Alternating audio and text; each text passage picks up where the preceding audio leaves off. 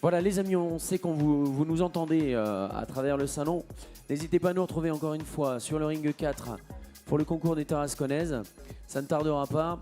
On va avoir une petite introduction qui va être faite par notre ami Émeric, directeur de l'UPRA Ovine. Oui, bonjour. Bonjour Émeric, tu vas bien? Très bien. Voilà. On va attaquer le concours tarasconnais, donc un moment important là pour l'espace ovin, un moment fort de ces Pyrénées. Un concours tarasconnais comme ça en ring, je ne sais pas depuis combien de temps on n'en a pas fait, depuis longtemps, plus d'une dizaine voire une quinzaine d'années. Donc l'idée c'est de refaire un joli concours aujourd'hui avec des lots d'antenaises, avec des lots de brebis, avec des béliers jeunes, des béliers adultes. Et bien évidemment, on va faire aussi notre prix suprême, puisqu'on aura des prix d'ensemble d'élevage où on aura un adulte et des femelles qui seront présentés en lot et qui permettra de déterminer des prix d'ensemble, un prix suprême, quoi. Voilà. Super. Alors pour le concours, il va y avoir des membres du jury notamment. Et tu vas nous présenter bien sûr les personnes qui vont officier à ce titre. Alors on a un juge parce que ça nous paraît important toujours d'avoir un juge qui officie. C'est pas forcément une décision collégiale. Nous en tant que UPRA Ovine avec le technicien, on a sélectionné les animaux dans les élevages qui méritaient, qui pouvaient être présents avec les éleveurs. Et à partir de là, ce qui est présent mérite d'être là. Et ensuite, c'est le regard du juge, de l'éleveur, parce qu'un juge, c'est un éleveur qui détermine les lots en fonction. Eh oui, tout à fait. Éleveur réputé, en l'occurrence, j'ai cru comprendre. Ring 4, n'hésitez pas à venir nous retrouver, encore une fois les amis, ici même pour ce concours. Voilà, donc en deux mots, mais il va se présenter sans doute mieux que je vais le présenter. Mais Alain Rivière est un éleveur sélectionneur depuis pas mal d'années. Et il est sélectionneur passionné parce qu'il n'est pas que sélectionneur en ovin, mais il est sélectionneur dans 3 espèces. En bovin, limousin. En ovin, donc tarasconnais, et en équin, c'est le Mérins. Voilà. D'accord. En limousin depuis 1972, en tarasconnais depuis 1977 et en Mérins depuis 1976. Voilà, ça fait 3 livres. Il a des animaux inscrits dans 3 livres généalogiques, bovin, ovin et équin, et ça représente 147 années de sélection sur les trois espèces. Être sélectionneur, alors là on sait qu'il y a des gens qui connaissent parfaitement le métier, puis d'autres qui sont là en tant que visiteurs. Vous pourrez nous réexpliquer un petit peu en quoi ça consiste, le fait d'être sélectionneur justement. Voilà. Après, ce qu'il faut dire, quand on fait un concours comme ça sur Grand Ring, on essaye de s'appuyer sur quelqu'un sur un juge d'expérience. Et oui, c'est important. Et là, Alain, c'est un juge international en limousin. En bovin limousin, il a officié dans plusieurs pays dans le monde, que ce soit en Amérique du Sud, en Europe, et bien sûr en France aussi. Et puis en équin, pareil, il a voyagé pour faire pas mal de concours. Que ce soit en France ou en Hollande. Et oui, on imagine, parce que ce sont des compétences qui sont importantes et tout le monde n'a pas les compétences que vous avez pour le coup peut-être aussi. Voilà. Et puis ce qu'on peut dire quand même, parce qu'il n'est pas que juge, c'est pas son activité principale, il est éleveur et c'est un éleveur, donc on a dit bovin, ovin, équin, en montagne. C'est un éleveur, il est situé à Montferrier en Ariège, donc dans une commune de montagne.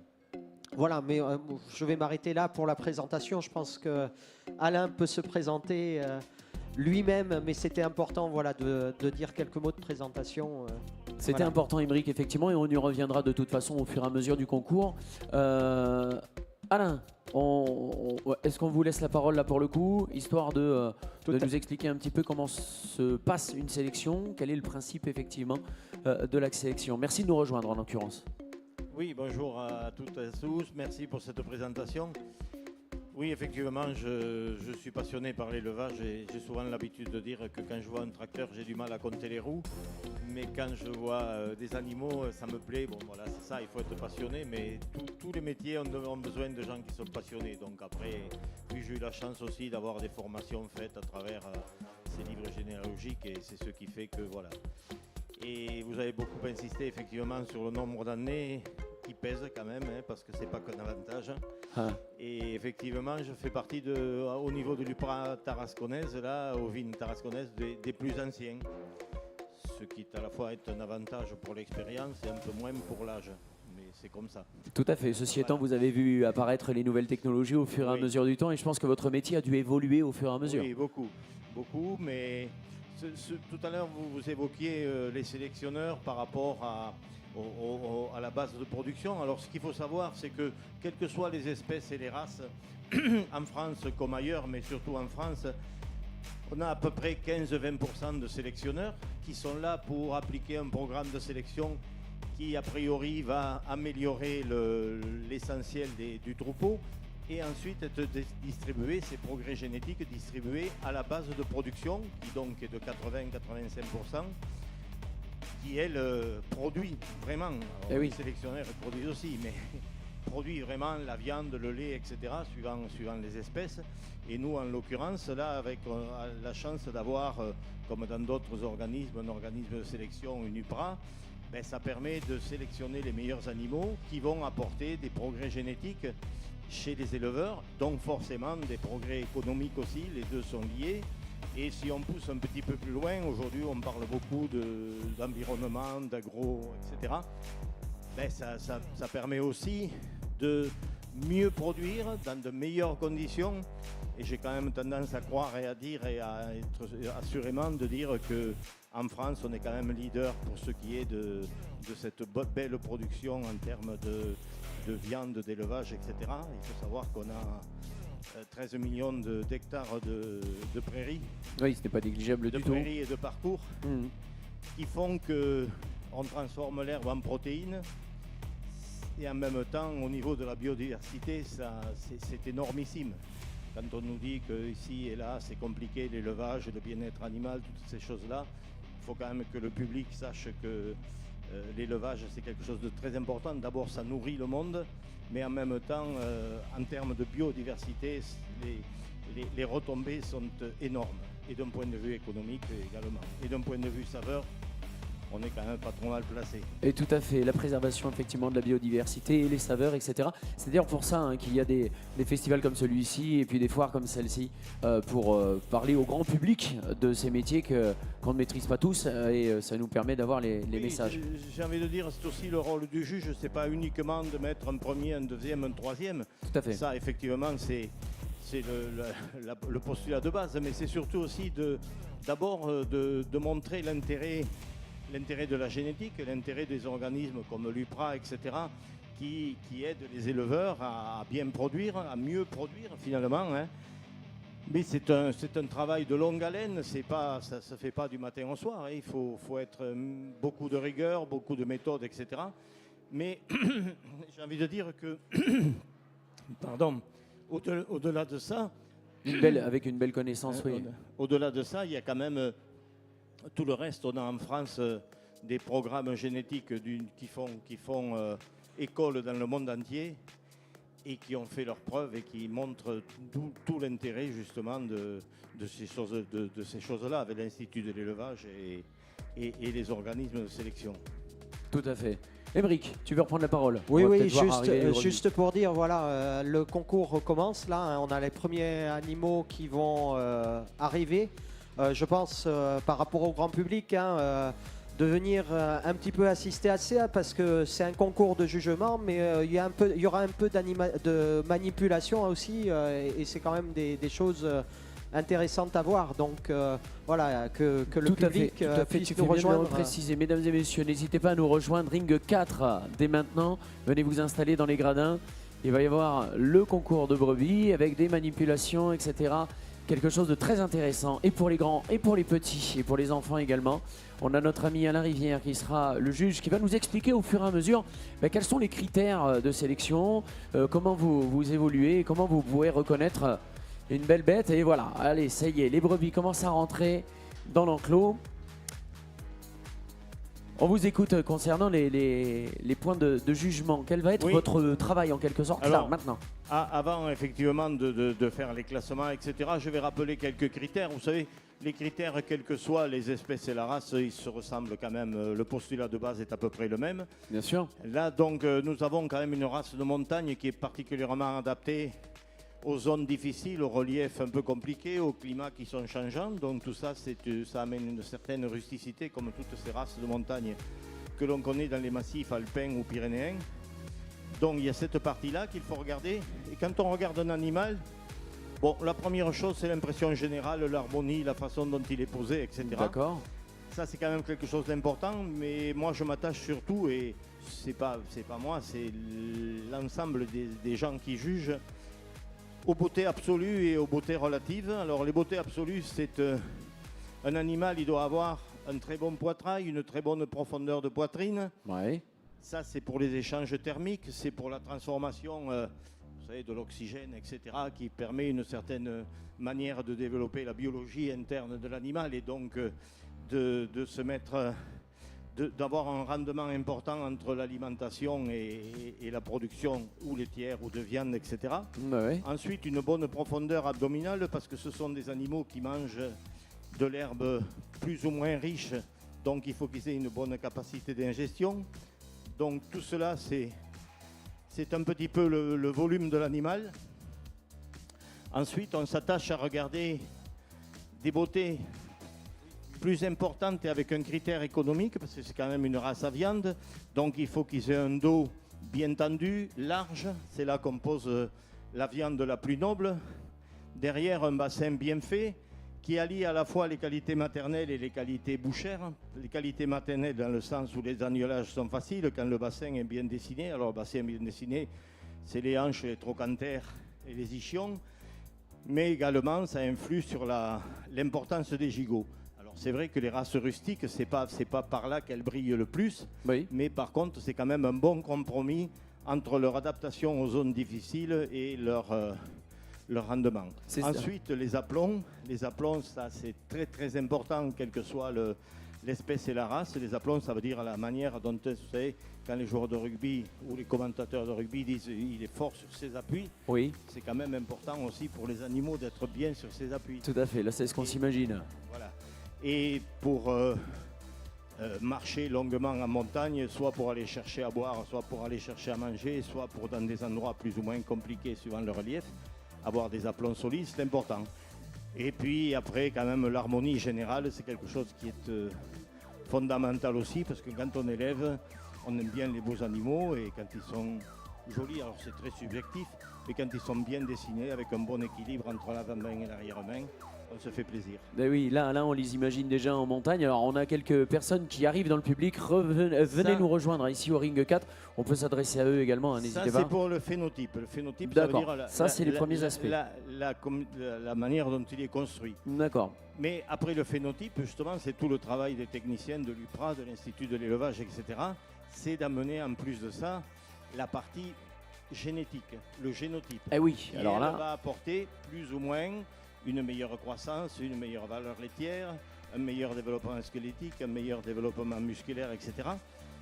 Donc, dans le classement ou dans l'appréciation de l'animal, en gros, on compte 60-70% de phénotype, de construction de l'animal. Très bien. Et le reste, les 30%, de leur capacité à utiliser la meilleure génétique qu'il soit pour améliorer la production. Très bien. En croissance, c'est-à-dire transformer les animaux en kilos de viande, voire dans une autre espèce en kilos de lait. Et dans le meilleur timing possible, je dirais. Voilà. Et ensuite, on s'attache aussi à la fertilité. Très bien. Et à la fécondité de ces animaux, parce qu'il faut qu'ils produisent. Et dans ce sens, la race tarasconnaise est très très bien placée. Mais une brebis comme celle-ci, en termes de fécondité, justement, c'est à peu près combien d'agneaux et en combien de temps? C'est un peu plus d'1,5 dans la moyenne générale. Très bien. Ce qui est pas mal. Bon, après, tout ça, ça dépend de la manière d'élever, puis des conditions climatiques, etc.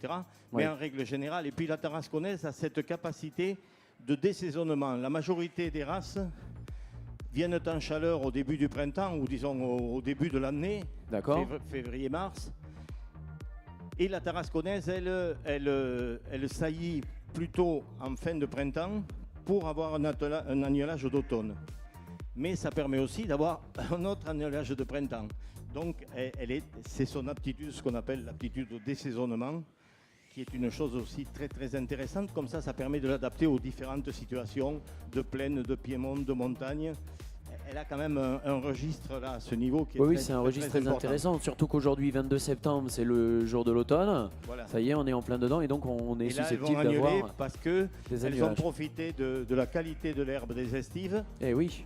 Entre guillemets, un petit peu moins coûteuse que celle de la plaine qu'on doit cultiver, etc. Enfin, des parties plus basses. Et donc, c'est cette aptitude-là de... Voilà. Et elles ont aussi une qualité, c'est qu'elles sont très maternelles. C'est quand même des races de montagne qui s'attachent à ça. Et la qualité maternelle d'une mère, c'est pas uniquement le fait de produire du lait ou de produire un bel animal. Oui. C'est aussi cette capacité, cette affection qu'elle porte sur son agneau, etc. Ça paraît drôle, mais pour le coucouner, s'il est bien coucouné, c'est comme nous, il pousse bien. Et pour lui, pousse bien économiquement, c'est important aussi. Tout à fait. Faut pas me faire trop parler parce que sinon. Non, et puis lui enseigner également à comment marcher, etc. Voilà, je pense qu'il y a tout cet enseignement-là qu'on ne maîtrise pas forcément. Voilà un peu ce qu'on regarde pour juger.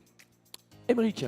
Oui, je reprends un peu la parole là-dessus. Alors là, Alain a quand même donné les aspects techniques. Ce qu'il fallait regarder, etc. Mais on voit que ce qu'il faut regarder, c'est bien lié aussi au type d'animal qu'on a besoin pour le type d'exploitation que l'on a, c'est-à-dire des exploitations transhumantes. On est sur des systèmes plutôt transhumants quand on a des brebis tarasconnaises. Et donc, effectivement, l'importance des aplombs pour pouvoir des membres solides, comme il a expliqué, bien plantés, parce qu'elles parcourent de longues distances et puis beaucoup d'altitude, enfin de dénivelé, pardon. Et donc, c'est important ces points-là. Et avoir un bon dos aussi, c'est important pour bien vivre en montagne, on va dire. Alors là, concernant juste pour expliquer un petit peu au public, on en a 3 qui sont mises ici dans l'enclos. Donc pour l'instant, il y a une notation sur les 3 premières bêtes. Et ensuite, il y a d'autres bêtes qui vont arriver, c'est ça? Et il va y avoir une notation qui va être donnée de la part d'Alain. Tout à fait. Là, on commence le concours avec les antenaises, c'est-à-dire des jeunes des jeunes animaux. Très bien. Voilà, donc c'est des femelles. Et donc, il va y avoir au total 6 lots. Voilà, 6 lots qui vont être jugés. Donc, à la suite, voilà, Alain, il commence à noter. Il va tourner autour pour les regarder, devant, derrière, enfin, ce qu'il a expliqué tout à l'heure. Donc, 6 lots qui vont être jugés. Donc, on va les faire rentrer au fur et à mesure par le parc de contention qu'on a juste derrière. Qu'on voit juste là. Voilà. Et petit à petit, voilà, une fois qu'il aura fini de juger le premier lot, on va envoyer le second, le troisième, etc. Et on va les parquer ensuite dans les parcs devant. Et puis une fois qu'on aura fini la section de Daniel, on attaquera les brebis, les brebis, ou peut-être également les jeunes béliers, c'est ça? Jeunes béliers, brebis et bélier adulte, voilà, dans cet ordre-là. Donc on va alterner mâle et femelle. Donc on fait du plus jeune en fait jusqu'au plus vieux. Voilà. En ce qui concerne la génétique, est-ce qu'il y a une carte d'identité, je dirais, de l'animal, puisque là, la génétique, on ne peut pas visuellement l'avoir comme ça. Je pense que c'est sur papier que ça doit se calculer, ça doit s'étudier, ça. Ouais, tout à fait. Grosso modo, dans les exploitations qui sont en sélection, on a des... ça. Vas-y, Émeric. Voilà, on est en train de manipuler en même temps, voilà. Vous le voyez, mesdames et messieurs. Donc, on a des exploitations qui font du contrôle de performance, ce qu'on appelle du contrôle de performance, donc qui sont suivis par des techniciens qui vont passer en élevage, je dirais, dans les élevages pour peser les agneaux. Ça, c'est le premier point, autour de 30 jours. D'accord. Donc, dans les exploitations en sélection, on pèse tous les agneaux qui naissent. Est-ce qu'il y a un poids bien particulier à avoir? Est-ce qu'il y a une fréquence de poids intéressante? Alors, 30 jours. disons qu'on a un poids moyen effectivement, et puis en fait c'est très variable, c'est-à-dire qu'à 30 jours, un agneau, en fonction de la qualité de sa mère, de la qualité du père, etc., il va avoir un potentiel génétique. Et ce qu'on essaye de faire avec le contrôle de performance, c'est justement de mesurer ce potentiel génétique. Et donc on pèse tous les agneaux, tous les ans, dans les exploitations agricoles. Et ça nous permet de calculer un poids à 30 jours, un poids âge type à 30 jours. D'accord. Et qui permet en fait d'évaluer le potentiel génétique de la mère sur la valeur laitière. Parce qu'en fait, on considère que jusqu'à 30 jours, l'agneau, il est nourri que au lait de la mère. Et donc, en pesant tous ces agneaux tous les ans, tous les ans, oui. Ça permet de calculer en écartant les effets des saisons. Est-ce qu'il y a eu beaucoup d'alimentation? Est-ce qu'il n'y en a pas eu trop, etc. De calculer petit à petit ce qui est lié à la capacité laitière d'allaitement de la brebis. Et donc c'est notre critère principal aujourd'hui dans les troupeaux en sélection en Tarasconnais, c'est cette pesée à 30 jours qui nous permet d'évaluer la valeur laitière des mères et derrière de sélectionner ce critère-là, qui est un critère important, puisque pour avoir des bons agneaux, des beaux agneaux, il faut des mères qui allaitent bien leurs agneaux. Alors, on imagine bien. Voilà, sachant que ça mesure à la fois la capacité d'allaitement, mais ça mesure aussi ce qui s'est passé dans la gestation. Puisque, un poids âge type à 30 jours, un agneau peut naître très très léger et puis bien grandir, bien pousser. Il peut aussi naître gros et pas trop poussé, mais en fait on va évaluer, on considère que la gestation et l'allaitement font partie des qualités maternelles de la brebis. Voilà. Et donc ce poids à 30 jours, il nous permet vraiment de mesurer les deux en fait. Parfait. C'est le premier critère. Ouais, premier critère. Le deuxième critère qu'on va regarder, un peu moins dans notre race, mais quand même, c'est ce qu'on appelle la prolificité. C'est le nombre d'agneaux, grosso modo, que fait la brebis. On expliquait tout à l'heure avec Alain. Est-ce qu'il y a eu un agneau, deux agneaux? Voilà. Et donc, chaque année, on voit si la brebis, elle a 1, 2 agneaux, 3 agneaux. Ça peut arriver de temps en temps. Moins souvent quand même. Et cette prolificité, mais pareil, suivant les saisons, tout ça, elle est calculée en fonction des naissances qui sont constatées sur les élevages. Nous, on cherche pas une prolificité élevée, c'est-à-dire que 1,2, c'est bien pour nous, parce qu'on est sur des exploitations plutôt transhumantes.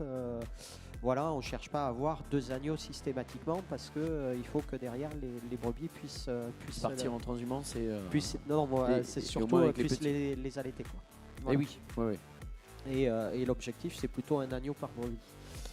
Ça, c'est le deuxième critère qu'on va mesurer, vraiment. Après, le reste, je dirais, ça va être... on va regarder le désaisonnement, la capacité de désaisonnement de la brebis pour essayer d'avoir des agneaux toute l'année. D'accord, c'est-à-dire, on rappelle le désaisonnement, c'est le fait de partir de l'estive jusque... Non, c'est de se reproduire en dehors de la période du cycle naturel. Voilà. D'accord. Donc, puisque, oui, on a un cycle naturel chez la brebis, mais nous, des agneaux, on en a besoin toute l'année. Au niveau des bouchers, puisque la consommation, même s'il y a des pics de consommation à Noël ou à Pâques, des agneaux, il en faut quand même pour toute l'année dans les boucheries. Et donc, pour produire des agneaux dans les boucheries, il faut des brebis qui se reproduisent en contre-saison. D'accord. Oui, donc là, pour le coup, la tarasconnaise est un animal qui est... là, on remarque effectivement vous êtes en train de les reparquer.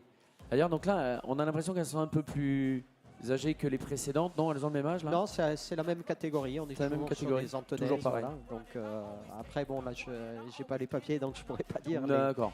les âges, mais effectivement, on est sur la même catégorie, mais voilà, on a des gabarits différents suivant les élevages, tout ça, et justement, c'est ce qui va être aussi jugé, le gabarit, en fonction de l'optimum que l'on recherche. D'accord. Voilà, chers amis, rejoignez-nous au Ring 4, encore une fois, je vous rappelle. On est ici pour le concours des Tarasconnaises. On est en pleine explication avec notre ami Aymeric. Si vous avez des questions dans le public, n'hésitez pas, hein. Profitez-en pour justement poser les questions que vous avez depuis tout à l'heure peut-être en tête. On est ici avec les spécialistes. Alors là, j'ai Nance qui me soufflait à l'oreille, donc je vais lui donner la parole quand même. Il va nous présenter les 2 premiers lots peut-être justement, puisqu'il me disait que ces antennaises étaient plus âgées. Donc tu peux déjà présenter effectivement les 2 premiers lots. Allez, bonjour Nance. Bonjour. Oui, en effet, bon, les 2 premiers lots qui sont passés, on a un lot qui vient de l'Ariège, du l'ESAT Sabarthez à Montaigu de Plantorel, voilà, qui permet à des travailleurs de s'insérer davantage dans la société en travaillant, tout en étant encadrés.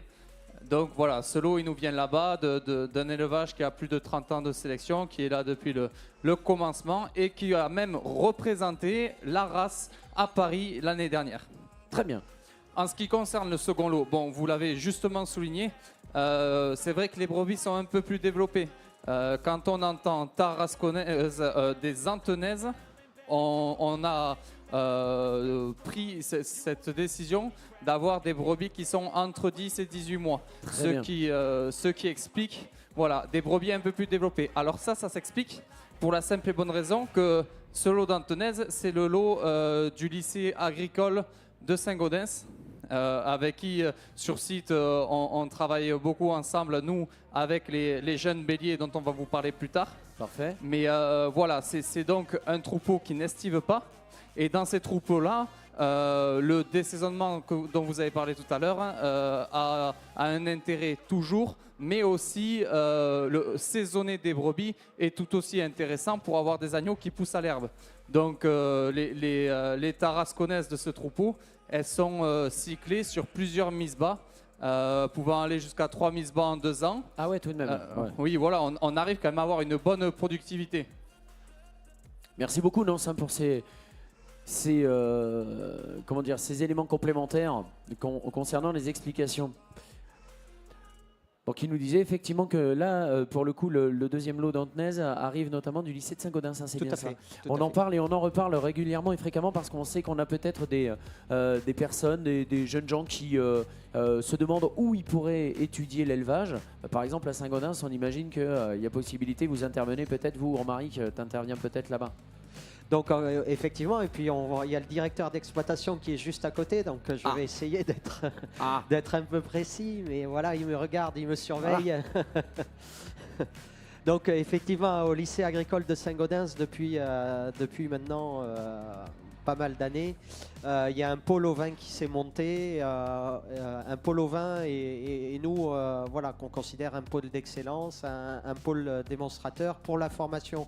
Puisqu'on a une exploitation de brebis donc en sélection tarasconnaise, et puis juste à côté on a notre centre d'élevage en fait de béliers, et ce qui permet aux élèves de voir ce qu'est l'élevage ovin et ce qu'est la sélection dans l'élevage ovin, parce qu'ils ont à la fois un élevage en sélection d'un côté où il y a du contrôle de perf, ce que j'expliquais, de performance, ce que j'ai expliqué juste avant, et puis on a notre centre d'élevage. Alors le centre d'élevage, pour être clair, dans notre programme de sélection, on est sur un programme de sélection en tarasconnais sur la voie mâle. C'est-à-dire qu'on va gérer le progrès génétique par la voie mâle. D'accord. Hein, parce que comme on est sur des troupeaux transhumants,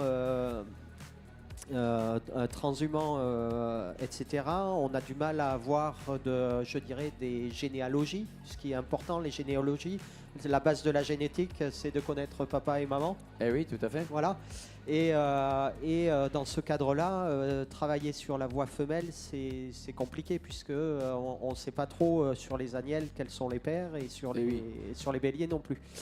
Donc le principe, c'est de travailler sur les mâles en faisant en sorte que Donc après avoir passé le contrôle de performance, c'est les pesées, etc., après le sevrage, on recrute dans les élevages des béliers, des jeunes mâles que l'on va rentrer au centre d'élevage en février. Voilà, et donc on en rentre à peu près 200 chaque année au centre d'élevage sur le site de Saint-Médard, là, qui est juste à côté. Et ces 200 béliers, on va donc qui viennent je dirais de tous les élevages en sélection de la race tarasconnaise. On va les élever, jusqu'en septembre, on va dire, dans les mêmes conditions. C'est-à-dire qu'ils sont ensemble, ils sont nourris de la même façon, et puis on va les pousser un peu pour faire, je dirais, de la variabilité. C'est-à-dire que ils sont dans les mêmes conditions. Et on va mesurer la croissance qu'ils vont faire. On va les pointer à l'arrivée pour voir les aplombs, les doses qu'on a expliquées, ce que juge Alain Rivière. Donc on va éliminer tout ce qui pour nous ne mérite pas de partir à la reproduction. Oui, tout à fait. Et ces béliers, ils sont mis en vente en octobre. Cette année, la vente, ce sera le 17 octobre. Et l'objectif, c'est que ces béliers du centre d'élevage repartent dans les élevages en sélection et soient les pères des futurs agneaux qui rentreront à la pépinière. Oui, tout à fait, parce qu'il faut le repréciser à chaque fois, mais un bélier, c'est environ 40 à 50 brebis, c'est ça ? Oui, c'est ça. Oui, c'est ça. Voilà. D'accord. Donc, et le principe, c'est c'est d'avoir dans les élevages des pères du centre d'élevage, parce qu'en général, c'est les meilleurs de la race, ceux qu'on a recrutés, bien sûr. et qui seront les pères des futurs agneaux et des futurs béliers. Et c'est comme ça, on tourne. Voilà. Mais effectivement, ces béliers, ils vont pas faire que des mâles, et donc des futurs béliers, ils vont aussi faire des brebis. Enfin, des agnelles qui deviendront des brebis. Et donc, c'est comme ça qu'on travaille aussi sur le cheptel femelle, sachant que je dis quand même qu'on regarde, qu'on est sur un schéma voix mâle, mais on regarde quand même ce qui se passe sur la mer, c'est-à-dire que on connaît quand même facilement la mer. Oui. Et la mer, comme on a dit tout à l'heure, elles sont des index de valeur laitière, de prolificité, et on va quand même sélectionner des agneaux de mer dont on connaît, je dirais, les valeurs maternelles, les qualités maternelles, et bien évidemment, on va aller chercher des animaux qui ont un index au-dessus de la moyenne, c'est-à-dire supérieur à 100 en valeur laitière, et en prolificité, on va rester sur la moyenne en général. Très bien, merci beaucoup pour tous ces détails. Nance, tu veux reprendre la parole ? Oui, vite fait peut-être Alain, je te présente Louis Laville, qui a profité de cette occasion où tu pouvais peut-être lui partager ton expérience en t'accompagnant pendant ce jugement. Voilà. Alors, dis-nous qui est Louis éventuellement, Nance, qu'on comprenne un petit peu pourquoi tu le présentes comme ça, Alain. Alors, Louis, c'est le fils d'un de nos sélectionneurs, Philippe Laville, dont le lot va arriver juste après. Très bien. Voilà, et Louis, depuis des années, nous, c'est vrai, quand on va repérer les agneaux et tout, il est toujours là, il connaît bien les agneaux, il sait quels sont ses meilleurs brebis, donc quels agneaux sont les bons peut-être. Voilà, il a cet œil-là d'éleveur, peut-être de futur éleveur. Et c'est quelque chose qui le passionne. Donc, je pense que c'était l'occasion aujourd'hui d'avoir une transmission. C'est le thème aussi de ces Pyrénéennes. Voilà, cette transmission entre générations qui est, je pense, passionnante pour quelqu'un de passionné comme Louis. À la fois transmission d'élevage, mais également de sélectionneur, de scrutateur. Ce qui n'est pas toujours donné à tout le monde. Mais là, on voit effectivement la transmission en direct. Alain, peut-être, là on est presque à mi-parcours de ce jugement Daniel. Est-ce que tu peux nous dire quand même quelques mots ? D'abord, je demanderai au public qui n'est pas très nombreux, mais qui est connaisseur sans doute, de faire un petit applaudissement à la fois pour les éleveurs et aussi pour l'organisation de ces Pyrénéennes et de l'UPRA. Merci à tous et bravo. Éleveur, c'est pas tous les jours simple. Il faut être courageux. J'ai envie de dire que le métier d'éleveur, c'est un métier qui est à la fois fait d'espoir et de désillusion. Vous savez, il y a des moments où tout marche et puis des fois où ça marche un peu moins bien. Mais néanmoins, moi je suis resté, malgré mon âge, un petit garçon. Il faut croire au Père Noël tous les jours quand on se lève et quelquefois il passe. Donc quand il passe, il faut profiter de ces moments-là. Et quand on a de beaux animaux qui naissent et qui continuent à procréer, c'est quand même quelque chose d'important. Là, on a de jolis lots de présentations de jeunes aniels, de jeunes antenaises. C'est l'avenir de la race. Et comme je disais tout à l'heure, les critères, c'est d'abord l'homogénéité du lot. Homogène, donc, avec un certain développement, un certain volume, parce que c'est quand même important à cet âge-là. On voit déjà ce que ça va donner quand elles seront adultes. Et également les critères plus fondamentaux, à savoir la largeur du dos, la longueur du dessus, la rectitude du dessus. C'est là qu'on pose les morceaux nobles et pardon, j'ai l'habitude des bovins, j'allais dire la côte, l'entrecôte. Bon, c'est pareil, c'est quand même les côtes d'agneau qui sont là. Et ensuite, à travers cette morphologie-là, on retrouve à la fois deux choses, c'est-à-dire d'un côté les qualités maternelles qui vont permettre à la brebis de faire facilement son agneau, d'avoir un agnelage intéressant. Et dès que la brebis a un agnelage qui se fait très facilement, d'une part, elle n'est pas fatiguée, donc elle s'occupe de son petit très rapidement.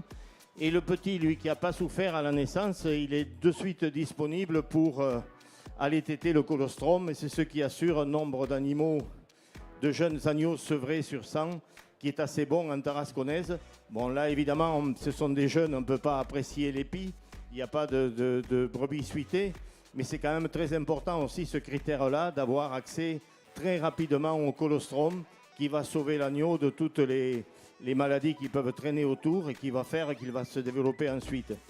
Colostrum, juste pour rappeler à ceux qui ne connaissent pas, c'est le premier lait en quelque sorte, c'est ça? Le colostrum, c'est le premier lait qui contient a priori tous les anticorps qui vont servir à lutter contre tout ce qui passe. Bien sûr. Et c'est ceux qui, vous savez, c'est pareil pour les humains, c'est pareil pour les moutons, c'est pareil pour les vaches, c'est pareil pour tous les mammifères en quelque sorte. Donc ils vont profiter de ça. Ensuite, je m'attache aussi à regarder les aplombs parce que c'est des races de montagne qui marchent beaucoup pour manger, qui marchent beaucoup aussi pour aller boire, chercher l'abreuvement, mais qui marchent aussi pour aller se poser le soir au meilleur endroit. Plus à l'abri du vent, plus à l'abri des intempéries, plus à l'air quand il fait trop chaud, etc. Voilà, et tous ces critères-là, c'est ce que j'essaye de retrouver là. Et après, un côté un petit peu plus esthétique qui n'est pas négligeable non plus. On se fait plaisir quand on voit un animal bien dessiné, avec une jolie tête, etc. Voilà. Ouais, merci de le rappeler. Ring 4, venez nous rejoindre, c'est le concours des Tarasconnaises. Émeric, on t'écoute. Voilà, donc on va continuer donc le jugement avec les derniers lots avant de passer donc au lot de jeunes béliers. Voilà, peut-être, je sais pas si dans le public il y a une question, n'hésitez pas à nous interpeller, ça peut être... Oui, ce qui voilà, peut, à tout répondre. moment, hein, vous pouvez poser vos questions, bien sûr. On le rappelle, il y a des spécialistes ici, beaucoup, mais il y a beaucoup de personnes qui découvrent. Comme là, par exemple, des personnes qui arrivent avec leurs enfants. N'hésitez pas à venir découvrir les bêtes. Quand on regarde comme ça, alors il y en a qui sont à la fois avec de la laine, il y en a qui sont dépourvus complètement, mais il y en a qui en ont. Comment on peut cibler un petit peu mais ne serait-ce que le dos, les gigots, etc. quand c'est caché comme ça par la laine? Alors, des fois, complexe, ils peuvent aller tâter aussi. Oui, ils peuvent les derrière tâter également, d'accord. Voilà, parce que, alors, elles ne sont pas forcément plus ou moins lainées. Je pense qu'il y a aussi la question de quand elles ont été tondues. Tout à fait, ouais. Voilà, qui peut jouer. Voilà, mais effectivement, si à un moment le juge considère qu'il ne voit pas assez bien, et il va aller tâter le rein pour voir si sous la laine il y a du muscle ou pas. Voilà. Qu'est-ce qu'on peut dire d'autre? Peut-être rappeler effectivement que la brebis tarasconnaise, c'est aujourd'hui 100-120 000 brebis sur le massif pyrénéen, les Pyrénées centrales. Oui. On l'a déjà dit, mais voilà qu'on est sur une brebis allaitante, qui est élevée pour produire des agneaux. Voilà, on regarde quand même à avoir des animaux qui sont blancs, hein, qui n'ont pas de taches. C'est important, ça, c'est un critère éliminatoire, on va dire, hein, les taches sur l'animal. Et c'est une race qu'on retrouve, je dirais, principalement sur les départements des Hautes-Pyrénées, de l'Ariège, un peu du Gers, de la Haute-Garonne. Et j'ai cité l'Ariège déjà. Ariège, Haute-Garonne, Gers et Hautes-Pyrénées. Qu'est-ce qui fait qu'on a privilégié plus la tarasconnaise que les autres races? Puisque on a bien vu, il y a également des lourdaises, il y a également l'Orécampan. Pourquoi on est plus parti sur la tarasconnaise aujourd'hui en termes d'élevage? Alors, elle s'est développée principalement, enfin son origine, hein, effectivement, c'est plutôt l'Ariège et l'Ariège, hein, autour de Tarascon. Mais en fait, c'est le type génétique qui s'est répandu, étendu, et du fait d'avoir de gros effectifs. Enfin, c'est plutôt les autres qui ont diminué et celle-là qui est restée. Très bien. Que réellement développé au détriment des autres. Voilà. Donc c'est un type, enfin c'est une brebis qui est quand même très maternelle. Voilà, oui, on y retrouve plein de propriétés intéressantes en termes d'élevage. Voilà. Et puis avec les filières qui se sont mises en place, les coopératives qui étaient présentes sur le massif, eh ben, c'est le type d'agneau qu'ils ont recherché. Et donc ils ont incité dans les installations des élevages à installer avec cette brebis-là. Donc c'est tout. En fait, au moment où on se met en place un programme de sélection, ça se fait sur une filière. Il y a les éleveurs, il y a les coopératives, et donc on définit une stratégie et puis après on s'y attache. Oui, tout à fait. Est-ce qu'on trouve encore les brebis en montagne en ce moment ou est-ce qu'elles sont toutes en train de redescendre? Puisque là aujourd'hui c'est le 22 septembre, automne qui arrive. On en trouve encore en montagne, même s'il fait froid, mais là on commence effectivement à démontagner, comme on dit. D'accord, très bien. Ici sur la région et sur les Pyrénées centrales, c'est essentiellement de l'allaitant que l'on fait, on ne fait pas de fromage, etc. avec le lait? Non, les brebis laitières, elles vont se retrouver sur les Pyrénées-Atlantiques et ça s'explique en fait quand on regarde le gradient de pluie, quand on part de l'ouest de la chaîne vers l'est de la chaîne, hein, les Pyrénées-Atlantiques et notamment le Pays Basque et le Béarn, c'est des endroits où il pleut beaucoup, plus qu'en Bretagne. Hein. Et donc où on a beaucoup d'herbes, etc. Et du fait d'avoir beaucoup d'herbes et d'alimentation, la spécialisation laitière s'est faite autour des brebis laitières, mais pas que, hein, puisqu'en bovin c'est pareil. Et puis plus on va vers le centre de la chaîne, moins il pleut, et pour arriver sur les Pyrénées-Orientales où on est sur un climat méditerranéen. Et effectivement, dans le gradient, on passe sur des productions plutôt de viande, qui sont des productions qui en général demandent moins d'alimentation pour produire. Voilà, c'est très important et très intéressant de le savoir, mesdames et messieurs, quand vous êtes devant votre boucher et que vous lui demandez de la viande, ou même encore un fromage de brebis chez votre fromager, eh bien, il faut comprendre aussi que c'est en fonction aussi des climats qui sont répertoriés sur différents endroits et qu'on ne va pas avoir forcément du fromage partout parce qu'il y a des brebis. Ce ne sera pas forcément une production de fromage qui sera effectuée. Voilà. Alors on parle plutôt en termes de majorité. Production majoritaire, parce que quand même de l'élevage laitier on va en trouver dans toute la chaîne des Pyrénées et voilà, mais après les systèmes se sont quand même plutôt spécialisés en fonction du climat qu'ils avaient, quoi. Tout à fait. Alors en ce qui vous concerne, là on en est à combien de lots? Est-ce qu'on reste encore Il reste 2 lots. 2 lots. Là, 3 lots. C'est par 3. Pourquoi par 3? Est-ce qu'il y a une particularité à ça? Est-ce qu'on n'aurait pas pu en mettre plus ou moins? Pas du tout. Disons que là, par rapport au concours bovin, dans les concours bovins, c'est vrai qu'on va juger un animal individuellement. Parce que en bovin, les troupeaux sont quand même plus petits. Hein. Oui. Dans les bovins, quand on est autour de 20, 30, 50, 100 vaches, dans les troupeaux de brebis, on va être plutôt autour de 250 brebis et plus.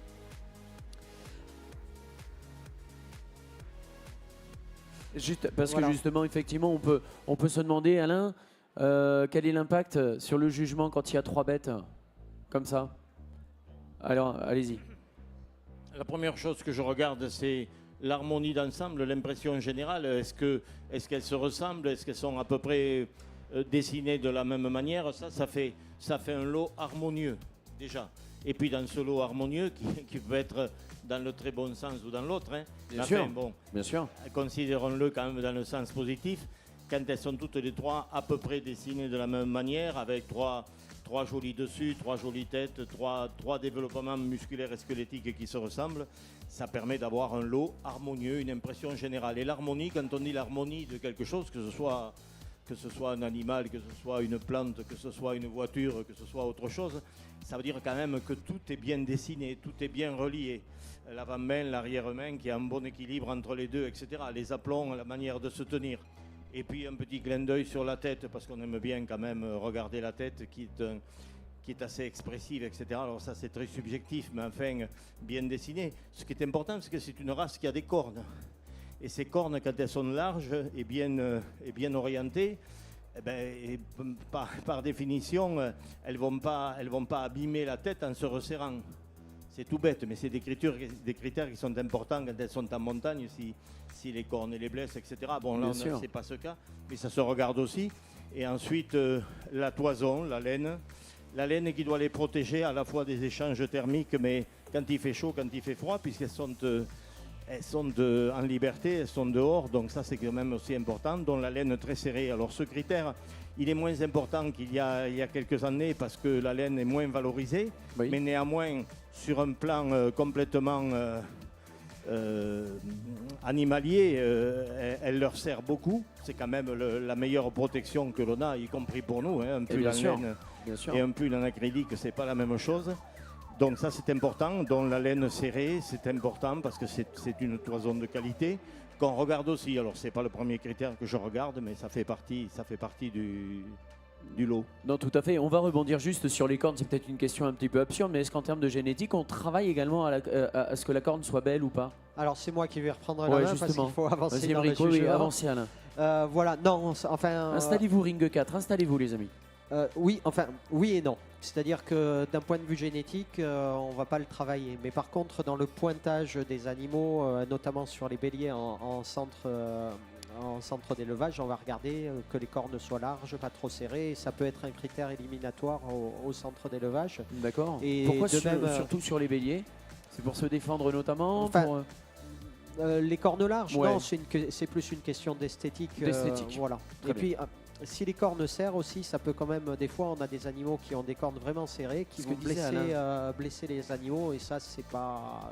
donc, s'il faut les couper ou tout ça, c'est Oui, pas, oui, c'est oui, pas oui. terrible, quoi. On est d'accord. Et puis, le technicien va regarder aussi dans les élevages, quand il qualifie les agnelles, parce qu'on qualifie les agnelles de renouvellement, ce qui permet à l'éleveur de savoir si il les garde ou s'il les élimine. Et bien, quand il les qualifie, qu'il les note, ça fait partie de la notation. Voilà, de la notation. Voilà. Alors c'est assez marrant, les amis, regardez, là vous êtes en train d'arriver avec même des enfants. Essayez vous-même de devenir juge d'un jour en quelque sorte et essayez de comparer les différents lots pour voir quels seraient les lots qui pour vous semblent les plus appropriés, les plus aptes, les plus jolis, etc. C'est assez intéressant effectivement de voir au fur et à mesure les lots qui défilent, on voit l'homogénéité comme nous disait Alain. Je vous rappelle qu'ici on est ici depuis ce matin environ 9h, 9h15. Sur un concours de tarasconnaise. Ensuite, ce sont les béliers qui vont arriver. Les jeunes béliers. Voilà. Et ce qu'on regardait, oui, on était à la question parce que j'ai pas répondu. Alain a commencé à répondre sur le jugement, mais Oui. pourquoi 3 animaux, un lot, plutôt qu'un seul animal? C'est qu'aussi le lot, ça permet de juger. Comme je disais, on est sur des troupes en brebis, on fait plutôt de la sélection massale, c'est-à-dire globalement sur le troupeau, mais pas individuellement sur chaque individu, parce que voilà, on travaille différemment qu'en bovin. En bovin, vraiment, on va Oui, ça va juger être une chaque bête par une animal, bête. etc. En brebis, c'est plutôt le niveau génétique moyen du troupeau qui nous intéresse que l'individu en tant que tel. Et donc, dans le jugement, voilà, ça permet aussi de juger justement la capacité l'homogénéité dans l'élevage de l'élevage, quoi. Voilà, puisque c'est quand même l'éleveur qui choisit le lot qu'il met, et donc ça permet aussi d'amener cette notion d'homogénéité. On peut remarquer également la cohésion, parce on le sait, ce sont des animaux grégaires, mais est-ce qu'on peut se retrouver avec des lots de, par exemple les brebis, là, si on les mettait toutes ensemble alors qu'elles ne font pas partie du même lot à la base, est-ce qu'elles vont se retrouver malgré tout toutes ensemble, ou est-ce qu'elles vont se répartir par 3? Alors, disons comme dans tous les troupeaux, tu vas voir des. Je vais passer la parole à Ouais, Nance. Nance, peut-être tu vas pouvoir nous expliquer ça. Tu vas avoir des ou- critères de dominance. Elles ne se connaissent pas, tout ça. oui. Donc au début, ça va être un peu la pagaille, et puis petit à petit, ça va se mélanger. Mais c'est vrai que au départ, ça peut être un peu sportif. Eh ouais, moi je pose les questions vraiment pour le tout public, hein, pour les personnes qui peuvent se poser ce genre de questions, pourquoi pas. Il y a aussi les brebis entrées dans une troupe, elles se connaissent. Elles se connaissent, elles savent qui est leur voisine, elles se suivent. Nous, on le voit à la pépinière. Parfois, des jeunes béliers qui ont toujours grandi ensemble, et quand on va les passer au parc de tri et tout, ces béliers, ils se suivent, ils se connaissent. De la même façon, en estive, quand il y a plusieurs troupeaux, qui parfois, moi c'était mon cas sur une estive où je gardais, les troupeaux la nuit viennent et dorment tous ensemble, naturellement, parce que le coin s'y prête. Et le matin, elles se trient toutes seules. Chacune repart avec sa troupe, et on le voit au niveau des marques qui servent à différencier les troupeaux. Et on a toutes les marques d'un éleveur qui vont ensemble, les autres ensemble. Voilà, parfois il y a des agnelles qui connaissent peut-être pas encore tous les repères qui passent d'un troupeau à l'autre, mais on a réellement des bêtes qui se connaissent, et c'est lié forcément à leur instinct de survie. C'est comme toutes les proies dans la nature, les bêtes restent ensemble. Ça a un effet de masse. Un effet de masse, tout à fait, un effet de sécurité. Certaines vont être vigilantes, vont donner l'alerte pour d'autres. Ça a un effet aussi au niveau de la prédation. On peut le voir si vous essayez d'attraper une brebis dans un troupeau de 50 brebis et que vous ne savez pas laquelle vous voulez, vous n'y arriverez pas. Parce que les brebis, le prédateur, lorsqu'il voit ces brebis qui se mélangent, il ne sait plus où croquer.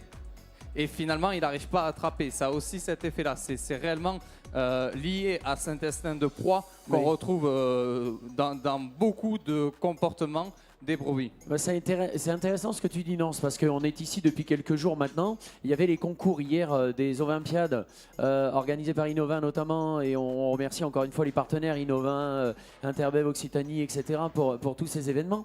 Une chose qui était intéressante, c'est qu'effectivement vous cibliez une brebis, et il fallait aller chercher cette brebis-là. Il y avait la gestuelle, on savait quelle brebis prendre, quoi. Et oui, réellement, parce que sinon, vraiment, on s'y perd dans toutes ces pattes. Là, on ne sait plus. Au dernier moment, on se dit non, peut-être elle. Et ça, c'est quelque chose qu'on retrouve chez les grands prédateurs. Ouais, on comprend plein de choses. Allez, Alain, vous allez faire, je pense, le jugement général. Est-ce que là, on a donc passé tous les lots pour que tu les vois bien marcher, les regarder une par une, notamment sur les aplombs, l'homogénéité. Et maintenant qu'elles sont toutes en parc, est-ce que ton jugement est fait? Comment aussi tu vas maintenant les classer? Voilà, est-ce que tu peux nous expliquer un peu ta façon de procéder? Alors, le jugement est pratiquement terminé. Je vais redonner un coup d'œil à chaque lot très rapidement. J'ai mis des notes sur les différents postes, c'est-à-dire l'impression générale, l'harmonie, le volume de l'animal, les beautés absolues, c'est-à-dire les beautés essentielles, la largeur du dos au niveau de l'épaule, au niveau du dos, au niveau du rein. Ensuite, deux choses essentielles, l'ouverture du poitrail et la largeur du bassin, largeur-longueur du bassin. Ensuite, les aplombs. Enfin, pour terminer, les caractéristiques un petit peu plus raciales. Est-ce qu'elles ont de belles têtes avec des têtes très expressives, des yeux bien blancs, etc. Ça c'est quand même pas le critère le plus important, mais c'est plus agréable d'avoir des animaux qui vous plaisent et qui sont jolis. Pareil pour la toison et la laine. Et ensuite, je me suis attaché aussi à regarder les index génétiques sur la prolificité, sur les aptitudes laitières, etc. Et ça, c'est quand même un côté très économique, et c'est tout le travail notamment de l'UPRA et de la recherche que l'on fait au niveau de l'UPRA pour améliorer les troupeaux et pour que ceci soit le plus rentable économiquement, mais aussi le plus approprié vous savez, un programme de sélection, il est fait pour trouver les meilleurs animaux et il est fait dans un esprit de production avec un objectif de production. Si vous voulez faire une voiture qui monte en haut de la montagne, il vaut mieux que ce soit un 4x4. Si vous voulez faire les 24 heures du Mans, il vaut mieux que ce soit une Porsche. Je ne fais pas de publicité là, mais enfin c'est comme ça. Non, mais bon. Donc pour nous, en élevage, quelle que soit l'espèce et la race, c'est un petit peu la même chose. Nous, c'est des races de montagne avec des aptitudes exigeantes et particulières. Et c'est pour ça qu'on tient compte de ces choses-là. Et ensuite, c'est le bon compromis entre les qualités bouchères et les qualités maternelles, mais qui souvent sont réunies aussi à travers la morphologie et à travers les index que l'on peut avoir lorsque l'on fait, notamment au niveau de l'UPRA, le choix des jeunes béliers qui vont ensuite être amenés dans la base de production à améliorer le troupeau et à reproduire. Merci beaucoup Alain, on en apprend beaucoup aujourd'hui. Bonjour les enfants, merci de nous rejoindre, bonjour messieurs, dames.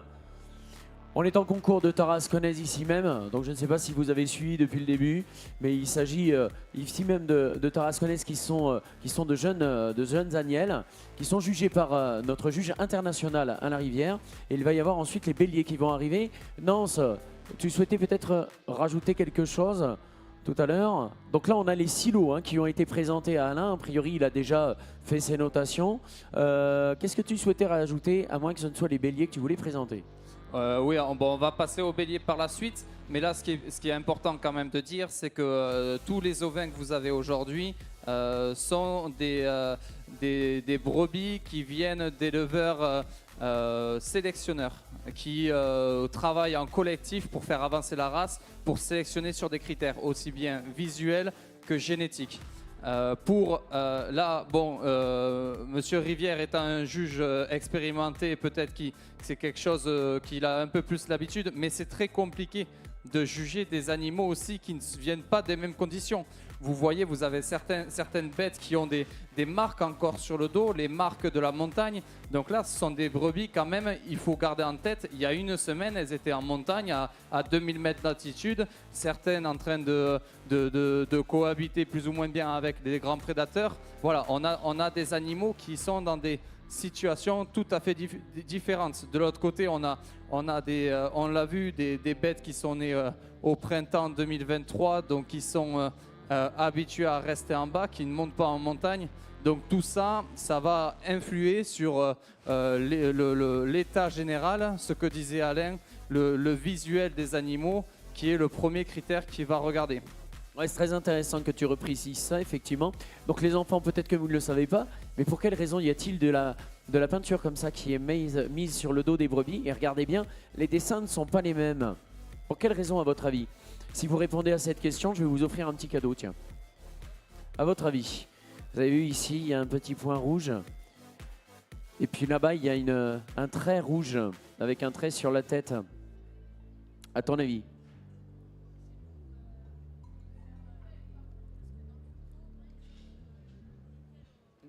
Parce que dans le troupeau, ils savent. Ils savent. Attends, je vais venir avec le micro éventuellement de façon à ce que tu puisses expliquer ça. Tiens, viens me rejoindre ici. Mais tu as l'air d'avoir la réponse. Voilà, tu vois, il y en a même avec de la couleur bleue sur le dos. C'est comment ton prénom à toi? Elisa. Elisa, t'arrives d'où? À Mossette. Ah d'accord, très bien. Donc des brebis, t'en vois régulièrement? Oui. Ouais. Pour quelle raison alors y a-t-il la peinture comme ça sur le dos des brebis? Pour les différencier des autres qui sont à la montagne, pour savoir lesquels on va descendre ici.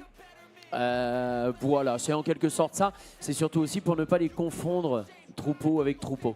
Tu vois, par exemple, elles ne font pas partie du même troupeau, donc comme ça on sait qui sont les brebis et à quel éleveur elles appartiennent. Voilà. Ah, je suis obligé de sortir d'ici, tu vas venir avec moi, parce que sinon on va me parquer. Dis donc. Ça y est, merci beaucoup. Hein. Petit à petit, qu'est-ce que tu veux? À force de traîner avec les brebis, peut-être que je ressemble à des brebis ou un bélier. Tiens, viens ici ma chère. Attends, tu vas pas pouvoir passer là, mais je vais pouvoir t'offrir un petit cadeau. Ici même. Et on va passer au bélier d'ici peu de temps. Tiens, je vais même t'en donner plusieurs des cadeaux. Tu vas voir. Je vais te les donner là-bas à l'extrémité. Allez, on a des petits autocollants. Innovin, notamment, on remercie encore Innovin pour l'organisation de cet événement. Interbev Occitanie. On remercie également, tiens, avec ces petits cadeaux, voilà, un ballon.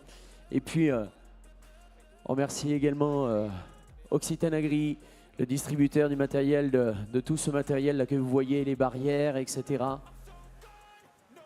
On remercie tous les partenaires, tous les financeurs. Emeric, ou alors Nance, est-ce qu'on passe au bélier? Voilà, là on est passé non pas réellement au bélier qu'on verra à la fin, mais là on est passé au ce qu'on appelle des futurs reproducteurs, des jeunes béliers qui ont 1 an. Comme je vous le disais tout à l'heure, toutes les brebis, tous les ovins que vous avez ici, ils viennent de sélectionneurs de la race tarasconnaise. Et là, ce sont leurs meilleurs agneaux mâles qui ont été repérés à l'automne dernier, sélectionnés aussi bien sur la génotype que sur le phénotype et qui sont rentrés en pépinière, là où on réunit presque 200 béliers tarasconnais pour ensuite les sélectionner et les diffuser dans 1 mois à la vente d'octobre. Nance, on en profite pour présenter les éleveurs, le nom des éleveurs des Tarasconnaises qui ont été présentés ici. Il y a un lot qui est déjà sorti. Hein. Le lot qui est sorti, c'est le lot de Philippe Laville dans le 65 sur la vallée de Saint-Lary-de-Soulan. Voilà, un éleveur qui a une 80-100 brebis, un pluriactif, c'est-à-dire qu'il travaille à côté et il a les brebis pour à la fois complémenter son revenu, mais aussi principalement par passion et par amour pour ses ovins. Ici, on l'avait dit, on a les brebis, les antenaises de l'ESAT Sabarthez en Ariège, un centre de travailleurs en insertion professionnelle.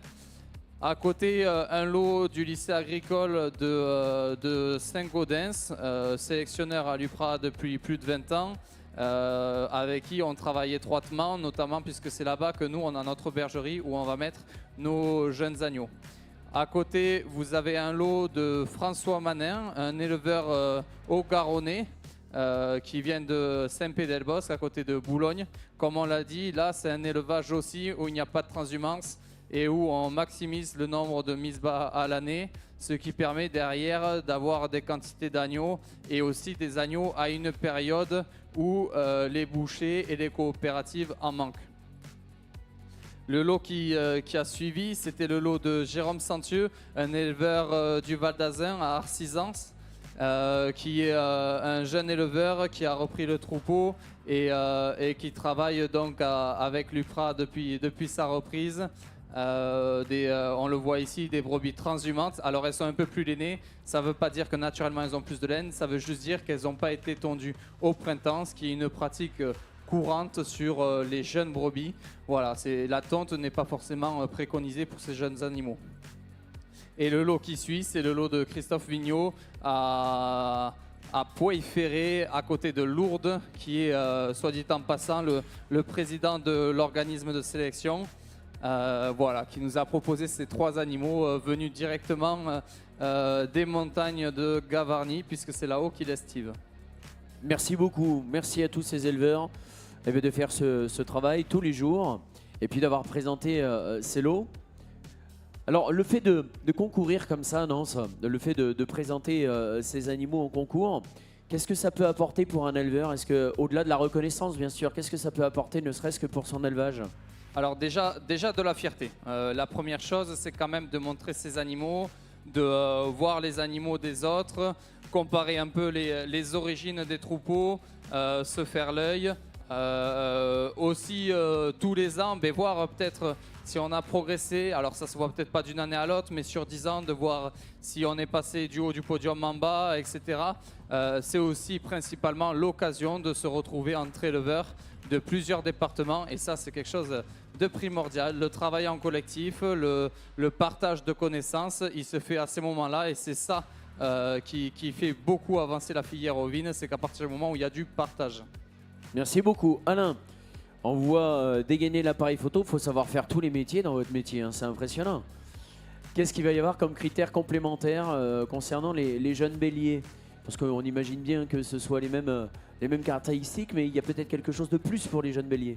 Alors, bon, déjà, on n'est pas sur des lots. Là, même si les agneaux vont défiler 2 par 2, ils ne notent pas les deux, ils notent les agneaux individuellement. Ah, très bien. On a dit aussi que c'est des agneaux qui viennent de la pépinière. Donc là-dessus, il faut qu'on ait... on ne récompense pas un éleveur, on va juste mettre en avant des qualités de ses futurs reproducteurs sans forcément faire de classement général, puisque quand même on a quand même des agneaux qui représentent quand même l'élite de la race en ce qui concerne cette jeune catégorie. Parfait. Donc là, pour ceux qui viennent de nous rejoindre, je vous rappelle que Ring 4, on est en plein concours de tarasconnaise. Donc ce sont les jeunes brebis qui sont passés. Maintenant, on a les jeunes béliers qui passent. Il y aura combien de lots de jeunes béliers là qui vont passer? Il y aura 8 lots de 2 Très bien. jeunes béliers, donc en tout 16 jeunes béliers qui ont été sélectionnés sur les 145 béliers disponibles à la vente dans un mois à Saint-Gaudens. Parfait tout ça. Allez, Émeric, on te laisse la parole si tu veux rajouter quelque chose. Lupra Ovine, pour le coup, qu'est-ce que c'est exactement cet organisme? Tiens, pour les personnes qui viennent de nous rejoindre, et de façon à ce qu'ils comprennent un petit peu qui est qui ici sur les rings. Alors, l'Upra Ovine, c'est une association d'abord. C'est une association qui regroupe des éleveurs, des coopératives et des organismes de territoire, style le lycée agricole, donc qui fait partie de l'association. La coopérative Artéris fait partie de l'association. Et puis derrière, effectivement, on a aussi les organismes de contrôle de perf, pardon, les organismes de contrôle de perf qui participent à nos travaux, donc les chambres d'agriculture notamment, ou l'association des bergers de Bigorre pour ce qui nous concerne pour le contrôle de performance sur les Hautes-Pyrénées et le Gers. Et donc cette association est ce qu'on appelle un organisme de sélection, c'est-à-dire que c'est un organisme qui va gérer le programme de sélection, qui va définir quels sont les objectifs de sélection pour la race, puisqu'on se fixe des objectifs pour améliorer la race. Et c'est ce que je disais tout à l'heure. Nous, nos objectifs, c'est plutôt améliorer la valeur laitière. Elle ne veut pas tenir, cette barre. La valeur laitière, garder le désaisonnement, garder une prolificité autour de 1 à 20. Et on va principalement travailler là-dessus sur ce qui nous concerne en termes d'objectifs de sélection. Et puis, c'est en fonction de ça, effectivement, l'association, avec son technicien, elle va tourner dans les élevages pour trier les animaux en fonction des performances.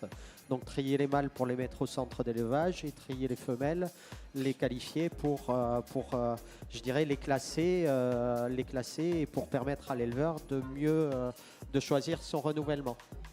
Tu nous parlais tout à l'heure d'un ciblage essentiel sur le bélier concernant la reproduction. Est-ce que le ciblage peut se faire également sur les mères malgré tout? Est-ce qu'on va aller chercher au-delà de la semence du mâle? Est-ce qu'on va aller chercher les ovaires ou les ovules de la femelle? Alors, en sélection? Comment dire, avec leurs performances de reproduction, oui, et la notation qu'aura fait le technicien,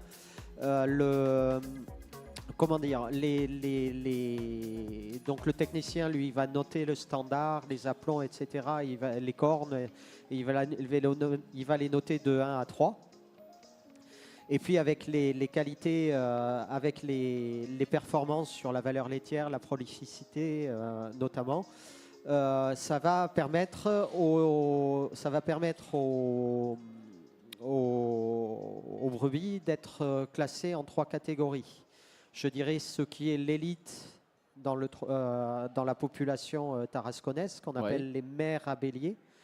Donc qui sont des animaux qui sont notés 1 ou 2, mais pas 3. D'accord. Et qui ont une valeur laitière supérieure à 100 102, 103, voilà, mais qui est au-dessus de la moyenne, quoi. Très bien. Et ça représente grosso modo 20% de la population. Voilà, c'est ce qu'on considère les meilleures femelles de la race, et c'est prioritairement de ces mères à bélier que l'on va sélectionner les agneaux pour la pépinière. C'est-à-dire que l'objectif, c'est que pour la pépinière, on ait plus de 80% des agneaux qu'on prend à la pépinière qui sont nés de mères à bélier ou mères à agnelle. Ça, c'est la deuxième catégorie. Mère à agnelle, donc qui va représenter, je dirais, 40% de la population, donc 20% mère à bélier, 40% de mères à agnelle, et les mères de service qui représenteront 40% derrière. Et les mères de service, on va éviter de prendre des agneaux mâles à la pépinière, puisque elles ont moins de valeur laitière, elles sont moins bien d'un point de vue phénotypique. Voilà. Et c'est comme ça qu'on travaille sur un programme de sélection. Et le programme de sélection, il est géré par une association. Donc on n'est pas là pour faire, entre guillemets, du commerce. Ouais. Même si on en fait un peu avec le centre d'élevage, Oui. qui est quand même je dirais un moment important et une activité importante de l'association. Mais voilà, on a une vocation avant tout technique pour faire progresser génétiquement la race. Parfait, merci beaucoup pour toutes ces explications. Est-ce que vous êtes bien installés, mesdames, messieurs? Ça va? Tout se passe bien dans les gradins? Ouais. Est-ce que vous avez des questions à poser aux spécialistes là? On a quand même un juge international. Ah, d'accord. Bah oui, forcément, il va y avoir encore plein d'autres choses à découvrir ici même sur le ring. Bon, est-ce que vous connaissiez les Tarasconnaises? C'est la première fois que vous assistez à un concours comme celui-ci ou pas, madame? Oui, c'est la première fois. Donc vous avez vu, il y a plein de critères particuliers. Et ce qui est intéressant quand on est dans le public comme ça, c'est qu'on a tendance parfois à se mettre un peu dans la peau du juge. Moi, le premier, je regarde comme ça, je me dis oui, bon, bah alors, ce troupeau-là, par rapport à celui-ci, bon, effectivement, je vois, il y a un peu plus dans les pattes, il y a l'air d'y avoir un peu plus de force. Là, on a l'impression que les béliers sont un peu plus âgés que ceux qui viennent de passer. On a l'impression qu'ils sont un peu plus hauts, un peu plus gros. Donc ça, c'est intéressant. Effectivement, Nance me disait tout à l'heure qu'effectivement, il y avait des caractéristiques, notamment en termes d'élevage, qui montrer le fait que les agneaux, ou du moins les brebis, peuvent être différentes en fonction du fait qu'elles rentrent de la montagne ou qu'elles aient été élevées en bergerie, etc. Émeric, bon, Je suis toujours là. on est toujours là. Pour le fait, on se retrouve ici même. Donc on était en train d'expliquer ce qu'était UPRA-Ovine. Merci beaucoup. Toi, tu en es le directeur. Depuis combien de temps tu es directeur de cet organisme? Alors 3 ans. Ça fait 3 ans, d'accord. Voilà. Et tu as, j'imagine, pour ta part aussi, en termes d'élevage, tu as quel genre d'élevage tu t'occupes, toi, en tant que professionnel? Alors moi, je suis salarié administratif, donc je m'occupe. J'ai pas de bêtes, je suis pas exploitant agricole.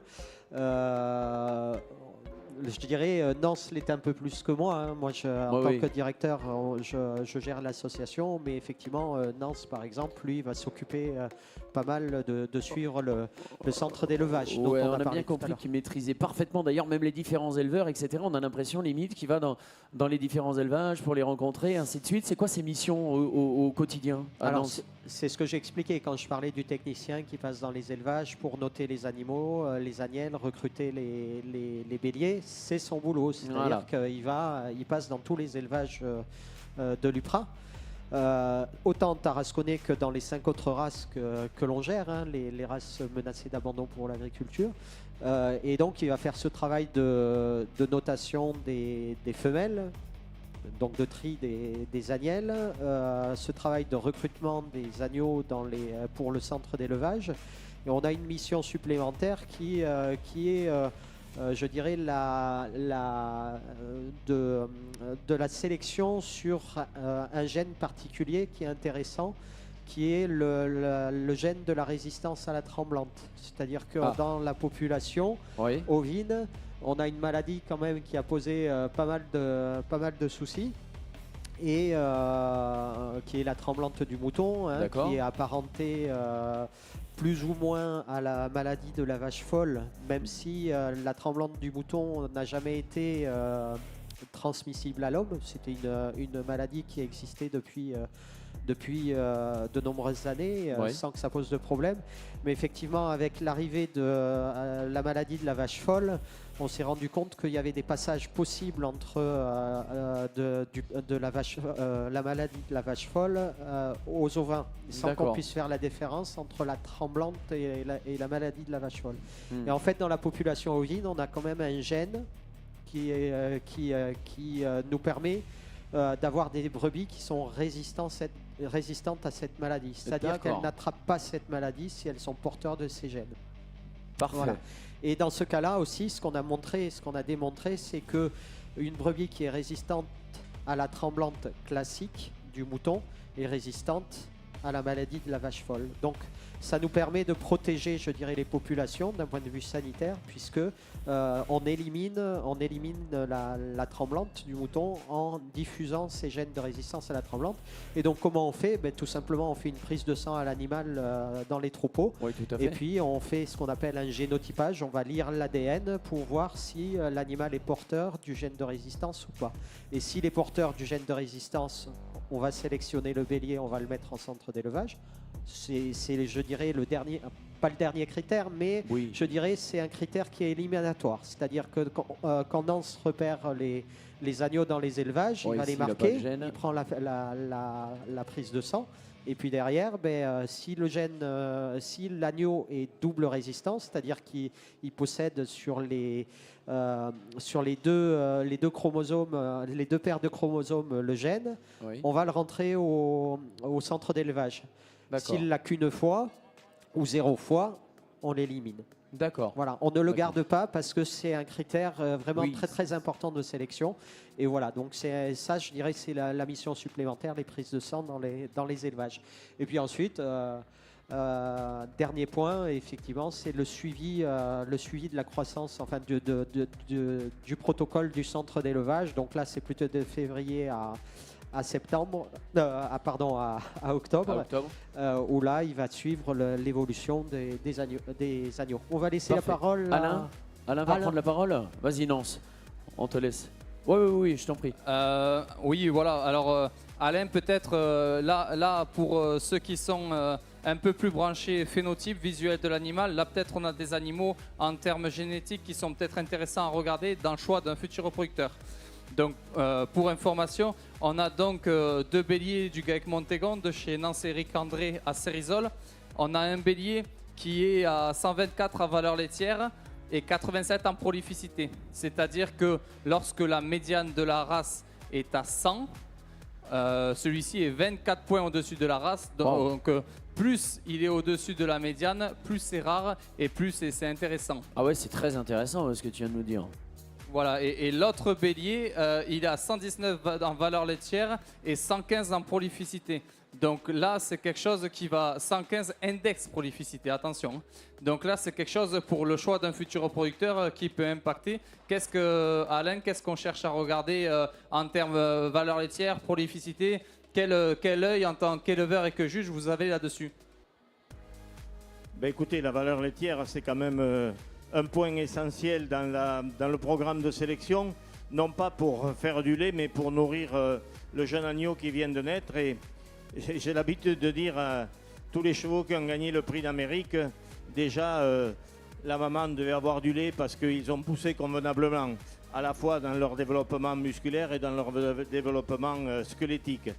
Mais c'est un critère aussi économique qui est important parce que plus la mère, au-delà du fait du soin que ça apporte et de l'intérêt que ça apporte au niveau du biberon, ce qui est important aussi, c'est que les brebis mangent à peu près toute la même quantité de foin, d'aliments complémentaires, etc. Et il y a celles qui développent un peu plus de lait, celles qui en développent moins. Il est évident que la transformation entre les deux, économiquement, ce critère-là est mis en avant, et il est mis en avant doublement parce que l'animal se développe bien et en même temps parce que c'est un critère économique qui est essentiel et qui qui permet d'avoir un coût plus réduit ou une relation entre le coût et la production qui est meilleure. Au niveau de la prolificité, c'est le fait d'avoir cette aptitude pour ces races rustiques-là, de produire le grand nombre d'agneaux dans la vie de la reproductrice, donc de la mère.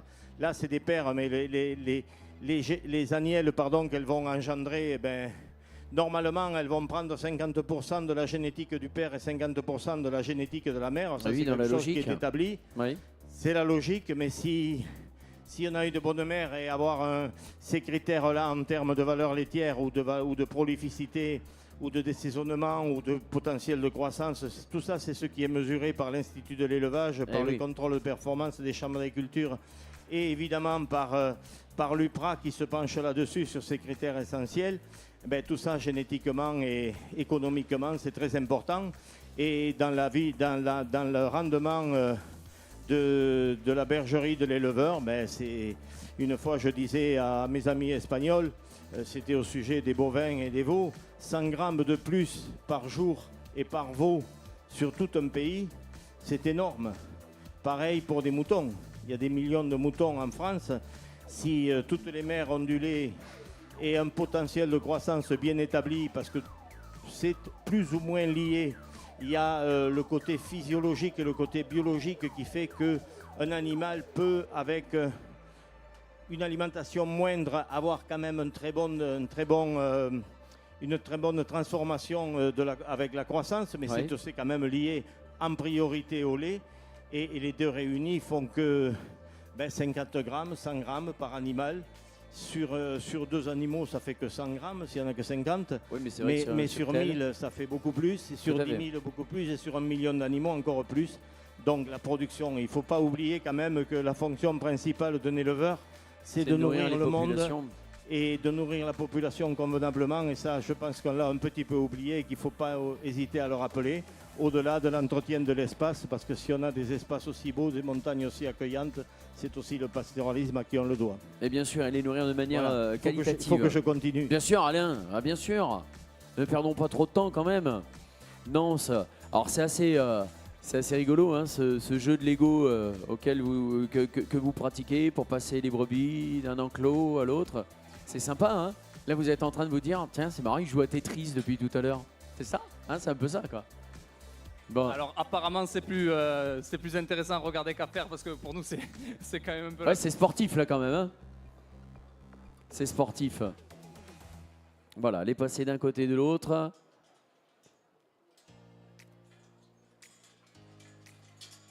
Eh oui, pour éviter que tout le monde ne se mélange, forcément. Bon, dans le public, on voit que vous êtes de plus en plus nombreux. Pour certains, vous êtes venus assister au concours des Tarasconnaises. Pour d'autres, vous savez qu'il y a plein d'animations sur ce ring tout au long de la journée. Pour notre part, on y est depuis ce matin. Donc là, il y a 8 lots de jeunes béliers. Hein. C'est bien ça que tu nous disais, non, ça? Parfait.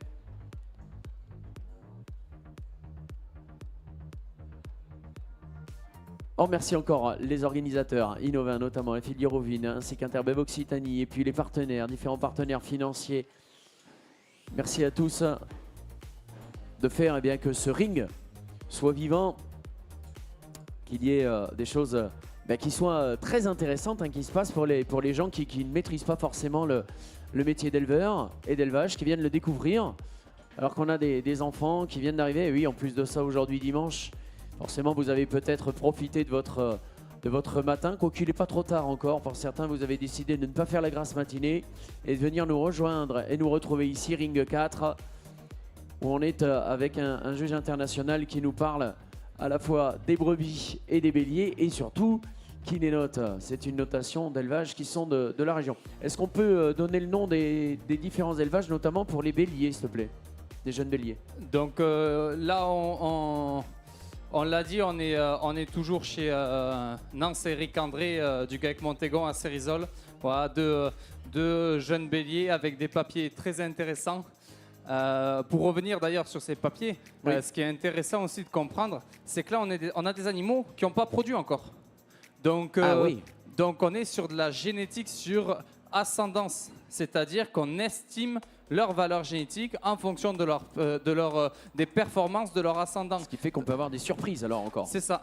Et on en a parlé tout à l'heure des paternités, de connaître le père des animaux, mais là c'est d'autant plus important parce qu'on le sait, chez les ovins comme chez tout le monde, la génétique elle vient à 50% du père, 50% de la mère. Donc quand on connaît la valeur de la mère, on a déjà une petite idée de la valeur de la descendance, mais quand on connaît le père, on en a 2 fois plus. Et c'est ça qui est très important et qui fait avancer très rapidement la génétique, c'est de connaître les 2 parents et puis les ascendances lointaines. Après, au niveau de l'UPRA, de l'organisme de sélection, les éleveurs ayant des béliers passés par la pépinière, même si le père n'est pas connu individuellement, on sait que c'est un de nos 4 béliers recommandés, donc passés par la pépinière, et qui ont donc une génétique amélioratrice. Vous avez remarqué, il est passionnant, Nance, quand il parle. Hein, vous avez vu un peu? Bon, il est passionnant parce que je pense qu'il est passionné aussi. Ça se voit, ça se ressent. Il est passionné par son métier. Bah, pour le coup, quand on voit effectivement la rigueur qu'il faut pour exercer un métier comme celui-ci, Émeric, on pense qu'il faut de la passion, quoi. C'est un minimum. Tout à fait. Tout à fait. Bon, c'est de la passion, c'est de la technicité aussi. Hein, donc voilà, il faut quand même des connaissances techniques. Donc, et puis il faut avoir un œil animalier aussi. Voilà. Oui, un minimum. Et là-dessus, c'est vrai qu'en général, pour ce type de métier, justement, on recherche des techniciens hein, qui ont fait un BTS plutôt animal, production animale. Et là-dessus, par exemple, ce que les formations que propose le lycée agricole de Saint-Gaudens peut répondre effectivement, voilà, en termes de techniciens en organisme de sélection, ça peut effectivement être intéressant pour nous.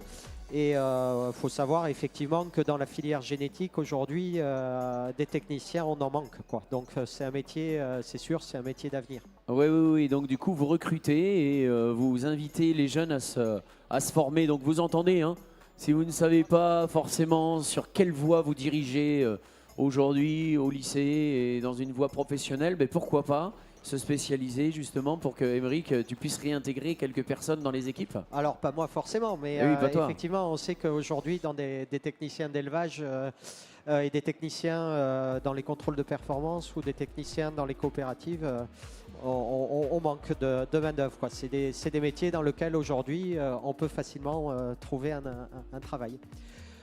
Nance, tu voulais peut-être nous donner quelques éléments sur les origines des béliers qui sont présents là sur le ring?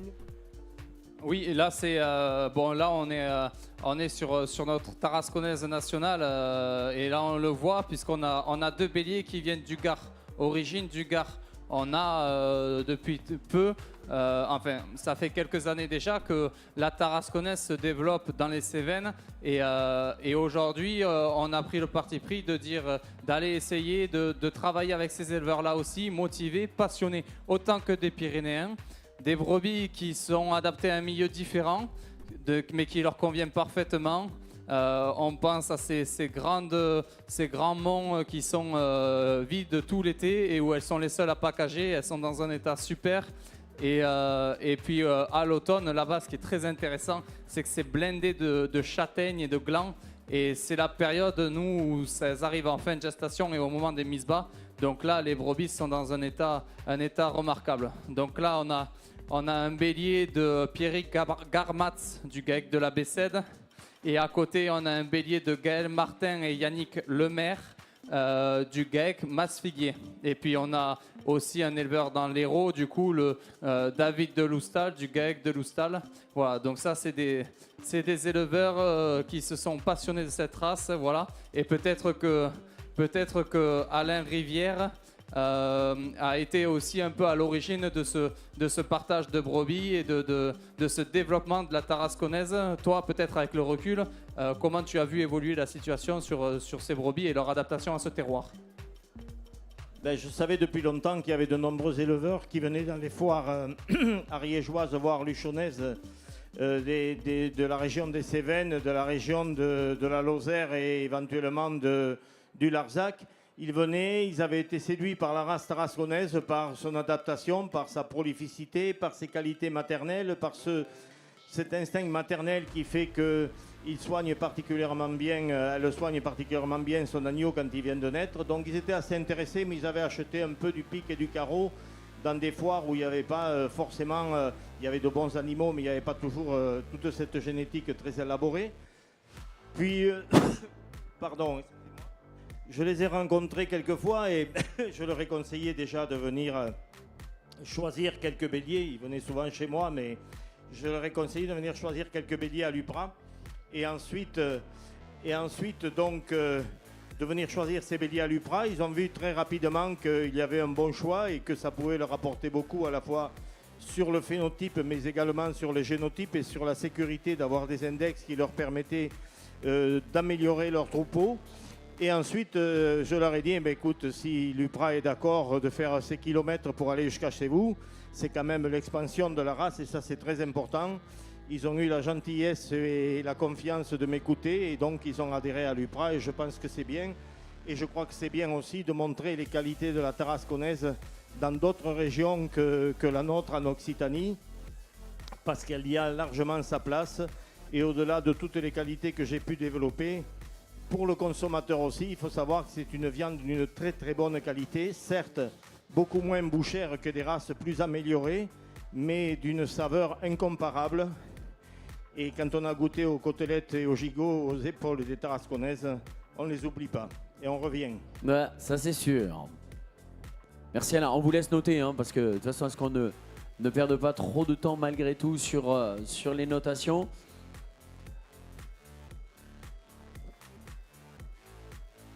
Là, on voit effectivement les différences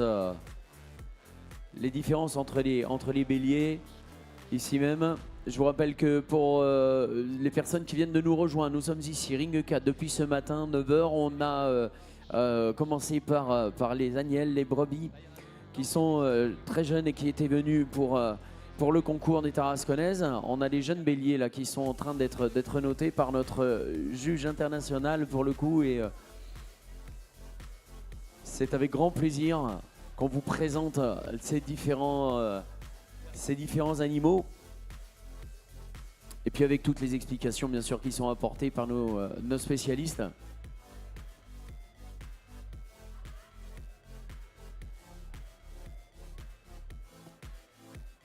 Une brebis ou un bélier, sa journée type c'est quoi? C'est je mange essentiellement le matin, tout au long de la journée. Comment ça se passe?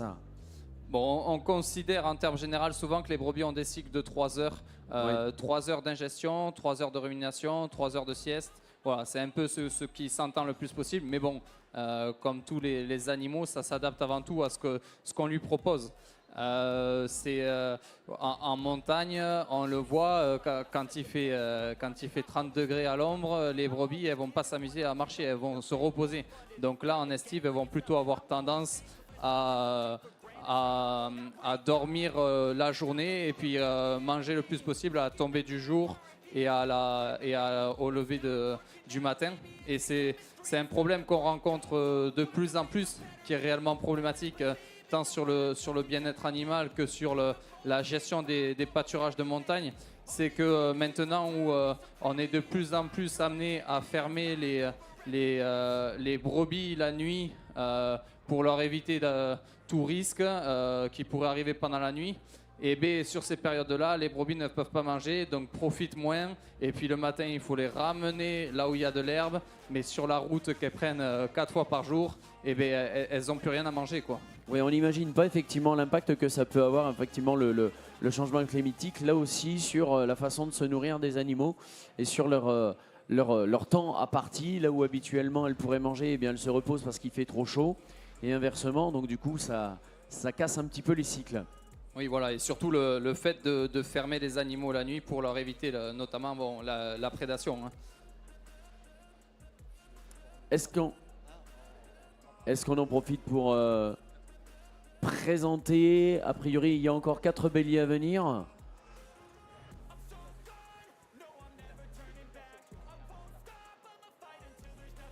Allez, merci en l'occurrence de nous rejoindre ici même sur le ring 4. Donc là, on a 2 jeunes béliers du lycée agricole de Saint-Gaudens. Donc on l'a dit, avec qui on est partenaire sur la notamment sur le site de Saint-Médard, mais aussi au niveau de la gestion du personnel. Voilà, alors peut-être que vous voulez nous parler un peu du lycée. Oui, alors quelques mots rapides sur le campus Pyrénées-Comminges, dont vous voyez sur les barrières le logo. Donc cet établissement, il est là pour former dans le Comminges, pour le Comminges, pour nos futurs agriculteurs, nos futures générations d'agriculteurs. Donc c'est un établissement qui est très important pour ce territoire. On essaie d'œuvrer au mieux pour s'adapter aux besoins de ce territoire, aux besoins des filières, de la filière ovine en particulier. Et nous sommes à fond avec l'ensemble des partenaires et avec l'ensemble des professions pour parvenir à ces objectifs-là. Merci beaucoup pour cette intervention.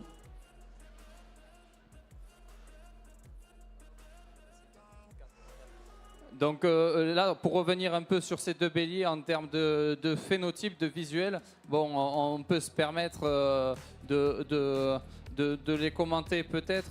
On a deux looks très différents en termes de visuel. Là, tout à l'heure, on a parlé réellement génétique sur la valeur laitière et la prolificité. Là, on a deux types de béliers visuels avec chacun des qualités et des défauts. Maintenant, après, ça appartient aussi au goût de l'éleveur sur les béliers sortis de la pépinière de choisir qu'est-ce qu'ils veulent améliorer, à quoi ils sont le plus sensibles. Nous, le tri, la sélection, on l'a fait à la rentrée et à la sortie, là, c'est les éleveurs qui font leur choix. Donc là, on le voit, on a là-bas un bélier qui a un joli look, qui est fier, des cornes larges, une belle tête, un bon chanfrein. Voilà, un bélier vraiment fier, mais qui est peut-être un peu petit. Vous le voyez qui a une ligne de dos qui a tendance peut-être à se lâcher un peu et qui est plus l'aîné que l'autre. Voilà. Donc ça va appartenir à l'éleveur de faire son choix. Si on a un éleveur qui cherche des bêtes avec moins de laine, eh bien, c'est peut-être un bélier qui va moins lui plaire. Peut-être des éleveurs aussi qui sont sensibles à avoir des béliers avec une bonne ligne de dos ou des béliers plus massifs. Voilà. Et bien là, dans ce cas-là, cet éleveur, il va peut-être être un peu plus intéressé par le second bélier qui est bien plus lourd avec un poitrail bien explosé, des beaux gigots, des bons aplombs, une grosse ossature. Mais par contre, en effet, voilà, qui a un trophée, un port de corne moins valorisant et moins esthétique. Bon, on remercie encore une fois nos partenaires, les distributeurs notamment du matériel Occitane Agri qui sont ici, qui apportent toutes les barrières. Et tout ce matériel qui fait que les brebis, les béliers peuvent passer petit à petit dans le ring.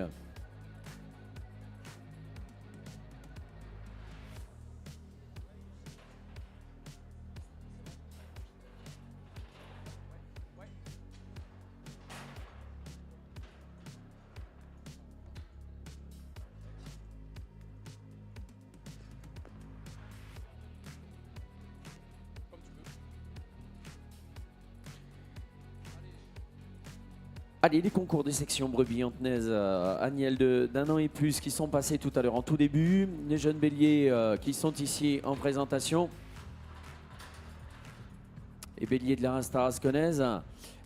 La pyrénéenne par excellence pour le coup, on vous le rappelle, une race rustique, bonne marcheuse. Elle représente la majorité des effectifs d'Occitanie. Et bien sûr, nous avons eu le plaisir et nous avons le plaisir d'avoir ici même notre jury international Alain Rivière.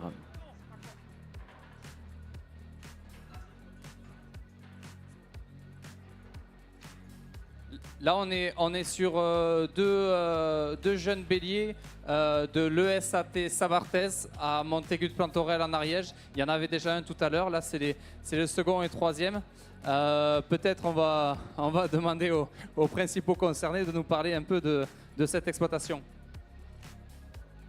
Bonjour, alors nous... Mets le micro bien près de ta bouche. Ah pardon. Ouais, non, je t'en bon, prie. Là Ouais. On est une entreprise adaptée, en fait, c'est un ESAT, c'est pour des travailleurs en situation de handicap. Donc on a 300 brebis tarasconnaises, ça fait 30 ans que l'ESAT fait de la sélection sur la tarasconnaise. Et puis je vais laisser Jean-Laurent, donc, qui est ouvrier ESAT, qui va vous parler un peu plus du CAT. Allez, Jean-Laurent, le CAT. Eh bien, merci. Bonjour à tous déjà. Bonjour. Alors, je me présente Jean-Laurent. Je fais partie depuis 10 ans du CAT à Montaigu de Plantorel. dans la partie élevage de brebis. Comme elle disait Laure, on est sur un élevage de 300 mères en race tarasconnaise. Et après, on a 7 béliers à côté. Et ce qu'on fait chaque année, on essaie à peu près de garder entre 50 et 60 agnelles pour le renouvellement. D'accord, 50-60 agnelles, Voilà. à peu près. Très bien. Pourquoi ce chiffre, 50-60 agnelles? Ben, c'est à peu près, on essaye avec mon moniteur principal d'être, c'est à peu près une moyenne. C'est à peu près une moyenne. Voilà. Voilà. Parfait.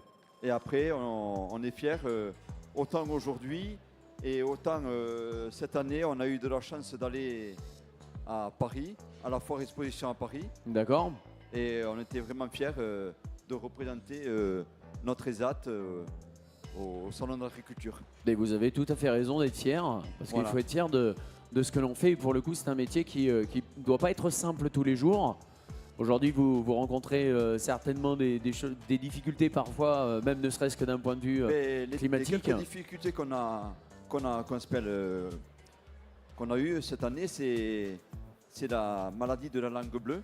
Oui, on en a entendu parler effectivement de Et cette là, bon, maladie on a partout, été- même dans les médias. Là, pendant le mois d'août, ça a été horrible puisque tous les matins, on faisait le tour des pâtures et on ramassait. Et on a fait à peu près, on a perdu 50 brebis. Oui, ça a été assez dramatique hein, pour le coup. Mais dans l'ensemble, pour en finir, moi j'aime bien le métier que je fais en Oui. tant qu'éleveur en ESAT, puisque j'ai eu les parents de mon père qui avaient un élevage en Ariège, alors je suis un peu tombé dedans. Ouais, vous êtes dans la transmission petit à petit quoi. Et vous transmettez aux jeunes notamment. Voilà. Ouais, c'est très intéressant. Vous êtes monitrice principale, mais pour le coup, je pense qu'il y a des gens qui, autour de vous, vous leur transmettez les savoir-faire. C'est intéressant. Ben voilà, maintenant j'ai rien d'autre à rajouter. Bonne continuation. Merci beaucoup. Merci beaucoup.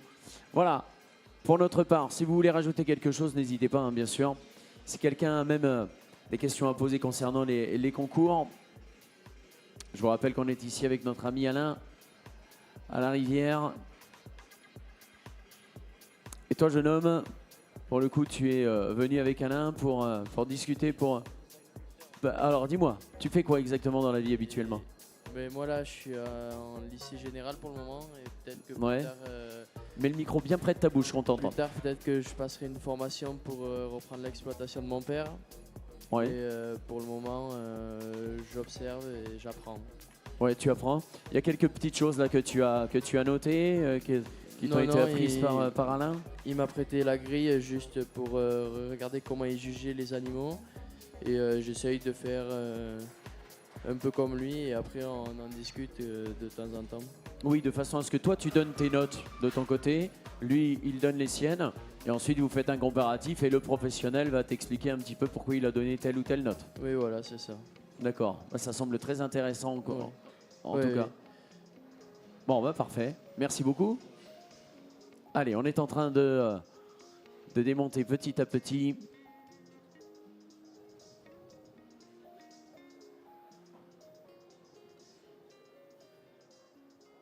Voilà, on le tient ici. Il faudrait pas qu'il s'échappe.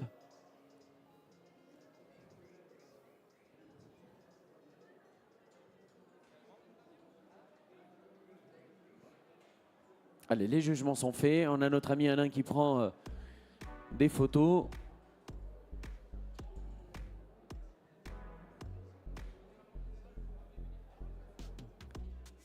Nance, allez, on te laisse la parole. Ouais, très brièvement, peut-être Alain, nous dire un mot sur peut-être les béliers qui t'ont plu.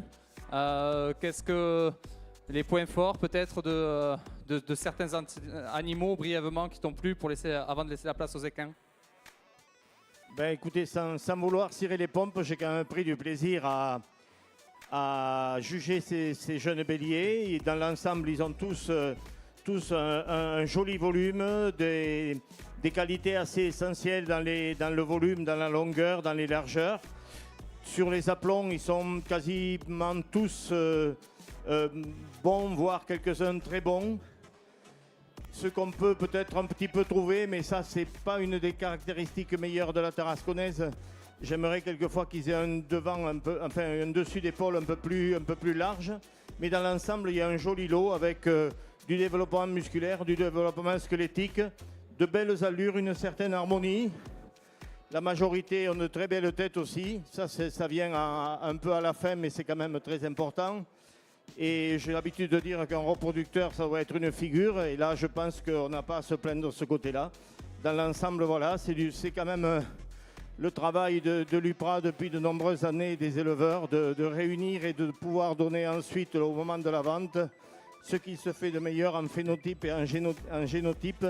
Quand je dis ce qui se fait de meilleur, on peut penser qu'ailleurs, il y a aussi de très bons animaux. Par contre, ceux-là, ils ont été contrôlés. Quand ils ont été pesés avec une balance, quand ils ont été pointés avec un technicien, on a le résultat qui donne ce qu'il donne, mais qui donne en principe la vérité. Et ça, c'est quand même un point essentiel pour l'éleveur qui va ensuite les utiliser comme reproducteur pour améliorer son troupeau et ses conditions économiques, évidemment. Non, c'est bon pour toi? Allez, on va vous remercier encore une fois pour votre intervention. On remercie les personnes qui vont passer ensuite, puisque ce sont les concours équins qui vont suivre. On vous remercie bien sûr de votre compréhension face à cette prise de retard. Voilà, les animaux, pour le coup, eh bien, on ne maîtrise pas tout concernant l'élevage. Voilà, vous voyez, on libère petit à petit l'espace. Concours cet après-midi, effectivement, on va le rappeler, puisque là, ce sont des amis équins qui vont revenir pour une remise de prix. Et là, ce sera le Conservatoire du patrimoine biologique à partir de 13h.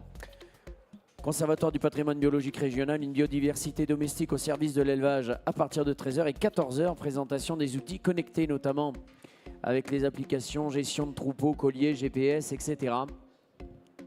Et nous aurons également dans l'après-midi, non, c'est pas par là les filles, c'est par là-bas. Les garçons, pardon. Ouais, il faudrait pas que je me les mette à dos en plus.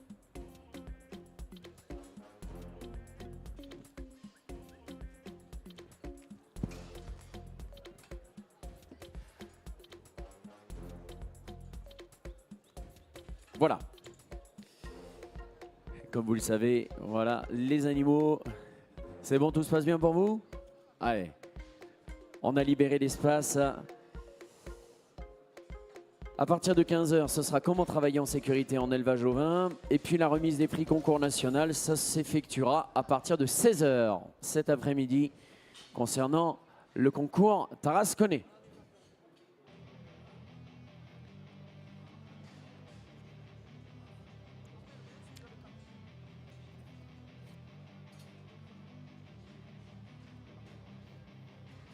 Allez, éventuellement, si on peut venir donner un petit coup de main pour le démontage.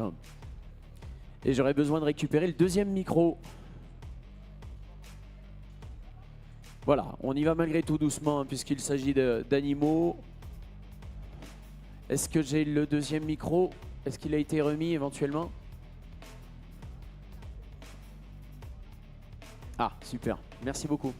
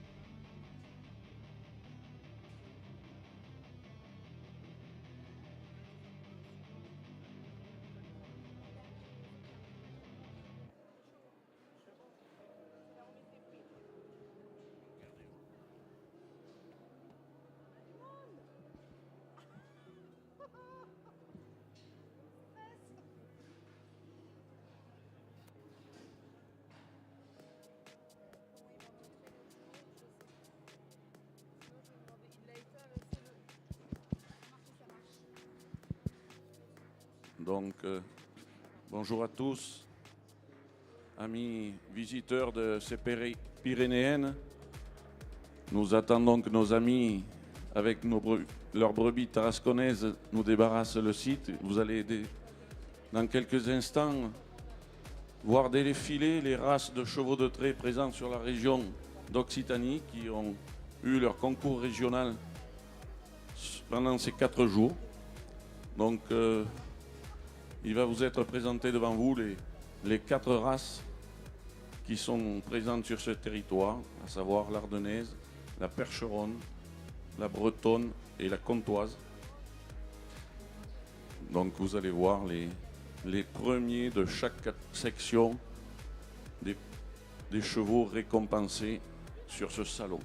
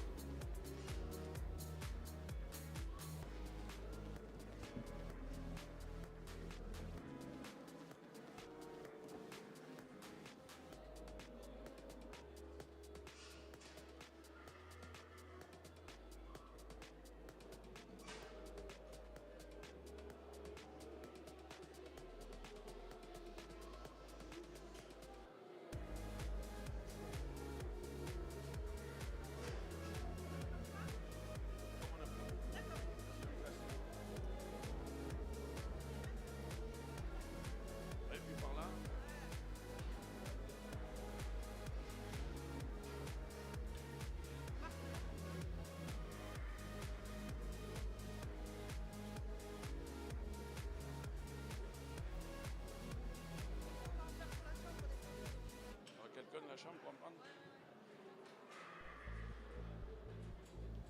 Ça serait bien de...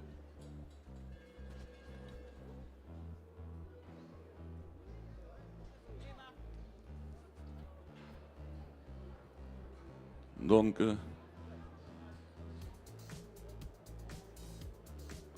on peut féliciter les ovins qui étaient devant nous, qui très certainement n'avaient pris du retard devant eux. Tout le monde se respecte, c'est très bien. Voilà. C'est pas toujours facile dans des situations avec le monde et que tout le monde soit prêt dans le timing. Avec des animaux, c'est contraignant.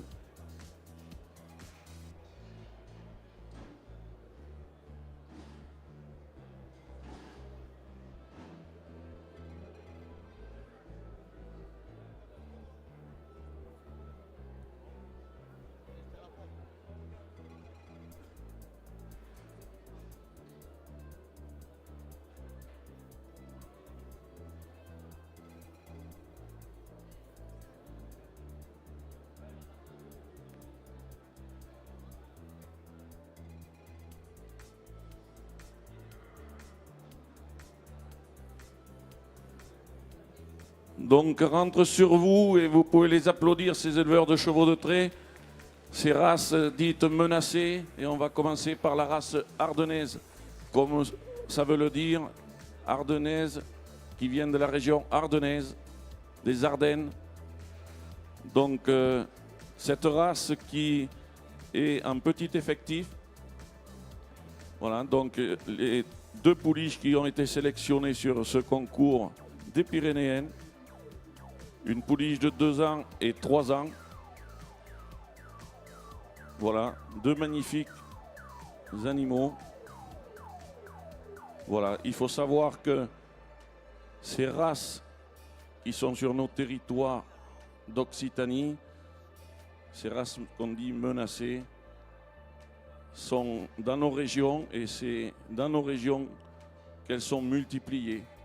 La région Occitanie, la région Aquitaine, la région Auvergne-Rhône-Alpes, c'est le conservatoire de nos races, que ce soit percheron, breton, comtois. Nous sommes les multiplicateurs, c'est chez nous qu'il y a le plus de naissances.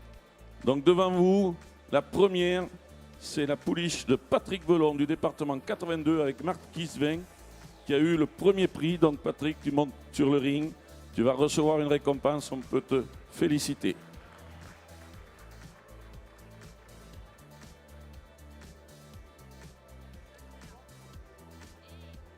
Donc, Frédéric Relais qui lui remet le prix. Donc, félicitations à Patrick.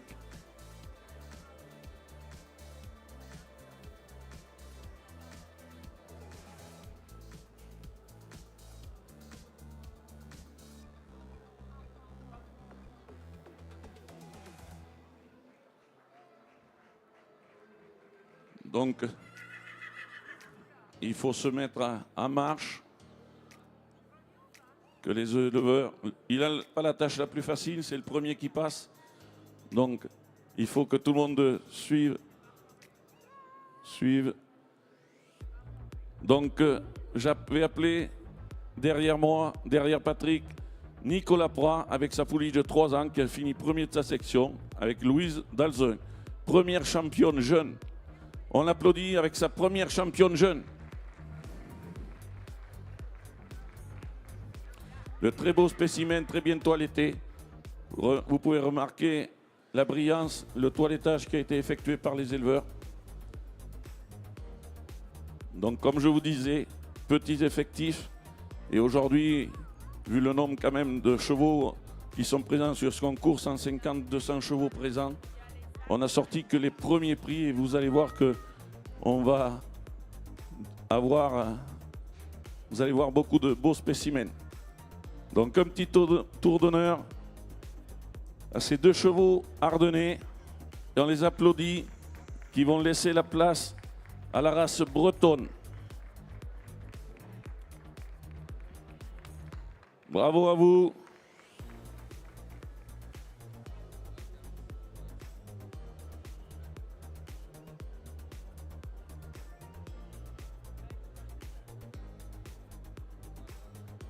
On peut les féliciter. Soyez les récompensés d'applaudissements. Voilà les Bretons, un jeune éleveur aussi qui nous arrive du Tarn-et-Garonne avec sa pouliche de 1 an de trait, Nikita de la Gauge qui rentre. Derrière suit une 1 an postière à Jean-Jacques Touzé. Jean-Jacques Touzé, président de la Haute-Garonne. Vous voyez, il m'a laissé le micro parce qu'il avait une pouliche. Il aurait peut-être préféré prendre le micro que tenir la pouliche parce que je vois qu'elle lui donne un peu de peine.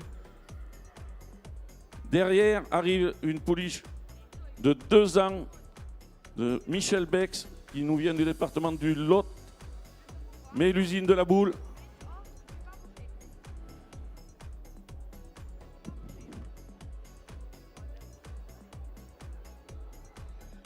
Michel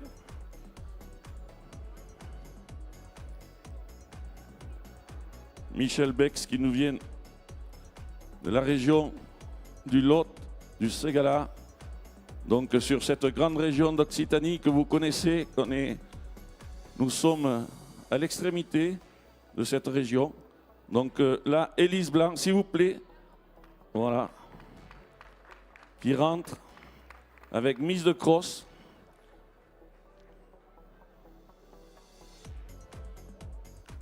Donc, Quentin Gallo qui finit premier trait avec Nikita de la Gauche, comme vous disiez, une pouliche de 1 an. Quentin, tu peux monter sur le ring. Qui vient du département du Tarn-et-Garonne, un jeune éleveur passionné. Félicitations. On peut le couvrir d'applaudissements comme tous ces chevaux qui sont là aujourd'hui. Vous pouvez les couvrir d'applaudissements parce que c'est un gros travail pour pouvoir présenter des chevaux, vous voyez, et puis ils ne sont pas trop habitués au micro. Mais voilà.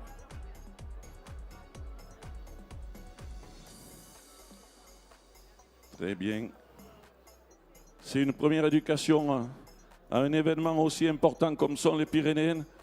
Et on peut remercier quand même les organisateurs de ces Pyrénéennes qui nous ont permis de participer à cette grande manifestation. et le département du Tarn-et-Garonne, de la Haute-Garonne, pardon, qui a voulu, dans ce cadre-là, organiser le concours. Donc, on va laisser sortir Quentin parce que, voilà. Jean-Jacques, 1 an aussi, et celle-là, c'est type postier. Donc, postier, ça veut dire une pouliche qui a beaucoup plus de souplesse dans ses déplacements, qui se déplace beaucoup mieux, qui est plus propice à faire de l'attelage. Elle a dans sa souplesse dans ses déplacements. Donc ce concours modèle et allure, eh bien, les juges regardent la conformité à la race, la tête, l'encolure, le dos, les aplombs à l'arrêt comme ils sont ici, et les aplombs à la marche, s'ils ne sont pas cagneux, s'ils marchent bien sur 2 pistes. Voilà. Donc s'il peut y avoir des personnes qui récupèrent les récompenses des éleveurs, ça sera beaucoup plus pratique parce qu'il faut qu'ils tiennent leurs chevaux et essayer de pas que personne ne se fasse mal. Voilà pour la photo. Merci Jean-Jacques. Avec Noisette Estadin, félicitations à toi. Jean-Jacques qui œuvre depuis de longues années à la race bretonne et qui vient de reprendre la coprésidence du Tarn-et-Garonne, de la Haute-Garonne. Vient devant vous la 2 entrées de Michel Bex, Mélusine de la Boule. Des applaudissements s'il vous plaît, devant tous ces beaux spécimens.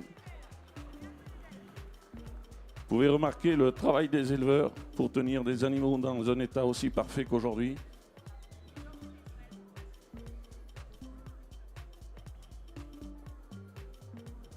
Michel Bex qui nous vient du Lot, du Ségala. Sur les contreforts du Massif central, comme ici on est sur les pieds des Pyrénées, les 2 extrémités de notre région montagneuse qui sont favorables à l'élevage de chevaux, qui entretiennent nos territoires, qui font l'éco-pâturage.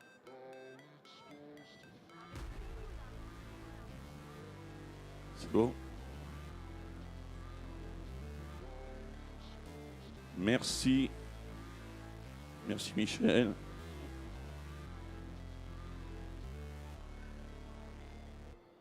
Et la deuxième 2 ans, postière de Élise Blanc. Vous voyez, dans les traits bretons, dans les Bretons, il y a 2 catégories.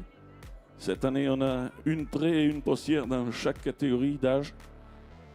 Donc, Élise Blanc qui nous vient de l'Aveyron. Vous voyez, les régions d'élevage. Magnifique pouliche. 2 pouliches qui sont en compétition.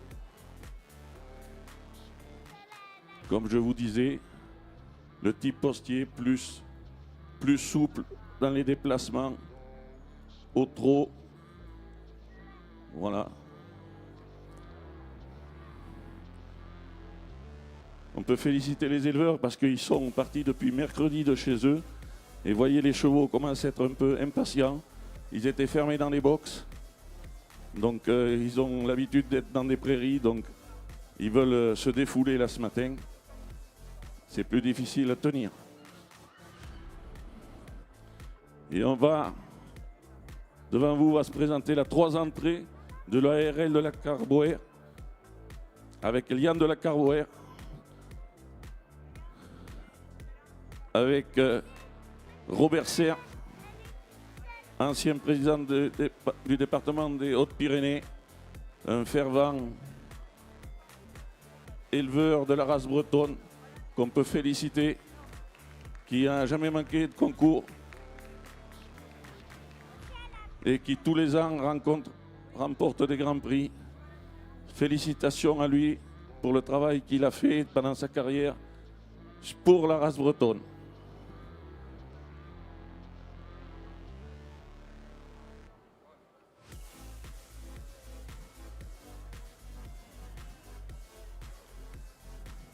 Donc vous avez vu devant vous les pouliches, les catégories des pouliches.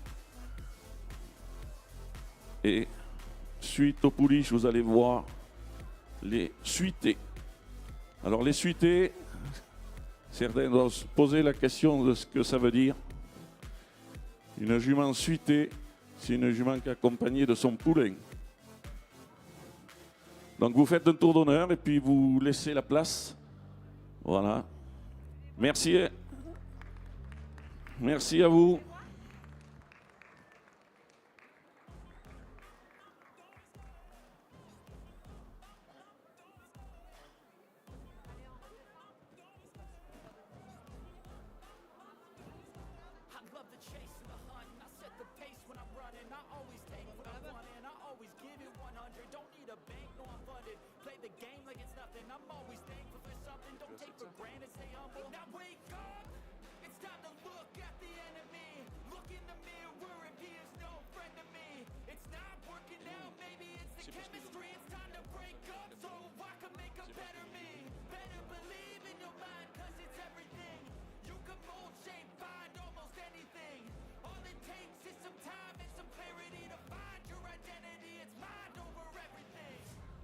Donc vous voyez ces magnifiques chevaux que vous pouvez voir dans les montagnes, dans les estives, des Pyrénées, du Massif central.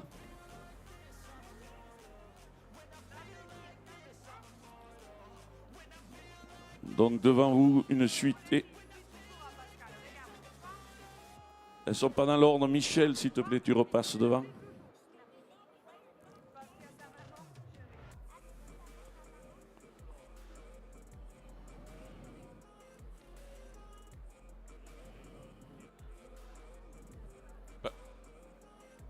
Michel, tu peux repasser directement devant.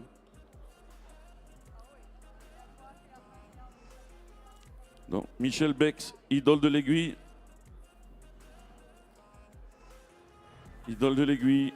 Michel qui a eu, vous l'avez déjà vu il y a un instant avec sa pouliche de 2 ans. Idole de l'aiguille, tu peux monter sur le ring puisque tout le monde est rentré en même temps. Vous ferez un tour. Idole de l'aiguille qui a eu le prix championnat des juments suitées. Vous pouvez voir la masse musculaire de cette jument, ses aplombs, l'ossature, cette encolure, cette profondeur de poitrine, cette épaule très bien marquée. Et suité, comme je vous dis, d'un poulain, d'un très beau poulain. Voilà.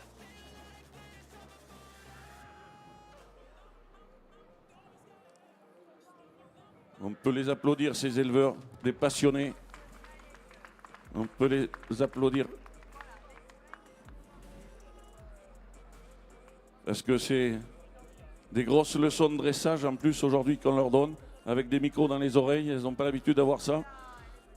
Donc, la suitée grande taille de l'heure à elle de la Carware, qui est présentée par notre ami Laurent de l'Ariège, avec Edine de Saint-Clair.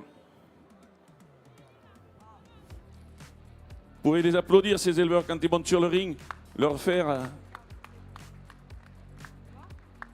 une belle ovation. Attention les enfants. Voilà, comme je vous disais. Donc celle de Michel devant. Petite taille, grande taille. C'est la hauteur au garrot. Elles sont mesurées, les juments. Donc il y a 2 catégories, petite et grande taille. Félicitations à cet élevage, toujours à notre ami Robert. Vous voyez.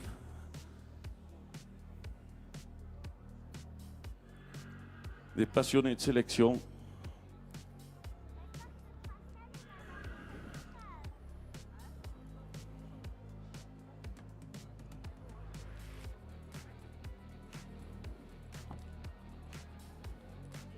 Et on va la suitée postière d'Alexandra Puig de Lozas avec Clara Denérou qui nous vient de la Haute-Garonne.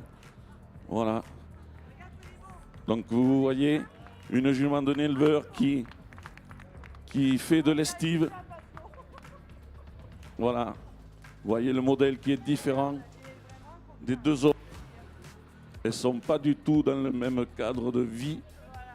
On voit que c'est une jument qui exploite beaucoup plus la montagne que des zones plus riches de plaine où demeurent les autres éleveurs.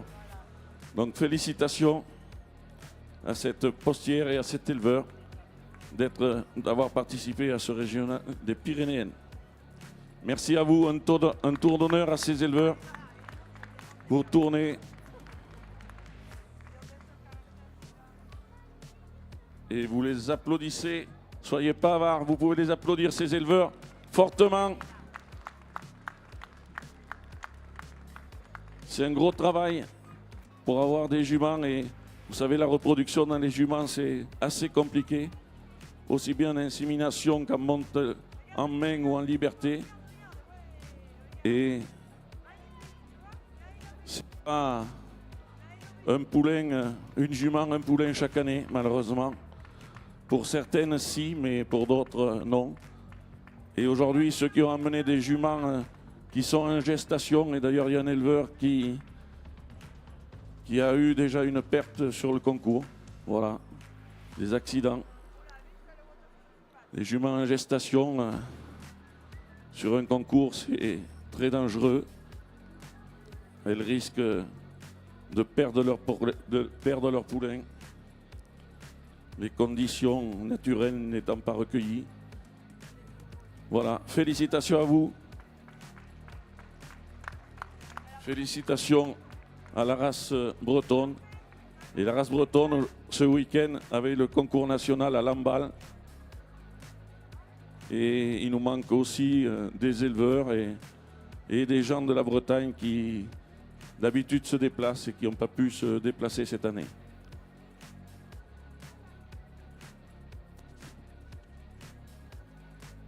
Arrivera en suivant la race comtoise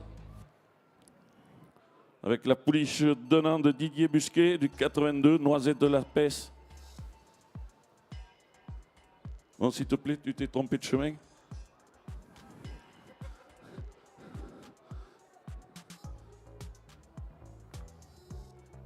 Non.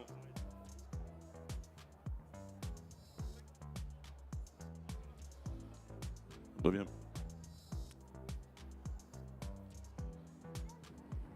Donc 3 pouliches comtoises de 1 an de Didier Busquet, comme je vous disais. Vous faites un tour d'honneur, vous les accueillez. Voilà, vous avez compris. J'attendais que vous ayez compris comment il fallait les accueillir.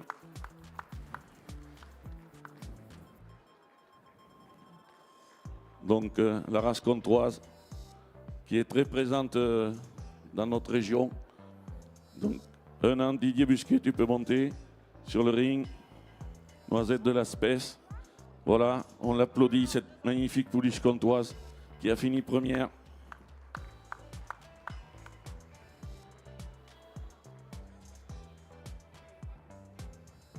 Il va recevoir ses récompenses de Frédéric Relais, animatrice de la section équine de la Haute-Garonne.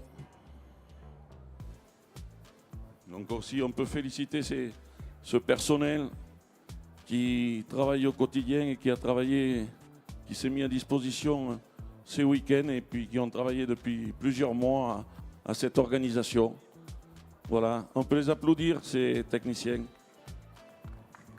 Parce que pour organiser une manifestation comme cette année, pour les équins, ça a été quand même beaucoup de déplacements, beaucoup d'heures de travail de leur part, ainsi que des professionnels qui les ont accompagnés. Et on va recevoir la 2 ans première Élise Blanc, Mila de la Baraque de l'Aveyron, et qui a reçu le prix de championnat. Donc une fervente éleveur, voyez, avec des percherons, des bretons, des passionnés et qui finissent en haut des tableaux. Et des jeunes éleveurs passionnés de sélection. Et Élise aussi, elle est éleveuse de bovins salaires, pareil, avec de la sélection, des passionnés, des jeunes passionnés de sélection. On peut Merci Élise. Les applaudissements. Et voilà, vous voyez 2 jeunes filles. À 3 ans avec le RL Gary Nicolas, Gaëc de la Guézière du Tarn-et-Garonne. Ces 2 demoiselles étaient en compétition pour le prix de championnat et le jury comtois qui était présent hier avait désigné Élise. Voilà, mais on peut quand même les féliciter, Clara, de ce travail en compétition. Ça se tient à quelques petits détails que les juges, voilà, surtout c'est la robe plus cerise de la première qui a fait la différence. Mais enfin, à ce niveau-là, ça reste des très bons animaux. Merci, félicitations, un tour d'honneur à vous. Élise, tu peux tourner. Faites un tour d'honneur de plus, si tu veux. Bravo à vous. Bravo, bravo. On peut les applaudir, ces passionnés.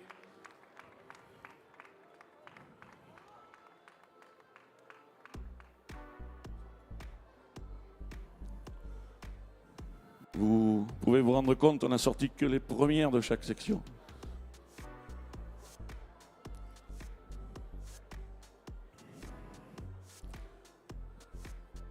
Ces comtoises qui participent à l'écosystème de nos montagnes, avec la race gasconne dans nos montagnes des Pyrénées, elles participent.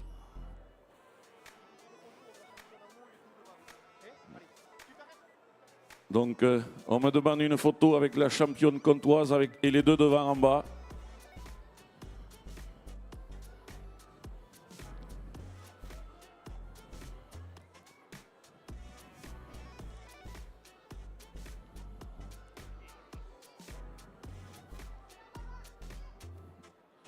Vous vous rendez compte de ces jeunes filles, ces personnes qui arrivent à maîtriser ces chevaux, la puissance que ça a quand elles commencent à partir et des fois quand il faut les présenter au galop,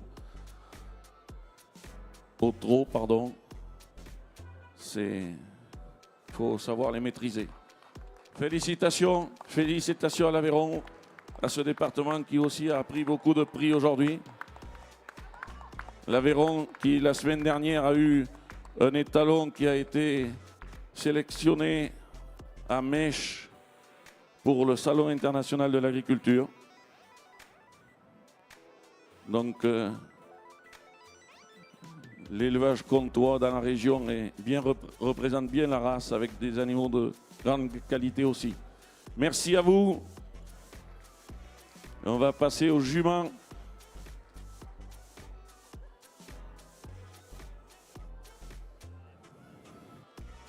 Je crois que la meneuse aussi en a marre, hein, parce que depuis mercredi qu'elle est là, les soirées se terminent tard. Voilà, elle le mérite, hein, parce qu'elle passe ses nuits sur la tente, sur la voiture. Mais bon, les festivités font qu'elles vont se coucher un peu tard peut-être. Et le matin, il faut être de bonne heure pour préparer les chevaux. Mais enfin, l'amour, la passion est là. Donc on va faire rentrer la suitée de Julien Magnou. Allez Julien, allez, qui fait un gros effort, qui aujourd'hui a quelques petits soucis de santé, qui lui tarde de partir. Et il n'était pas sûr de présenter cette pouliche ce matin. Il me dit, ça va pas. Mais je vois qu'il a fait l'effort et on peut l'applaudir parce que il est parti faire un tour à la clinique hier et il va falloir qu'il reparte très vite. Donc, une pouliche chuitée de 8 ans et plus de David Magne de l'Ariège avec Gaïa 9. Donc, voilà. Julien, vous faites un tour, vous tournez et tu montes sur le ring. Fais un tour de plus que les visiteurs apprécient la beauté de ces races qu'ils n'ont pas l'habitude de voir tous les jours. Ou au loin, au fond, dans les prairies, ou dans les montagnes, quand ils sont en randonnée, parce qu'on a quand même certainement beaucoup de gens ici qui font de la randonnée pédestre ou du VTT qui vont en montagne. elles sont à proximité. Donc voilà, Julien, tu montes. Si tu veux, on ne va pas te fatiguer plus. Voilà, Julien Magnou avec Jeffy de Comont du 82.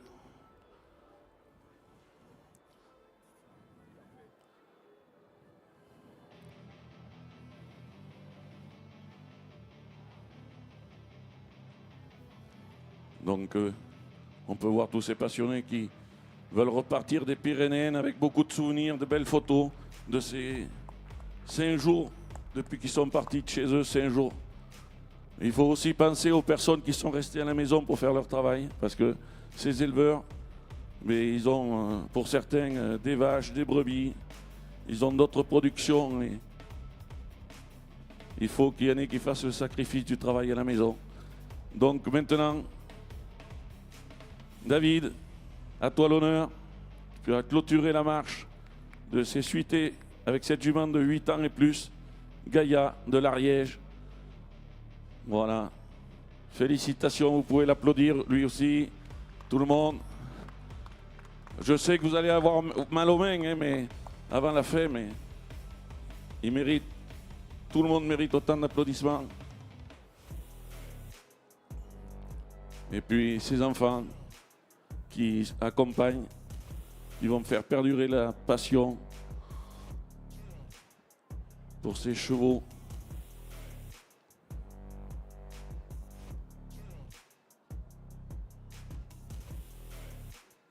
Merci, un tour à vous deux. Félicitations à vous. Voilà.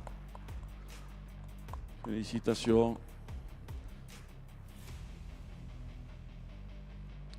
Je voudrais qu'il y ait quelqu'un un peu pour les pousser derrière, peut-être, par moment. Tu peux aller au trot, s'il vous plaît, un peu de spectacle.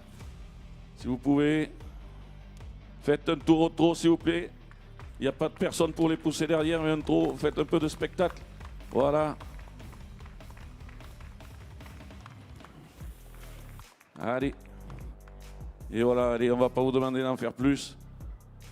Parce que je sais combien les jambes commencent à nous faire mal.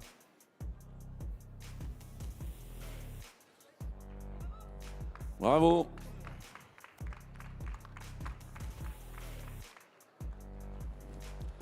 L'Ariégeois, il est moins loin, alors il sera vite rentré. Il se dit, je peux faire un tour de plus.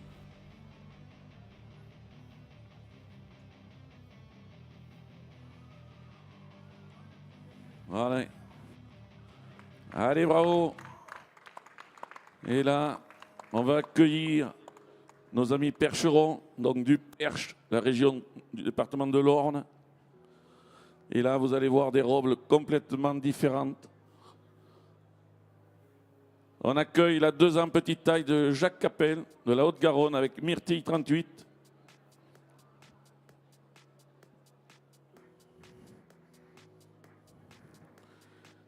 Rentre derrière lui la grande taille de Johan Freiss, avec Myrtille aussi. C'était l'année DM.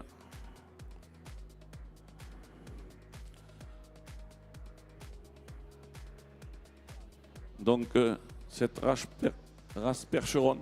Mais je pense qu'on peut faire rentrer les 3 ans aussi, puisqu'ils ont attendu. On va les faire attendre à côté.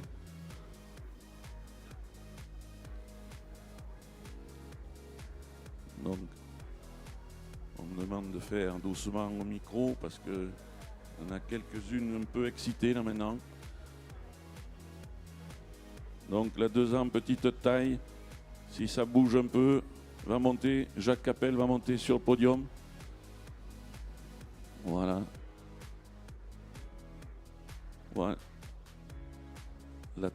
La race percheronne, donc une race qui est par le passé très utilisée par l'hippomobile. Vous voyez la taille, le développement de ces chevaux pour faire de l'attelage. Donc 2 ans, petite taille, Jacques Capel. Si tu veux monter sur le podium. Oui, tu peux monter. Je fais doucement parce que voilà, ça commence à s'exciter. Voilà Jacques Capel avec sa petite taille et myrtille qui a eu le premier prix. Donc vous voyez la puissance de ces chevaux et il n'est pas toujours facile de les maîtriser. Depuis 5 jours elles ont besoin de se détendre. Elles sont dans des box et elles ont besoin de courir et se détendre. C'est pour ça. Voilà. Donc félicitations à toi et puis si quelqu'un peut récupérer, voilà sa récompense. Voilà, doucement.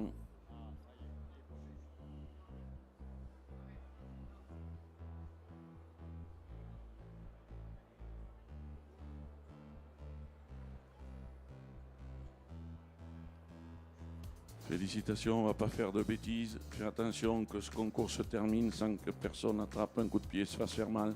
Attention à vous, n'insistez pas trop. Continue, tourne. On va demander à Johan d'avancer. Vous pouvez l'applaudir de façon à... Voilà. Johan et Mathilde, passionnés aussi des chevaux. Félicitations à cette belle grande taille.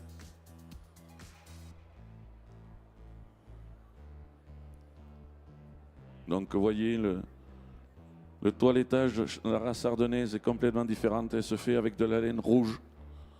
Chaque race a... Voilà, magnifique. Magnifique pouliche qui était en compétition avec celle qui va suivre pour le prix de championnat. Donc ça se tient à pas grand-chose. Voilà, merci Johan. Vous pouvez l'applaudir, regardez-moi cette élégance. Si elles avaient de l'espace pour se montrer. Et on va monter sur le podium la 3 ans, petite taille de Jacques Terral avec Lisa de Custos qui a obtenu le prix de championnat, qui était en compétition avec celle que vous venez de voir passer devant vous. On peut l'applaudir. Vous en dormez pas. Alors il commence à y avoir des estomacs qui ont faim, c'est pour ça.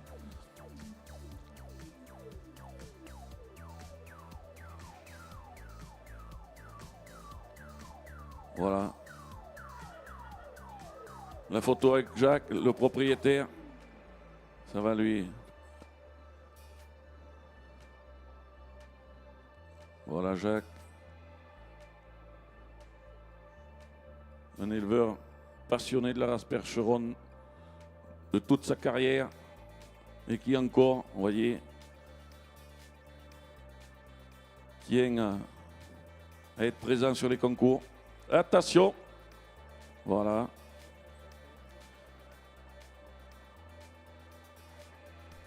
Et la 3 ans grande taille de Vincent Lafont qui nous monte, Louisiane de Cigale.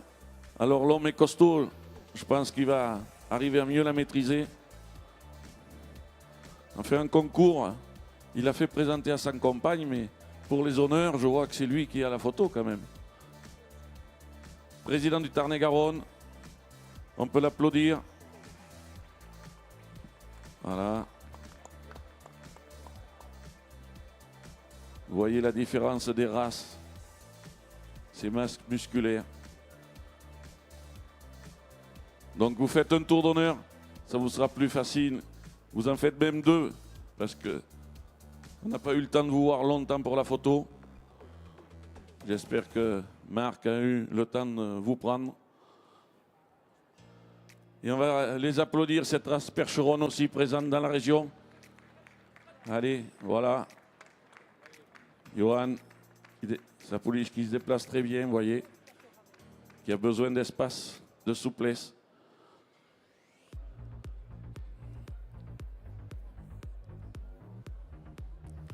Voilà. Il ne faut pas être boiteux quand on les tient. Hein. Allez, Johan. Allez. Un dernier tour et puis on va vous demander de...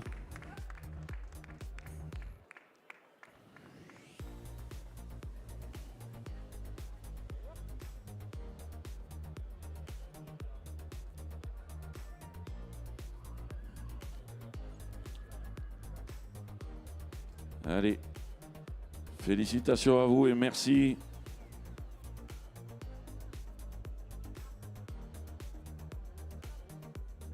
Merci à vous. Vous pouvez sortir.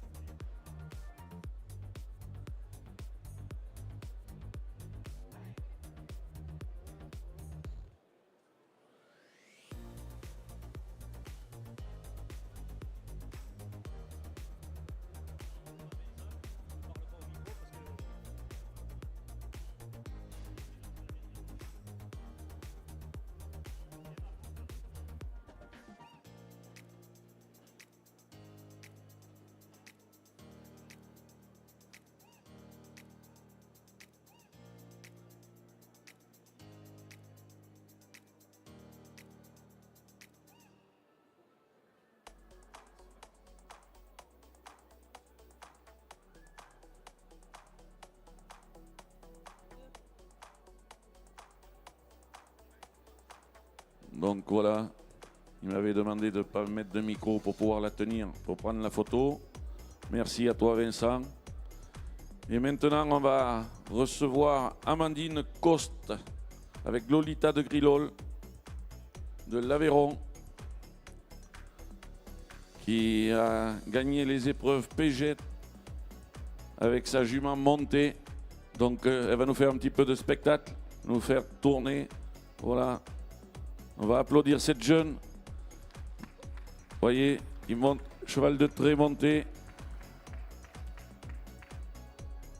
Une jument de 3 ans, Lolita de Grilol.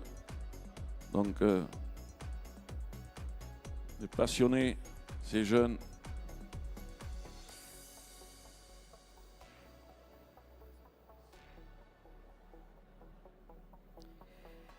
Donc Amandine a présenté sa jument aux épreuves Pégette et elle a eu une note de 90 sur 100 sur l'épreuve montée.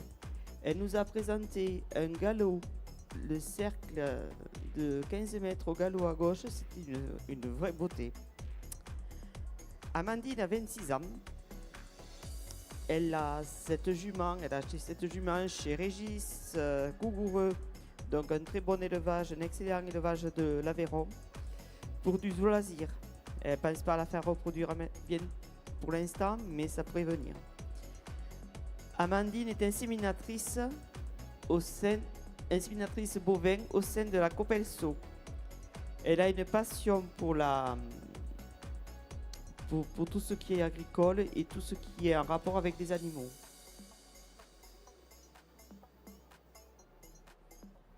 Eh bien, on peut l'applaudir, cette jeune qui a de l'avenir. Voilà, pour la passion dans l'élevage, puisqu'elle veut orienter sa profession sur la reproduction, l'insémination des bovins et cette passion pour les chevaux. Si tu peux nous faire un petit peu de trop, ça serait bien. Voilà, on comprend le stress, mais voilà, on peut l'applaudir, Amandine, tout jeune âge.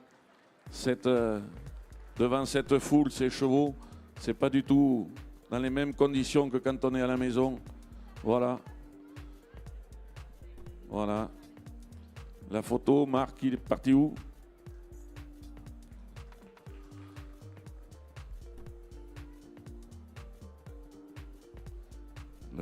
Le coprésident de l'Aveyron qui va lui récupérer.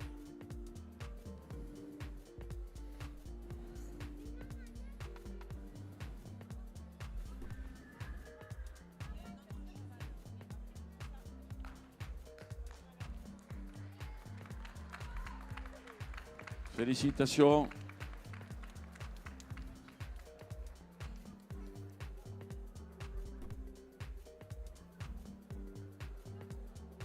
Allez, un petit tour et des grands applaudissements. Allez, allez-y, des applaudissements.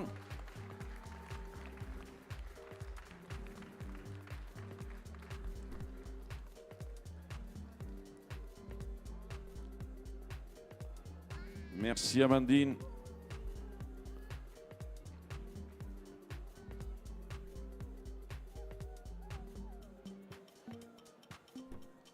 Et maintenant, on va décerner un prix. Interbev, le président d'Interbev est là, du comité région. Ah, pardon, excusez-moi. Les deux Castillonnais, pardon.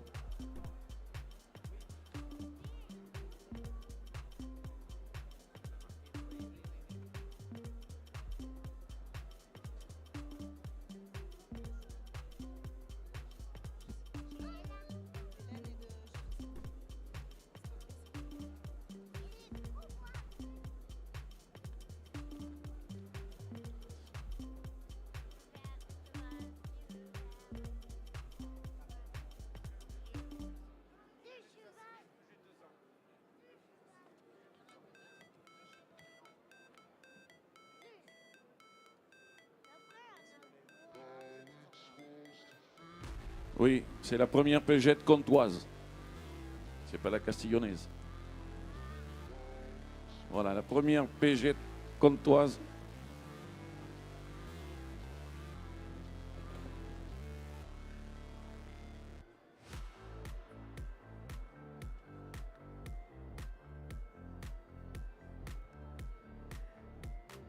Donc nous avons devant nous la jument Maine des Acivettes. C'est une jument de 2 ans qui, pour l'épreuve d'éducation, a eu 90 sur 100 aux épreuves. Pour ces épreuves-là, on leur demande de monter, descendre dans le camion.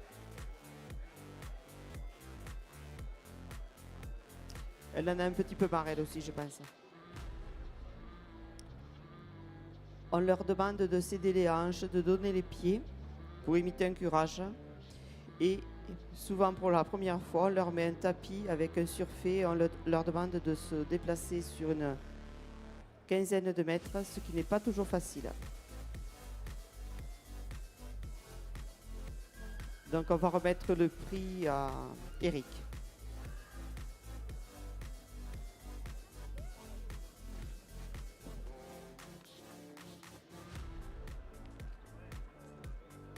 Donc Eric, on va te laisser sortir et puis quelqu'un va prendre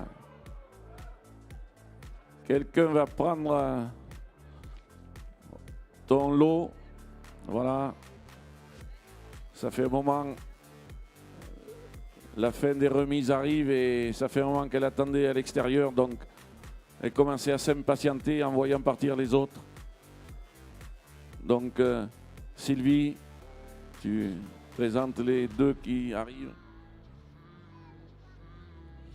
Donc les chevaux, des petits chevaux castillonnais qui se sont prêtés au jeu pour faire un peu plus de nombre sur les épreuves pégettes.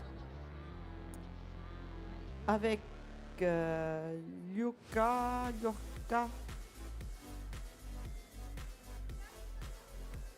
avec Lyorca qui a eu une note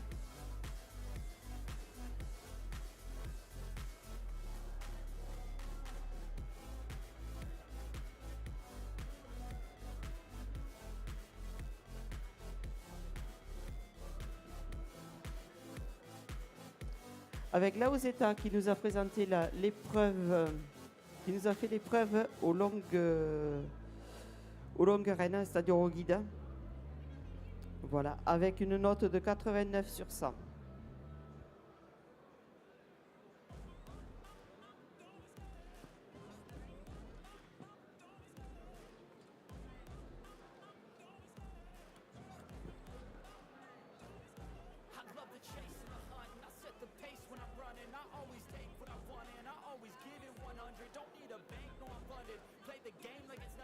Ce sont de jeunes chevaux de 3 ans.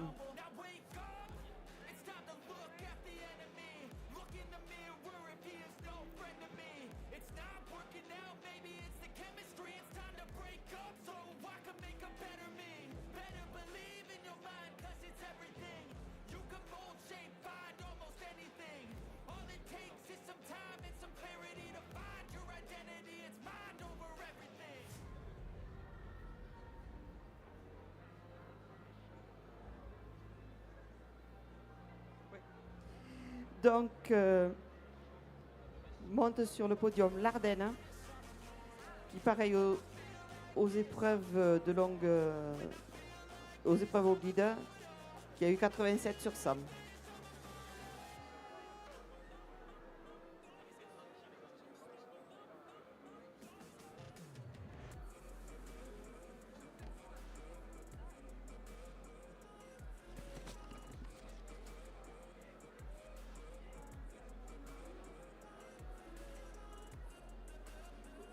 Donc on va finir cette remise des prix. On voit que le public commence à avoir faim, il s'échappe, alors il est temps qu'on finisse.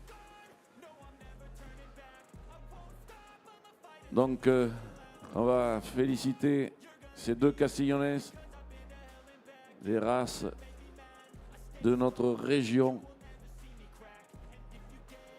Voilà, félicitations mesdames. Félicitations.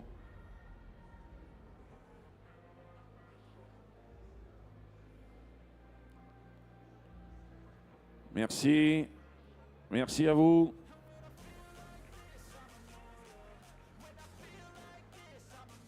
Faites un tour d'honneur de plus. Les applaudissements pour ces deux dames. Allez. Au trot si vous pouvez, mesdames, avec vos chevaux qui sont pour faire des excursions en montagne, montée. Voilà la race qui correspond pour faire du loisir.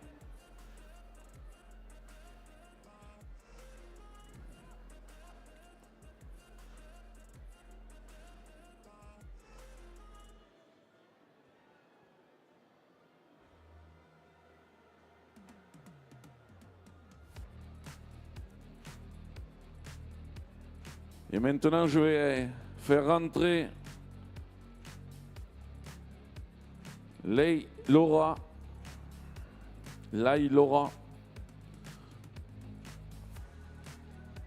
qui nous vient du 65, avec sa jument suitée. Laura, qui a 23 ans, qui vient des Hautes-Pyrénées, qui est installée depuis le janvier 2022 à Baudot, dans les Hautes-Pyrénées, qui a un élevage de 15 juments bretonnes et 50 vaches gasconnes et limousines, qui estime ses animaux. Et cette jeune éleveuse qui est installée, 23 ans, elle a beaucoup de mérite, qui s'est lancée dans le métier. Elle va recevoir le prix de l'interprofession des viandes par notre président du comité régional d'Occitanie, Nicolas Lassalle. Je vais te donner la parole. Merci Guy. Donc Nicolas Lassalle, éleveur de Gascogne avant tout, des Pyrénées. Donc on se rejoint un peu. Je transhume aussi, et puis président de l'interprofession Occitanie.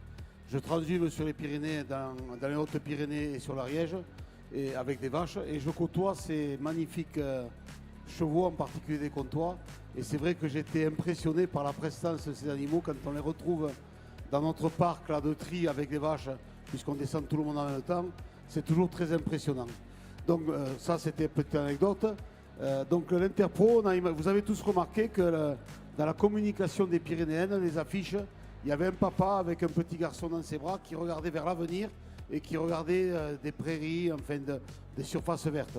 Et donc nous, c'était le sujet des Pyrénéennes principal, c'était le sujet de la transmission. Et donc dans cette optique, on a dit on va faire une plaque qu'on va remettre dans chaque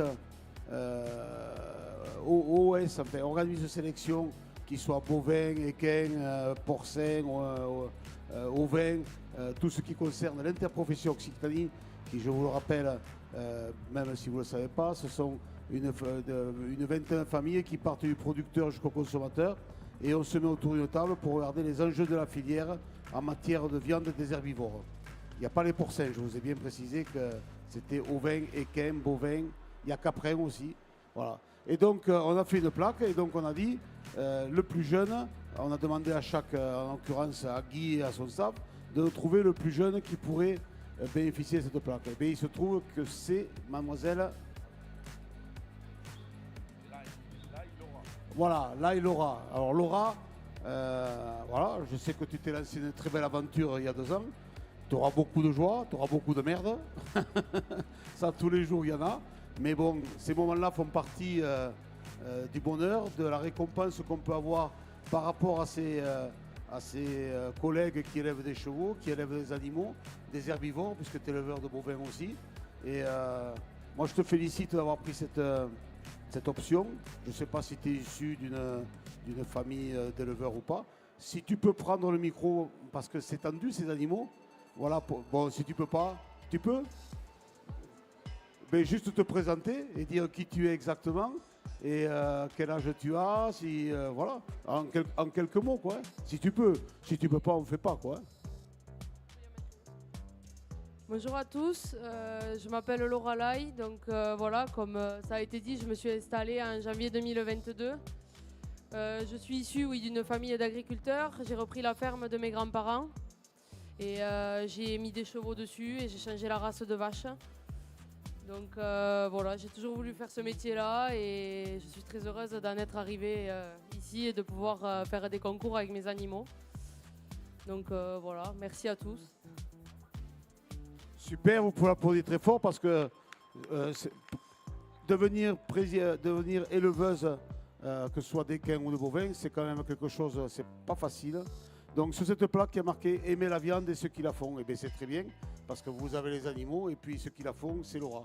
Voilà cette plaque et merci pour ta patience. Merci Guy pour ce temps de parole de l'interprofession. Merci Nicolas et je veux dire à la jeune fille, là, Laura, tu vois, les gens qui représentent la profession aujourd'hui, on aura besoin aussi de renouvellement pour nous représenter et d'engagement. Tu as tout à fait raison, c'est la jeunesse. Tu remarques qu'à nous deux, on peut faire le Muppet Show. Donc, donc voilà, on vous attend, tous les jeunes, pour venir donner de votre temps, de cet engagement dans une collectivité, dans du très collectif. Et c'est important pour représenter la profession. Vas-y, parce que moi, ça m'impressionne toujours ces bestiaux. Merci à toi Nicolas, merci à notre interprofession qui a été présente sur ce salon et qui avait un beau stand et vous pouvez y passer à côté, un très beau stand et je veux aussi renouveler toute ma gratitude, toute ma reconnaissance aux organisateurs parce que bon, les éleveurs de chevaux ils sont des fois un peu spéciaux aussi, hein. Ils ne sont pas trop habitués à vouloir accepter de rester 5 jours sur un salon comme aujourd'hui. Comme je vous dis, c'est des contraintes parce qu'ils laissent souvent leurs épouses au travail à la maison. Donc, et souvent, c'est quand on n'y est pas qu'il y a des difficultés. Mais je veux aussi remercier tous les organisateurs des Pyrénéennes qui nous ont accueillis sur cette belle manifestation. Merci à eux et malheureusement, il ne sera pas gré de quelques petits désagréments et je pense que pour les autres années, c'est de la construction de ce qui s'est fait aujourd'hui pendant ces 5 jours qu'on apportera des améliorations. Voilà, merci à vous, merci public, merci, vous pouvez vous applaudir tous ces éleveurs à nouveau. Je vois que les restaurants ont dû se remplir, je vois de l'autre côté derrière la queue pour aller manger. Il est temps qu'on finisse. Merci à vous tous.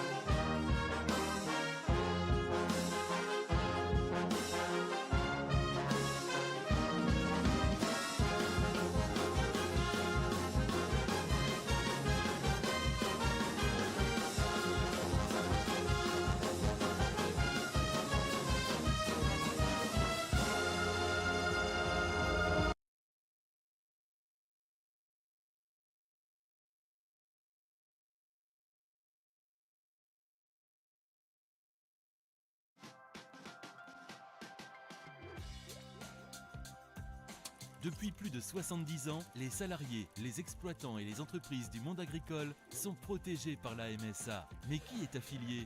Les exploitants et les salariés agricoles, actifs ou à la retraite, et leurs familles. Les entreprises agricoles de toute taille, exerçant une activité dans la production agricole, la transformation de produits agricoles dans des coopératives et les services à l'agriculture. Les étudiants dans l'enseignement professionnel agricole sont affiliés à la MSA en cas d'accident du travail ou de maladie professionnelle. L'originalité de la MSA, c'est qu'elle gère l'ensemble de vos droits sociaux. Vos droits santé, ce sont les remboursements de vos frais médicaux et la prise en charge des indemnités journalières en cas d'arrêt de travail, d'invalidité et congé maternité et paternité. C'est aussi des actions pour préserver votre santé, organisées près de chez vous par votre MSA. Vos droits famille, ce sont les prestations familiales et les aides au logement. Des aides spécifiques. Un accompagnement lors de votre installation professionnelle. Vos droits pour la retraite, acquis dès que vous commencez à travailler. Votre santé et sécurité au travail avec l'intervention de professionnels MSA dans les entreprises et dans l'enseignement scolaire. Ces prestations et ces aides sont financées en partie par les cotisations sociales versées à la MSA par les employeurs, les salariés et les exploitants. Un seul organisme pour toute sa sécurité sociale, ça simplifie la vie. Ce qui différencie aussi la MSA, c'est son mode d'organisation fondé sur le mutualisme. Pour être représentés et défendre leurs droits, tous les 5 ans, les adhérents votent pour élire plus de 13 000 délégués qui participent aux assemblées générales et désignent les conseils d'administration. Et la MSA est proche de ses adhérents par son organisation décentralisée. 35 caisses, près de 200 agences d'accueil réparties sur tout le territoire français et 17 000 salariés sont vos interlocuteurs au quotidien.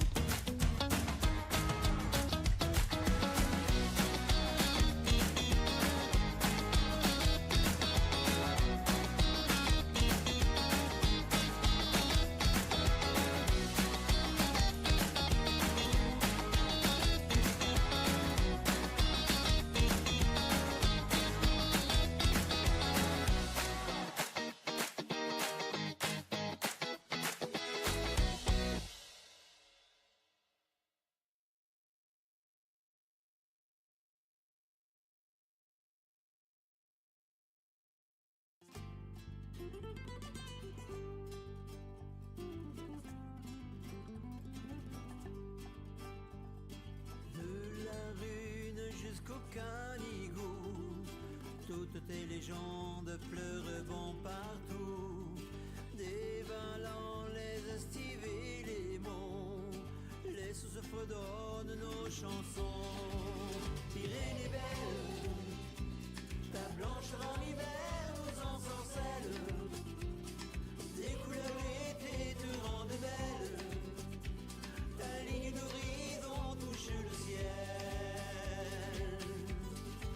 Et ce poème, écrire que pour toi, belle Pyrène, on en est sur nos pieds comme une reine, attendre le retour de l'être aimé. La Garonne née dans l'Aneto, jaillissant en larmes au trou du taureau. Retrouvons la Neste près de Morégeau. Ces méandres filent vers Bordeaux. Pyrénées belle, ta blancheur en hiver nous ensorcelle. Tes couleurs l'été te rendent belle. Ta ligne d'horizon touche le ciel. Et ce poème, écrire que pour toi, belle Pyrène, on en met sous nos pieds comme une reine, attendre le retour de l'être aimé. Pyrénéenne, nanana,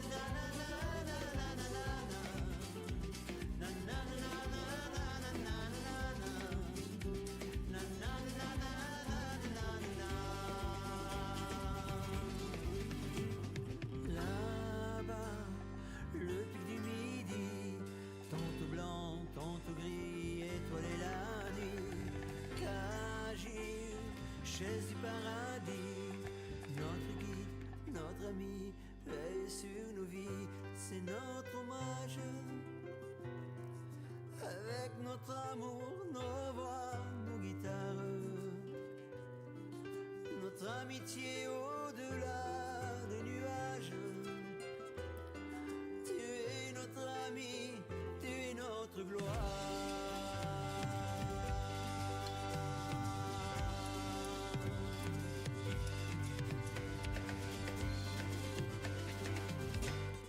Hey, na na na na na na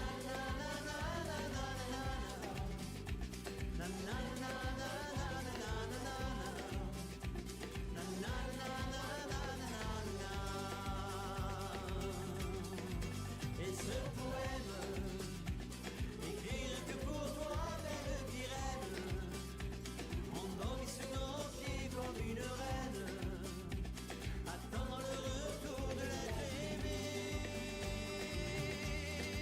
Na, na, na, na, na.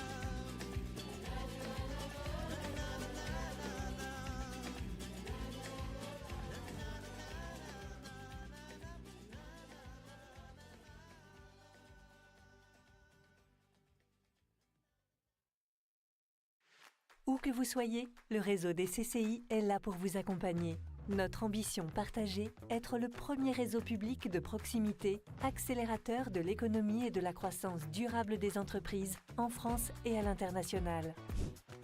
En Haute-Garonne, nous sommes 120 élus et 90 collaborateurs engagés pour accomplir 4 missions essentielles.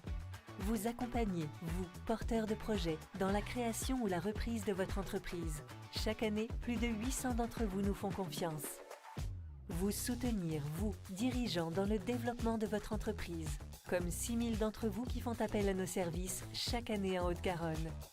Nous sommes également mobilisés à vos côtés pour défendre vos intérêts dans la sphère publique, portant haut la voix des entreprises, quelle que soit leur taille ou leur secteur d'activité. Et enfin, nous contribuons activement à faire de votre territoire le terreau fertile de vos ambitions. Alors vous aussi, ayez le réflexe CCI.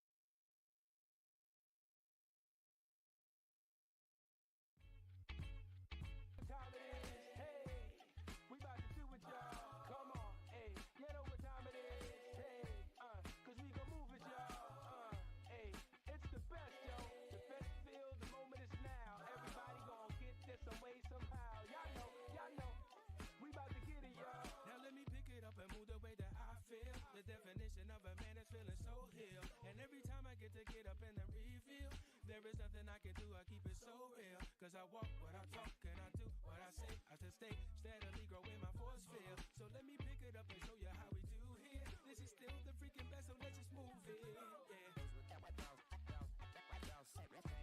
All in together, does it feel ya? All in together, does it feel ya?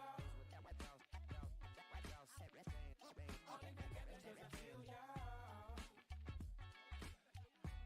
All in together, right now. Say yeah, y'all. Yeah, say whoa, come on. Hey, yeah, y'all. Come on. Hey. Here we go now. Oh, all right. Oh, come on, y'all. Say yo, all right. yo, yeah, I can say that it's the best feel, y'all. It's the best feel, y'all.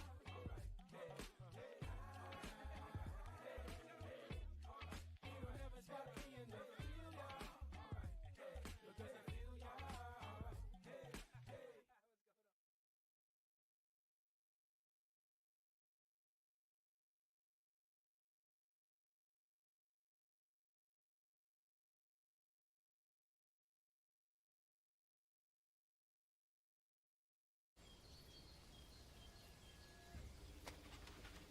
Hé, t'as vu? Ils vont nous remettre le perchoir. Oh là là, du calme, mon Bobby, du calme. Si, ils vont nous remettre le perchoir, là. C'est mieux que ça, mon Bobby. Ils vont surtout remettre l'électricité dans 20 000 foyers. Tu te rends compte? Ah ouais?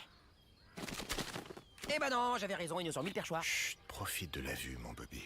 Ah, je suis hyper content. En silence. Ah, je suis hyper content. En cas de tempête, les électriciens d'Enedis se mobilisent pour rétablir l'électricité en moins de 48 heures. Enedis recrute. Rejoignez-nous.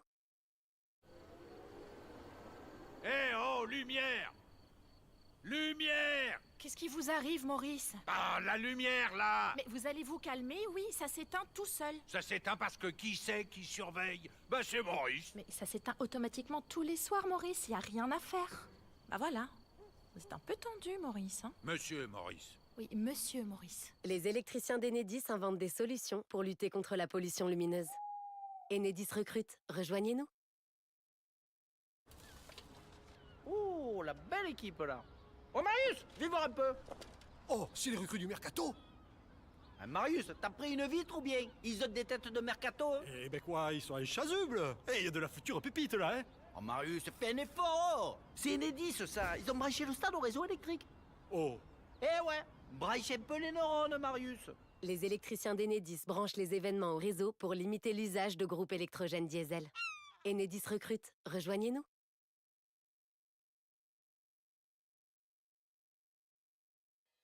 Et si l'Europe finançait votre projet? Vous êtes une association, une entreprise ou un acteur public? Vous avez un projet nouveau pour développer, enrichir, booster le territoire Comminges-Pyrénées dans les domaines de l'économie, du tourisme, de la culture, de l'agriculture, de la santé, de l'environnement, du patrimoine? Si vous remplissez certaines conditions, vous pouvez peut-être bénéficier d'une aide financière des fonds européens Leader. Sa particularité? Il soutient des projets innovants en milieu rural. Les projets sont sélectionnés localement par un groupe d'élus et de partenaires acteurs du Comminges. L'équipe du pays Comminges-Pyrénées vous accompagne dans les démarches. Et si l'Europe finançait votre projet? Contactez l'équipe Leader du pays Comminges-Pyrénées, payscommingespyrénées.fr.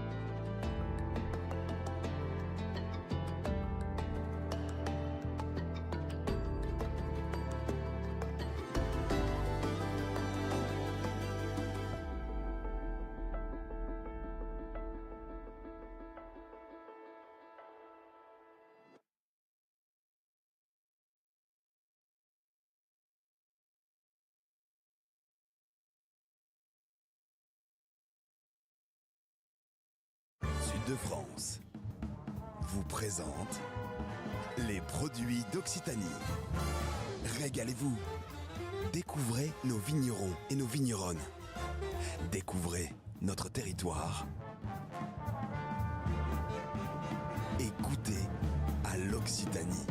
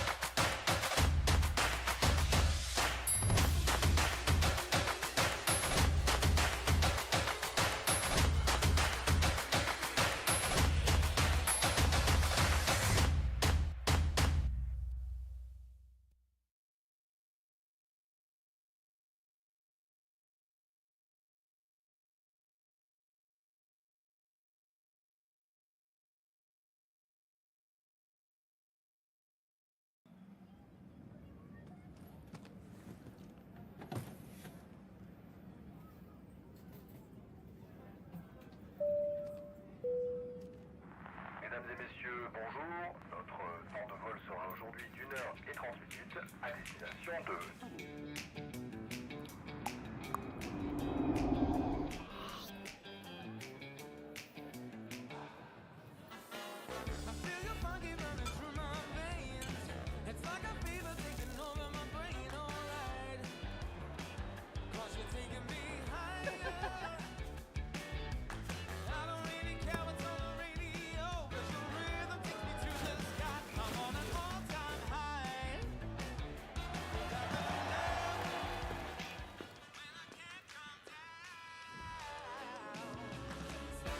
Allez, pour votre information les amis, Ring 4, le Conservatoire du patrimoine biologique régional, une biodiversité domestique au service de l'élevage. Et bien ce sera encore une fois une animation ovine qui aura lieu ici même d'ici quelques minutes. Donc n'hésitez pas à venir prendre place petit à petit face au ring numéro 4. La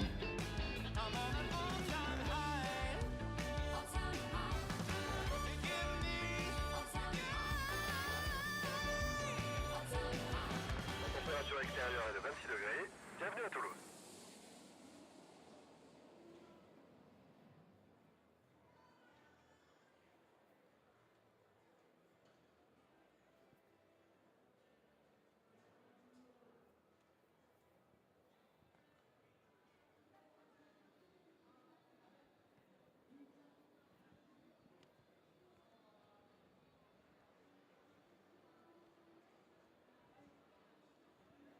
Je vous rappelle qu'en ce qui concerne les concours de Tarasconnaise qui ont eu lieu ce matin, les résultats, eh bien, ce sera effectué, et notamment les remises de prix du concours national à partir de 16 h.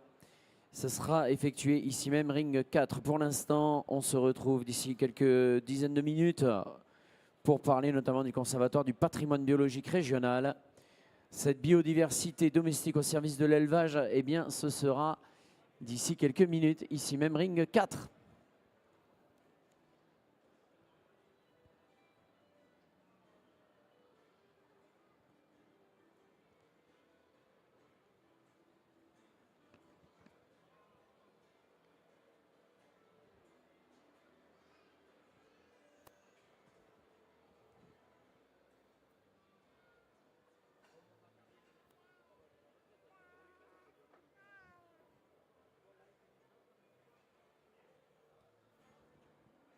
Bon appétit. Hein. Ça a l'air bon. Hein.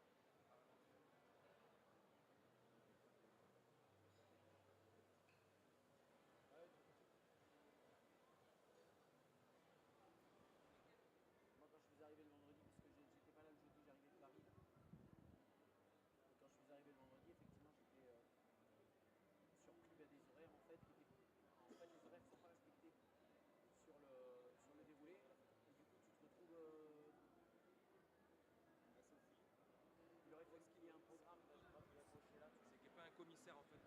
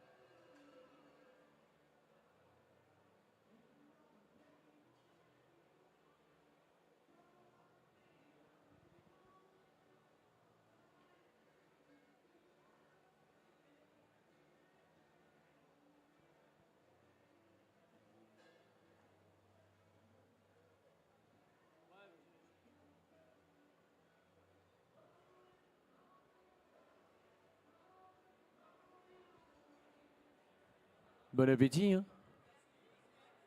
Ça a l'air bon là. Hein.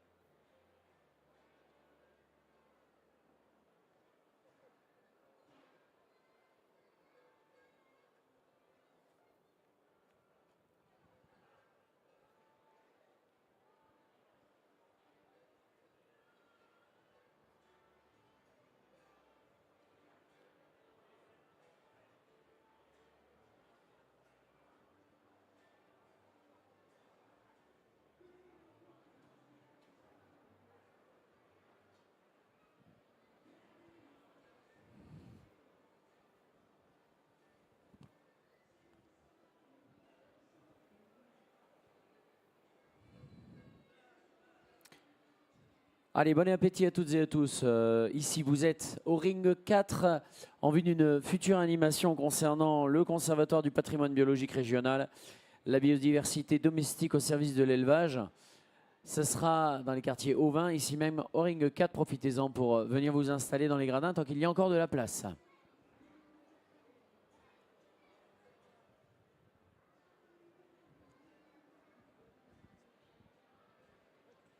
Pour vous expliquer ce qui va se passer, ce sera une présentation des races du CPBR Occitanie et des invités aquitains, des races notamment en voie de conservation réunies en différentes associations d'éleveurs sur toute l'Occitanie, les missions de sauvegarde et de défense de ces races. Eh bien, on va en parler ici même avec des éleveurs et des professionnels.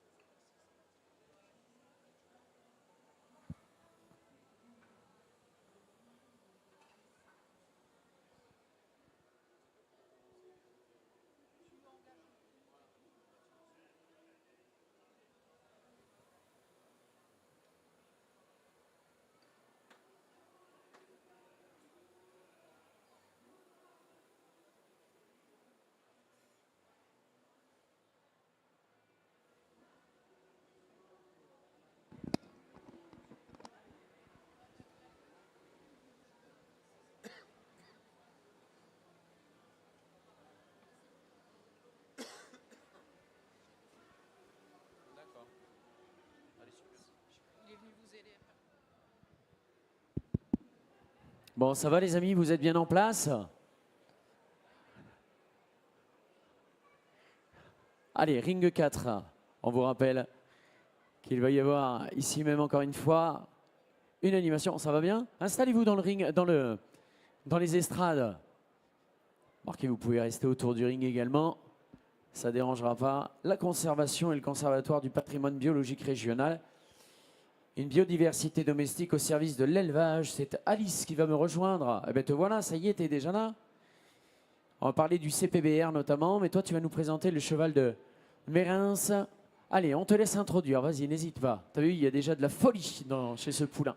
Allez, ça glisse. Vous inquiétez pas, Ça elle ne glisse. s'est absolument pas fait mal, hein, je vous rassure. C'est juste que le sol est très glissant et qu'elle a passé toute la nuit enfermée au box, alors elle a un petit peu besoin de se défouler. Mais je vous rassure, elle ne s'est absolument rien fait. Et c'est comme les enfants à cet âge-là, c'est tout mou.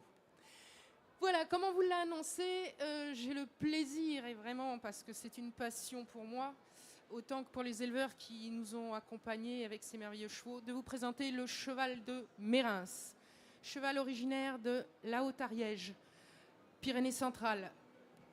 C'est un des rares, on a la chance d'avoir une des rares races typiquement endémiques d'un département. C'est très particulier. C'est particulier pour le coup. À quoi on peut le reconnaître justement, ce cheval de Mérins? Alors, à quoi on peut le reconnaître? Alors, là en l'occurrence, on n'en a amené qu'un.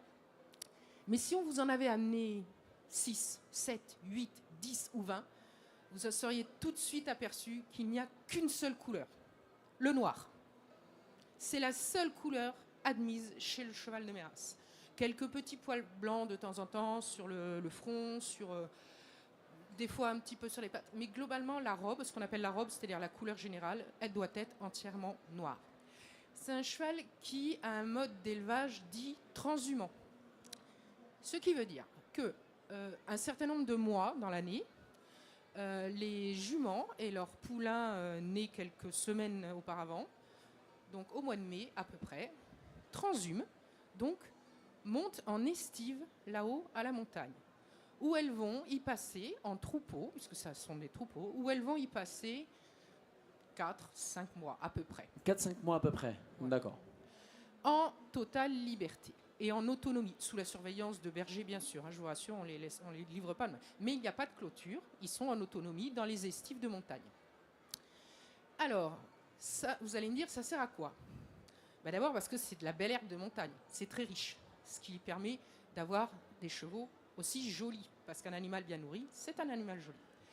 Ça sert aussi, après, on va être très, très personnel, ça sert aussi pour nous les humains, parce que ça va nous donner des chevaux extrêmement sûrs et rustiques. Parce que maman, elle va apprendre à son petit poulain.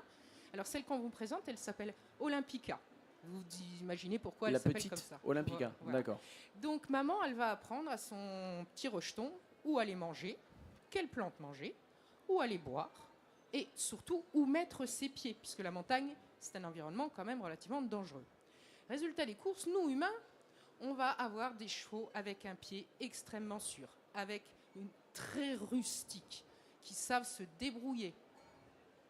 Et du coup, on va en faire des chevaux familiaux, des chevaux polyvalents, des chevaux 4x4 pour tout faire.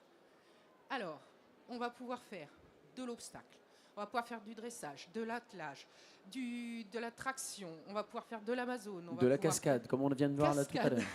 Il y a Les des cascades chevaux, aussi, oui. on les voit au cinéma, ceux-là? On en voit au cinéma. Il y a certains de nos chevaux qui ont été retenus dans des films. D'accord. On en voit au Puy du Fou. Non, ça peut tout à fait le faire. Bref, je ne vais pas citer toutes les disciplines équestres parce qu'il y en a trop, mais c'est possible. C'est aussi un cheval qui est très facile à vivre dans le sens entretien. Il ne demande pas un entretien poussé comme ces grands chevaux de sang. Il se contente de ce que la nature lui offre, à condition qu'on lui offre une belle nature. Je rappelle que les chevaux sont des animaux grégaires, ça ne vit pas tout seul, c'est pas des cochons d'âne. Hein. D'accord.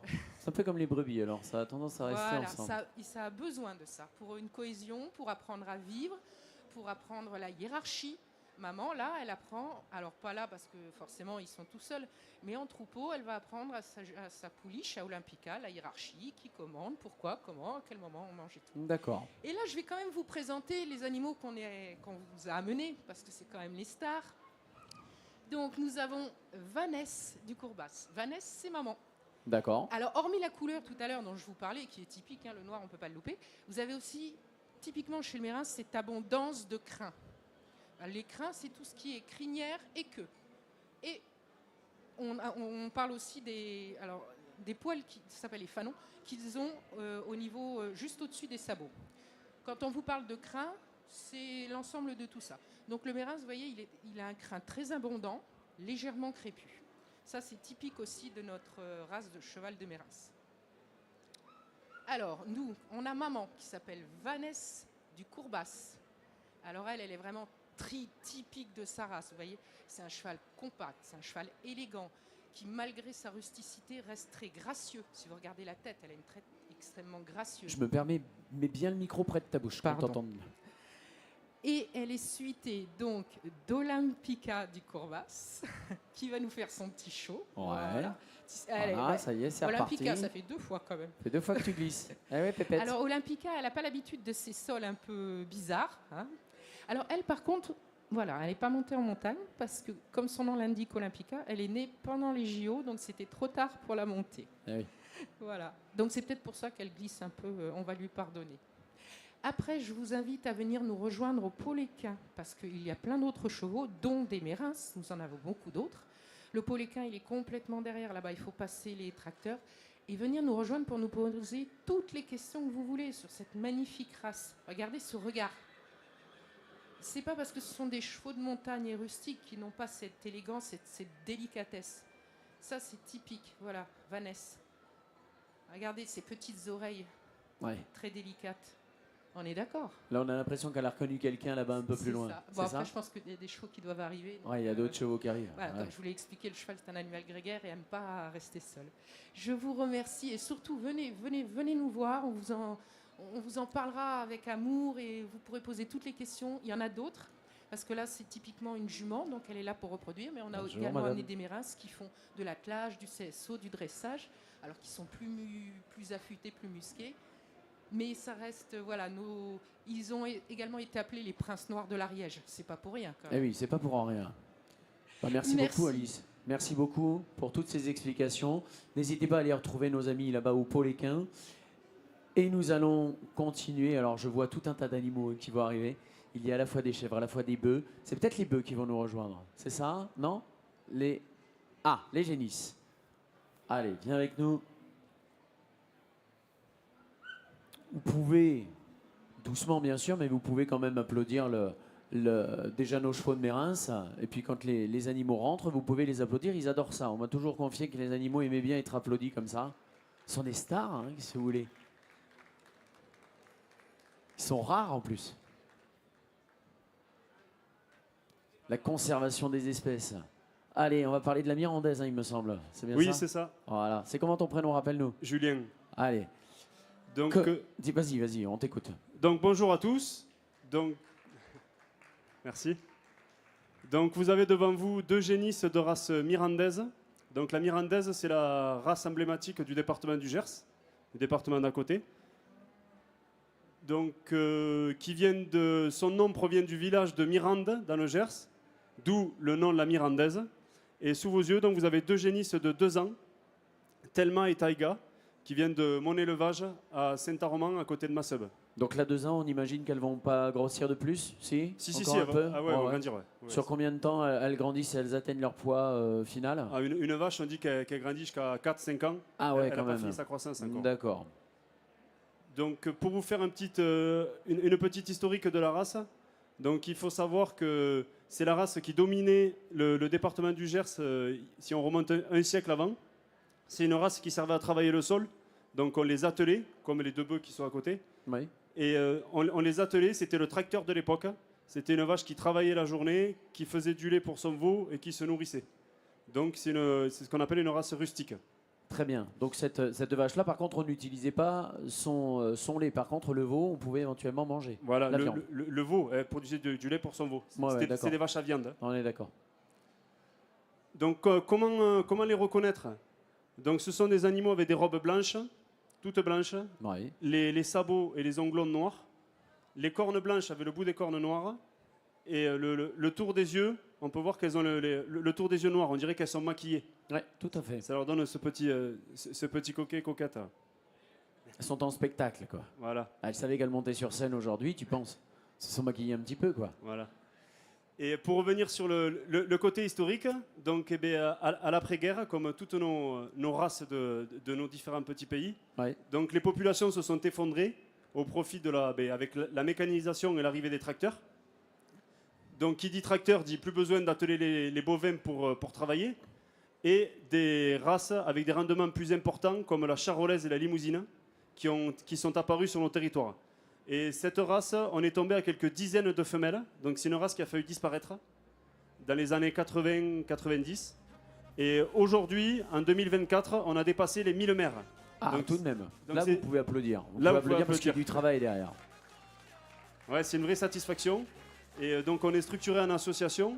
On est 95 éleveurs et une cinquantaine d'adhérents à l'association. Et l'association essaie bien sûr de sauver la race, parce que la race n'est pas sauvée. On dit qu'une race est sauvée quand on atteint les 2000-2500 mères. D'accord. Donc il nous reste encore du boulot. Oui, ça c'est à peu près dans combien de temps on pourrait atteindre les 2500 mères? Alors là, ça fait, on a une croissance tous les ans. Ça fait la 4e année qu'on a 10% de croissance de l'effectif.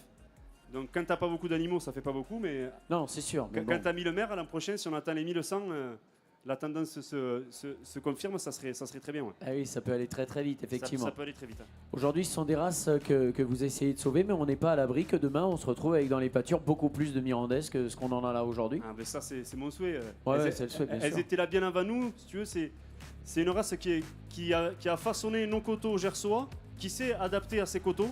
Ça fait des siècles et des siècles qu'elle est sur nos territoires. Et ça serait bête de laisser disparaître ce patrimoine gersois et français au profit d'autres races qui sont aussi très importantes. Mais elle, c'est vraiment la race du département. Et de plus en plus, on a ce côté, les jeunes reviennent au territoire, reviennent à la campagne, reviennent aux valeurs. Et là, on a l'exemple de Armand avec le béret, voilà, qui amène un Magénis. Donc il a fini ses études, il va s'installer avec un troupeau de mirandaises. D'accord. Il a acheté 5 vaches et un taureau. Donc il est courageux, je pense qu'on peut l'applaudir aussi. Ouais, c'est un bel exemple aujourd'hui. Bravo à toi. Qu'est-ce qui te pousse à faire ça? Tiens, on peut peut-être te laisser le micro. Bon, tu vas avoir beaucoup de choses à faire du coup, mais tu t'occupes. Qu'est-ce qui te pousse à faire ça, toi? Alors moi, que tu es jeune éleveur. Mais du coup, je suis hors cadre familial. D'accord. Et ça m'a toujours plu. Oui. Quand j'étais petit, on m'a dit, mais tu sais, quand t'as plus personne dans la famille qui est éleveur, c'est compliqué. Il a fallu que je me retrouve en BTS avec un directeur du lycée agricole de Vic-en-Bigorre qui m'a dit, mais si ça te plaît, pourquoi tu fais pas ça? Et il m'a dit, t'inquiète pas, on trouvera des solutions. Et du coup, là, j'ai fait une école d'ingénieur après. Et là, c'était le lancement. On m'a proposé de reprendre un petit troupeau et j'ai dit, allez, on y va. D'accord. Pour le coup, le fait de s'y retrouver financièrement, c'est pas la priorité. Si, c'est un objectif, mais il faut bien commencer quelque part. Donc, bien sûr. Voilà. Après, j'ai essayé d'imaginer un modèle que je pouvais mener plutôt en circuit court, en transformation. C'est ça. C'est-à-dire que en fonction du modèle, tu vas pouvoir réussir. Voilà. Donc forcément partir sur un modèle avec 50 ou 60 mères, c'était compliqué. Donc je vais essayer de faire quelque chose de plus petit au moins dans un premier temps et transformer, valoriser le plus possible et monter petit à petit. Oui, et puis au sein de ton élevage, du coup tu pourras donner des naissances au fur et à mesure. Voilà, c'est l'idée. Et ne faire que grandir le cheptel, quoi. Merci beaucoup. Rappelle-nous ton prénom. Armand. Armand, on peut encore vous applaudir très fort. Est-ce que tu voulais rajouter quelque chose ou ça va pour toi? Bravo Armand. Ouais. Ouais, je voulais juste rajouter un petit point. Donc, j'aime bien dire cette anecdote, mais c'est vrai. On parle beaucoup de biodiversité aujourd'hui. On entend parler de biodiversité, de plusieurs espèces qui disparaissent. Mais ce que vous avez devant vous, c'est de la biodiversité domestique. Vous allez voir les 3 races de bovins qui vont rentrer là, en comprenant la mirandaise. Donc, c'est de la biodiversité domestique. C'est de la biodiversité qu'il faut sauver dans nos pays. Et comme je dis tout le temps, c'est bien joli de sauver les éléphants en Afrique. Mais sauvons nos petites races dans nos pays, dans nos départements. Ça fait partie de nos valeurs et on a la chance d'avoir ça sur nos territoires français et ici dans le sud-ouest. Donc rien que pour ça, c'est super important et merci à vous. Le message a bien été entendu en tout cas. Et si vous voulez davantage d'informations, si vous avez des questions, on est sur le pôle conservation là-bas, n'hésitez pas. Sur la Mirandaise, vous pouvez nous contacter sur le Facebook, l'Instagram, la Mirandaise. On sera là pour vous répondre et avec grand plaisir et à très bientôt. Eh ben merci beaucoup. Merci à toi. Ouais, tu peux rester dedans pour l'instant. Écoute, si avec les bœufs ça peut s'entendre, il n'y a aucun problème. Ouais, c'est bon. Et d'ailleurs, j'ai cru comprendre qu'il y en a qui étaient même aidés. Il me semble c'est notre vache Casta qui a des gens qui financent un petit peu, qui apportent de l'argent, etc. Ouais, elle a plein d'amis en fait. C'est ça, ça peut être sympa de devenir ami des vaches quand même. N'est-ce pas les amis? Tu dis quoi? Allez, on en cherche d'autres pour ceux qui veulent. Je te laisse le micro. Tu nous fais une petite démonstration. Tu te présentes déjà? Bonjour à tous. Alors moi c'est Fabrice Dubertrand. C'est moi qui m'occupe du pôle traction animale de la race bovine lourdaise. C'est notre association, la NRBL, l'association nationale de la race bovine lourdaise. Il faut savoir que c'est la race actuellement à petit effectif la plus menacée. On est à 320 mères à peu près actuellement. C'est une race qui est issue du berceau de Lourdes et du Lavedan et qui descendait, moi je suis de la plaine du Val d'Adour en Bigorre, et descendait jusqu'à chez nous à la limite du Gers. D'accord. Voilà. Les particularités de cette vache, c'est une vache qui est très rustique. On a la chance qu'elle revalorise des terrains relativement pauvres, elle arrive à se... Elle les revalorise de quelle manière justement? C'est-à-dire qu'elle n'a pas besoin de prairies modernes ou riches. Sur des vieilles prairies, elle va arriver à trouver ce qu'elle a besoin pour arriver à se développer correctement et faire du lait, quoi. Actuellement, on arrive à faire de la viande avec cette vache. Elle fait venir son veau toute seule. On arrive à sortir quand même des rendements de 120 à 130 kg de viande sur des veaux de 4 mois. Et elle les fait venir toute seule, simplement, avec juste la prairie naturelle et un peu de foin à côté. Voilà. Donc nous, sur l'association, on a plusieurs pôles. On a le pôle justement qui essaye de travailler sur la génétique, car on a un problème actuellement, comme on n'est pas nombreux sur de la consanguinité. Et on essaye de travailler sur ce sujet-là actuellement. Après, il y a aussi des éleveurs qui revalorisent pour de la viande. Mais comme nous avons un petit effectif actuellement, c'est un peu compliqué à fournir les bouchers. Notre but, c'est d'installer des jeunes pour pouvoir arriver à augmenter le cheptel. Et on aimerait arriver d'ici quelques temps au moins aux 500 mères. Voilà. D'accord, aujourd'hui en termes d'effectifs, vous êtes à moins de 500 alors. Oui, on est à 320. Ah oui, 320. Ouais, c'est vraiment pas grand-chose. C'est-à-dire qu'en fait, au départ, il restait pratiquement plus de vaches, et il restait plus qu'un taureau, Marty, et la descendance s'est faite à partir de lui. Wow. Et il y avait très peu de rameaux. Mais bon, avec certains anciens et passionnés, on a pu conserver cette race qui était dans le berceau chez nous, un peu partout dans toutes les fermes.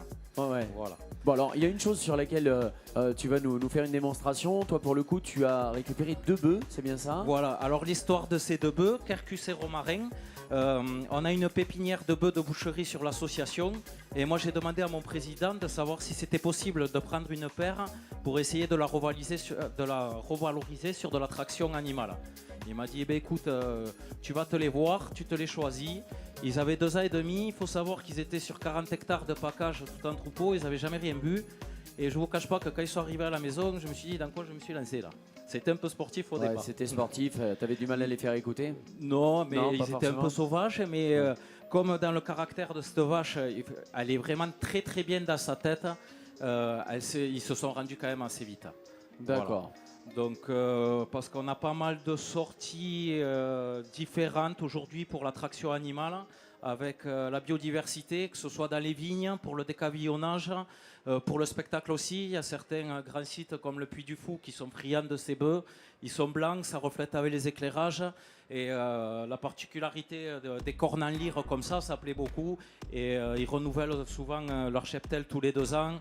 Et aujourd'hui, ils veulent beaucoup de lourdets, quoi. Donc toi, pour ta part, tu as travaillé avec ces 2 bœufs et aujourd'hui tu les diriges pour le coup.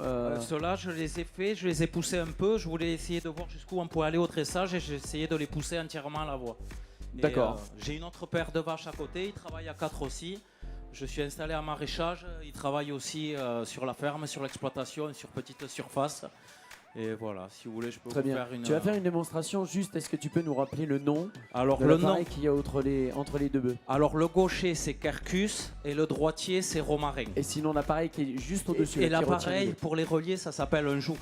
Voilà. Joug qui sont reliés au niveau des cornes par des jouguettes en cuir. Voilà.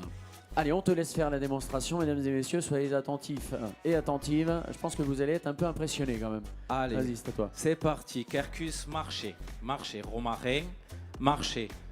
Allez, Quercus. Quercus le gaucher. Quercus à droite. Droite. Marchez. Droite. Droite. Marchez. Allez, marchez. Romarin. Marchez. Quercus. Quercus. Sur place à gauche. Gauche. Sur place. Romarin. Sur place. Sur place. Marchez. Au. Au. Marchez. Vous pouvez applaudir, oui, oui, oui. Pas bouger, pas bouger, pas bouger, pas bouger, pas bouger, pas bouger. Attention, allez, Quercus, marchez, marchez. À droite, à droite, à droite. Droite, Romarin, droite, droite. Allez, on monte. Droite, marchez, marchez. Allez, Quercus. Allez, ils ont vu la sortie. Marchez. Eh oui. Allez, marchez, marchez. Allez, Quercus, marchez, marchez, marchez, marchez. Allez, Romarin, marchez. J'essaye d'instaurer en fait beaucoup de confiance avec eux à haut. Parce que quand on y travaille à 4, ou enfin à 4, c'est-à-dire à 2 paires ou à 3 paires, c'est vrai que ceux de derrière, c'est plus facile de les avoir à la voie pour tourner. Quand on est en bout de sillon pour repartir, ils suivent quand même les premiers, mais il y a certains exercices, c'est plus facile de les avoir à la voie. Oui, c'est avant Voilà. tout diriger les premiers Diriger. et éventuellement les derniers, c'est Les ça. derniers, voilà. Il faut savoir aussi, je tiens à le préciser quand même, que pour le dernier salon agricole à Rabastens de Bigorre, on a présenté une grande atelier. Ça n'avait pas été fait depuis 1889 en France. On a mis 10 paires de vaches ensemble. Vous imaginez 10 paires de vaches ensemble quand même. Hein. Et, eh oui. Et on va représenter cette grande atelier pour la fête de la vache et de la brebis lourdaise le week-end de la Toussaint à Lourdes, à la cité Saint-Pierre. On va essayer de battre le record. On va mettre 12 paires ensemble avec 5 races différentes. Il y aura des béarnaises. Bon, la moitié du convoi sera des lourdais. Il y aura des vosgiennes, des gasconnes et il y aura aussi une paire de bœufs casta. Voilà. Très bien, donc tu vas, voilà, vous pouvez encore une fois applaudir. Merci à toi. Allez, marchez, Quercus. Marchez, allez, marchez, marchez. Allez, Quercus. À droite, à droite, à droite, à droite, marchez, marchez. Allez, milieu, sur place, sur place, sur place, sur place. Marchez. Là, attention, au. Au.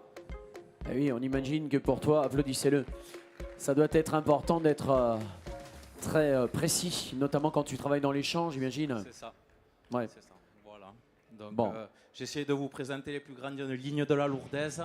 Il y a les autres races derrière. Je vais laisser la place pour la magnifique casta Eh oui, de elle est Maxime. juste là. Et si vous avez des questions, vous pouvez venir nous voir au pôle du patrimoine là-bas. C'est avec grand plaisir qu'on y répondra. Eh ben, je te rassure de suite, tu l'as très bien fait. On peut l'applaudir encore très fort. Vas-y. Oh là là. Et Casta qui ne va pas tarder à rentrer. Ah, ça y est. Allez, ma bébête. C'est pour toi. Qui va prendre la parole? Ça va être toi? Allez. Tiens. Rappelle-nous qui tu es et quelle est la race exactement que tu nous présentes là. Donc bonjour à tous. Donc moi Bonjour. c'est Maxime d'Angla. Donc je suis éleveur sur la ferme familiale, donc à côté de Abetchat. Voilà, on n'est pas très loin. Aujourd'hui je vais vous parler, je vous présente une vache casta. Donc la vache casta, elle vient de la châtaigne, hein, en patois, la castagne, voilà. Pourquoi ça? Parce qu'elle a la couleur de la châtaigne. Donc voilà, le Moonjet c'est une couleur un peu claire, mais vous avez des castas un peu plus foncés, voilà, vraiment comme une châtaigne. Son origine, donc c'est on va dire la race la plus locale, puisque c'est une vache originaire des Pyrénées centrales. Ouais.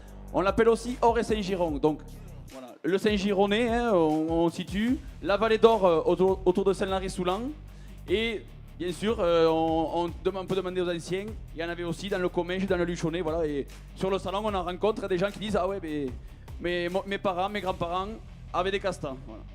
Donc c'est vraiment une race qu'on retrouvait autrefois ici. Il y a à peu près combien d'espèces là dans le cheptel? Ouais, alors à l'heure actuelle, on est à peu près à 420 femelles répertoriées sur l'ensemble du sud-ouest. Très bien. Ça va de l'Aude jusqu'aux Hautes-Pyrénées.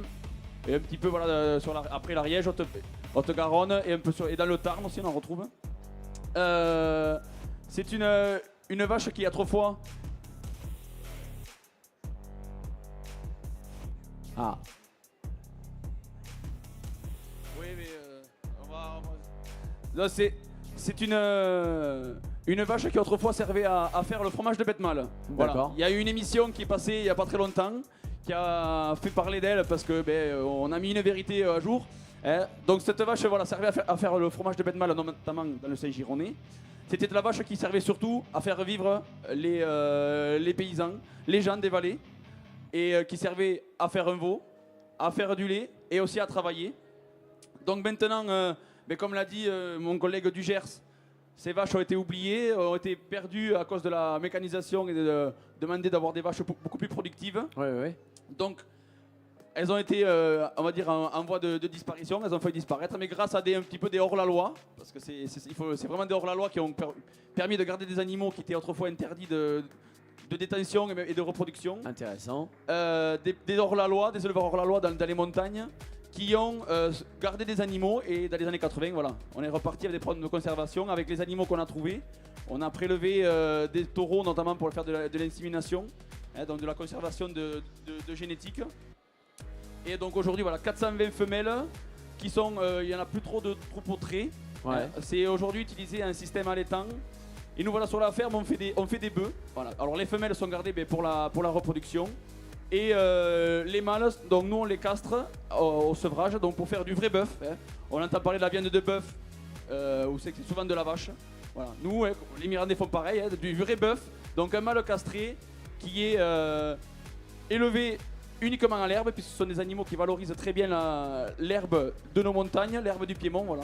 Et donc des bœufs de 4 ans. Donc, on ne l'a pas mené sur le ring parce qu'il n'est pas trop habitué à sortir, mais au pôle là-bas du conservatoire, vous avez un bœuf voilà, qui est présent et vous pouvez voir un petit peu voilà, avec ce qu'on produit notamment en termes de bœuf. Bah, parfait. Merci à toi. On avait une petite histoire concernant la casta. Est-ce qu'on va pouvoir en parler là maintenant? Non, on en parlera peut-être plus tard. L'histoire d'une fée, manifestement. Allez, tu peux faire le tour. Non.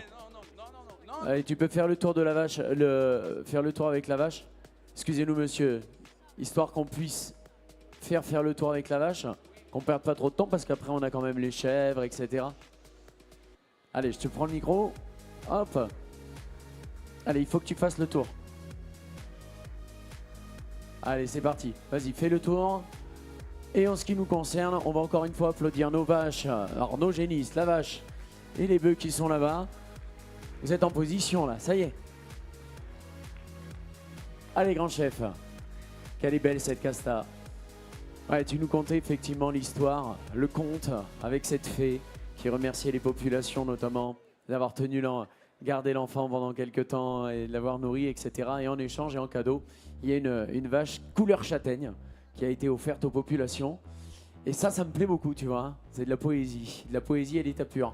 On va continuer avec des chevaux, tiens. Allez, est-ce qu'on peut les faire rentrer ensemble? Oui, ça posera pas de soucis. Allez. De toute façon, ils vont Attention. rentrer ensemble puisqu'ils sont descendus de leur montagne, mais je vous présente 2 chevaux cassillonnés. Nous avons Keria et sa fille. Donc elle rentre forcément avec elle puisque c'est une jument suitée de sa pouliche de l'année qui a 4 mois et demi. Odyssée de la Borde, présentée par son éleveuse, Priscilla Miorat, de l'élevage de la Borde. Nous avons la chance d'avoir des éleveurs actifs, puisque ces animaux-là, qui nous viennent du Couserans, et plus précisément de la vallée du Biros, sont des animaux qui sont utilisés en agriculture aujourd'hui. Même s'il y a des enjeux de conservation, c'est des animaux qui sont pertinents dans nos systèmes et en particulier dans nos systèmes transhumants. Très bien. Qu'est-ce qu'on leur fait faire notamment en termes de travail, si on peut appeler ça un travail? Alors aujourd'hui, ils sont particulièrement adaptés à l'équitation loisir. Ouais. Donc on peut les monter en randonnée. Vous pouvez les trouver dans les stations de ski ariégeoises en train de faire du ski joring. Ils peuvent être attelés. Vous pouvez venir les voir sur le ring des équins. Vous allez voir qu'ils sont très polyvalents. C'était d'ailleurs un peu leur caractéristique dans le temps. C'était des valets de ferme. C'est-à-dire des animaux qui servaient à la fois sur les fermes à transporter le matériel en étant battés ou à être montés ou encore attelés et voire faire des travaux, des menus travaux agricoles comme des travaux de fenaison ou de ratissage de prairies.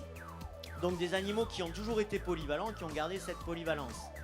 Ce qu'on peut noter aussi, c'est que le fait qu'ils soient sur un système transhumant, ils sont façonnés par la montagne. Ils passent, qu'est-ce que c'est qu'un système transhumant? C'est le fait de monter en estive dans les Pyrénées, c'est-à-dire ces pelouses d'altitude, ces pelouses spontanées, que ces animaux sont, comme les vaches qu'on a pu voir tout à l'heure, parfaitement adaptés. Ils sont parfaitement adaptés pour valoriser ces ressources pastorales. Et ces animaux qu'on vous présente ici, ils estivent chaque année, et tous les reproducteurs, jusqu'à 3 ans, les poulains, les pouliches, les mères, les étalons, montent en montagne pendant toute la période estivale. Ils restent plusieurs mois là-haut dans les prairies d'altitude. C'est d'ailleurs le seul cheval qui a un label montagne. C'est-à-dire si un poulain passe plus de 2 ans ou une pouliche plus de 2 ans en montagne, il dispose d'un label qui explique justement que ce mode d'élevage transmet des caractéristiques particulières. Alors là, est-ce que ce poulain est né en montagne ou il est né en bas? Alors il n'y a aucun poulain qui naît en montagne, parce que les mises bas, les éleveurs doivent surveiller forcément les mises bas. C'est important que tu le précises, ouais. C'est un moment assez important et assez délicat. Par contre, dès qu'ils sont en âge, et c'est très rapide, ça peut être dès qu'ils ont 15 jours, remonter à la montagne. Ils sont très doués dans les chemins montagneux très rapidement. Ils montent avec leur mère et le troupeau. Alors c'est les animaux qui vivent en semi-liberté. Ils sont surveillés là-haut par un pâtre, ils ne sont pas laissés livrer à eux-mêmes. D'accord. Ils sont surveillés là-haut, ils vivent en semi-liberté, ils développent ces caractéristiques qui en font leur richesse, c'est-à-dire la sobriété, la rusticité, la frugalité, le pied sûr, on les voit ici dans leur environnement. Oups là. Oui, ça arrive, il y a des cascades. Alors, des fois. Ça arrive très souvent parce que le sol est profond, ce qui est quand même pas tout à fait le cas sur les estives. Ouais. Et donc des animaux aussi qui sont faciles à élever. Pour nous éleveurs, d'avoir des animaux qui ne nécessitent pas une surveillance vétérinaire permanente. Mets bien le micro près de ta bouche quand t'entends. Pardon. Une surveillance en termes qui n'ont pas besoin de produits vétérinaires toutes les 5 minutes, mais qui ont développé une grande capacité de résistance, de rusticité. C'est extrêmement important parce que c'est des modèles pertinents pour l'agriculture d'aujourd'hui. Si on veut une agriculture respectueuse de l'environnement, il faut des animaux qui puissent être parfaitement adaptés à leur milieu, ce qui est le cas de ces chevaux de Castillon. Bon, c'est très intéressant. Il y a combien d'individus à peu près, toi, dans ton élevage aujourd'hui? Alors aujourd'hui, en termes de cheptel, on est à peu près à 700 individus. Ouais. C'est une race qui a été approuvée en 1996, c'est-à-dire que agréée par le ministère de l'Agriculture, reconnue par le ministère de l'Agriculture en 1996. C'est une race relativement récente en termes d'agrément et qui s'était perdue, comme beaucoup de ces races rustiques peu productives, qui s'étaient perdues et qu'on est en train de relancer avec un certain nombre d'éleveurs. Et pour nous, il ne s'agit pas évidemment d'avoir une race, de faire un zoo, mais bien d'avoir des éleveurs qui travaillent et qui gagnent leur vie avec, parce que c'est parfaitement possible pour des jeunes agriculteurs, on en voit une ici, de gagner sa vie avec ces races-là, qui sont parfaitement adaptées à nos territoires et en particulier aux Pyrénées. Bon, c'est super en attendant de pouvoir voir ce genre de foires et d'événements pour mettre en avant justement ces races qui sont des races oubliées, mais qu'on verra peut-être encore plus nombreuses d'ici quelques années dans les montagnes, puisqu'avec les changements climatiques, peut-être que ça s'adaptera encore mieux, le fait d'avoir ce genre de race. Et puis, Encore une fois, ce sont des races qui sont pertinentes sur des modèles agricoles et sur une agriculture en transition. Donc je pense qu'effectivement, on va en voir de plus en plus. Là, on est déjà dans une dynamique positive. Oui. On essaye, on a des soutiens aussi de la région, le CPBR. Ah oui. Et je vous annonce aujourd'hui que nous avons, lors de ce salon, un petit faire-part, créé la fédération des races locales des Pyrénées à petits effectifs, des races à petits effectifs, qui vient de regrouper l'ensemble de ces races et avec tout un tas d'enjeux de promotion, de plaidoyer qu'on va mettre en œuvre collectivement. Merci beaucoup. Merci pour cette présentation. Merci On à peut vous. t'applaudir. Merci surtout aux éleveurs qui viennent jusqu'ici. Merci d'applaudir Priscilla Millora, sa jument Kéria. Là, ça y est, elle a pris possession des lieux, hein, ça y est. Et puis on va passer, il me semble, c'est les chèvres. Tu passes le micro toi de ton côté? Allez, super. Les chèvres qui vont arriver ici même. Avec un pelage un peu particulier, vous allez le voir. Ça va tout le monde? Tout se passe bien? Vous êtes bien installés? On est bien ici, hein? Tranquille. Il fait pas trop froid, pas trop chaud. Les animaux se présentent à vous. Il y a du spectacle, il y a des cascades. Ah, mais te voilà. Donc là, tu vas nous présenter les chèvres maintenant. Oui, alors T'as un aujourd'hui- compte pour les chèvres oui. ou pas? Non, C'est vrai? non, en fait, c'est Ah. juste par délégation. Ah, d'accord. Voilà, alors je vous prie de m'excuser si jamais je fais des erreurs ou si On te je pardonnera, dis- Voilà, on te pardonnera. parce que c'est pas du tout la race que j'ai l'habitude de présenter. D'accord. Et que voilà, je la connais, mais un peu de loin quand même. Alors, devant vous, deux magnifiques chèvres des Pyrénées qui s'inscrivent aussi dans nos races en sauvegarde, hein, puisque l'effectif est de 5000 chèvres, mais elle est repartie de très très bas.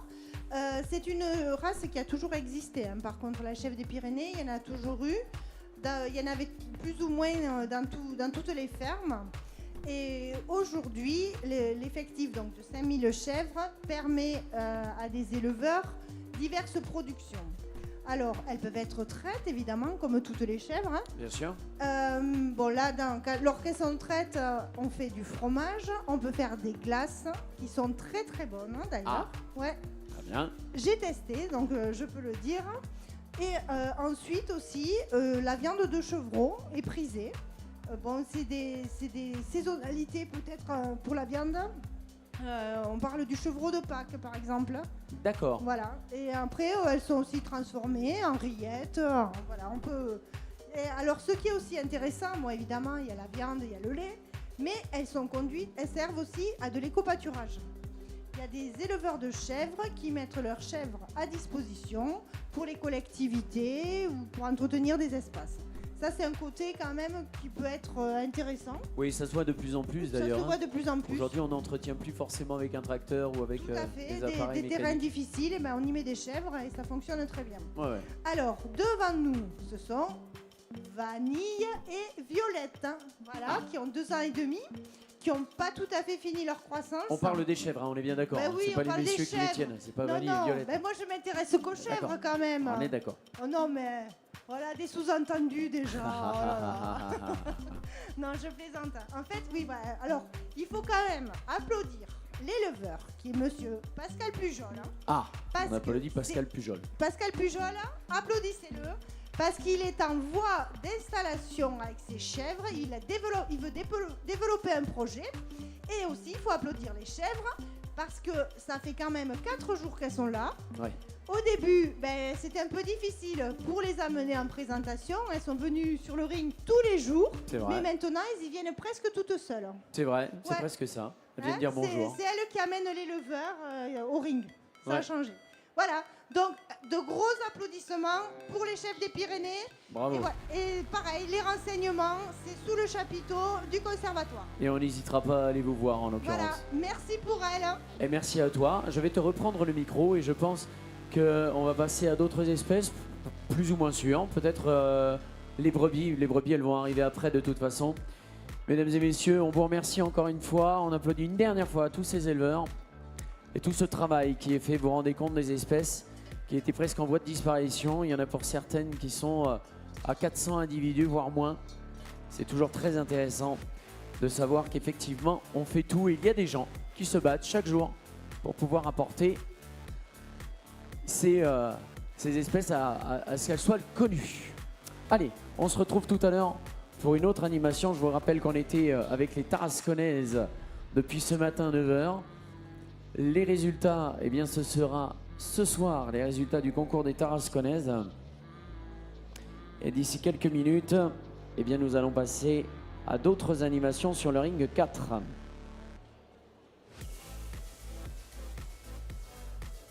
Nous parlerons notamment des présentations des outils connectés, les applications de gestion de troupeaux, les colliers GPS, avec des animaux qui seront en démonstration. Et ils seront équipés de ces outils. Et en direct, eh bien, vous pourrez voir comment les éleveurs peuvent reconnaître un cheptel, peuvent reconnaître une bête, etc. La trouver au sein de la pâture ou au sein des montagnes. Donc ça, c'est intéressant à voir. Ça sera l'animation qui suivra ici même sur le ring 4.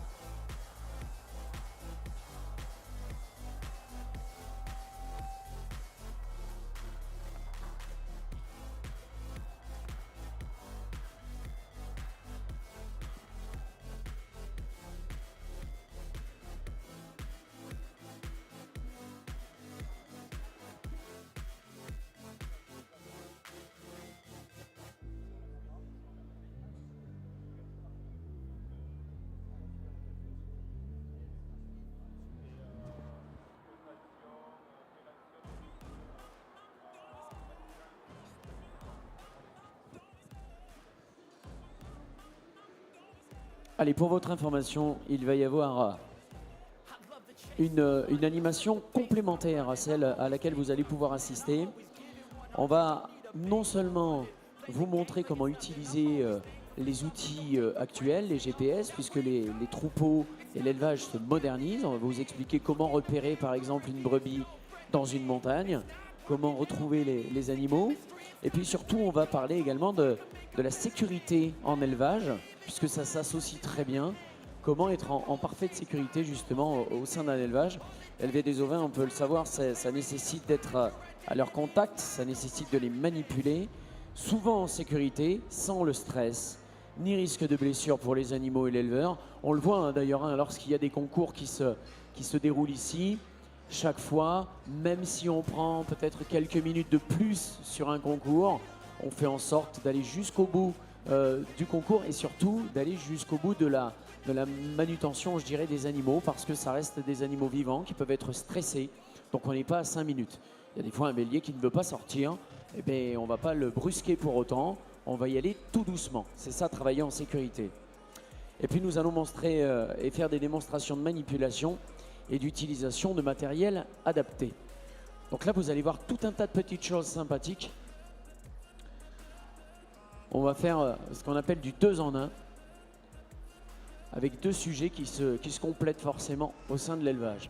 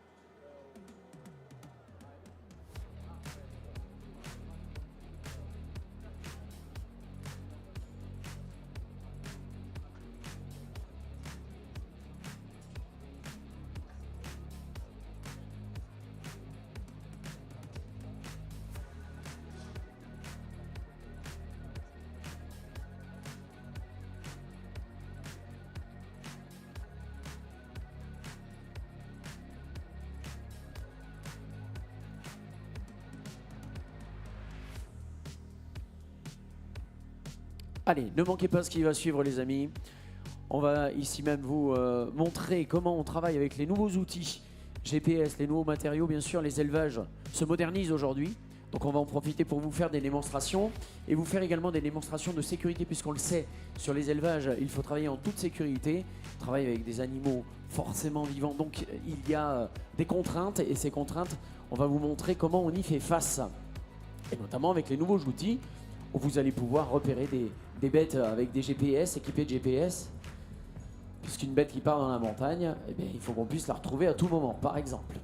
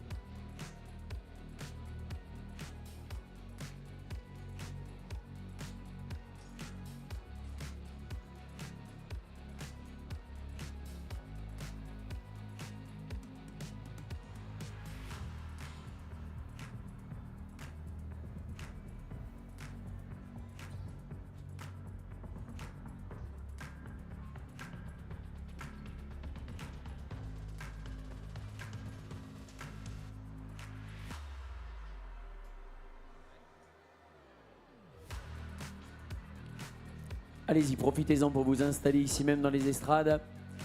Sur le ring 4, le temps d'installer tout le matériel.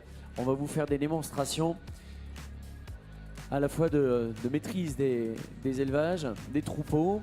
Ici même avec les nouvelles technologies, on le sait, les élevages se modernisent. Ils sont aujourd'hui équipés, notamment nos éleveurs, peuvent équiper leurs troupeaux de GPS et d'applications qui leur permettent eh bien, de gérer tout simplement leur élevage, de pouvoir retrouver une brebis égarée. Et puis ce qui est important également, c'est d'associer la nouvelle technologie avec ce qu'ils ont toujours appris à faire, travailler dans la sécurité, tant pour l'animal que pour l'éleveur, sans le stress, apprendre à manipuler une bête, garantir la bonne santé et de l'animal et de l'éleveur. Ce n'est pas négligeable. La bonne santé pour nous, notre bonne santé à nous, c'est de bien manger, par exemple, vous voyez, et puis de faire les choses dans les règles. Bon appétit, hein. Ça a l'air bon. Hein. Je vous cache pas que la Ligo, là, si je pouvais, je passerais la barrière. Hein. Juste pour la Ligo. Hein. Je vous laisse la saucisse si vous voulez. Alors je prends la saucisse, vous gardez la Ligo. Enfin, je sais pas, faisons quelque chose, partageons. Non, ça vous dit pas? Ouais. Bon, allez, je prends quelques frites avec la saucisse à la rigueur. Ou du bœuf. En attendant, vous avez votre chien. Lui, faites attention qu'il n'aille pas jusqu'à boire votre bière parce que là, il a le museau qui est vraiment à hauteur du gobelet. Bon, ça nous fait plaisir de vous voir ici.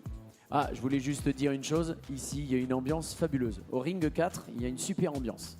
Vraiment. À chaque fois qu'on a des gens qui s'installent dans les estrades, on n'est pas à l'abri d'avoir des gens qui applaudissent, qui crient, qui hurlent, qui font une ambiance formidable. Je tenais à vous féliciter. Vous aurez des bons points. Ouais, vous aurez des bons points. Aligo? Ah, tu veux un aligo, carrément. Ah, ça, j'ai pas la possibilité de t'offrir un aligo. Je peux éventuellement t'offrir des stylos, des ballons. Quand on veut, on peut. Bah, attends, j'en ai déjà pas mangé un pour moi, je vais pas en prendre un pour toi, tu rigoles ou quoi? Un stylo, ça serait le bienvenu quand même. Tiens, regarde. Un stylo, ça serait le bienvenu. Je vais te... Non, mais attends. Je vais te poser une question avant, tu rigoles ou quoi? Et voilà, un stylo, ça serait le bienvenu. Tout de suite, il arrive, il pense qu'il va le prendre. Mais non, mais j'en profite étant donné que tu es en train de manger. On va en profiter pour te poser une question. J'espère que tu as écouté un petit peu ce que je disais depuis tout à l'heure. Oh mince, ah, voilà. On était en concours depuis ce matin. Ce soir, on aura les résultats à partir de 16h. Concours de brebis. Quelle race de brebis a été mise à l'honneur depuis ce matin? De quel concours le parle-t-on? Quelle est la race de brebis qui est mise à l'honneur? Les brebis et les béliers. Jeunes brebis. Jeune brebis et jeune bélier. Allez, t'as plein de races de brebis. Faut que tu sortes la bonne. Ah, joli. Tu le dis pas plus fort, hein. Le dis pas plus fort. T'as dit quoi? Alors? T'as le droit qu'à une réponse. Si c'est pas la bonne réponse, là, t'as un gage. Oui, c'est la tarasconnaise. Ah ouais, c'est bien ça. Si, c'est ça. Tiens, bah si, tiens, je t'offre un stylo. Voilà. Ben, je t'en prie, avec plaisir. Ben, on peut applaudir, bien sûr. On peut applaudir. Attends, tu rigoles ou quoi? Il manquerait plus que ça. Allez, hop. Il y en a qui sont dans l'élevage ou pas? Il y en a qui sont dans l'élevage? Non, pas encore? Tiens, j'ai des petits cadeaux pour les enfants. J'ai notamment des autocollants. Comment appelle-t-on le mâle de la brebis? Tu dis le bélier, c'est bien ça. Le bélier, c'est bien ça. Tiens, viens. C'est les petits autocollants, ça. Ça, tu vas pouvoir le mettre, le coller carrément sur le pare-brise de la voiture de papa ou de maman. Ils adorent ça. Tiens, prends-en deux, parce que des fois, ça colle pas quand il a plu, tout ça. Tiens. Ou tu le colles sur les carreaux de la maison. Ils adorent ça. Non, tu le mets au mieux, tu le mets sur le frigo. Ce sont des petits autocollants innovants. D'ailleurs, on les remercie pour toute l'organisation de ces concours, etc. Alors que moi, je finis en enclos, vous avez vu? Voilà, ça y est. C'est terminé pour moi. Je suis en enclos. Allez, je suis enfermé. Vous avez vu un peu? T'inquiète, au pire, je sortirai après. Hein. Tiens, ma chérie. Voilà. On remercie, mais merci à toi. On remercie également Interbev Occitanie pour toute cette organisation, etc. On remercie les partenaires. On remercie l'Upra Ovine également d'être présent. On remercie toutes les personnes qui financent tout ça. Vous allez voir au fur et à mesure, on va les citer. Voilà. Moi, je suis enfermé. Je finis avec les brebis. Voilà. Je vais finir en montagne. Enfin, quoi que non. Ils sont en train de redescendre des montagnes pour finir en bas. Donc, c'est très bien. Quoi, ça me dérangerait pas, moi. Hein? Ça te dérangerait, toi, d'être avec les brebis? Ouais. T'imagines? Avec les patous autour, tout ça, qui protègent le troupeau? Oui, ça va? Oui. Ouais, non, on n'imagine pas, mais quand on les voit arriver, les brebis et les béliers, on les voit là, comme ça, tranquille, mais on ne s'imagine pas ce qu'ils vivent là-haut, dans les montagnes. Il faut les imaginer à 2000 mètres de haut, parfois, en train de chercher leur nourriture, faire des efforts avec leurs pattes, etc. Il faut savoir que, notamment dans leur génétique, tout est fait pour que leur génétique et leur carrure puissent s'adapter justement aux conditions climatiques, que ça s'adapte aux rocailles, au sol. Il faut qu'ils aillent chercher à manger et à boire. Vous savez, nous on a tendance à dire tiens, j'ai faim, je m'arrête là au premier fast-food, mais c'est pas comme ça que ça se passe pour les brebis et pour les béliers. Eux, pour le coup, il faut qu'ils soient assez trapus, il faut qu'ils se dégourdissent assez rapidement et qu'ils fassent face aux prédateurs éventuels, parce qu'ils existent vraiment. Et donc on se retrouve notamment avec des animaux, des chiens pour le coup, qui vont aider le troupeau à se tenir convenablement. Et puis surtout, les éleveurs. Les éleveurs, ils font un sacré boulot.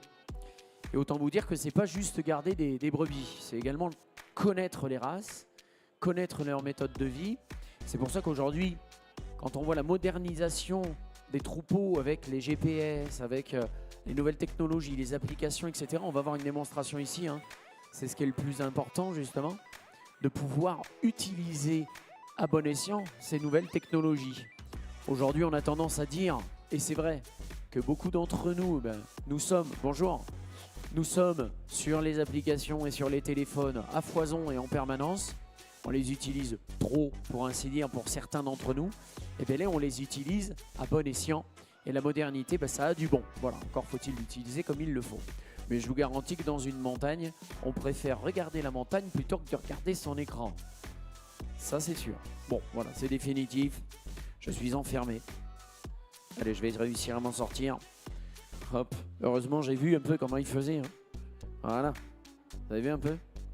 Ça prend une manipulation comme ça. Hein. Voilà.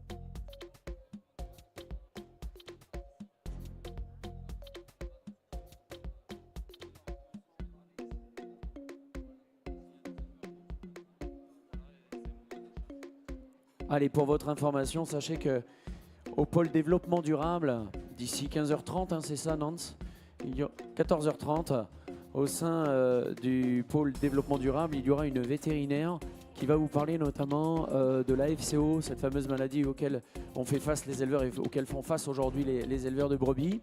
Donc si vous le souhaitez, au pôle développement durable, à partir de 14h30, vous aurez possibilité de discuter avec la vétérinaire et puis de comprendre un peu mieux cette maladie et savoir un peu mieux comment traiter, pourquoi pas les brebis, etc. Donc sachez-le, c'est important. Pôle développement durable, une vétérinaire vous parlera, chers amis éleveurs, de la FCO à partir de 14h30. Voilà, je repasserai de toute façon le message de manière assez régulière jusqu'à 14h30, histoire que notre ami vétérinaire puisse déjà avoir du monde et puis que les éleveurs soient au courant également qu'il y a une intervention d'un professionnel à ce sujet.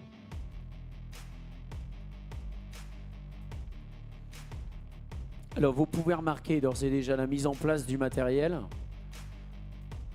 Tout est pensé pour... il faut s'imaginer que là, lorsqu'ils installent le matériel comme ça, vous allez avoir les brebis et les béliers qui vont passer ensuite. Donc ce qu'il faut, c'est bien caler les choses. Vous voyez les barrières là par exemple, tout est bien calé. Si vous vous approchez un petit peu, vous allez remarquer qu'il y a notamment des boucles qui sont installées ici même sur les barrières.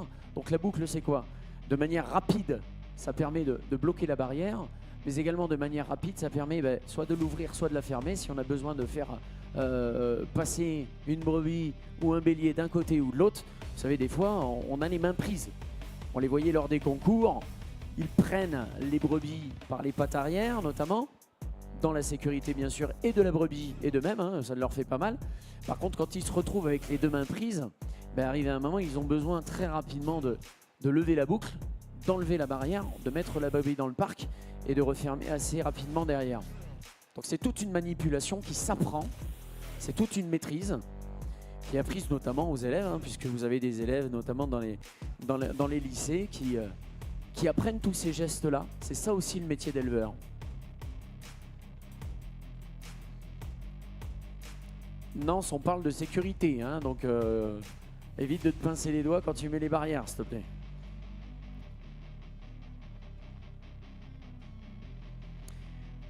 Il est 14h15, je vous rappelle, à 14h30, au pôle développement durable, pour nos amis éleveurs, il y a une vétérinaire spécialisée sur la FCO. La FCO, c'est cette maladie auquel font face les brebis en ce moment. N'hésitez pas à aller la voir et à aller la retrouver. Vous aurez très certainement beaucoup d'informations et vous pourrez poser les questions nécessaires. Si ça vous tente, profitez-en. Donc on stand développement durable à 14h30, c'est-à-dire d'ici un petit quart d'heure.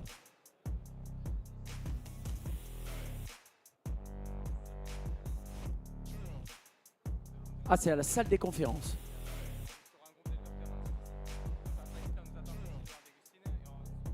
Ça sera la salle des conférences et pour le coup, les éleveurs, petite précision, vous pouvez attendre ici, comme ça vous partirez tous ensemble.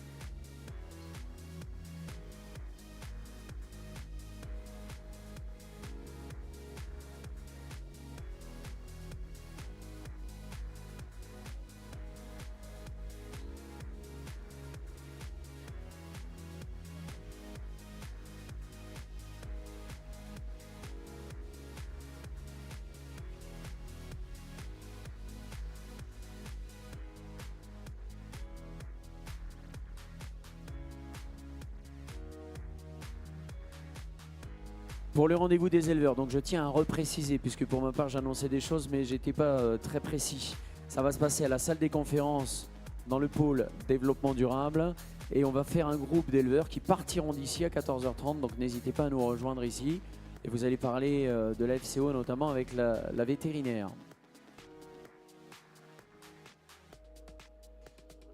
Bon, il en est où cet aligot? Sur la digestion? D'accord, on a bien compris. T'en as pas gardé un petit peu? On a bien compris aussi. Merci beaucoup. Les frites, on n'en parle même plus. Le chien a tout mangé, tu penses?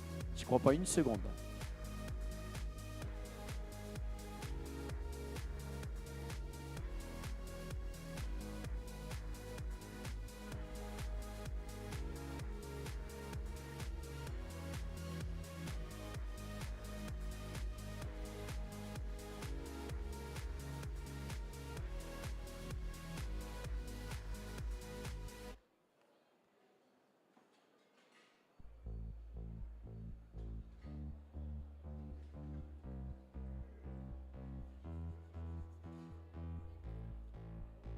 Dès qu'on a mis en place l'ensemble du matériel, ensuite il va y avoir la manipulation des brebis et des béliers.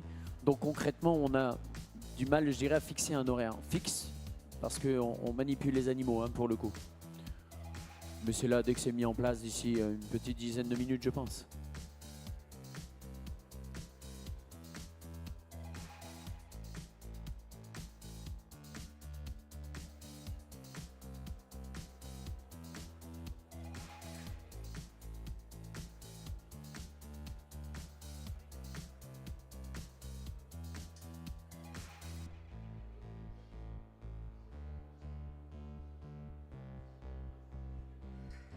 Ça va, champion?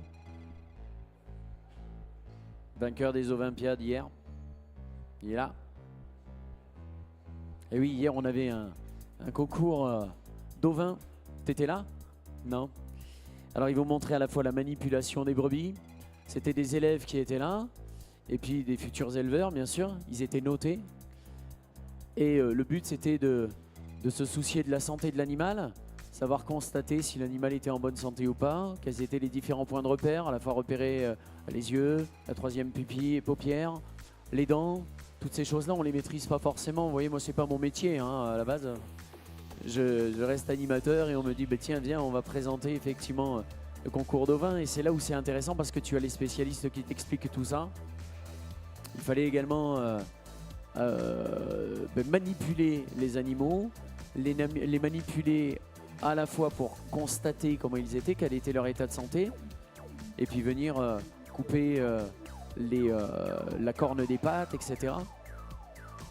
Les asseoir d'une certaine manière, les sélectionner, donc les prendre directement dans un enclos et les mettre dans un autre enclos en leur faisant faire un parcours, carrément, en prenant les deux pattes arrière comme ça. Ça faisait comme une petite brouette et ils avançaient comme ça devant. Mais bien sûr, les animaux n'ont pas mal quand c'est comme ça. Et l'éleveur non plus n'a pas mal, parce que sinon quand on manipule des animaux qui font 80-90 kg, voire plus des fois, on risque de se faire mal. Donc, Et d'ailleurs on va en parler de la sécurité dans le métier. À la fois on va associer les nouvelles applications, on va parler des clôtures connectées ainsi que des colliers connectés. Et puis de la santé dans les troupeaux et de la sécurité. Éviter le stress, tout ce qui rend l'élevage plus ou moins facile à vivre.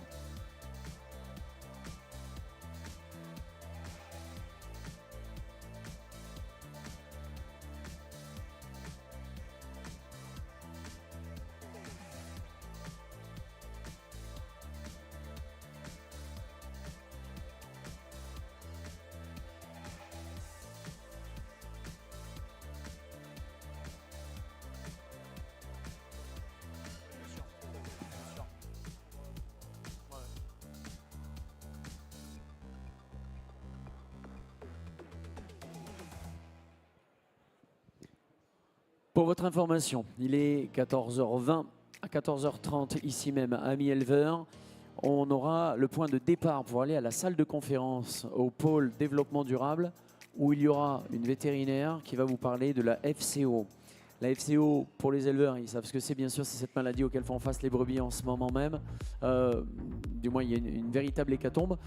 Ceci étant, Nance vous fera un petit descriptif de cette maladie d'ici quelques minutes, histoire que vous compreniez un petit peu ce à quoi sont obligés de faire face les éleveurs.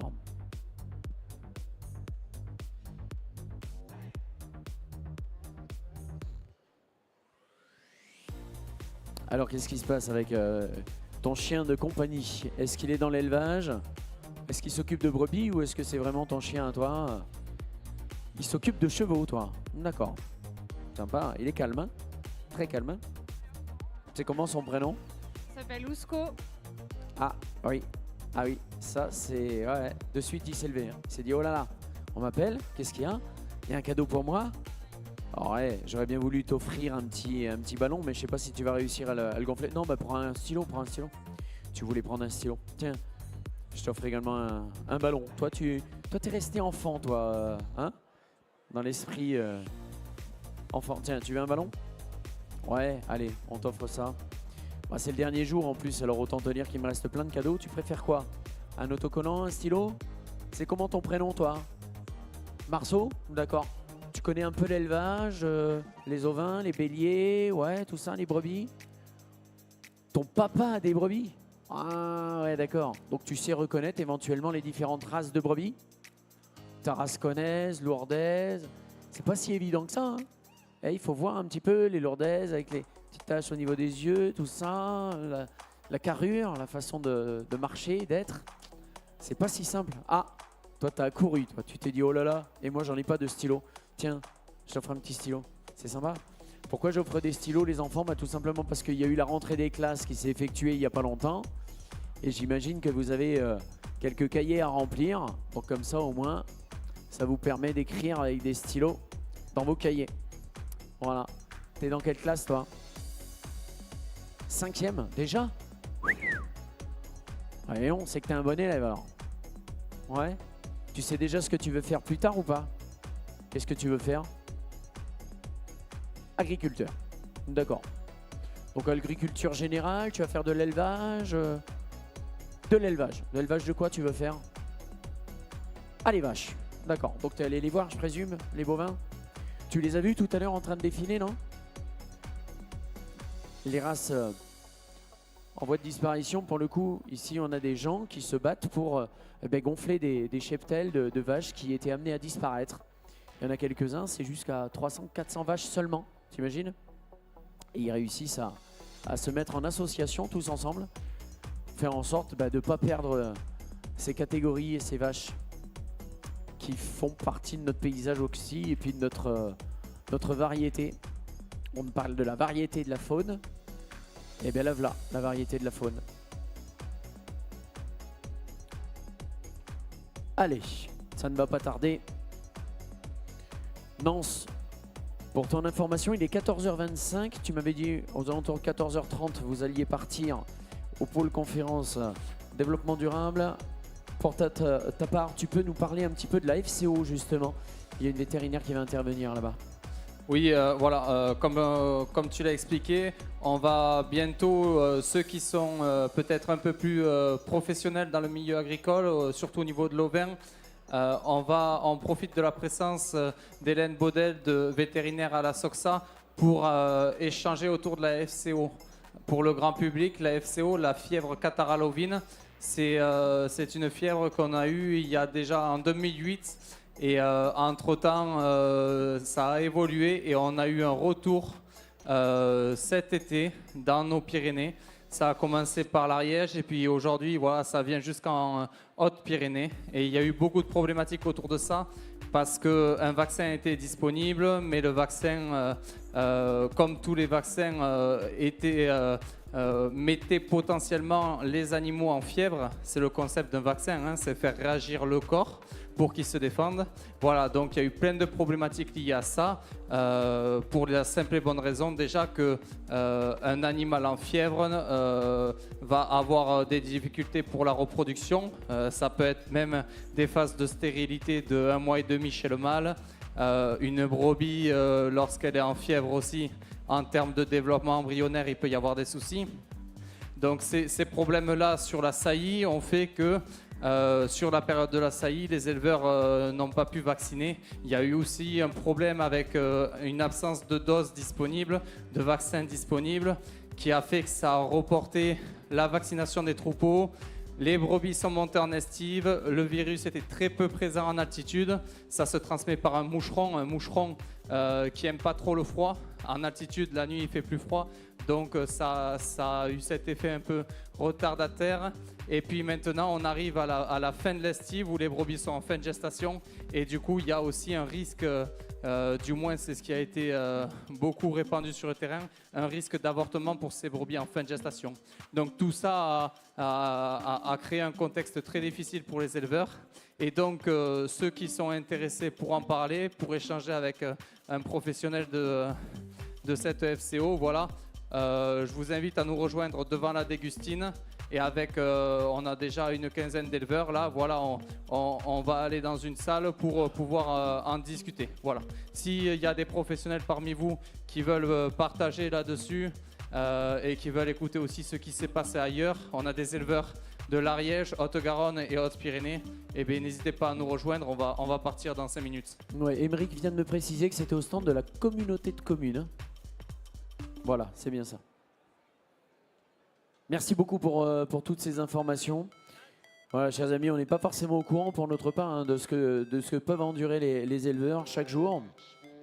Et voilà, ils font face à des problématiques qu'on connaît très bien nous-mêmes à notre hauteur. Donc, que voulez-vous? Aujourd'hui, on fait tout pour que ce soit le plus facilement possible géré et faire en sorte de pouvoir évoluer sans ces problématiques. Donc voilà, il faut connaître les choses pour pouvoir soigner. Donc là, vous allez pouvoir avoir au moins un petit peu plus d'informations. Vous voyez, quand Nance vous dit qu'il s'agit d'un moucheron, qu'en altitude, pour le coup, il n'y a pas le moucheron parce que c'est un peu plus froid, ça peut être intéressant, effectivement, de connaître tous ces périmètres et ces paramètres. On ne va pas tarder à faire des démonstrations avec les nouvelles technologies, les élevages qui se modernisent. On va parler notamment des colliers connectés ou même encore des clôtures connectées. Et puis, en même temps que l'on fera ces démonstrations, nos éleveurs vont vous montrer comment manipuler en toute sécurité, sans stress, en respectant la santé de l'animal et de l'éleveur également, puisque l'un ne va pas sans l'autre. Donc vous allez pouvoir assister à toutes ces démonstrations. On aura nos spécialistes qui seront là. Restez avec nous. Hein.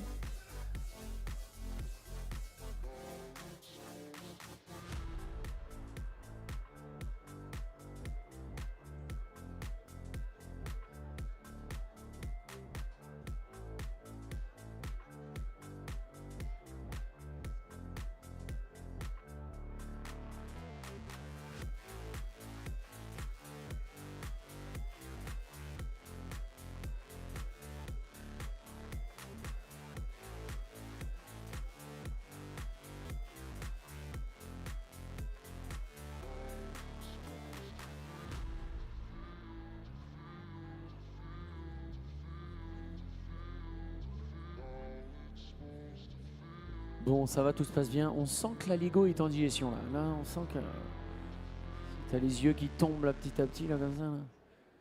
Là. Ouais, hein. Limite, tu te vois déjà dans un canapé avec l'écran devant. Hein. Ça, tranquille. Ah, ah, ah, ah.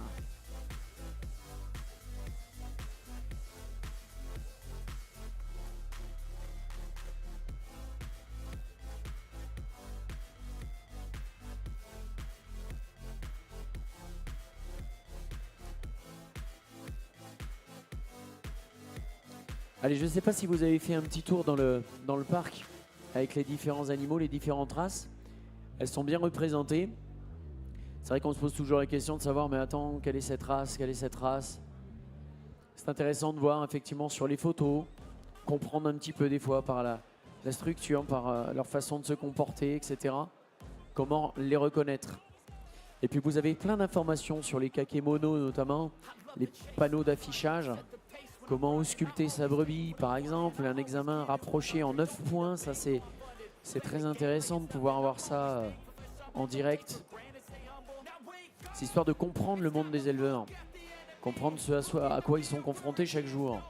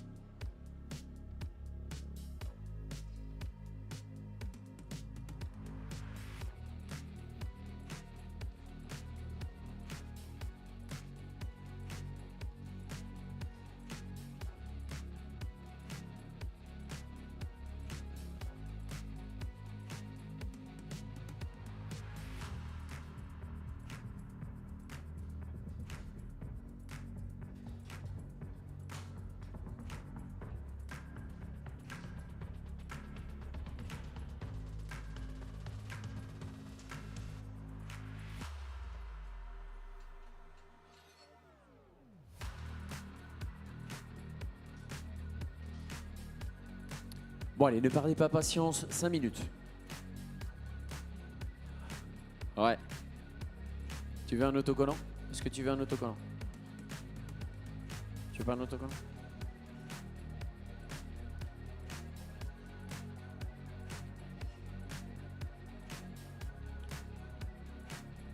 Ça va les amis? Ouais. Eh, dis donc, là vous savez où vous allez. Hein.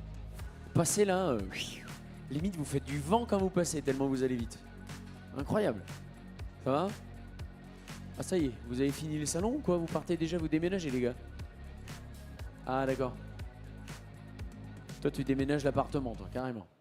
Tu pouvais pas choisir un autre moment qu'aujourd'hui pour déménager ton appartement.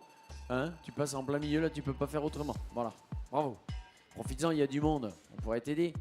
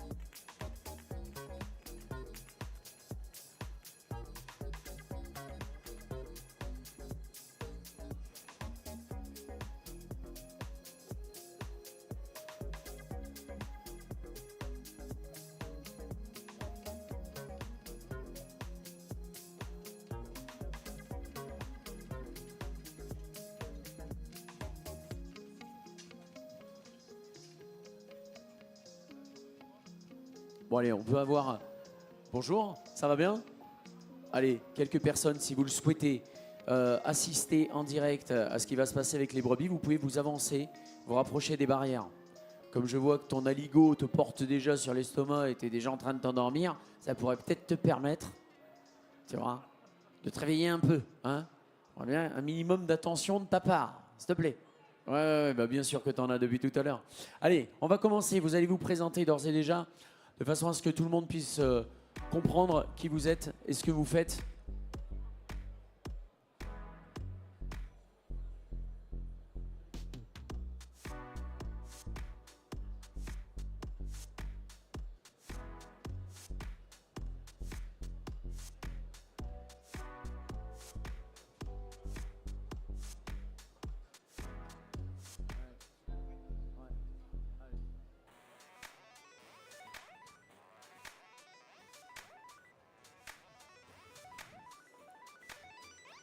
Allez, on va lâcher les animaux. On va vous réclamer votre attention, mesdames, messieurs. Voilà, sur les gradins, vous arrivez à voir? C'est bon? Vous ne risquez rien en vous approchant, hein.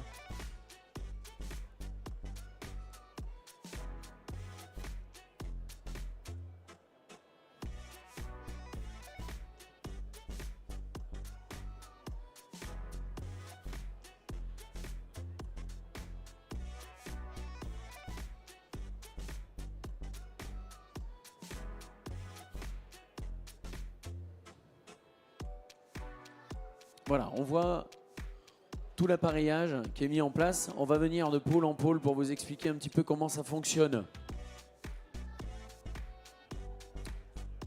On va à la fois parler des nouvelles technologies, les applications mises à disposition aujourd'hui des éleveurs pour aider notamment à ce que l'élevage se passe sous de meilleures conditions encore. Vous les voyez, elles ont d'ores et déjà des colliers, nos brebis. Elles ont des colliers connectés. Alors, on peut y aller? Voilà, tiens, je vais te laisser le micro en même temps. Alors, à la fois, tu te présentes et tu nous expliques un petit peu ce qui se passe et quel est le matériel qu'elles ont notamment autour du cou. On t'écoute. Alors, autour du cou, je laisserai la parole, mais d'accord. Des colliers GPS. Ouais. Moi, je vais plutôt vous présenter le matériel dans lequel passent les brebis. Donc, je suis Arnaud Calmès. Je suis conseiller en prévention à la mutualité sociale agricole. Ouais. Puisque la mutualité sociale agricole, elle est connue pour la protection sociale, hein, la santé, la famille, la retraite, les cotisations. Tout à fait.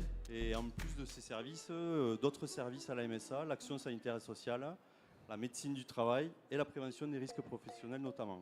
Très bien. Et donc, prévention des risques professionnels, on travaille avec les entreprises agricoles et forestières au sens large, pour tout ce qui concerne la sécurité, l'amélioration des conditions de travail, aussi bien des salariés que des non-salariés. Très bien. Donc, ce qui veut dire que ce genre de matériel, par exemple, vous apportez quelle contribution exactement? Vous financez, vous aidez au financement de ce genre de matériel? Alors, on aide et financièrement sur ce type de matériel, et on conseille également sur le matériel qui peut être adapté, disons, en fonction des élevages. D'accord. Alors, en termes d'adaptation, justement, peut-être on va en profiter de suite pour savoir un petit peu ce qui est en train d'être réalisé là. On voit que les brebis sont parquées. Alors, peut-être tu peux le dire, remarque, hein, les brebis passent directement dans ce matériel. Il sert à quoi ce matériel? Donc, avant ce matériel, vous avez donc, ce qu'on appelle un couloir de contention qui, comme son nom l'indique, sert à contenir les animaux pour les amener, alors soit pour y faire des soins directement à l'intérieur, et là en l'occurrence le couloir amène sur ce qu'on appelle une cage de retournement. D'accord. Donc là la première brebis donc, est bloquée par la cage de retournement, donc on va vite comprendre. D'accord, la Voilà, brebis est retournée directement. Donc comme son nom l'indique, ça retourne une brebis, ça permet d'asseoir cette brebis mécaniquement. Ouais. Et ça va permettre donc à l'intervenant là en l'occurrence, il va tailler, il va parer les onglons. Ouais. Sans avoir à ni attraper ni maintenir la brebis assise. Oui. Puisque lorsqu'on n'a pas ce type de matériel, ça c'est du matériel qu'on utilise pour des chantiers de taille, c'est-à-dire lorsqu'on a un troupeau en nombre. Ouais. En revanche, lorsque ce sont des interventions sur un individu qu'on remarque parce qu'il boite, et que l'installation de contention n'est pas disponible ou pas à proximité, ouais. On peut également aussi attraper les brebis donc, individuellement. Et c'est ce que nous montrera Franck ensuite.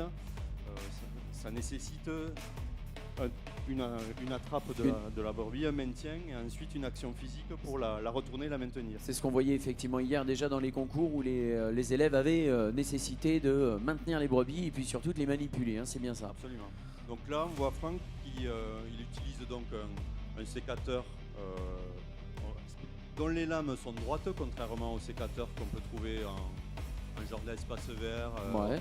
horticulture ou viticulture, là les lampes sont droites, Mm. et il enlève donc le surplus d'onglons. De cornes. De cornes, D'accord. voilà, et il nettoie l'intérieur de l'onglon, et il refait un plat sous les onglons. Alors qu'est-ce qui fait qu'il va y avoir un surplus comme ça? C'est que les brebis n'ont pas assez marché pour pouvoir user l'onglon. Qu'est-ce qui se passe? Pourquoi il y a autant d'onglons là? Ouais, alors l'onglon pousse en permanence. D'accord. Et en fonction de la zone de pâturage, si le terrain est abrasif ou pas, on peut avoir une pousse de corne en excès ou alors un pied qui s'entretient lui-même. Par exemple en sortie de bergerie fin d'hiver, les brebis étant sur la litière pendant 3-4 mois, on a généralement des onglons à tailler. Et au printemps, on passe l'ensemble du troupeau pour remettre les pieds à plat et avoir une surface d'appui qui soit propre. Bon, super. Et éviter les problèmes qui peuvent en découler, c'est-à-dire D'infection éventuelle. une fermentation, une infection entre les onglons. Ouais, tout à fait. Bon là on voit hein, la brebis, elle est manipulée, elle est tranquille. Hein. Elle semble pas, elle souffre pas du tout, elle est au Oui, calme. elle est assise dans une position assez confortable et Ouais. elle est bien maintenue, donc c'est très fonctionnel pour faire des gros chantiers et passer un troupeau complet au parage. Tu vois, c'est plutôt pas mal ça, hein, regarde. Après la ligo, tranquille, assis comme ça, un peu comme tout à l'heure. Tu vois, c'est plutôt pas mal. Allez, vas-y, on t'écoute. On va passer à la suite. On bascule sur l'activité suivante. C'est toi qui reprends le relais à ce moment-là? Vas-y, c'est ouvert. hein. Oui. Donc là maintenant nous allons passer en simultané à une présentation de tous les outils connectés qui sont mis au service de l'éleveur ovin à l'heure actuelle. Donc je vais inviter mes collègues à venir présenter l'identification ovine. Ouais, tes collègues qui ont le matériel, la baguette magique et tout ça là dans les mains. C'est tout à fait ça. D'accord.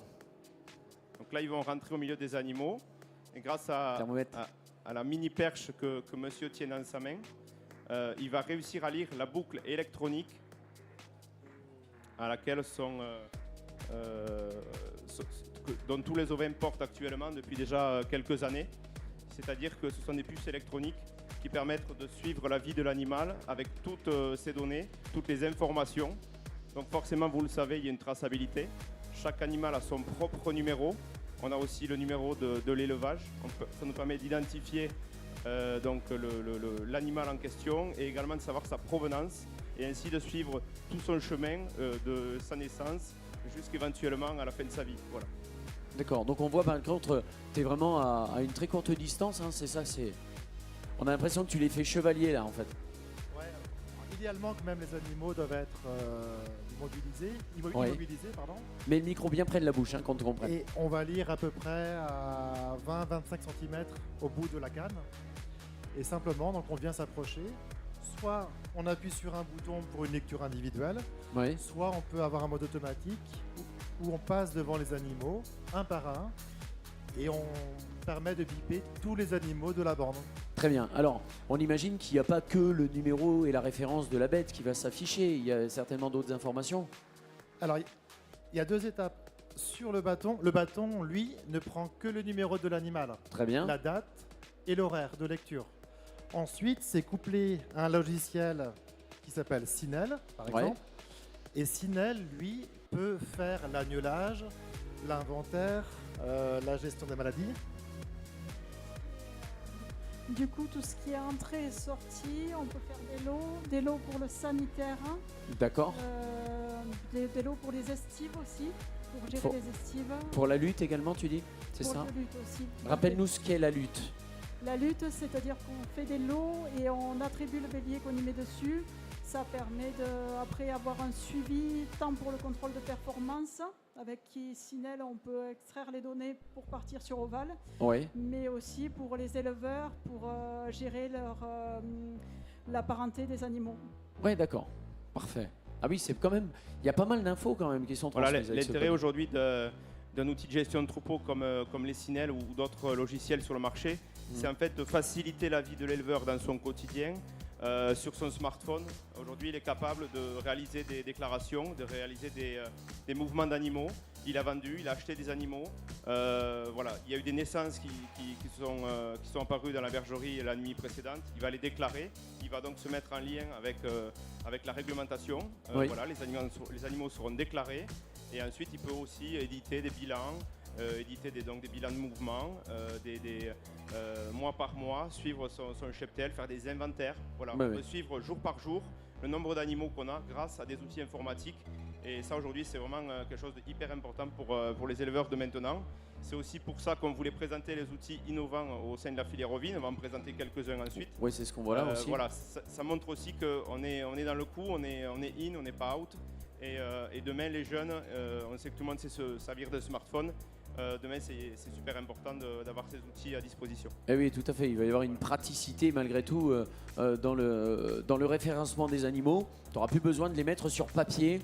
Un papier, un crayon, là pour le coup, ça sera informatisé. Voilà, on va passer donc à une brebis suivante pour revenir sur le parage avec Franck. Voilà.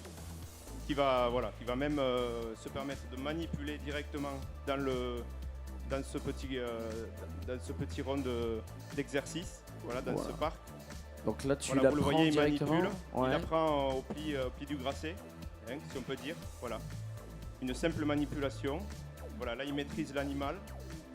Et ensuite, avec une pulsion, en le tenant par la ganache, on dit, par le bas de la tête, il la maîtrise d'une seule main.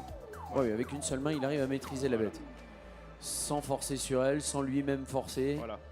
Hier, on le disait, c'est une histoire de danse quand on assoit la brebis, quand le tondeur est en train de tondre la brebis. Mais là, c'est un petit peu la même chose. On va la manipuler tout en douceur et vraiment arriver à en faire ce qu'on veut. D'accord. Donc là, ensuite, il s'en va l'asseoir, du coup. Ah oui, d'accord. Voilà. Donc là, en tournant la tête et en exerçant une pression, en fait, il a désorienté un petit peu la brebis. Ça lui a permis de la faire tomber, de l'asseoir. Là, elle est clairement dans une position qui est tout à fait confortable pour lui et pour elle. Voilà. Tout Donc à il fait. va pouvoir travailler ensuite sur l'animal. On va peut-être lui faire passer les sécateurs. Non, c'est bon. Voilà, c'est surtout une Voilà, donc partie là, elle qui se va la retrouve déplacer. assise, comme elle aurait pu être assise dans la machine. Mais là, pour le coup, effectivement, une machine comme celle-ci, on ne va pas l'avoir en montagne, par exemple. Donc là, en montagne, il faut qu'on puisse intervenir à tout moment. Voilà, si on a un chantier de manipulation et qu'on n'est pas forcément équipé, avec des bonnes postures, des bonnes manipulations et une forme de savoir, comme le pratique Franck, on arrive donc à manipuler les animaux sans douleur et sans difficulté. D'accord. Alors, c'est plutôt intéressant, effectivement, de voir que déjà que l'animal, on prend soin de lui, mais surtout, il ne souffre pas. Il est vraiment là dans un état tout à fait adapté à ce qu'il puisse être manipulé en toute sécurité, y compris pour lui et pour l'éleveur. Et ça ne le stresse pas du coup. Ah oui, d'accord, tu la laisses comme ça. Très bien. Là, elle est partie pour une petite sieste d'une demi-heure. Ah oui, très bien. Elle ne bougera pas plus. Elle est C'est calée parfait. sur son pied en fait et elle a une forme d'immobilisation. Voilà. Pour un animal qui est parfaitement calme aussi. Donc, Parfait tout ça. D'ailleurs, on remercie également le lycée agricole agrocampus de Saint-Gaudens qui nous a mis à disposition ces animaux pour réaliser toutes ces démonstrations, ces cas pratiques avec les jeunes depuis hier aux Olympiades. Ouais, ouais. Et là, c'est encore le cas, donc on utilise leurs animaux. Merci beaucoup, oui, effectivement. On remercie également le distributeur des machines, c'est Occitane Agri. On en profite pour les remercier. Vas-y, reprends la parole. Et tout ça pour vous dire qu'on intervient, Franck intervient pour la mutualité sociale agricole, le service prévention. Très bien. Et il dispense ces formations pour les apprenants du lycée agricole, des lycées agricoles, des centres de formation professionnels, des CFPPA également. Et bien sûr pour les éleveurs des départements de l'Ariège, Haute-Pyrénées, Haute-Garonne. D'accord. Donc ce type de formation sont organisées annuellement pour tous ces publics et sont pris en charge par la mutualité sociale agricole. Parfait. Toi, Franck, tu es éleveur, pour le coup. Tu es éleveur également, et voilà. Tu as à la fois ton élevage et à la fois les formations à donner.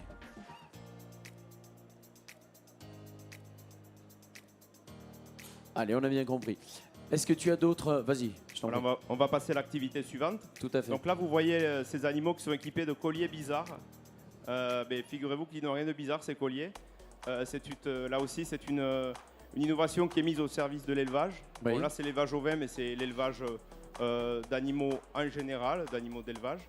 Et je vais donc passer la parole à Bruno qui va nous présenter ses colliers, car ce sont en fait des colliers GPS qui nous permettent de repérer les animaux quasiment en temps réel, on va dire, que ce soit dans nos montagnes, dans nos estives, ou même sur des cheptels qui sont très extensifs, sur des grandes surfaces. Oui. Ça nous permet de savoir exactement où sont nos animaux et s'ils sont en bonne santé, s'ils sont, on va dire, au calme. Carrément, on s'ils va sont pas savoir. trop en activité. On va savoir également l'état de santé de la bête juste par la puce, oui. On va savoir Voilà. exactement si elles ne sont pas trop agitées, D'accord. si les mouvements ne sont pas trop rapprochés. Du coup, ça nous permet d'avoir une idée sur, on va dire, le statut du troupeau, savoir s'il est calme ou voilà, et savoir Très bien. surtout où est-ce qu'il est. Très bien. Je reprends le micro et je te donne le mien, bien près de la bouche, s'il te plaît. Bonjour tout le monde, donc moi je m'appelle Bruno. Nous sommes distributeurs à la fois et chercheurs, puisqu'on développe des produits connectés. Là ici, nous présentons deux solutions de géolocalisation GNSS. Alors je reprends toujours parce que on emploie le mot GPS qui est la galaxie américaine. Nous en Europe, on a la galaxie Galileo. Donc on va appeler ça des colliers GNSS. Il y a deux colliers présents autour du cou des animaux, un collier vert et un collier orange. On va commencer à parler du collier vert, qui est un collier fabriqué en Espagne, qui est un collier fabriqué par la société Digita Animal, qui nous permet d'avoir des points toutes les 30 minutes. À partir d'une application que vous téléchargez sur votre téléphone portable ou sur un ordinateur, on peut immédiatement savoir où se situent les animaux dès lors que nous avons une couverture téléphonique GSM. Dans le cas où nous n'avons pas de couverture GSM, on a une deuxième technologie qui s'appelle la technologie Sigfox, qui est une solution destinée aux objets connectés pour les maisons.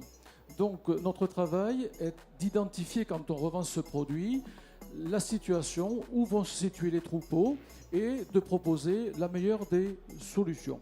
Alors l'intérêt justement d'avoir toutes les 30 minutes à peu près une captation de l'endroit où vont les brebis, qu'est-ce que ça apporte exactement justement à l'éleveur ça? Nous recherchons des solutions autour du confort et de la sécurité. D'accord. Savoir où se situe le troupeau, savoir si le troupeau a une activité normale, puisqu'on analyse les déplacements avec des points toutes les 30 minutes, c'est assez sympa quand on a des ovins et des bovins. On peut savoir quels sont les circuits réalisés au cours des 24 dernières heures et voir ainsi, en moyennant, la vitesse de déplacement des animaux, par exemple. C'est formidable. Et éventuellement, l'endroit où elles sont passées, on peut peut-être savoir ce qu'elles ont mangé à tel endroit, etc. C'est une excellente remarque. En effet, cela est réalisé grâce à l'application. Le collier, donc, lui, existe depuis une dizaine d'années à peu près. Et l'application est évolutive. En effet, nous en sommes aujourd'hui arrivés à faire de la gestion de troupeaux et exprimer en pourcentage sur une zone de pâture le temps que les animaux vont passer sur telle ou telle zone. C'est assez formidable. Ça permet aussi, dans ce cas-là, d'identifier si dans une zone réalisée de manière virtuelle avec l'ordinateur, on peut dessiner une zone de plusieurs hectares, savoir si les animaux vont utiliser de bonne manière toute la zone. Je prends un exemple de point d'eau qui est souvent la solution un peu délicate. Quand vous avez 3 points d'eau dans une grande zone, on peut identifier si un point d'eau est fonctionnel ou pas. Ah oui, carrément. Ouais, effectivement. On a d'autres solutions après pour cela, mais ça permet d'aller voir le point d'eau et savoir s'il reste de l'eau quand on voit que les animaux ne s'y rendent plus. Voilà. Parfait. Donc là, on a établi à la fois le collier vert, c'est bien ça, et il y a le collier orange. Ah, le collier orange. Le collier orange est une nouvelle solution qui a été mise au point il y a à peu près une dizaine de mois avec un chercheur scientifique qui est autour de nous, qui a les cheveux blancs et qui filme. Vous le verrez, il est sur la scène aussi. Ah. Marcel Barat, derrière vous. Ah, et ce collier est issu d'échanges entre des éleveurs, un groupe de scientifiques et des gens un peu fous qui voulaient apporter de nouvelles solutions lorsque le collier vert ne fonctionne pas. On a précisé tout à l'heure qu'il y avait 2 solutions techniques, le GSM et le Sigfox. Tout à fait. Et il arrive que dans certaines zones de haute montagne, on n'ait pas du tout de couverture. Et on s'imagine, ouais, effectivement. Donc, suite à ces remontées de terrain, on a mis en place une équipe qui recherche une solution appelée satellitaire. Très Donc, bien. aujourd'hui, il y a un message descendant et un message montant. Ces messages descendants du satellite qui est à 32 000 km d'altitude vers le collier, mais on doit renvoyer une information vers l'utilisateur. Ceci se fait grâce à des antennes GSM Sigfox. Et pour la solution satellitaire, on va utiliser une nouvelle galaxie de satellites qui est à peu près à 400 km au-dessus de nos têtes. On renvoie des messages vers ces boîtes à chaussures parce que c'est vraiment la taille de boîte à chaussures qu'on utilise. Et ces boîtes à chaussures envoient des messages vers l'utilisateur. Très bien. Ah oui, donc c'est carrément... on peut avoir l'information sur notre brebis à plus de 32 000 km ou à plus de 400 km au-dessus de nous et elle revient sur notre portable. Exactement. Pour bien comprendre comment fonctionne la solution GNSS ou GPS qui est utilisée aux États-Unis, on a des satellites qui sont au-dessus de nous à 36 000 km de hauteur à peu près. Ouais. Galileo, c'est la galaxie européenne, est composée de 30 satellites environ. D'accord ? Dès lors que votre objet est connecté à 4 ou 5 satellites, à ce moment-là, le point peut être transmis. Très bien. Uniquement à ce moment-là. C'est la même solution que vous avez sur votre véhicule. Hein, quand Ah vous oui, tout à circulez. fait. C'est pareil. Sauf qu'après, il faut renvoyer ce message vers l'utilisateur. Parfait. Incroyable. Bah, écoutez, c'est bien. Comme quoi la technologie peut avoir vraiment tous ses intérêts à être utilisée en ce sens. Vous avez d'autres appareils en votre possession? Exactement. Donc il y a un appareil qui me tient beaucoup à cœur. C'est le premier électrificateur connecté qui vient d'être fabriqué par une société allemande que nous présentons ici, qui présente beaucoup d'avantages. D'abord, il est connecté. Ça veut dire quoi? Ça veut dire que grâce à un smartphone, vous pouvez le mettre en marche à distance ou l'arrêter à distance, sans être à côté de l'électrificateur. C'est le point numéro 1. Point numéro 2, on peut modifier les réglages de l'appareil à distance. Et point numéro 3, il est connecté, il est donc géolocalisé. Vous savez en temps réel où il se trouve.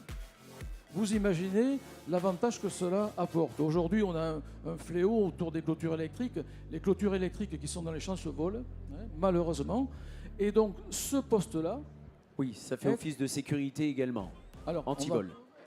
Alors, anti-vol, mais on va le retrouver. Dès qu'il se remet en route, il est à nouveau géolocalisé. Il ne peut pas être utilisé par deux comptes différents. Donc, on peut utiliser à plusieurs le même compte, oui, bien mais sûr. si on vous le vole, on ne pourra pas le réutiliser. Voilà. D'accord, très intéressant. Et puis, il est assorti d'un panneau solaire pour le coup, parce que c'est ce qui lui permet de se gérer, de s'auto-gérer en quelque sorte. C'est en plus la solution compacte qu'on appelle donc un gros panneau solaire, une petite batterie. Le gros panneau solaire de 30 watts permet de recharger sa batterie en permanence et surtout, quand vous le sous-pesez, il fait 14 kg. Ah oui, donc ça reste... Pour bénéficier de la même performance, il faudrait un appareil de 25-26 kg dans l'autre technologie. Oui. C'est la gamme compacte. Plusieurs fabricants aujourd'hui ont le modèle compact, on n'est pas les seuls. Voilà. Oui, ce qui est très intéressant, effectivement, quand on part en montagne, on imagine bien que 14 kg, c'est toujours mieux que 26 kg à transporter. Et surtout que ce sont beaucoup de dames qui déplacent les clôtures aujourd'hui. D'accord. Quand on les voit au magasin, elles sont amoureuses de ces postes-là. Eh oui, on n'en doute pas une seconde. Concernant le dernier appareil que vous avez, on a l'impression que c'est un cône où on peut mettre de la glace et c'est pour manger de la glace quand on est en montagne, c'est ça? Ah, c'est pas tout à fait ça. C'est pas ça? Là encore, c'est un produit très innovant. C'est un flotteur connecté. Ce flotteur peut être mis dans un bac à eau, dans une citerne à eau. Lorsque le niveau de la citerne baisse énormément, le cône va se renverser, vous le voyez, et vous envoie un SMS vous alertant du manque d'eau dans votre citerne. Très bien. Ce qui fait que les brebis ne manqueront pas d'eau, puisque vous monterez en montagne et vous direz c'est bon, il faut que je recharge. Exactement. Voilà. On s'imagine pas tous ces périmètres et tous ces paramètres qu'il faut avoir quand on est éleveur. Ça évite effectivement à l'éleveur d'être obligé de monter des fois pour rien, ou alors de monter trop tard par rapport à des choses qu'il a pu se passer en amont. Quand nous avons commencé à commercialiser les GPS ou les GNSS, les éleveurs venaient me trouver et me disaient, je présentais le produit, c'était souvent l'ancienne génération qui venait me voir au début et me disait, on va pas acheter ça quand même, ça sert à quoi? La jeune génération est arrivée, les enfants, et puis on poussait les parents à acheter le produit. Et aujourd'hui, ce sont les parents qui l'utilisent plus que les enfants, je vous certifie. Eh ben c'est très intéressant en l'occurrence. Merci à vous. On a fait le tour de plein de sujets. Bon, voilà, on va juste profiter de la présence de Franck, donc avec sa particularité d'être préventeur, d'être en prévention MSA, pour nous réaliser une autre manipulation avec une autre technique. Ah d'accord. Voilà. Là, on l'a bien remarqué. Voilà. Toujours pareil, on saisit la brebis par le bas de la tête, le menton. Ouais. Voilà, il va toujours pareil exercer cette pression au niveau du pli de la cuisse. D'accord. Il va prendre la patte opposée. Voilà, et comme une prise de catch ou une prise de judo. Voilà, il va déstabiliser la brebis, toujours pareil. Et là, donc, elle peut être manipulée. Elle est assise de manière confortable pour elle et pour lui. Il va pouvoir ensuite exercer, voilà. On pourrait vérifier par exemple, on l'a fait hier aux Olympiades, l'état de santé de la brebis. Tout à fait. Vérifier la dentition, vérifier pupilles, la troisième paupière, voir si la brebis est anémiée ou pas, si elle est en bonne santé. Tout à fait. Vérifier le cornage. Des fois, on a des brebis qui ont les cornes qui serrent autour des oreilles. Là, c'est pas le cas du tout. Et ensuite, il pourrait décliner, aller voir que la boucle ne soit pas peut-être infectée et abîme l'oreille. C'est pas le cas non plus. Vérifier les pattes, donc mais ça, je pense qu'elle a déjà été faite tout à l'heure. S'il n'y a pas une blessure potentielle, etc. Et les pieds, de toute façon, ils avaient déjà été vus hier par les jeunes des Olympiades. Après, on descendrait pour vérifier par exemple la mamelle, s'il n'y a pas de mamite, s'il n'y a pas d'induration, de grosseur. Et ensuite, on finirait par l'appareil génital, une prise de température, voilà, comme ça a été fait hier. Voilà, tout à fait. Et ce qui a été précisé, c'est que le fait que l'éleveur puisse constater tout ça en amont permet des frais vétérinaires amoindris, puisque ça vous permet déjà d'orienter votre vétérinaire au cas où, et puis de ne pas forcément le faire venir, puisqu'il y a des soins que vous pouvez apporter par vous-même sur la brebis, c'est bien ça. Oui, l'éleveur se doit d'être infirmier et de surveiller l'état de santé de son troupeau. Il y a beaucoup de vérifications qui peuvent se faire juste avec des palpations. On en a parlé, la troisième paupière qui permet de renseigner sur l'état d'anémie, le parasitisme, l'état des dents, des abcès. Enfin, il y a beaucoup de petits bobos qui peuvent être corrigés en amont et on n'a pas systématiquement besoin d'un conseil de vétérinaire pour intervenir. On parlait tout à l'heure avec Nance, justement, on en profite de la FCO, ils sont justement en congrès à ce niveau-là. Comment tu peux le repérer, toi, par exemple, ce genre de maladie là, sur une brebis? La FCO quels sont les symptômes, les premiers symptômes? La FCO, le symptôme le plus évident, c'est un gonflement de la face. D'accord. Donc, la tête qui est enflée, les lèvres, la langue qui est enflée et avec des espèces d'ulcérations à l'intérieur sur les gencives et la langue qui empêchent l'animal de s'alimenter correctement. Et en fait, c'est ça qui conduit à les affaiblir et à la mort éventuellement. Ah oui, d'accord. En plus d'une forte fièvre. Alors la fièvre sur une brebis, c'est assez facile. On prend, une fois qu'on a attrapé la brebis, il suffit de prendre l'oreille. On ressent la température, l'hyperthermie, on la ressent très facilement avec les oreilles. C'est combien de degrés normalement une brebis? C'est 37 degrés à peu près? Un peu plus que nous, c'est 38,5, 39 en temps normal. Oui, donc tu vas sentir si c'est très chaud, tu vas le sentir de suite. À partir de 40 au 39,5, on commence à s'inquiéter un petit peu. On s'imagine bien, Merci pour tous ces détails, très intéressants. Merci Franck, je vais donc profiter par remercier la totalité de nos partenaires qui nous ont permis de réaliser cet événement dans sa globalité. Donc naturellement la MSA, la Mutualité Sociale Agricole, par le biais de M. Calmels et Franck Watts, donc, nous a montré ce qu'il sait faire et ce qu'il fait au quotidien, voilà, les formations qu'il dispense. On le remercie. Également remercier les partenaires qui nous ont présenté leur matériel. Donc la structure Clofila avec les outils connectés et toute l'innovation qu'ils nous ont proposée. Également Datamars pour le lecteur de boucle qu'on a vu tout à l'heure. La maison de Sinel qui a été présentée par Katia du service IPG de la Chambre d'agriculture de la Haute-Garonne. Ouais. Et ensuite, nos prestataires qui nous ont mis à disposition tout le matériel, toutes les cases qu'on voit là devant nous, tout le tubulaire.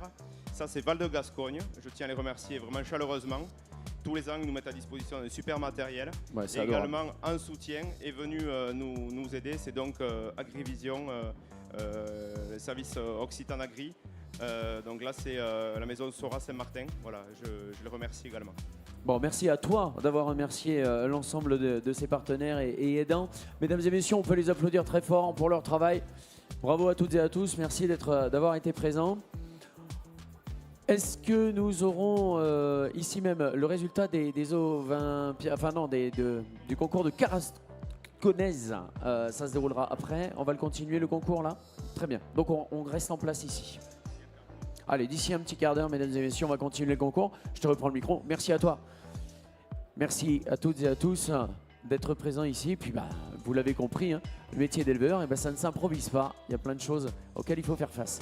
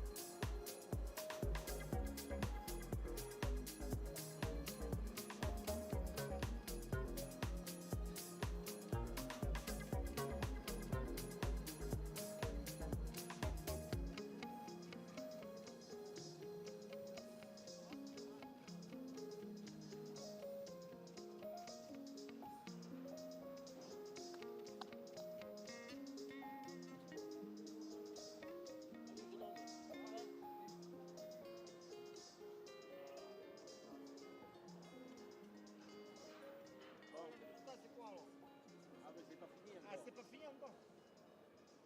T'as pas vu avec le son là? T'as pas vu aux Alpes? Ah mais je pouvais pas être ici à Rosac.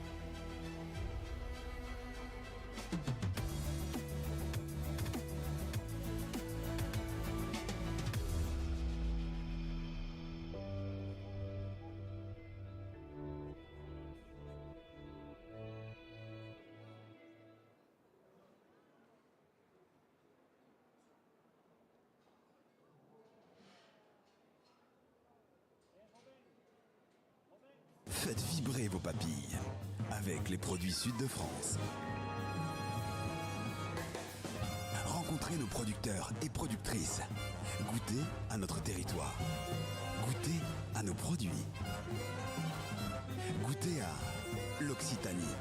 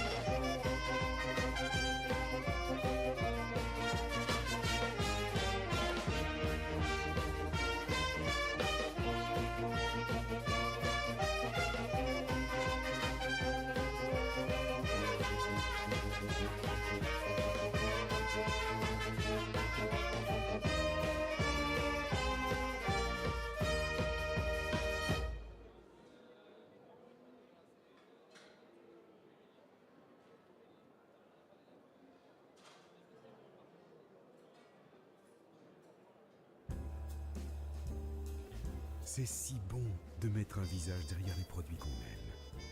Quand Jean-Marc et Hugo parlent de leur huile d'olive, ils deviennent des moulins à parole. Et on se régale de les écouter.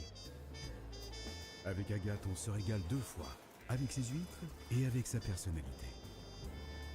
Guylaine aime régaler ses enfants et les grands enfants que nous devenons devant ses gourmandises. L'Occitanie, fière de ses agriculteurs.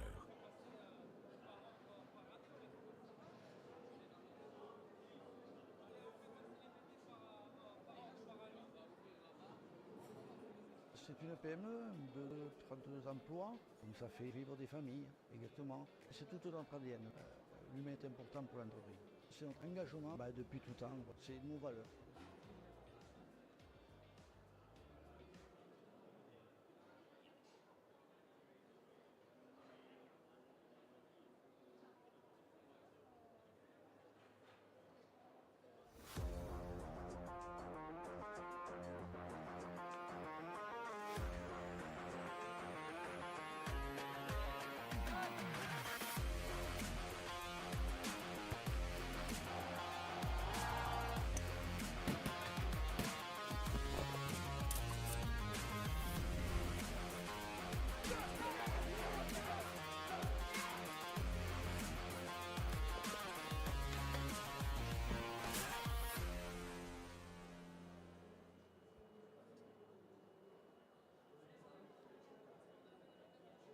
Parce que derrière chaque produit, il y a des hommes, il y a des emplois, et que venir le déguster sur place, c'est pas que pittoresque, c'est aussi se plonger dans notre quotidien.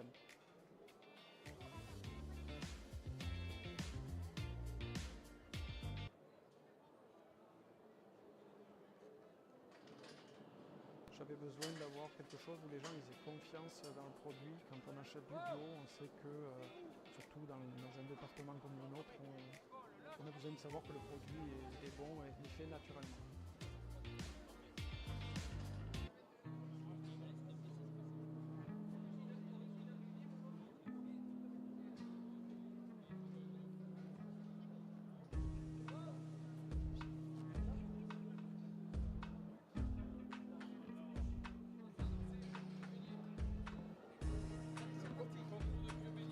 Allez, les concours de vieux béliers, les amis, ils sont ici. Émeric, on va te laisser les paroles. On est depuis ce matin sur les Tarasconnaises. Hein. Donc réexplique-nous un petit peu ce qui va se passer. Concours de vieux béliers, ça veut dire quel âge? Alors, ça, je vais demander plutôt à Nance. Ouais. On est sur des béliers adultes, donc Nance, quel âge la catégorie? Donc là, on va commencer avec un bélier de l'ESAT Sabartès, voilà, de Montégut-Plantorel.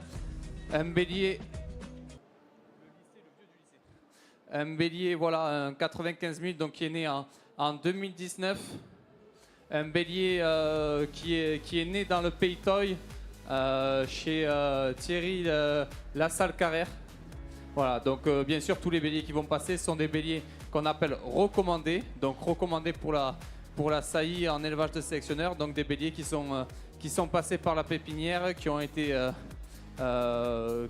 sélectionnés jeunes pour leur potentiel génétique et puis pour leur phénotype aussi bien sûr. Ouais.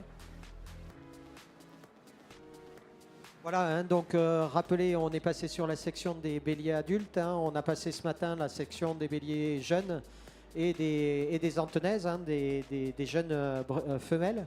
Et puis donc il nous reste 2 sections à passer cet après-midi. Ces 2 sections, alors la section des vieux béliers et quelle autre section du coup? Les brebis. Les donc, brebis brebis adultes, voilà, D'accord. qui arriveront par lot de 3. Alors la différence par rapport à ce matin, c'est qu'on jugeait les béliers 2 par 2. Là, les béliers adultes, on les envoie 1 par 1. Un par Voilà. un. Et donc, voilà, notre juge Alain Rivière continue le travail, hein, comme il a expliqué, à la fois une note sur le phénotype, hein, c'est-à-dire les aplombs, la rectitude du dos, les gigots, l'épaule, etc., la tête. Et puis, il y a une partie de la note, effectivement, qui est calée sur le génotype des animaux, c'est-à-dire les performances génétiques. Oui, puis j'imagine qu'à partir du moment où cet animal prend de l'âge, donc là, je ne sais pas si ça a été précisé par Nance, le nombre d'années de ce bélier.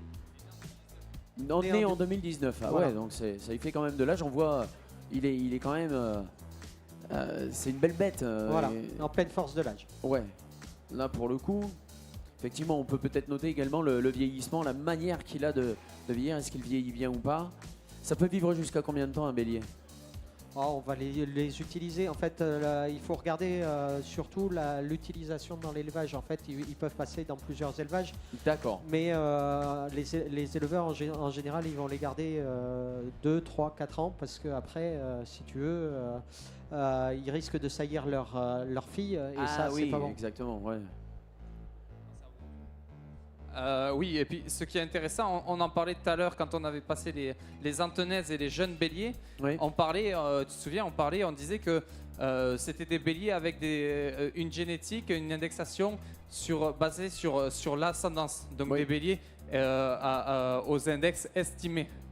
Là, quand les béliers sont vieux et qu'ils ont pu produire, on va pouvoir parler d'indexation non seulement sur ascendance, mais sur descendance, également sur performance. Ah ouais, tout donc à fait. là, on a un bélier qui a une trentaine de filles connues, aux performances connues, donc des filles qui ont plus mètre bas. Donc on a une idée de la prolificité qu'il va générer de façon un peu plus fiable.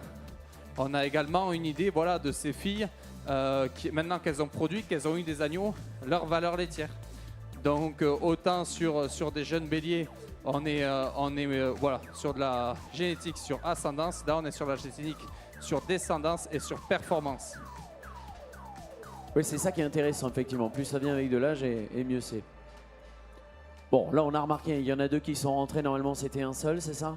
C'est ça. Bon, c'est des béliers, là, voilà, on Faut le voit, espérer qu'ils celui-ci. arrivent à s'entendre. On le voit, le bélier qui est marqué. C'est des béliers aussi qui sortent de la montagne, hein. Ils ont encore la marque de la montagne, donc on va pas leur en vouloir s'ils sont encore un peu sauvages et qu'ils ont du mal à rester dans les parcs de tri.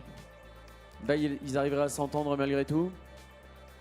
Ouais, c'est ce qu'on espère. C'est pas le plus commode, là. Celui-ci, là, c'est vrai que depuis le début du salon, je leur donne à manger à la gamelle et c'est pas celui qui me laisse le plus faire. Alors, si on peut l'écarter un peu, je pense que c'est pas plus mal. On remarque que ça va vite au conflit. Hein. Ah oui, c'est ça aussi être bélier. C'est montrer qui est le chef. Alors, peut-être, Alain, on voit notamment au niveau de la laine, ces 2 béliers, il y a une différence. Qu'est-ce qu'on va regarder sur la laine quand on juge un bélier tarasconnais? Alors déjà, la laine, il faut savoir que c'est quand même quelque chose qui est une des meilleures matières pour les échanges thermiques et pour quand il fait très chaud ou quand il fait très froid. Donc c'est quand même quelque chose de très important. Sur le plan économique, c'est vrai que ça se vend moins et pourtant un pull en laine, c'est quand même autre chose qu'un pull en acrylique. Mais là, ce qu'on regarde, c'est que la laine soit suffisamment serrée, qu'en principe, il n'y ait pas de poils. Et je sais que dans les Hautes-Pyrénées, dans la Haute-Garonne, on aime bien les animaux dégarnis. Alors, moi, je pense que surtout, il faut qu'ils soient dégarnis, surtout sur l'avant-main et sur les flancs. Après, plus ou moins. Bon, celui-là, il a un peu de laine et de la laine qui n'est pas particulièrement serrée. Mais bon, voilà, la laine, c'est une partie importante quand même pour des races rustiques qui sont confrontées à des changements de température brutaux. Il peut faire 25 degrés le soir et 14 le matin. Oui, donc comme ça s'adapte plus facilement. Voilà, juste pour nous adresser au public, vous l'avez remarqué, on essaie d'être face à vous. C'est pas forcément évident, hein, vous le comprenez, puisque on se balade ici même dans le parc et dans le ring. Voilà, donc là, c'est un bélier qui est né chez François Guibert à Camarade, en Ariège, à côté du Mazazil. C'est un bélier maintenant qui est utilisé depuis 2 ans par le lycée agricole de Saint-Gaudens.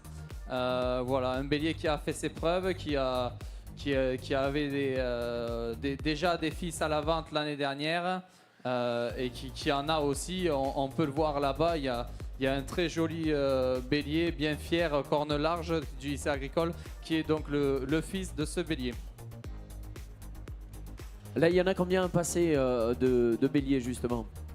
Des béliers, il y en aura 13, puisque vous en avez 14 que vous pouvez voir dans les cases tout au long pendant tout le temps du salon. Et le 14e, donc, c'est le bélier de Alain Rivière, le jury, qui est donc un éleveur assermenté qui sélectionne sur la tarasconnaise, mais aussi un juge international en race limousine, en race nationale, qui a fait beaucoup de concours nationaux. Voilà, donc c'est Alain Rivière qui juge aujourd'hui et est avant tout éleveur, et vous pouvez donc voir le produit de son travail dans les cases du salon, autant en brebis, en antenaise qu'en bélier.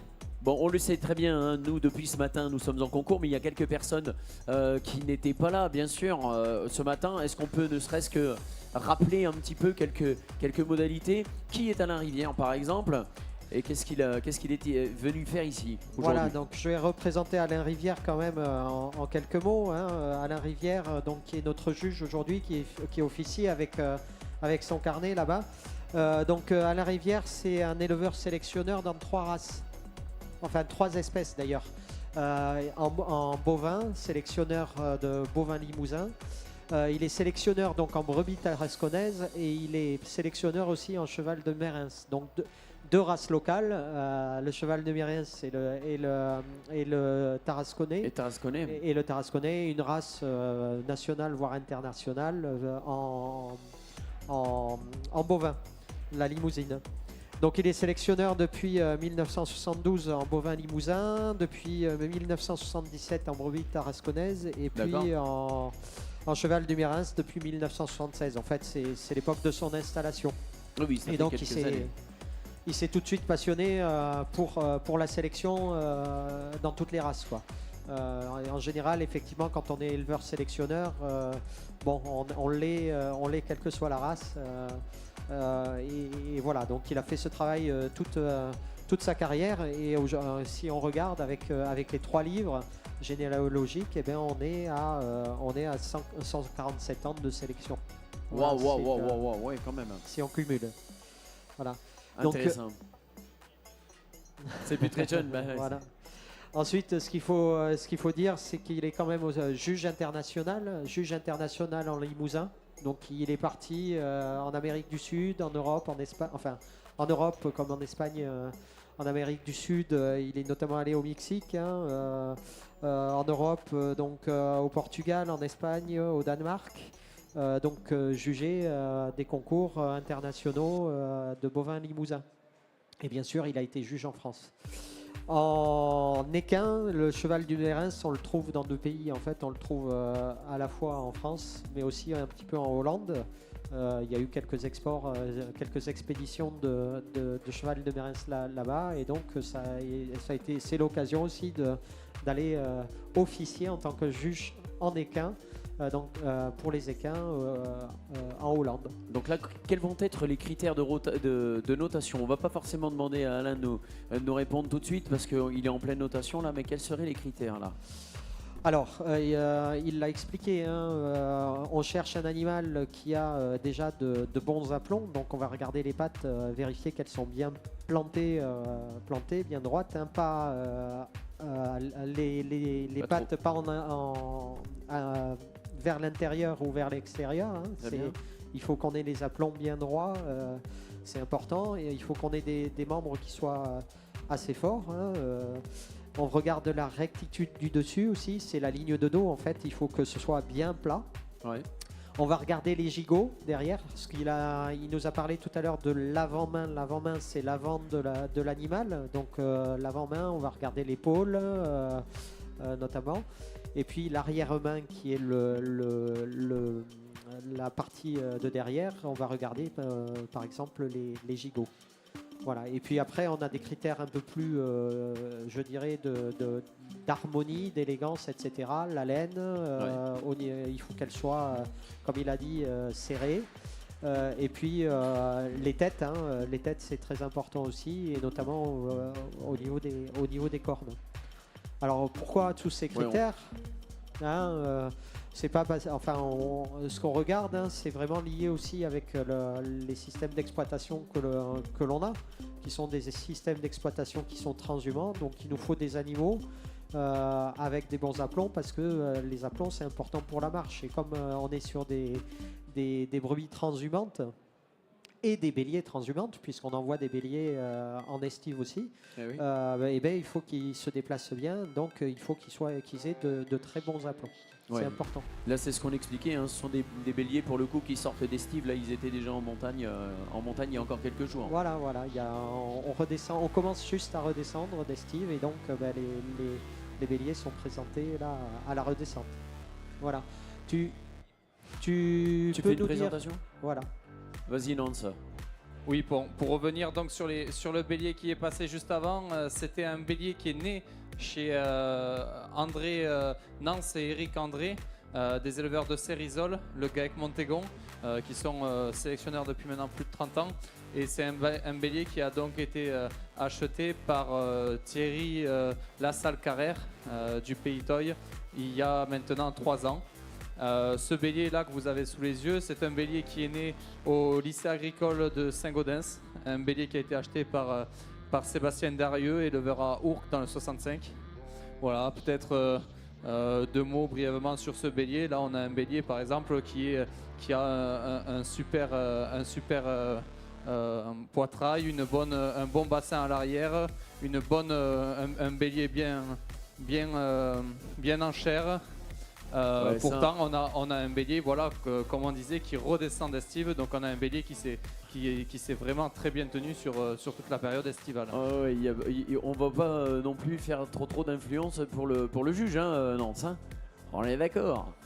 Oui, un bélier, on remarquait effectivement certains petits détails, les cornes, tout ça, vous ne le contrôlez pas par la génétique, c'est ce qu'on disait tout à l'heure. Alors c'est du phénotype, c'est-à-dire qu'on va éliminer, notamment en centre d'élevage, les cornes serrées, parce que ce qu'on cherche, c'est un joli trophée avec des cornes qui sont plutôt en spirale et larges.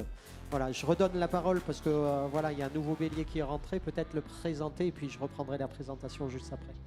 Non, c'était juste pour te complémenter sur la sélection au niveau des cornes.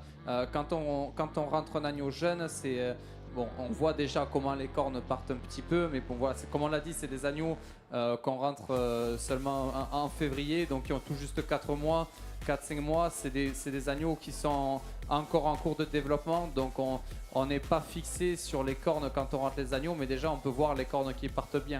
Là, la sélection, elle se fait aussi beaucoup sur l'ascendance, sur les mères, via la qualification des mères. On va pointer les mères pour voir un peu au niveau de leur standard, pour être sûr que même si l'agneau présente bien, il descend d'une mère qualifiée, pour assurer comme ça la qualité de la généalogie de l'animal. Voilà. Là, un bélier comme celui-ci, ça peut peser combien à peu près? Alors ça peut aller jusqu'à 100 kg, on est sur 100, 120, voilà. Ah oui, quand mais même. on est sur des, Ouais. sur des animaux qui sont d'un bon gabarit dans les races allaitantes. Voilà, 100, 120 kg et sur les brebis on est plutôt autour de 80. Ouais, bon, ce qui n'est pas négligeable malgré tout, hein, pour des poids comme ça, c'est assez impressionnant, effectivement. Pour ce qu'on disait, c'est environ une quarantaine de brebis pour un bélier.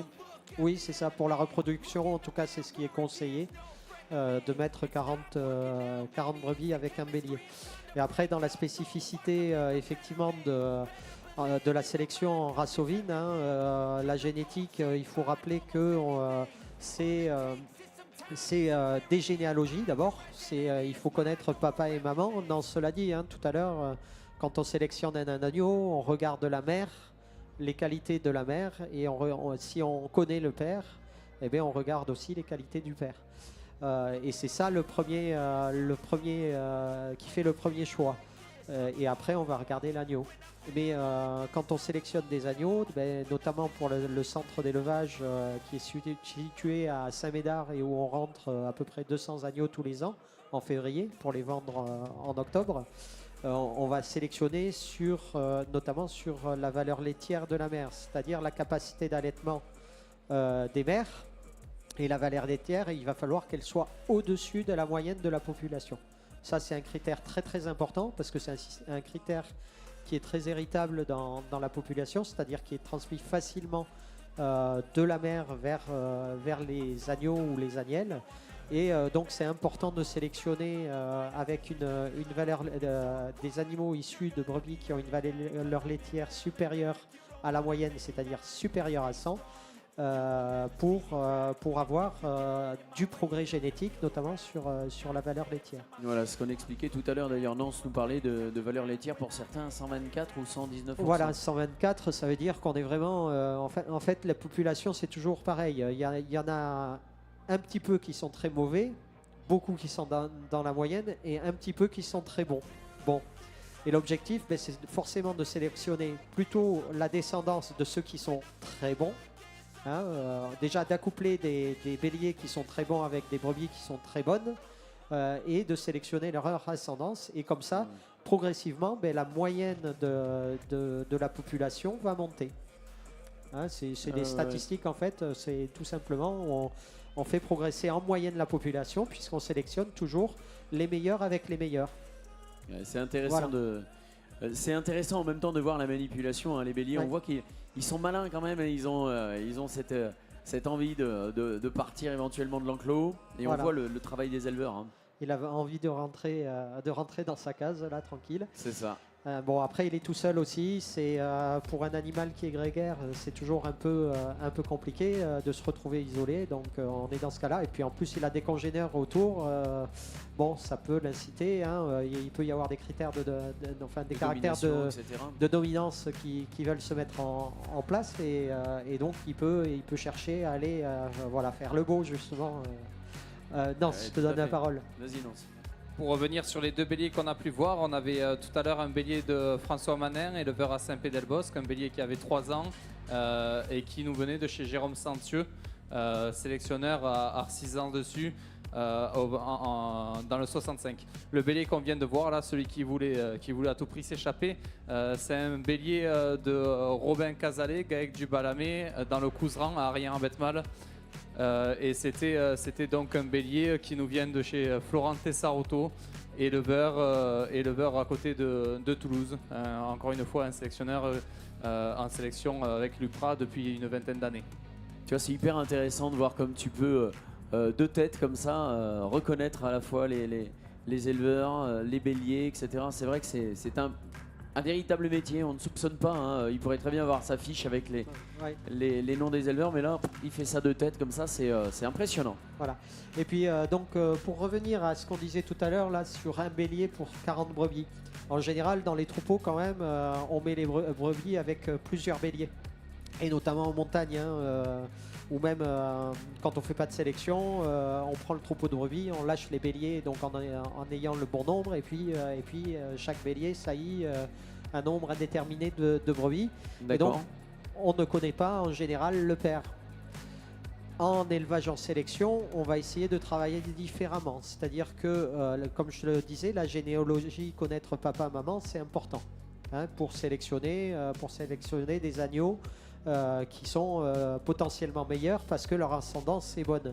Et puis, on va chercher à avoir un bélier qui saillit les meilleures brebis. Donc, ce qu'on fait en général, c'est qu'on fait ce qu'on appelle des lots de lutte. C'est-à-dire qu'on va regrouper une quarantaine de brebis et puis on va lâcher un seul bélier. Comme ça, on est sûr que quand les agneaux naissent, on connaît le père. Voilà. On est sûr du père. Et dans ce cas-là, effectivement, on a une déclaration des éleveurs qui déclarent le père des agneaux et ce qui nous permet, dans nos bases de données génétiques, de calculer les index sur ascendance des animaux.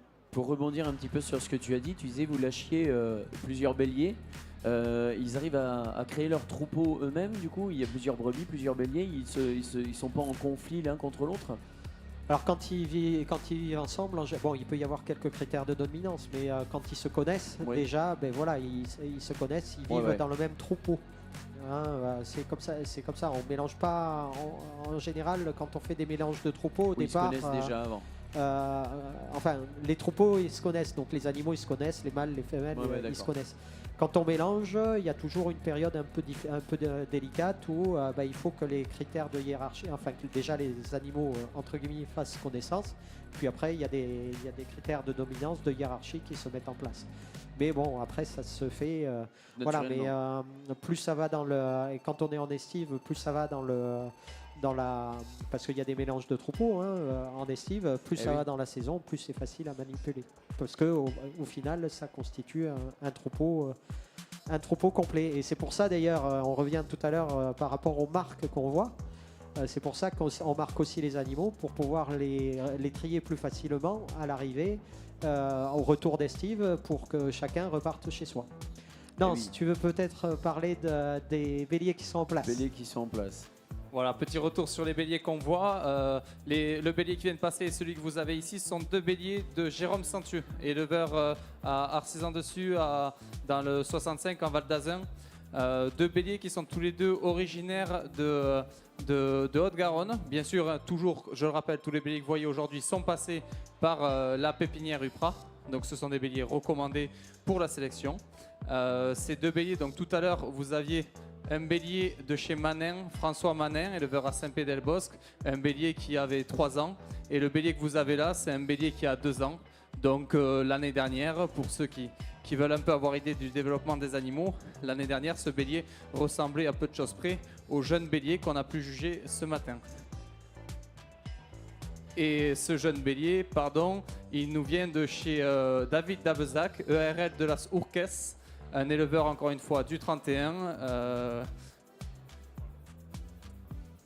De Haute-Garonne, voilà. Et puis par rapport à ça, on a déjà des âges quand même qui sont un peu différents. Donc effectivement, on peut avoir encore des différences de taille. Et le travail du juge, c'est effectivement aussi de gommer ces effets d'âge. Ce qui n'est pas des moindres, effectivement. Le travail du juge, très assidu. Là, on en est à une dizaine bientôt. Il en reste quelques-uns encore à voir. Voilà. Des béliers, c'est 13, c'est ça. Bien concentré. Je pense qu'on va commencer à envoyer les lots de brebis derrière pour les approcher. Il reste les plus jeunes, voilà, de béliers encore à voir. Allez, pour votre part, sachez que nous sommes en concours tarasconnais depuis ce matin 9h.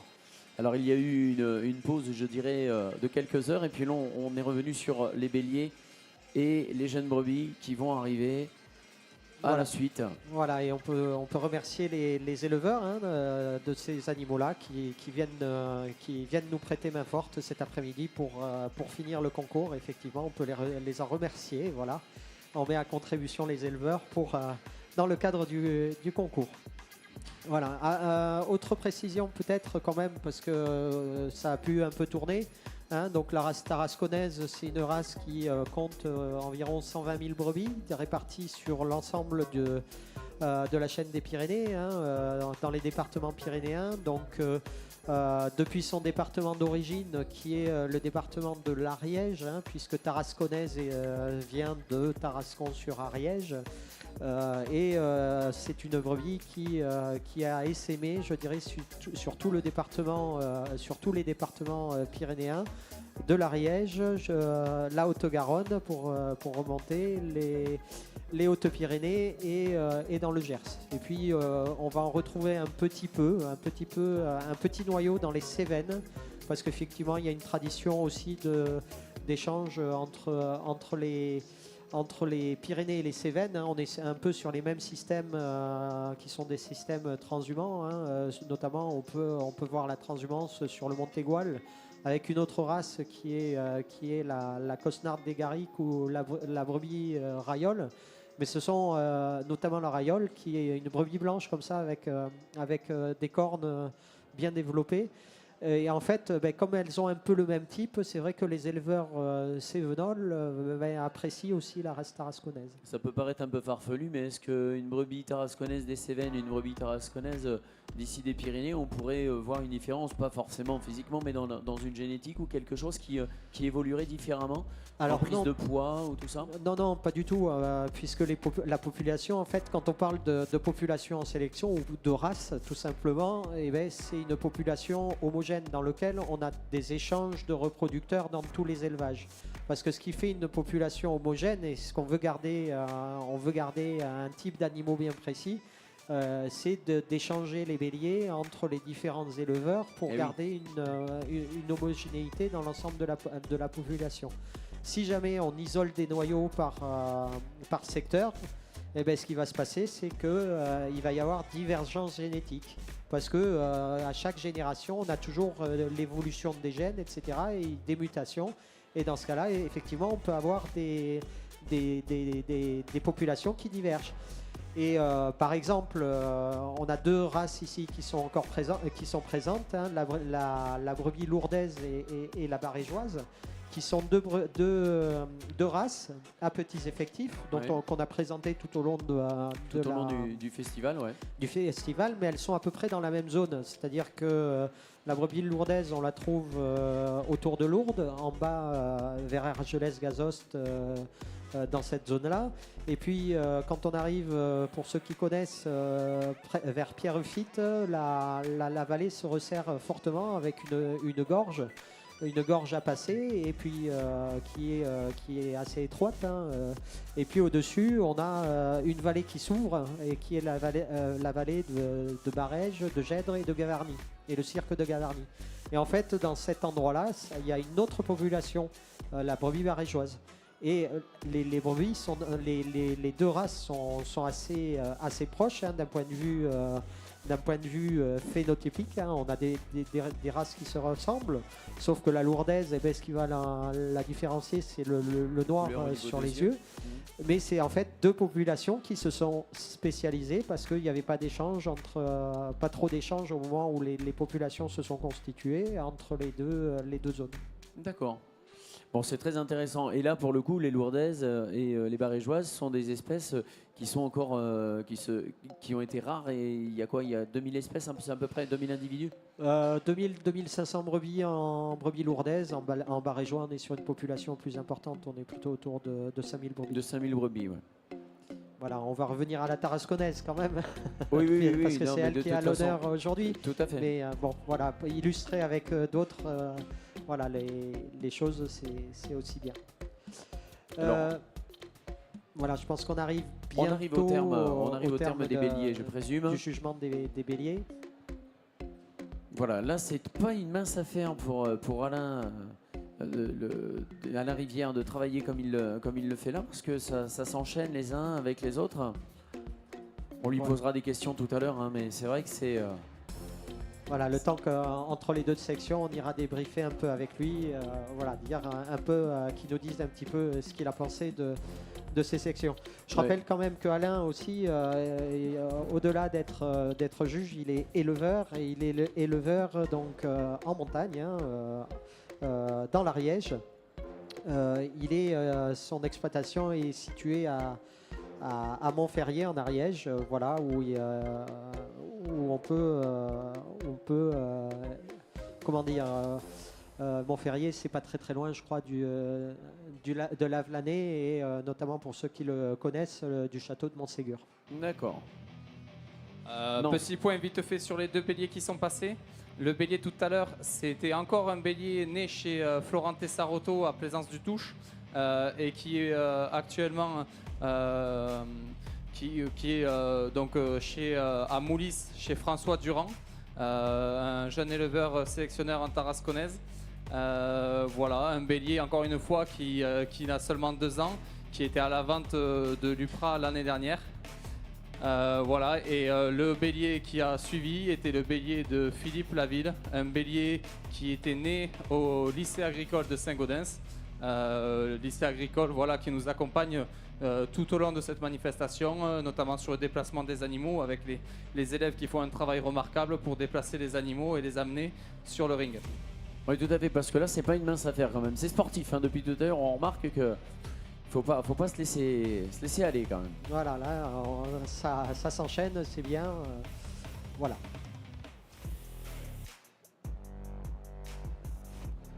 Donc après, ce qu'on peut dire aussi quand même, on a parlé d'élevage transhumant. Transhumant, c'est le cas de la grande majorité des éleveurs de race tarasconnaise. Ouais. Il y a quelque chose qui s'est passé quand même en fin d'année dernière qui était quand même, je dirais, quelque chose d'important. C'est que la transhumance a été reconnue au patrimoine culturel immatériel de l'UNESCO. Et ça a été, je dirais, une grande nouvelle et une grande fierté pour les éleveurs que, je dirais, cette pratique de la transhumance avec toutes les traditions qu'il y a derrière, parce que la transhumance, c'est effectivement le savoir-faire de l'éleveur, les us et coutumes, savoir comment amener les troupeaux dans les estives, connaître les quartiers, savoir quand est-ce qu'il faut monter sur tel versant, etc. Et oui, c'est tout un Il travail. y a aussi toutes les traditions autour des foires. Alors, bon, on connaît habituellement les foires au fromage, par exemple, dans les Pyrénées-Atlantiques, mais on a aussi les foires de descente d'estive, comme à Luchon la semaine dernière, où il y a des ventes de broutards qui ont passé l'été sur les hauts sommets pyrénéens. Et puis il y a tout ce qui est l'artisanat qui en ressort, hein, les savoir-faire sur les cloches, sur les bâtons de berger, ces choses-là. Et puis il y a toutes les traditions orales, hein, avec les langues, etc. Et ça a été reconnu comme un patrimoine mondial de l'humanité, patrimoine immatériel. Alors quand on dit la transhumance classée à l'UNESCO, c'est pas une mise sous cloche d'une pratique et de ses traditions, parce que ça reste une tradition bien vivante, mais c'est reconnaître son intérêt pour l'humanité et de faire en sorte de mettre des mesures je dirais, de transmission. Et on met en place en général ce qu'on appelle un plan de sauvegarde qui permet justement de perpétuer les traditions et de transmettre de génération en génération ce patrimoine immatériel. Ça, l'UNESCO est très vigilant là-dessus, très vigilant. Et pour nous, c'était important de faire reconnaître cette transhumance comme une valeur immatérielle au niveau mondial, parce que dans une période où la société voit l'image d'Épinal d'une montagne sauvage, ensauvagée, avec des grands carnivores, etc. Et en fait, la montagne et les Pyrénées, aujourd'hui, ils sont habités, c'est une montagne vivante, on a des populations, des familles qui vivent des produits, de leur élevage, et puis avec les éleveurs, derrière, il faut des services publics, donc on a aussi toute cette vie, hein, au-delà de l'agriculture qui existe. Et puis après, il y a le plaisir du tourisme qui vient découvrir des territoires ouverts et qui sont entretenus par l'élevage. Et donc, ça, c'est la montagne sauvage, je dirais, où l'homme n'a plus sa place, c'est un autre projet. Mais après, c'est à nous de déterminer collectivement quel est le projet qu'on veut pour nos Pyrénées. Est-ce que c'est une montagne vide vide, sans population et vierge de toute présence humaine, ou est-ce qu'on veut une montagne habitée avec toutes les traditions séculaires qui ont existé? Et oui, ça c'est toute la question effectivement. Pour préserver également la faune et la flore, c'est important qu'il y ait de l'élevage. C'est ce qu'on ne cesse de répéter. Alors tu nous parlais des festivals justement. Comment on peut savoir quand il y a les festivals par exemple à Luchon, on va juste même sur le site internet de l'UPRA, on peut avoir toutes ces infos ou pas? Alors en général, alors sur le site de l'internet de l'UPRA pas forcément, hein, mais en général la Chambre d'agriculture communique sur, sur toutes les informations. Sur les informations. Là aujourd'hui on est sur une fête traditionnelle, faut le dire. Hein, les concours de bélier, c'est des choses qui se font depuis très longtemps.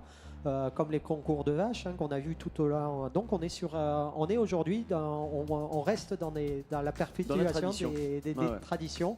Un concours, c'est un jugement, c'est les éleveurs qui se jugent les uns par rapport aux autres, qui jugent leurs élevages les uns par rapport aux autres, et c'est toujours une certaine fierté de pouvoir présenter ce qu'ils ont de meilleur et de se jauger les uns par rapport aux autres. Oui, c'est intéressant de pouvoir échanger également les pratiques et les façons de faire. Non, très intéressant de voir que tout le monde contribue justement à la réussite de cet événement. Les béliers qui s'enchaînent les uns après les autres. Oui, c'est important effectivement de rappeler toute cette importance justement de l'UNESCO, ce patrimoine mondial vivant de l'UNESCO. Est-ce que Nance nous donnera certainement quelques détails concernant les béliers qui viennent de passer? Voilà. Allez, vas-y. On te laisse nous présenter les béliers. Comme quoi, je les connais pas tous par cœur quand même. On vient de me rappeler que le bélier qui vient de passer, il venait de chez, encore une fois, Nance et Eric André, avec du Montégon à Cérisol, un pilier de l'UPRA, sélectionneur depuis plus de 30 ans. Et là, le bélier que vous avez ici, le bélier de tout à l'heure est donc né, chez Eric et André, chez Eric et Nance André, et il est aujourd'hui dans le pays Toy comme l'autre bélier de Nance et Eric André chez Thierry Lassalle-Carrère à Esquies-Serre. Ce bélier là, un bélier d'estive qui est redescendu il y a tout juste une semaine des montagnes. Donc voilà, un bélier en estive forcément c'est en pleine saillie, c'est en pleine montagne, c'est des conditions qui ne sont pas forcément évidentes. Et ça, c'est typiquement un bélier qu'on peut revoir et on vous y invite tous à Tarbes dans 6 mois et qui aura une toute autre coupe. Ce bélier-là, il est né chez Philippe Soukaz à Baudéan, dans la vallée de Bagnères. Et c'est un bélier qui actuellement est chez Christophe Vignot, avec Fermand Barrère, à côté de Lourdes, à Poix-et-Ferré. Là, ce sont les brebis qui vont enchaîner ensuite. Donc on a fini avec les brebis, les béliers, pardon. Les béliers, ouais. Voilà. Donc rappelez aussi que la tarasconnaise est une race cornue dans les deux sexes pour les jeunes. C'est pas parce qu'un animal a des cornes que c'est un mâle. En fait, dans les ovins, on a des cornes chez les mâles et chez les femelles. Et donc suivant les races, on a des races qui sont cornues dans les deux sexes, mâles et femelles. C'est le cas de la tarasconnaise. On a des races qui sont non cornues. Vous pouvez aller voir, il y en a quelques-unes, notamment l'Ore-Campan, la Montagne Noire ou la brebis castillonnaise. Et puis il y a des races qui ont des cornes dans un seul sexe. Voilà, c'est la nature et la sélection et le choix des éleveurs qui fait ça. Émeric, est-ce qu'on peut en profiter pour demander à Alain Rivière de venir nous faire un commentaire? Un petit peu cette section de bélier. Un petit débrief. Voilà, c'était mouvementé. Voilà, on est à cadence rapide, mais c'est bien de faire un petit point là sur le concours. D'abord, pour vous dire que on pourrait commencer par applaudir les éleveurs qui ont présenté ce magnifique lot de béliers, parce que comme je le disais ce matin, le travail des éleveurs, il n'est pas toujours simple, il est fait d'espoir et des illusions. Il y a des jours où tout marche et des jours où ça marche moins bien, mais néanmoins il faut être passionné, il faut être courageux. Et puis, j'ai l'habitude de dire quelquefois, non sans rire, qu'il faut croire au Père Noël tous les matins quand on se lève, et quelquefois il passe. Et quand il passe, on est content. Et quand il passe pas, on fait avec et on se dit, on essaiera de faire mieux la prochaine fois. c'est toute la noblesse du travail des éleveurs qui est là. Il ne faut pas oublier que ces éleveurs, même si quelquefois les écologistes extrémistes nous critiquent sans bien savoir quel est notre métier, ces éleveurs, ils sont là pour nourrir le monde et le plus savoureusement possible, mais aussi pour contribuer énormément à la biodiversité. La France a la chance d'avoir plus de 13 000 hectares de pâturage et de parcours avec son élevage. Et cet élevage contribue grandement à la biodiversité, mais aussi au captage du carbone, on en parle beaucoup. Tous les ruminants, même ceux qui ne ruminent pas comme les chevaux, mangent de l'herbe et cette herbe, ils la transforment en protéines qui sont essentielles à la vie des humains, qu'on soit jeune ou qu'on soit plus âgé. On en a besoin tous les jours et c'est aussi bien que d'aller l'acheter en Amérique du Sud ou au fin fond du Canada. On a sur place ce qu'il faut, on a les races bovines les plus renommées du monde, on a les races ovines qui correspondent, on a la chance d'avoir des programmes de sélection à travers l'Institut de l'élevage, à travers les UPRA, comme celle qui nous concerne aujourd'hui, l'UPRA ovine des Pyrénées centrales. On a la chance d'avoir des programmes qui font merveille. Et c'est tout le travail des sélectionneurs de procréer des animaux qui vont améliorer la base de production, cette base de production qui produit la viande ou parfois le lait. Ce sont des choses essentielles. Et je voudrais faire un petit clin d'œil à l'UPRA avec tout l'intérêt qu'il suscite par rapport justement à l'économie et au travail des éleveurs de la base de production, parce que c'est grâce à l'amélioration génétique. C'est peut-être d'ailleurs la seule chose que peut maîtriser l'éleveur. Aujourd'hui, on ne maîtrise pas toujours le marché. L'actualité nous montre aussi qu'on ne maîtrise pas toujours le sanitaire, même si on fait tout ce qu'il faut.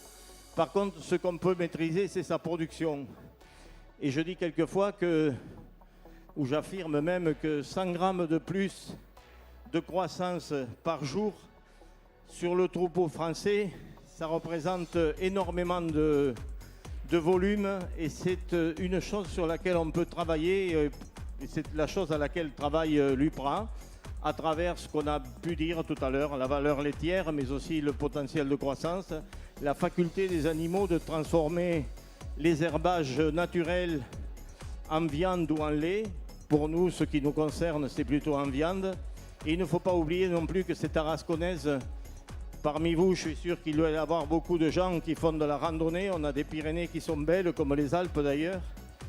D'autres qui vont faire du ski pendant l'hiver. Et tout ce qu'apporte le pastoralisme à toutes ces montagnes, c'est d'abord la beauté, mais également une beauté qui nourrit le monde. Donc voilà, je pourrais en parler pendant des heures, mais et oui, c'est ce qu'on comprend. J'ai Merci encore beaucoup, un peu de Alain. travail. Oui, il y a encore quelques brebis. On peut vous applaudir très fort parce que là, c'est Voilà, un amoureux et de son métier et de la montagne. Et merci d'avoir reprécisé tout ce que vous avez dit. Voilà, Et là, oui. c'est le cœur de l'éleveur qui parle. Bon, un éleveur qui s'exprime très bien, mais voilà, c'est le cœur de l'éleveur qui parle. Et c'est important donc, voilà, que ce rôle d'aménageur du territoire soit bien reconnu par la société, hein, tout simplement, société civile. Urbaine notamment. Et le seul moyen, je dirais, et le meilleur moyen pour entretenir ces espaces, faire vivre les éleveurs, c'est toujours de consommer des produits qui viennent de là. Et souvent, pour avoir des produits qui viennent de là, on va plutôt sur des produits identifiés, parce que s'ils sont identifiés par un label ou par une IGP ou une AOP, on sait d'où ça vient. Et en ce qui nous concerne, en race tarasconnaise, on a deux signes de qualité qui permettent d'identifier d'où viennent les animaux. C'est le label rouge agneau sous la mer, vendu sous la marque Sélection des Bergers. On est sûr que ça vient des départements des Hautes-Pyrénées, de Haute-Garonne ou du Gers ou des Hautes-Pyrénées, Gers, Haute-Garonne ou Ariège. Voilà, Oui. je vais y retrouver. Et l'autre qui pour nous est encore plus important en tant que je dirais gestionnaire de race locale et la race pure notamment, et race tarasconnaise, c'est l'IGP, indication géographique protégée, agneau des Pyrénées. Voilà. Et ça, C'est important de le ça veut repréciser, dire tout que ça. c'est un agneau de race locale, les 6 races locales là, qui sont en exposition et qui est élevé dans la zone, né, élevé et abattu dans la zone pyrénéenne. Pyrénéenne. Nance, tu as présenté les brebis. Donc là, on est passé sur la section brebis. Des lots de 3 brebis qui nous viennent toujours d'élevage sélectionneur. Ici, on a un lot de brebis qui viennent de Ariens en Bête-Mal, dans le Couserans, chez Robin Casalet du GAEC Malamé. Alors, un GAEC, qu'est-ce que c'est? C'est un groupement agricole d'exploitation en commun. Donc, c'est plusieurs éleveurs, en l'occurrence ici 2 frères, qui travaillent ensemble. Et là, typiquement, on a le cas où un frère est plutôt intéressé par les brebis, donc Robin, et où son frère, lui, est plutôt intéressé par les vaches. Et un troupeau donc de 60 mères inscrites, des brebis gasconnes, de la race gasconne des Pyrénées.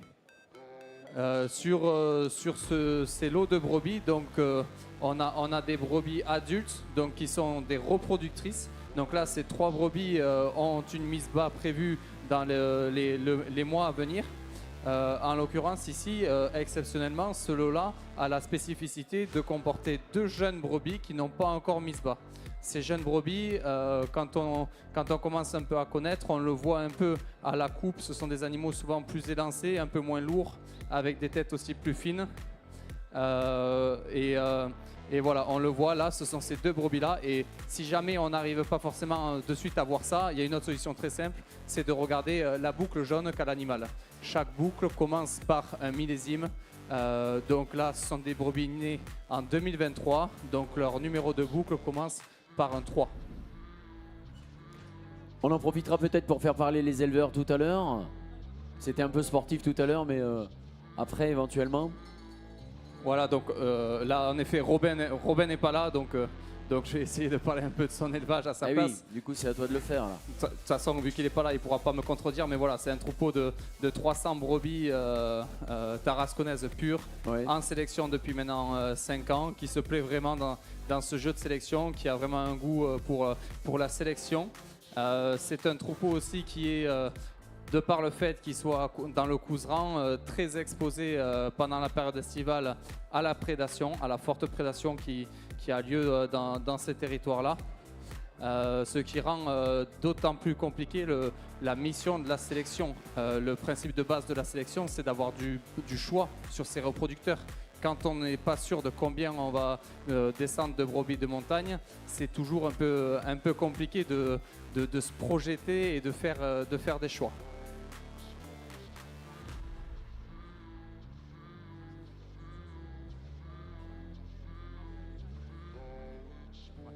Donc là, on a le 2e lot sur 9 lots présentés, 10 lots exposés. Le 10e lot, encore une fois, un lot du jury Alain Rivière qui est seulement en exposition et non pas en concours.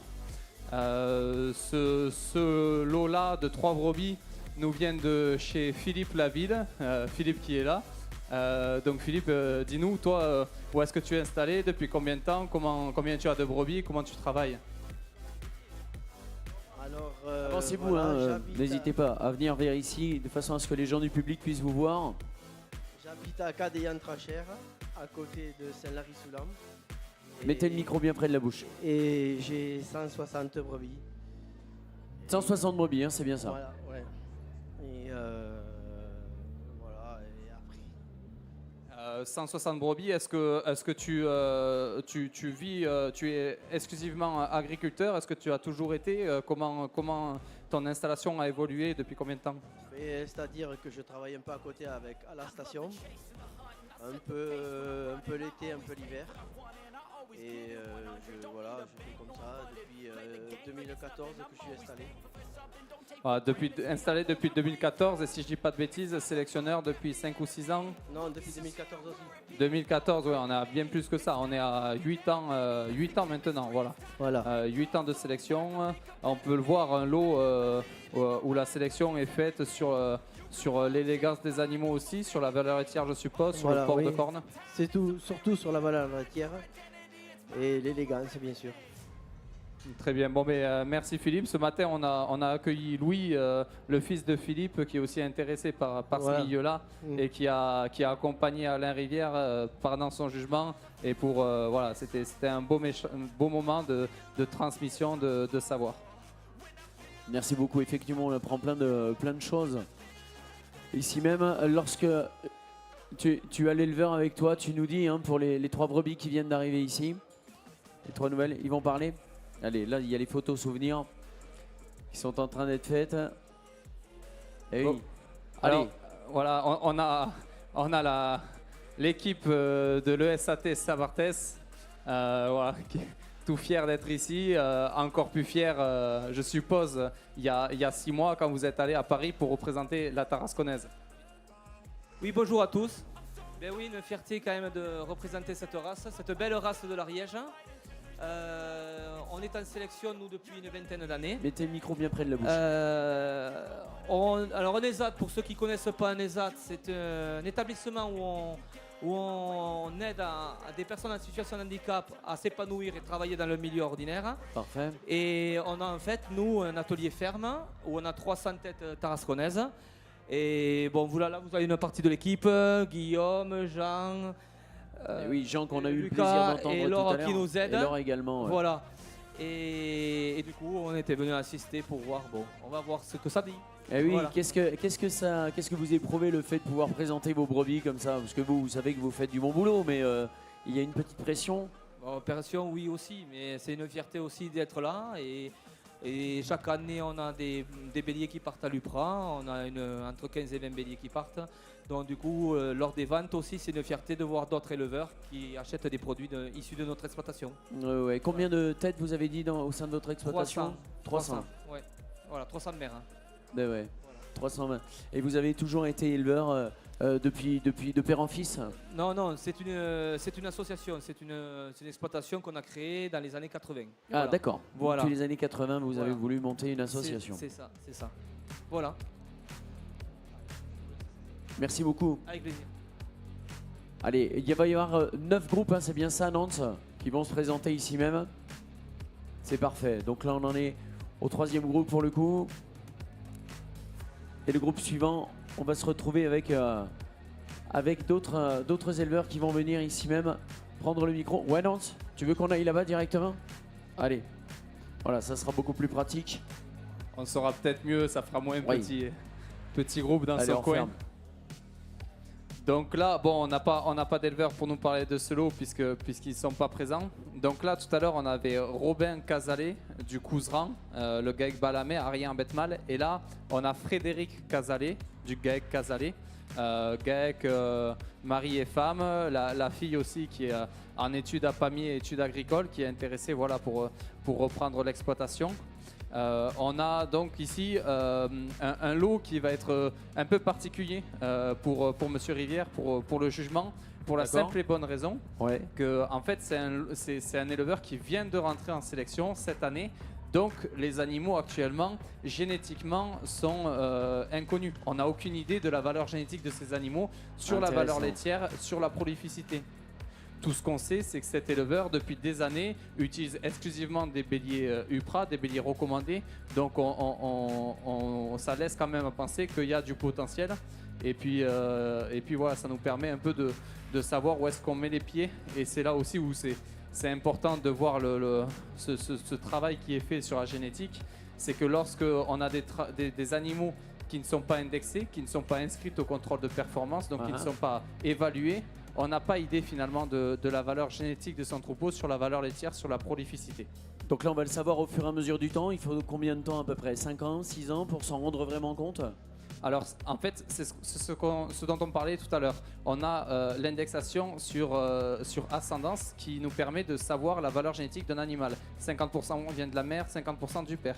Donc, chez un éleveur, finalement, qui a des béliers inconnus et qui a un troupeau en sélection, si les béliers ne sont pas améliorateurs, il a beau s'embêter à faire tout le suivi possible, tout le contrôle de performance possible, mais son troupeau, théoriquement, devrait avoir une valeur génétique à peu près similaire à quelqu'un qui ne fait pas de contrôle de performance, mais achète des béliers à la pépinière tous les ans, des béliers améliorateurs, si tant est bien sûr qu'il regarde les critères génétiques lors de son choix. Donc voilà, sur ces nouveaux élevages, on a toujours l'index qui va nous permettre d'avancer, mais on a aussi des données qui vont nous informer sur la fiabilité de cet index. Et c'est à partir de ça aussi que les éleveurs, le jour de la vente, ils vont peut-être pas de suite prendre chez un nouveau sélectionneur parce qu'ils savent qu'il n'y a pas ce recul et que même si une brebis a un super index valeur laitière, c'est lié seulement à une performance. Eh oui, donc c'est vraiment du temps à passer malgré tout pour essayer d'exploiter au fur et à mesure des petites nouveautés comme celle-ci. C'est bon pour toi, Alain? Allez.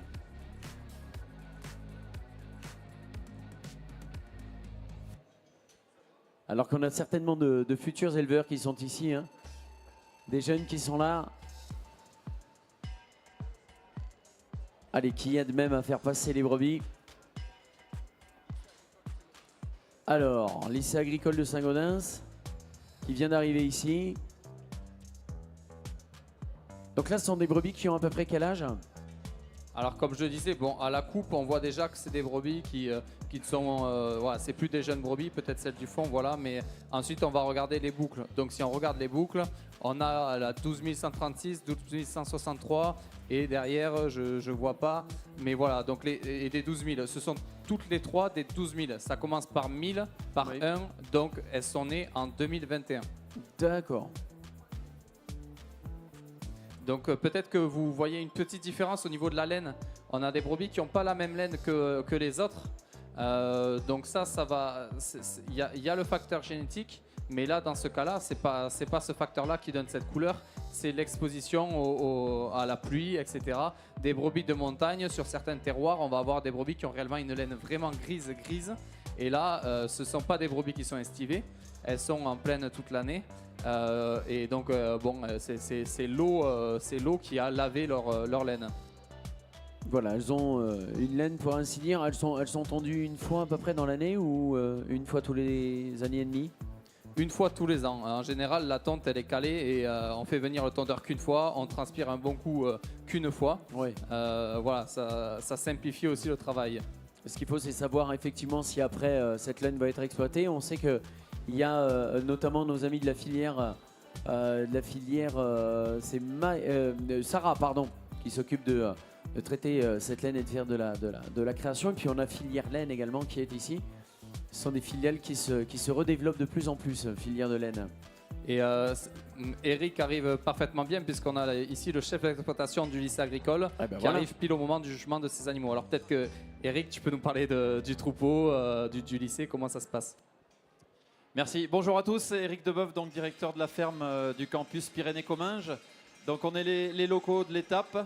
On a le campus à Saint-Gaudens et la ferme qui est à Saint-Médard, avec 3 ateliers sur la ferme, un atelier vaches laitières avec 80 vaches laitières en production d'agriculture biologique et un autre atelier d'élevage, donc avec 210 brebis mères, donc un élevage sélectionneur en double démarche qualité, IGP, Agneau des Pyrénées et Label Rouge. Et donc voilà, un élevage sélectionneur sur la race tarasconnaise depuis des années. Et on fournit effectivement des agneaux et de futurs béliers reproducteurs à l'UPRA qu'on héberge donc sur l'établissement, sur la ferme, où voilà, on a les 2 bergeries côte à côte sur site, où il y a la bergerie avec les 300 béliers des 6 races des Pyrénées. Et donc nous, notre troupe de 210 brebis. Donc voilà, la tarasconnaise qui est emblématique. On a 2 béliers, nous, en race pure pour faire des agnelles de renouvellement et pour nos animaux d'élevage. Et ensuite, on a 2 béliers montagne noire pour faire du croisement terminal, voilà, et avoir des agneaux un petit peu plus viandés, puis qui rentrent dans le cahier des charges de l'IGP. Donc là, et qui permet d'avoir des beaux animaux. Oui. Ce sont les élèves qui sont amenés à s'occuper des brebis. Et après, voilà, la spécificité donc d'une ferme d'un lycée agricole, C'est de permettre aux jeunes de pouvoir avoir un terrain d'apprentissage grandeur nature et de pouvoir pratiquer les gestes professionnels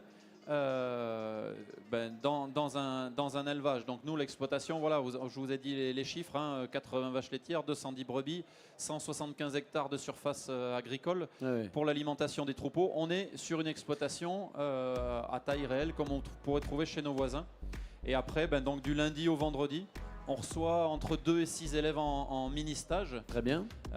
Pour qu'ils puissent justement suivre le quotidien des salariés et participer en fait à tous les soins, toutes les activités qu'il y a sur la ferme. Et ensuite, ils viennent aussi en travaux pratiques avec leurs enseignants en classe entière. Alors là, c'est plutôt sur des choses très spécifiques. Et ils vont venir, on vous parliez tout à l'heure de la tonte. Quand on fait la tonte aussi une fois par an, les élèves viennent, ils essayent de tondre. Il y a un petit film sur la ferme qui passe où on voit des jeunes du Togo qui s'apprennent aussi à la tonte. Donc ils participent après aux Olympiades, etc. On les forme vraiment à devenir de futurs professionnels, donc soit éleveurs ou de futurs professionnels de l'élevage et de l'agriculture. Ils apprennent les différentes ficelles du métier en quelque sorte pour voir vers où ça les mènera. Concernant cette exploitation, alors les 3 brebis qu'on a ici, Lance, est-ce que tu peux nous dire d'où ils viennent? Donc, restez avec nous, on a des questions à vous poser certainement. Donc là on reste dans le 31, on est chez François Manin à côté de Boulogne-sur-Gesse à Saint-Pé-del-Bosque. Donc un éleveur sélectionneur depuis 30 ans, voire plus, depuis le début du PRA de toute façon. C'est un éleveur qui a beaucoup utilisé l'insémination artificielle lorsqu'elle était encore active. L'intérêt de l'insémination artificielle, c'est encore une fois de connaître les paternités de ces animaux. Et ça permet aussi, lorsqu'on a un super bélier, de diffuser le plus possible.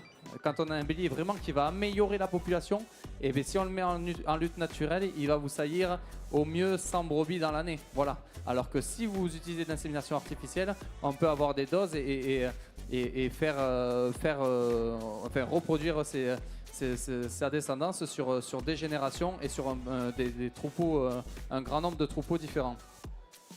Quand on est élève là-bas au campus, comment ça se passe une journée type? On va dire la semaine type, puisque en fait l'objectif c'est qu'ils voient sur la semaine l'ensemble des activités de la ferme. Donc si on est sur une première journée, ils vont commencer par la traite au niveau de l'atelier bovin-lait, suivi du soin aux animaux. Et après, en fin de matinée et puis l'après-midi, ça va être toutes les tâches qu'il peut avoir sur une exploitation, donc du curage, l'entretien des prairies, labour, semis, etc. Tout à fait. Déplacer les animaux aussi, ça nous occupe pas mal, entretien des clôtures. Et si c'est à la bergerie, c'est un petit peu la même chose. Ils arrivent à la bergerie le matin, on commence par soigner les animaux. Toujours une phase d'observation, voir si la quand on santé soigne, est bonne, etc. Exactement, voir s'il n'y a pas un animal qui est isolé, voir s'il n'y a pas quelque chose voir si tout est bien, si tout se passe bien. C'est un moment assez important de la matinée, le soin aux animaux. Et puis après, toutes les phases qu'il peut avoir de tri. On passe beaucoup de temps sur les petits animaux, sur les petits ruminants à trier, à alloter, pour pouvoir les préparer sur les différentes phases, que ce soit la lutte, l'agnelage, parce que ils n'ont pas les mêmes besoins selon la période, où ils se situent. Ouais. Nance. Là, on est sur un lot de quel Sébastien Darieux, un D'accord. éleveur à Ourcq dans le 65 à côté de Tarbes. Alors Sébastien, tu es là, est-ce que tu peux te présenter, nous dire un peu combien de brebis tu as, comment tu travailles? Ouais, bonjour à tous, donc Sébastien Darieux. Donc je suis à la tête d'un troupeau de 140 brebis mères à peu près. C'est un troupeau transhumant dans le secteur de Gavarnie, dans les Hautes-Pyrénées. Voilà, je suis plus réactif comme certains de mes collègues. Oui. Donc voilà, c'est avant tout une passion. Et, oui, toi, on se tutoie très rapidement dans le métier, j'ai l'impression. Toi, ça fait combien de temps que tu es éleveur? Alors c'est un jeune troupeau. Moi j'ai fait un petit périple parisien pendant quelques années. Donc j'ai remonté le troupeau il y a 5 ans. Ah oui, d'accord. Donc voilà, j'ai adhéré directement à l'organisme de sélection, à l'UPRA. D'ailleurs, je me suis appuyé sur certains éleveurs pour remonter le troupeau. Donc c'est un très très jeune troupeau. et qui commence à devenir intéressant maintenant au bout de 5 ans. Donc là, c'est un des premiers concours que tu effectues ici même? À Saint-Gaudens, oui, j'en ai fait Ouais. quelques-uns à Tarbes. D'accord. Bon. Non, si tu veux reprendre la parole. Ouais. Non, peut-être rebondir, Sébastien, est-ce que tu peux nous expliquer aussi dans ton choix de reproducteur ou même ton choix de bête en concours, qu'est-ce que tu vas regarder, qu'est-ce que tu privilégies, pour quelles raisons? Bon, moi, lors de l'achat des reproducteurs, je vais privilégier. Ma grande priorité, c'est le lait. Je veux avoir un troupeau le plus laitier possible. Bon, c'est en termes économiques aussi, des agneaux qui poussent plus vite, qui vont se mettre à manger plus tard. Voilà. Ensuite, pour le choix des reproducteurs, moi j'aime des brebis pas trop hautes, qui soient assez épaisses, bon, comme celle que vous pouvez voir là, avec une toison mi-côte si possible. Voilà, je cherche pas forcément de la hauteur, je cherche plutôt de l'épaisseur sur le choix de mes animaux. Voilà, en effet, la conformation qui est prise en compte aussi, je suppose, par Alain Rivière, notre juge national sur la race tarasconnaise, qui pourra peut-être nous commenter un peu ces critères de jugement sur les brebis. La difficulté aussi de juger 3 brebis en même temps, c'est une manœuvre différente, surtout quand on a l'habitude de juger des animaux individuellement, comme avec les mérins et les limousines, comme vous l'avez fait à l'international. Ben oui, mais tout l'intérêt finalement d'un groupe comme ça, c'est de juger un petit peu une partie de l'élevage. Et ce que je regarde en premier, c'est l'impression générale, comme ça, quand les animaux rentrent, sans s'apesantir sur les diverses parties des animaux. Mais déjà, on voit... On a un regard attentif sur la manière dont sélectionne son troupeau l'éleveur. Il l'a très bien dit tout à l'heure, il aime des animaux assez conformés. Ces brebis ne sont pas très grandes en termes de développement squelettique. Par contre, elles sont très complètes en termes de développement musculaire. L'un n'empêche pas l'autre. Mais je suis sûr que ce sont des animaux qui ont du rendement. Donc voilà, ça c'est la première chose. Ensuite, on regarde l'harmonie, qu'elle soit à peu près toutes dessinées de la même manière et si possible du mieux possible au niveau du phénotype. Je veux dire par là la rectitude du dessus, un bassin bien posé, de la profondeur. On n'a pas beaucoup insisté là-dessus. J'ai insisté ce matin sur l'importance des échanges thermiques dans des conditions où vivent ces animaux en montagne avec des journées très chaudes, des nuits très froides, voire des changements climatiques très rapides en 24 heures. Et il faut qu'elles puissent supporter cela. Et pour cela, il faut avoir une bonne cage thoracique, à savoir quelque chose qui facilite justement ces échanges thermiques, un poitrail large, une profondeur de poitrine importante. Pour ce qui est de la consommation des herbages, ce sont quand même déjà des herbivores et c'est la chose la plus naturelle et puis la moins chère aussi, hein, la moins coûteuse, c'est de l'herbe de nos prairies, l'herbe de nos montagnes. Et pour bien assimiler tout cela, il faut avoir biologiquement une caractéristique qui transforme bien ces aliments, mais également une bonne capacité d'ingestion. C'est pour ça qu'on regarde à la fois la profondeur abdominale. Ensuite, évidemment, de bons aplombs. Les aplombs, pour aller dans les estives, il faut qu'ils soient solides sur les aplombs, comme on dit au rugby, ou même au foot. Ça, c'est très important. Ce sont des marcheuses, ces tarasconnaises, elles ne se contentent pas de faire 300 mètres dans la journée. Il faut qu'elles partent un petit peu dans tous les coins. Et puis le soir, qu'elles aillent à la couche. Et la couche, souvent, elle est tout à fait en haut de la montagne. Donc ça veut dire que là aussi, il faut qu'elles aient de bons aplombs. Là, on a un joli lot assez régulier, etc. Voilà. On a une question à vous poser. Est-ce que c'est bon pour les notations? Est-ce qu'on peut faire entrer un autre troupeau? Oui, c'est bon. Quand vous parlez de bons aplombs, qu'est-ce que vous entendez? Il faut les pattes les plus épaisses possibles, c'est ça que vous nous dites? Non, justement, moi je ne suis pas très attaché à la grosseur des canons, etc. Il faut savoir que déjà, les facilités de naissance sont dues à un bon bassin, mais également à la finesse d'os. La finesse d'os qui rentre donc dans ses qualités maternelles finalement, mais également dans les qualités bouchères. Alors après, évidemment, ça dépend du volume de l'animal, mais elles ont des os qui sont solides, dont on ne les cherche pas à tout prix très gros. ne serait-ce que pour la naissance et pour le rendement. Ça, c'est une chose. Par contre, les aplombs bien posés au sol, avec des jarrets bien posés, assez marqués, mais qui tombent bien droit et qui tombent juste. La partie poitrail et la partie antérieure, les aplombs antérieurs également, il faut qu'ils soient très bien posés. C'est ça que j'appelle la qualité des aplombs et des aptitudes fonctionnelles en quelque sorte. Merci beaucoup Alain. On va vous laisser terminer les notations puisqu'il reste encore 2 petits troupeaux. Tu vas nous présenter toi, Nance, le troupeau et l'éleveur éventuellement, comme ça on va lui laisser la parole. Donc là, on a 3 brebis qui nous viennent de Poix-Ferré à côté de Lourdes, donc dans les Hautes-Pyrénées, bien sûr, qui nous viennent de chez Christophe Vigneault du GAEC, ferme en Barrère. Oui, bonjour. Donc, je me suis installé il y a 22 ans. Donc, j'ai un troupeau de 480-540 mères. J'estive à Gavarnie. Et j'ai 2 estives. J'ai une première estive qui est en début de mai au 10 juin. Je vais à côté de Lourdes, à Saint-Pé-de-Bigorre.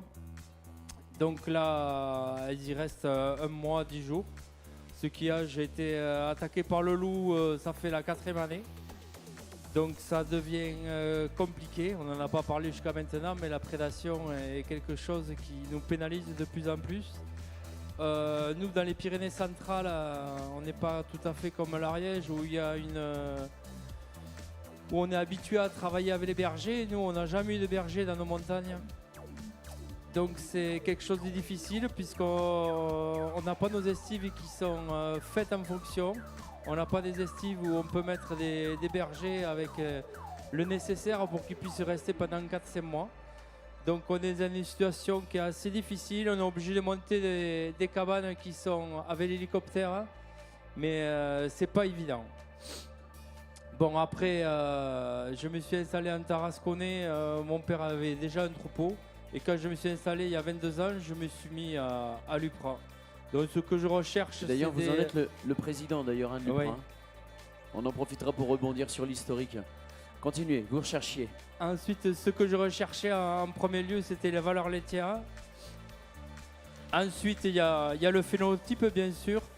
Je recherche des brebis qui sont plutôt petites et carrées. Et là, c'est pas tout à fait le cas, puisque j'ai pas voulu mettre des brebis qui étaient prêtes à mettre bas. Donc, c'est des brebis que j'ai été chercher à la montagne cette semaine, qui avaient des antenaises à la montagne. Mais ensuite, ce qu'on recherche surtout, c'est le phénotype, qu'elles soient dégagées, qu'elles aient une jolie tête qui soit assez développée, pas une tête courte. Et moi, je recherche avec des oreilles qui soient assez grandes. Mais ça, c'est les goûts, chacun n'a pas les mêmes goûts. Si on avait tous les mêmes goûts, ça serait difficile. C'est comme pour les femmes, sinon on se battrait tous pour avoir la même, heureusement. Bon, une chose est sûre, c'est qu'en tant que président, vous aurez le dernier mot, ça c'est sûr. Mais est-ce que vous pouvez revenir un peu sur l'historique de l'UPRA? On en profite étant donné qu'il reste encore quelques brebis. Bon, l'historique de l'UPRA, l'UPRA ça a été fait au départ dans une petite bergerie qu'il y avait à côté de Montrégeau. Donc c'était essentiellement sur les lourdaises et quelques races rustiques. Ouais. Puisqu'il faut savoir que l'UPRA c'est plusieurs races rustiques, c'est toutes les brebis races allaitantes qui sont ancestrales sur nos montagnes. Donc, nous avons l'Orée-Campan, la Barégeoise, la Castillonnaise, la Montagne Noire, la Lourdaise et la Tarasconnaise. Eh oui. Ensuite, l'Orée-Campan, c'est une petite population, 5-6 000 brebis. La Barégeoise, pareil. Ensuite, la Castillonnaise, elle se développe de plus en plus. Chez nous aussi, dans les Hautes-Pyrénées, il y a des troupeaux qui sont jusqu'à 500, 600, 700 brebis. Elle s'est développée essentiellement, c'est-à-dire qu'on en a plusieurs qui se sont installés en bio et ils ont des bons résultats en faisant des croisements avec les montagnes noires, puisqu'il faut savoir que par rapport à l'agneau des Pyrénées, sur toutes les races rustiques que vous avez qui sont représentées ici, on peut faire un croisement en race, c'est avec le montagne noire pour avoir une conformité qui est beaucoup plus bouchère. Et justement, par la montagne noire, on est victime de son succès, puisque les mâles, on est parti il y a 5-6 ans, on avait 10 mâles à vendre. Et là, on est à 35-40 mâles. Et si on en avait 20 de plus, on les vendrait. Et par rapport à la demande qu'on a eue dans les Basses-Pyrénées, ce qu'il y a, on a fait mettre des montagnes noires en insémination artificielle. Ils sont à Ordiap, à côté de Moléon, pour pouvoir diffuser sur les races laitières. Comme nous, on fait des croisements aussi à montagne noire avec les tarasconnaises. L'avantage qu'il y a, c'est-à-dire que en première mise bas sur les antennaises, puisque les brebis n'ont pas de référence en première année pour pouvoir garder des agneaux pour la pépinière, même les femelles, on met un croisement en montagne noire. Et l'avantage qu'il y a, c'est qu'en montagne noire, quand ça naît, au bout de 2-3 minutes, une fois que c'est debout, ça vide le pied de la brebis. Donc il n'y a pratiquement pas à s'en occuper et c'est une qualité qui est extrêmement recherchée dans nos races rustiques et surtout sur les races laitières. Ensuite, comment ça se fait? On récupère les agneaux au mois d'octobre, le technicien passe dans les élevages. Très bien. Donc il y a un contrôle de performance qui est fait essentiellement sur les tarasconnaises et sur certains troupeaux en montagne noire où on pèse les agneaux à 21 jours et en fonction du GMQ des agneaux et à la carte génétique de la mère et de sa valeur laitière, il y a une valeur laitière qui sort justement pour chaque agneau qui va rentrer en centre de sélection. Et les agneaux qui sont rentrés en centre de sélection sont testés de février en octobre. Et en octobre, tous les mâles tarasconnais, il y en aura à peu près 135, 140 qui vont être mis à la vente. Eux sont faits sur une vente aux enchères qui se passera le 17 octobre au lycée agricole de Saint-Gaudens. Et ensuite, toutes les races rustiques, c'est un prix fixe avec une préférence déjà pour améliorer tous les élevages qui sont en sélection, qui sont faites pour les éleveurs sélectionneurs et ensuite c'est ouvert aux multiplicateurs. Alors qu'en tarasconnais, sur les 140 qu'il y a, le matin, il y a une vente qui est faite pour les sélectionneurs. Il y a une trentaine de béliers qui partent et ensuite c'est l'après-midi, la vente est ouverte. Ouais, il y a de la poussière. Hein. La vente est ouverte à tout le monde. Voilà, ensuite ce qu'on est en train de travailler, on est en train de travailler sur la génomique des agneaux, c'est-à-dire que les agneaux maintenant sont pucés et ça nous permet d'avoir un peu plus dans les paternités dans les élevages. C'est-à-dire que dans les élevages, si vous ne faites pas des lots de lutte, si vous ne mettez pas un bélier pour 50 brebis et que vous suivez votre élevage avec ce lot, vous ne savez pas qui est le père. Donc par rapport à la génomique, ça nous permet, lorsque plusieurs béliers sont mélangés, puisque quand on estive ou au printemps, quand on lâche les brebis, tout le monde n'a pas la possibilité de faire des lots, 5-6 lots de 50 brebis. Avec la génomique, avec les puces justement sur les béliers, on arrive à avoir la paternité, ce qui améliore considérablement notre sélection. Et oui, ce qu'on imagine fortement. Merci beaucoup pour toutes ces explications, très riches. Voilà. Pour votre part, mesdames et messieurs du public, alors soyez attentifs et attentifs puisque nous aurons le plaisir, bien sûr, de donner les résultats très rapidement. Nance, quel est ce dernier élevage qui nous arrive? Donc là, on est de retour dans le Couserans, à Moulis. Tout à l'heure, on avait le GAEC Casalet. Là, on a François Durand à Moulis, un éleveur donc, qui a plusieurs ateliers, qui a plus de 300 brebis en sélection depuis quelques années et qui a aussi des limousines, 120 mères. Voilà, un jeune éleveur qui estive encore une fois dans le Couserans, sujet à la prédation et qui des problématiques qui remettent considérablement en cause l'élevage ovin dans ces territoires. Qui nous a été expliqué il y a quelques temps. Ouais. Voilà, donc là c'est les 3 dernières brebis de ce lot. On voit il y en a une qui a mis bas. C'est le problème qu'on est confronté lorsqu'on fait une exposition à cette période-là. C'est que c'est une période où les brebis sont en fin de gestation, commencent à mettre bas, ce qui explique voilà, on a eu des désistements de dernière minute. On est passé du double au simple en termes de nombre d'exposants en concours, notamment à cause des mises bas qui sont révélées très groupées cette année, mais aussi de la prédation. On a des éleveurs qui ont été sujets à la prédation à tel point que ça pose des soucis sur la redescente des animaux. Les animaux sont éparpillés. Voilà. Et puis, comme on en a parlé tout à l'heure avec certains éleveurs présents à l'espace conférence, cette année, on a aussi un gros problème, la fièvre catarrhale ovine, qui se déplace et qui, sous forme de plusieurs variants, décime littéralement les troupeaux de tous les Pyrénées et même de Belgique avec un nouveau variant. Voilà, donc un climat dans le monde ovin en ce moment qui est assez tendu. Ben oui, c'est ce qu'on comprend bien, effectivement. Pour notre part, donc là on a notre ami Alain qui est toujours sur ses notations. Comment vont se passer les résultats? Est-ce que ce seront les premiers qui seront récompensés, les 3 premiers? Est-ce que tu pourras nous en donner un peu plus de détails? Alors Alain Rivière va nous compléter là-dessus, mais voilà, il a été décidé que sur la catégorie jeune bélier, on ne remettrait pas de prix. Puisque, comme on l'a dit, c'est les agneaux qui sont en pépinière. Oui. Voilà, ça sera sous format différent. Comme Alain Rivière l'a fait ce matin, chaque animal, on a exposé ses qualités premières, voilà, qui permettaient de le faire, de mettre en avant ces mêmes qualités. Sur les brebis, on va donc établir un classement qu'on vous dira plus tard. Pour l'instant, peut-être, Alain, est-ce que tu as peut-être fait des catégories au niveau des antennaises, des brebis? Au niveau des brebis, qu'est-ce que ça donne? Sachant que là, c'est le dernier troupeau à noter, hein, il me semble. Hein. Juste une chose. Non? Pardon. Ce lot-là vous avez ici, c'est le lot qu'on va mettre voilà, pour représenter. Donc, un lot d'un des troupeaux les plus anciens de la sélection autour de l'Upra ovine. Un des troupeaux les plus référencés en Tarasconnais, c'est le troupeau de Alain Rivière, Gaec des Monts-d'Olmes, qui fait le jury aujourd'hui. Voilà, donc c'est un troupeau forcément qui n'est pas en concours. Ce lot-là ne va pas être noté pour la simple et bonne raison que leur propriétaire est le jury. Et le jury. Alors on vous laisse répondre à ce que vous demandez Nance. Alors qu'est-ce que tu me demandais? Par rapport aux notations et au niveau des trophées. Oui, d'accord.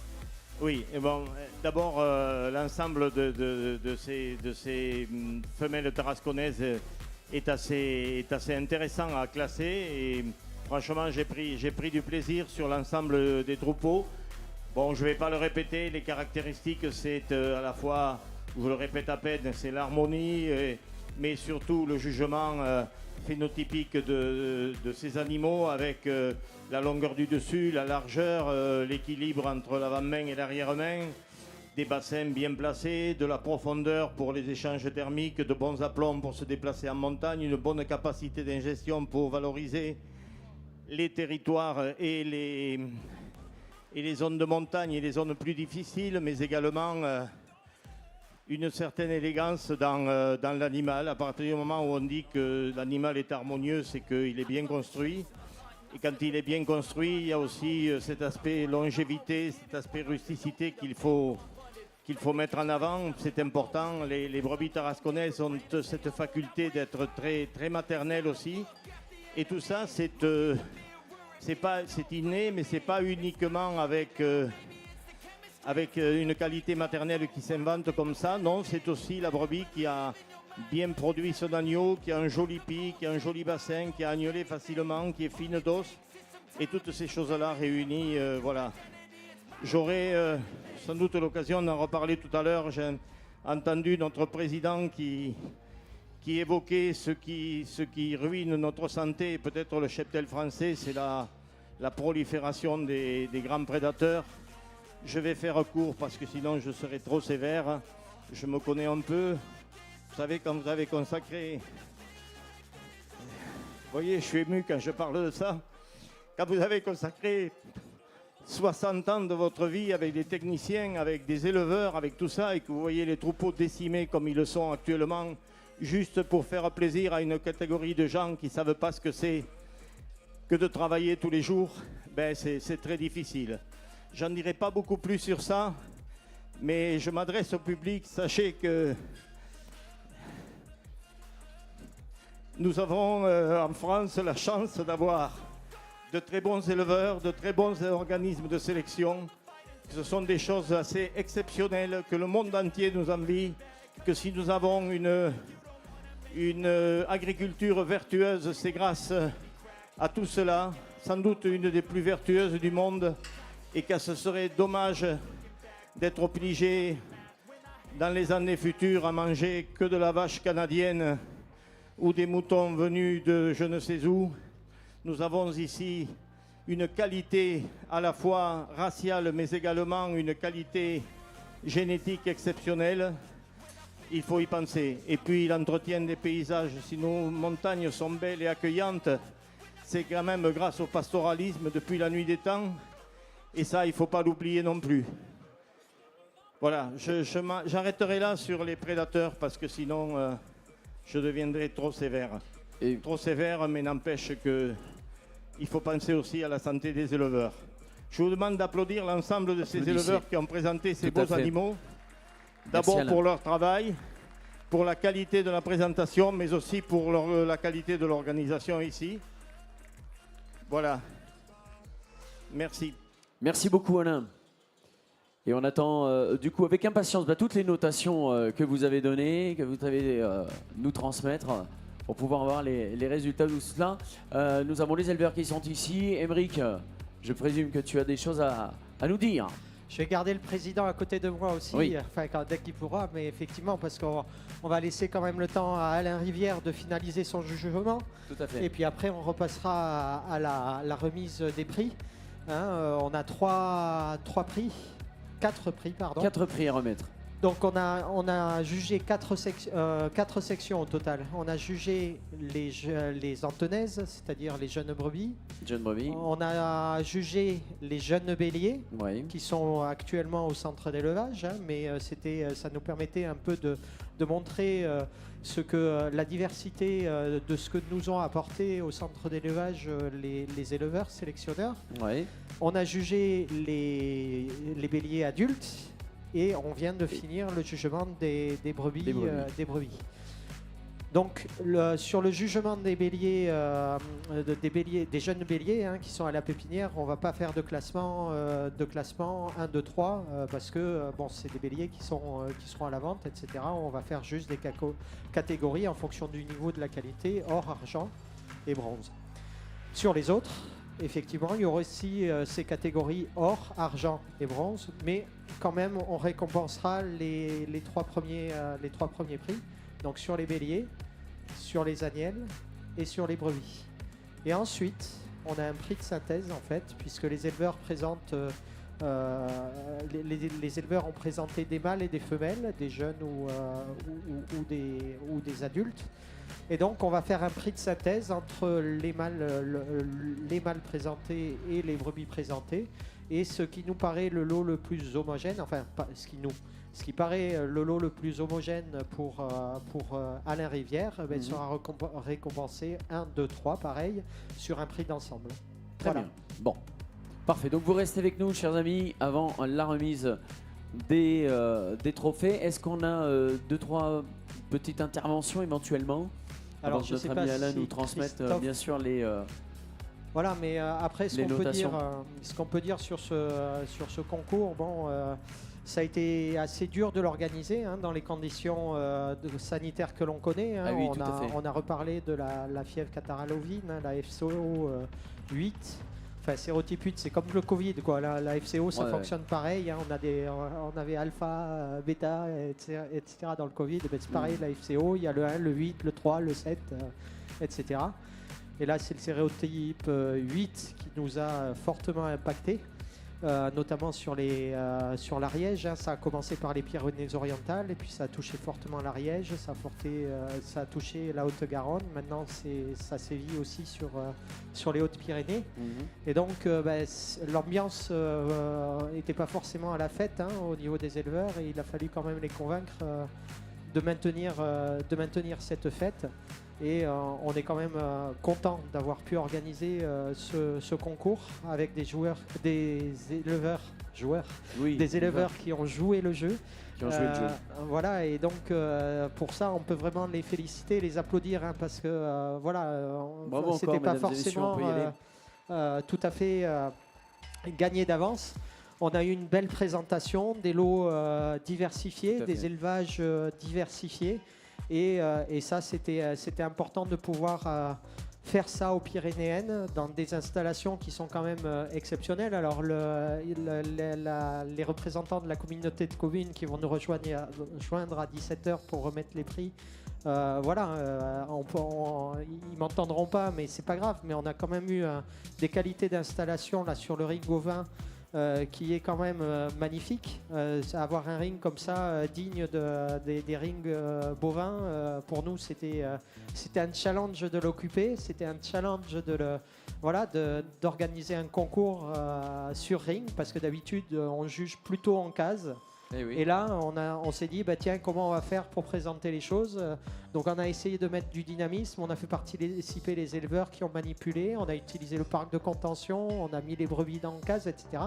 Bon, c'est quelque chose que, à mon avis, on s'est fait plaisir en tout cas à faire ça, en espérant que le public, vous, plus cher public, vous aurez apprécié la façon d'animer le concours, qui est un peu novateur chez nous. On en est sûr, effectivement, mesdames et messieurs. Pour le coup, il y avait du spectacle ici même sur ce ring. Et les brebis ont été mis à l'honneur, on peut le dire. Voilà, et donc on a pu représenter les 5 races, les 6 races de l'Upra ovine, les races menacées et la race principale qui est la tarasconnaise, tout au long de ces 3 jours. Et puis on a été content aussi d'accueillir les autres races menacées qui venaient d'autres, enfin du conservatoire du patrimoine biologique sur l'autre pôle. Tout à fait. Voilà, mais c'est vrai, ça a été vraiment apprécié d'être au cœur de la manifestation, parce que d'habitude on est plutôt sur le pôle développement durable avec les équins, etc. Et là, être au cœur de la manifestation, c'était quand même assez exceptionnel. Ouais, c'était tout à fait intéressant de pouvoir les voir à ce niveau et à ce rythme. Alors, tu nous disais aux alentours de 17h, oui, ça ne tardera pas, on va pas tarder à pouvoir remettre notamment les lots et puis surtout les communautés de communes, tout ça qui vont nous rejoindre. Oui. Et puis je vais quand même laisser la parole à Christophe, à notre président, qui en tant que président va pouvoir conclure, parce que je pense que c'est à lui de conclure cette édition des Pyrénéennes et ce concours tarasconnais. Allez-y Christophe. Oui, rebonjour. Donc d'abord je tiens à remercier tous les éleveurs qui ont fait l'effort. Dans cette période qui est un peu compliquée entre la FCO, comme je disais tout à l'heure, les prédations, c'est vrai qu'on est dans un contexte qui est assez particulier. Et c'est vrai que là, on voit des bêtes, mais bon, on aurait pu faire autre chose aussi.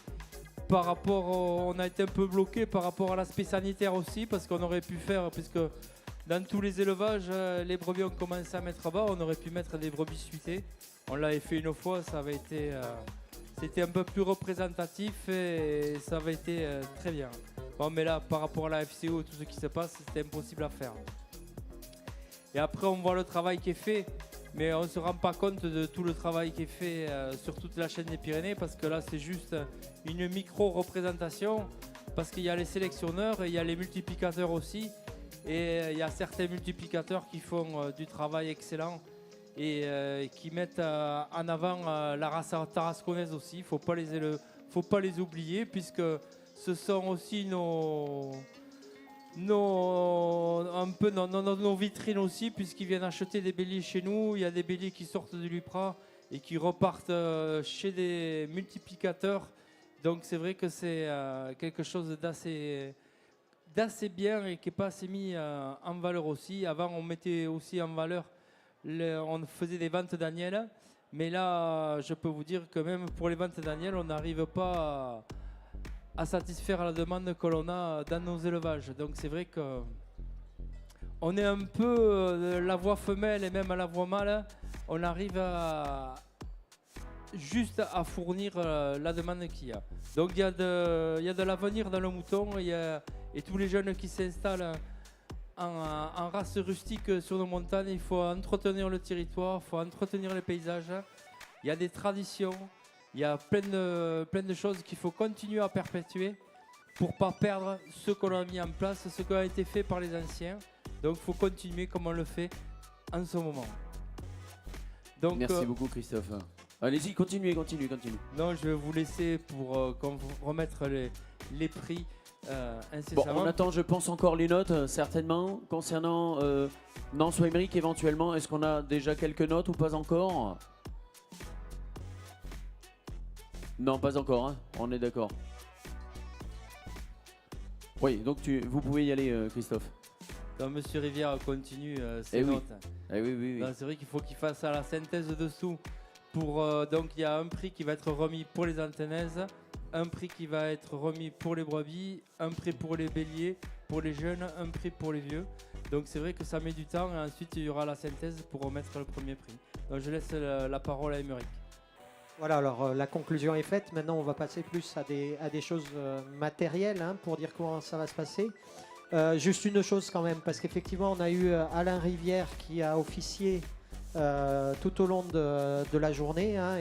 Ça a été intense hein, parce Ouais, qu'il y tout à avait fait. 9 lots de brebis, 6 lots d'antennaises, 18 béliers jeunes et 18 béliers adultes, quelque chose comme ça. Hein. Eh Donc oui, ça oui. fait quand même un paquet d'animaux. Il avait souhaité, enfin il a accepté de juger ce concours et on le remercie très fort. Mais il a aussi exposé. Et voilà, et en tant que juge et en tant que nécessité d'être impartial, ces animaux qu'il a présentés ici n'ont pas été jugés. Donc on a quand même décidé pour la remise de prix, hein, pour les photos, etc., de mettre son lot, son bélier, ses 3 brebis, voilà, à l'honneur devant le podium pour le remercier aussi d'avoir officié sur ce concours. Ensuite, on va quand même rappeler les dates importantes pour Oui. l'UPRA. Oui. Notamment la vente de béliers qui aura lieu le 17 octobre. 17 Hein, octobre, donc à- vous pouvez noter hein, sur vos à calendriers, Saint-Médard. chers amis. À quel endroit tu as dit? À Saint-Médard. Saint-Médard. Voilà. 17 octobre. Donc une vente qui est ouverte le matin aux éleveurs apporteurs du centre d'élevage, c'est Mhm. normal. Hein, les apporteurs ont une priorité. Et puis une vente qui est ouverte à tout éleveur de Tarasconnais, mais aussi des autres races, hein, puisque ce jour-là, on met aussi en vente l'Oré Campan, la Castillonnais, l'Oré Campan, le Castillonnais et le Montagne Noire, voilà, qui est organisé le même jour, le 17 octobre, vente de béliers. Et puis ensuite, on a la vente des Barégeois et des Lourdais qui aura lieu normalement une semaine après, plutôt sur zone, c'est-à-dire D'accord, dans la donc aux vallée, alentours du 24 octobre. Voilà. Sur La date n'est pas encore totalement fixée. Très bien. Ils nous ont rejoints, on a Oui. donc la communauté de communes. Ça me permet encore une fois de remercier Jérôme Adou et Magali Gasto. Vous pouvez nous rejoindre, hein, Voilà, vous pouvez Oustri. vous approcher. Voilà, ce que j'ai dit tout à l'heure en conclusion, c'est-à-dire on tient quand même à vous remercier du fond du cœur pour ces installations. Pour nous, ça a été un vrai bonheur de les occuper, de l'animer. Encore une fois, on dit d'habitude on était plutôt sur le pôle développement durable, un peu loin, et là être au cœur de la manifestation. Pour nous, ça a été vraiment exceptionnel et on espère que on a essayé d'innover sur le concours en mélangeant animation, contention, mobilisation des élèves pour nous aider à bouger les brebis. Et j'espère que dans 3 ans, on aura exactement les mêmes installations. On verra ensemble comment on peut encore faire mieux parce qu'on a quand même quelques idées. Mais vraiment, on a apprécié. On a apprécié d'être au cœur de la manifestation. On a eu des moments difficiles avant la manifestation. Hein. Ça a été dur pour nous, ça a été dur pour vous. On aurait préféré que ça se fasse dans une autre ambiance, dans un autre contexte. Comme on dit, ça a été dur. Mais en tout cas, j'espère que pour vous, la fête a été réussie parce que pour nous, elle l'a vraiment été. Ouais, et on peut d'ailleurs encore une fois applaudir toutes les équipes de l'UPRA et les organisations autour de l'Auvin. Tout ce qui s'est déroulé ici, effectivement, c'était du spectacle pour le coup. Voilà. Et puis l'événement un autre événement pour l'UPRA Ovine, ce sera, je dirais, là où on a à Tarbes en mars, la première semaine de mars, où on renouvellera en fait un concours tarasconnais. La race tarasconnaise sera à l'honneur à Tarbes cet hiver. Donc voilà, si vous avez apprécié ce spectacle ici aux Pyrénéennes et qu'on renouvellera bien sûr dans 3 ans si la communauté de communes nous accueille à nouveau, et bien en tout cas on rééditera ça début mars. Merci beaucoup. Est-ce qu'on va vous laisser dire un mot peut-être sur cette organisation éventuellement, oui, avant bien. même la remise des trophées? Merci pour vos remerciements. Non, nous on est effectivement ravis de vous accueillir pour, pour ces concours et effectivement de mettre les ovins au centre de cette halle. Je pense que si vous avez jugé que c'était bien, je pense qu'on recommencera effectivement en 2027. On est à l'écoute évidemment de toutes les remarques. Il faut savoir que le bâtiment il a été livré à la mi-juillet, donc les plans tout avait été fait sur papier et on a concrétisé tout ça ensuite durant le mois d'août. Donc s'il y a des aménagements à faire différemment, on sera bien sûr à l'écoute durant le débriefing. En tout cas, on est vraiment content de vous avoir parmi nous. Et effectivement, comme tu l'as dit, Émeric, dans des conditions sanitaires particulièrement difficiles pour les éleveurs ovins, on en a bien conscience. Mais en tout cas, on est de tout cœur avec vous. Je l'ai dit tout à l'heure sur le ring d'en face, mais j'ai vu ce matin qu'on avait un nouveau gouvernement. Enfin, une nouvelle ministre, j'ai vu, de l'agriculture. Donc j'espère... montagnarde, mais écoutez, j'espère en tout cas qu'elle saura être à l'écoute et qu'elle aura les pieds concrètement dans la ruralité du terrain, parce que on le dit souvent, Paris c'est une chose, mais il ne faut pas oublier que la France c'est 85% de ruralité et qu'il faut savoir écouter ce qui se passe à la base. Donc j'espère très sincèrement que toutes et tous vous serez écoutés et entendus. En tout cas, félicitations pour vous aussi, votre organisation, tout ce que vous avez pu faire pour mettre en avant les races ovines. Et rendez-vous en 2027. Merci beaucoup. Applaudissements, bien sûr, n'hésitez pas. On vous écoute, Jérôme. Donc on vous remercie l'organisation, parce qu'il faut savoir, comme on l'a dit chez les bovins, vous éleveurs ovins, sans vous éleveurs, il n'y aurait pas de salon. Il faut savoir qu'aujourd'hui, je pense qu'on est tous contents, nous organisateurs, que la fête est belle. C'est une réussite, tout le monde nous le dit. Mais franchement, vous les éleveurs bovins ovins, sans vous, il n'y aurait pas de cette manifestation qui existerait. Donc encore un grand merci. Et bien sûr, comme l'a dit Magali, on avait à cœur que l'élevage ovin soit quand même sous cette halle avec toutes les autres races, parce que les éleveurs ovins méritent autant qu'un éleveur bovin. Donc encore une fois, merci et profitez encore de cette fin d'après-midi et on vous dit à dans 3 ans. Bravo Christophe, je vous en prie, reprenez la parole si vous avez des choses à dire.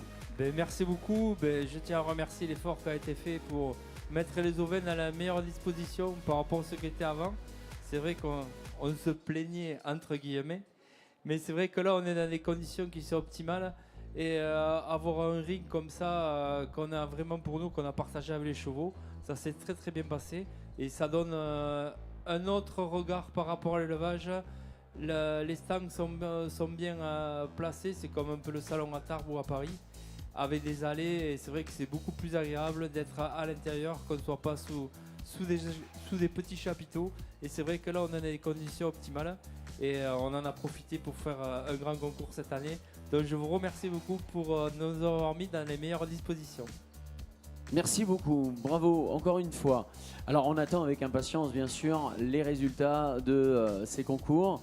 On a notre ami Alain Rivière qui est en train de faire ses comptes et forcément il y avait beaucoup de catégories, je dirais. On a eu les jeunes brebis au départ ce matin, ça a commencé à 9h, ensuite on a eu les jeunes béliers, il y a eu les béliers également, les brebis, là les brebis ici même qu'on a vu en dernier. Et on est en train de mettre en place, on va remercier d'ailleurs les partenaires, on remercie encore une fois Innovin, Interbev, Occitanie, etc. pour toutes les mises en place. On remercie tous les partenaires, toutes les démonstrations qui ont été effectuées depuis ce matin, mais également depuis ces 3 jours. Merci à toutes et à tous. Nos éleveurs qui sont ici, qui vont nous rejoindre, qui attendent avec impatience. Et pour ta part, Émeric, là, tu es en train de mettre en place une petite table. Oui, ça n'a rien à voir Ça avec n'a la rien à remise des voir. prix, mais D'accord. effectivement, comme tout concours doit se terminer par un pot. Eh oui. On est en train de préparer, puisqu'on arrive vraiment, on touche à la fin de la manifestation. Et effectivement, on a prévu derrière un pot pour l'espace au vin, en fait, pour conclure ces beaux 4 jours. Voilà, donc c'est tout. On met juste en place pour après la remise des prix. Remise des prix, voilà, c'est tout. Voilà. On a eu la possibilité durant ces 4 jours, 4 jours de festivités, eh bien de découvrir également toutes les races un peu méconnues, les espèces pour le coup. Tu nous en as parlé à la fois, bon là la tarasconnaise, mais toutes ces espèces, les lourdaises, etc. Ça a été un véritable apprentissage. Il y a eu également des écoles qui sont venues ici, j'ai cru comprendre sur le jeudi et sur le vendredi. Est-ce que vous avez des retours aujourd'hui des écoles ou pas encore concernant ce qui s'est passé? Oui, en fait, on a reçu plus de 10 000 enfants entre le jeudi et le vendredi, 10 180 exactement. Et les premiers retours, c'est que du positif, voilà, de la part des accompagnants, des professeurs des écoles, qui ont vraiment apprécié aussi que l'ensemble des partenaires fassent le nécessaire en termes de pédagogie pour expliquer aux enfants tout ce qui est lié au monde de l'agriculture et du massif pyrénéen. Alors Donc, les enfants, ils arrivaient de quel endroit exactement? Parce que 10 000 enfants, c'est pas négligeable quand même. Ils faisaient tout à fait. Sur quel périmètre? Donc de nos territoires ici, du nôtre évidemment, de la communauté de communes Cœur-Coteau-Comminges, mais des communautés de communes voisines et jusqu'à la métropole toulousaine, puisqu'on a reçu plus de 2000 petits Toulousains également. Voilà, oui, de Ariège, Hautes-Pyrénées. Donc on est vraiment satisfait de ces moments-là et de ce nombre-là, surtout que la thématique du salon c'était la transmission, donc là déjà voilà. Tout à fait, la Là-dessus, c'est transmission. réussi. Et on en a parlé fréquemment, Christophe, notamment de la transmission. Comment vous agissez, vous, pour la transmission justement de vos élevages et de vos messages? Bon, on l'a bien vu avec les campus, etc.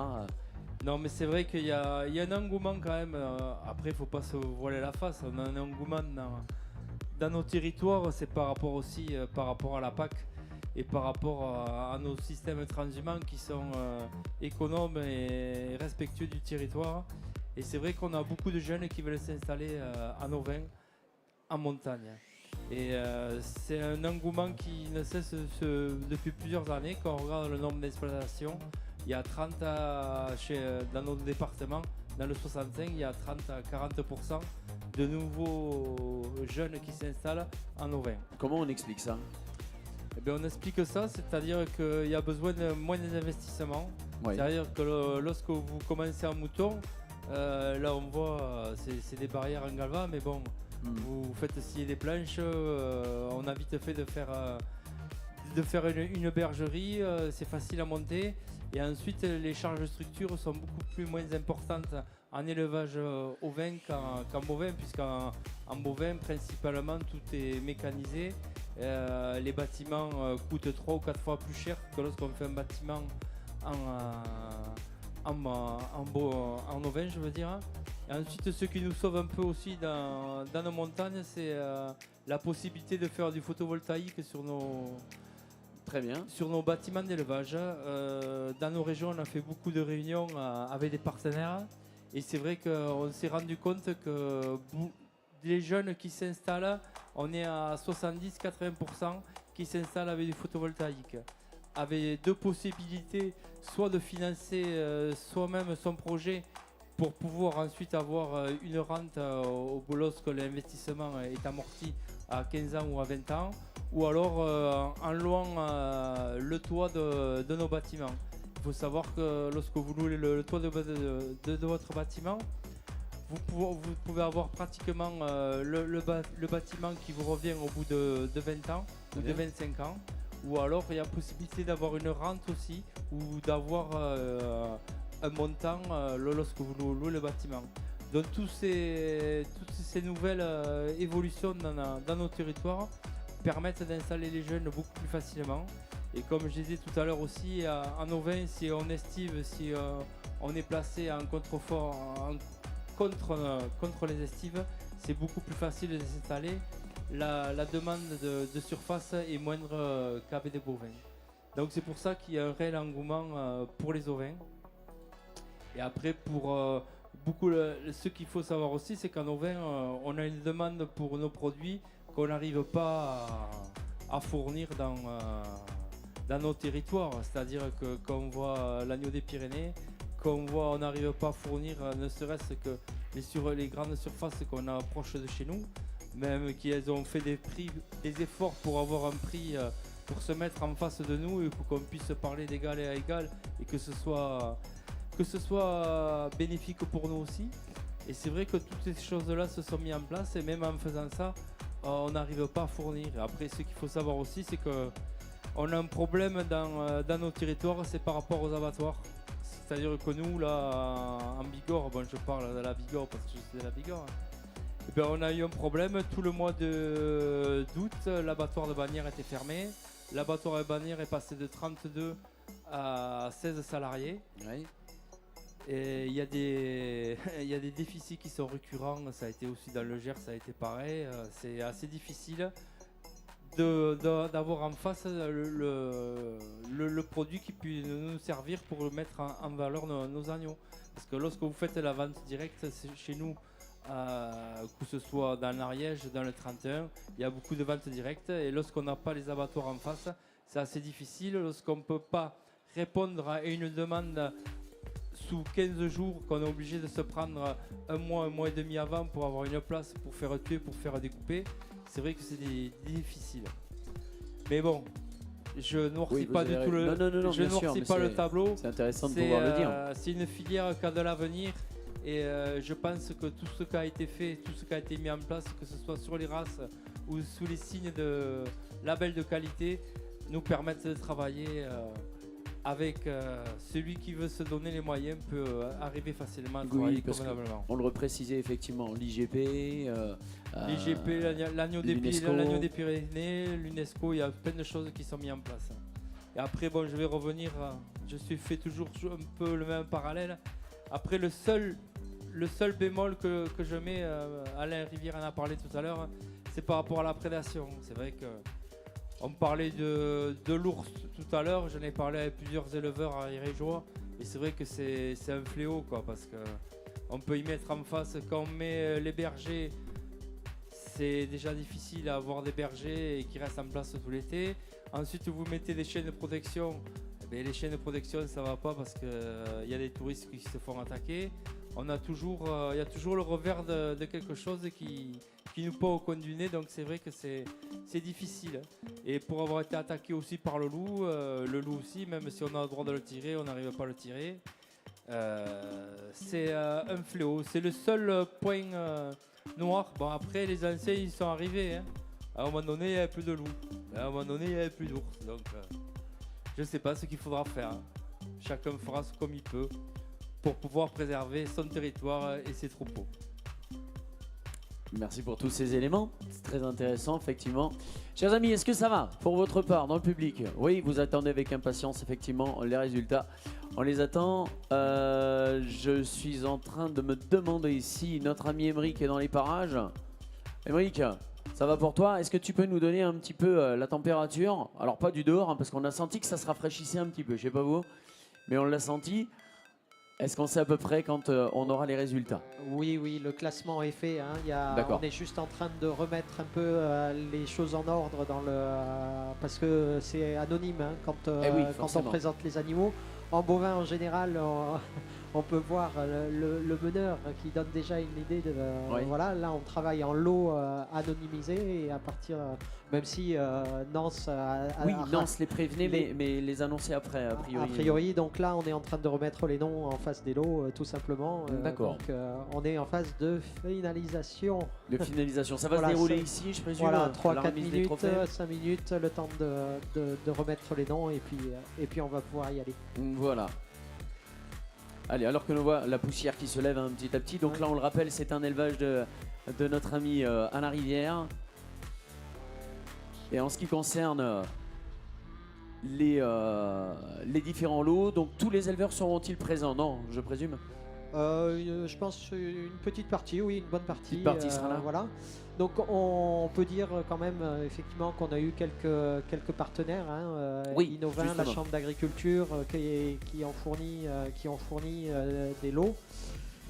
Au niveau de l'UPRA, on a souhaité faire un cadeau aux éleveurs participants, à tous les éleveurs participants à cette manifestation, un cadeau un peu spécial, c'est-à-dire que D'accord. nous on a voulu marquer cette manifestation sous le signe de la transhumance. Et on s'est dit qu'offrir une cloche donc estampillée les Pyrénéennes à chaque éleveur participant serait un joli signe. Donc une cloche qui nous vient de Naï, hein, des établissements d'Aban, et puis un collier en cuir qui va avec. Enfin bon voilà, vous verrez, elles sont pas mal, mais c'est pour vous remercier d'avoir joué le jeu et d'avoir participé à cette manifestation. Je pense que... Oui, ça y est, je pense qu'on arrive à la fin, de la prise de notes. Et ça n'a pas été évident pour notre ami Alain, parce que 9h depuis ce matin, 9h, être comme ça, avoir une petite coupure de quelques heures à peine et de repartir ensuite sur les béliers. Pour ainsi dire, en fait, on aurait dû terminer le concours à midi. Ah d'accord. Sauf qu'à midi, en fait, on était au milieu du concours. Eh oui, effectivement. Donc on a repris cet après-midi et forcément, là, on est en train de tout finaliser. Et voilà, c'est les mises en place. Voilà, c'est comme ça. Ça a permis aussi à des membres du public qui n'étaient pas là ce matin de pouvoir assister cet après-midi aussi à ce genre de concours, parce que c'était pour ainsi dire la même chose. C'est-à-dire que vous aviez un enclos qui était mis à disposition, les brebis arrivées ou les béliers, puis ensuite, Alain prenait note. Et ça nous permettait à nous, novices, je dirais, dans les brebis, de pouvoir prendre nos propres notations et de voir les différences entre les troupeaux. Là. Et donc, ils sont en train de contrôler, je pense, les derniers pour vérifier qu'il n'y a pas d'erreur dans les noms. Oui. À la fois huissier de justesse. Nance, il fait un petit peu tout quand même. Hein. Il fait à la fois éleveur, il nous explique d'où viennent les brebis, qui elles sont et tout. Il fait huissier de justice aussi. Enfin, alors dans l'équipe, on est quand même assez polyvalent parce que l'Uprovine, c'est quand même 6 races réparties sur 4 départements. Et on est on n'est pas nombreux. on arrive à définir le nombre d'éleveurs exact là de brebis aujourd'hui dans la région ou dans le cercle que. Non, c'est peut-être compliqué à gérer. De tête, c'est dans compliqué à gérer. le nombre d'adhérents, je pense que si Fabienne était par là, elle pourrait nous le dire. Voilà, c'est plutôt. Mais une chose est sûre, c'est que en tout cas dans l'équipe, voilà, faut être spécialiste un petit peu dans tout. On est 4. Et pas tous à plein temps. Donc avec Fabienne Béret, secrétaire, Nance qui est à plein temps technicien, moi qui suis juste à tiers-temps sur l'Uprovine, et puis un berger qui s'occupe du centre d'élevage à mi-temps. Voilà, donc oui, il faut qu'on soit un peu polyvalent. Oui, c'est ce qu'on a bien compris. Avec un sacré travail tous les jours. Alors on a peut-être un petit peu plus de temps pour certaines périodes. Est-ce que l'hiver nous laisse un peu plus de temps ou pas? Est-ce que en fait, la saison, ce qu'on disait, la saison septembre, octobre, novembre, c'est le moment du contrôle de performance, des pesées des agneaux, du repérage des agneaux pour la pépinière. Donc ce qu'on avait expliqué. Passer dans tous les élevages pour marquer les agneaux qui sont intéressants pour le centre d'élevage, faire les prises de sang pour vérifier le génotypage qu'on est résistant à la tremblante. Donc c'est une période assez intense jusqu'à la rentrée des béliers en février. Et puis à partir de février, on passe sur la phase centre d'élevage, donc gestion du centre d'élevage, élevage des 300 béliers qu'on rentre à Saint-Médard, sur le site du lycée agricole. Et là, c'est le temps de quelques manifestations. Il y a le Salon de Paris, le Salon de Tarbes, et puis après on attaque avec le Mas d'Asile pour les Montagnes Noires le 1er mai. D'accord. Et puis les foires de septembre pyrénéennes. L'année prochaine, on verra s'il y a les journées du Boulonnais. alors que j'ai cru comprendre qu'il y avait un pouce qui se levait. A priori, on va avoir les résultats. Ça y est, ils sont arrivés. On va remercier par vos applaudissements, mesdames et messieurs, déjà Alain Rivière. Parce que ça n'a pas été une mince affaire pour vous. On va vous laisser la parole ensuite, bien sûr. Et on tenait à vous remercier, à vous féliciter.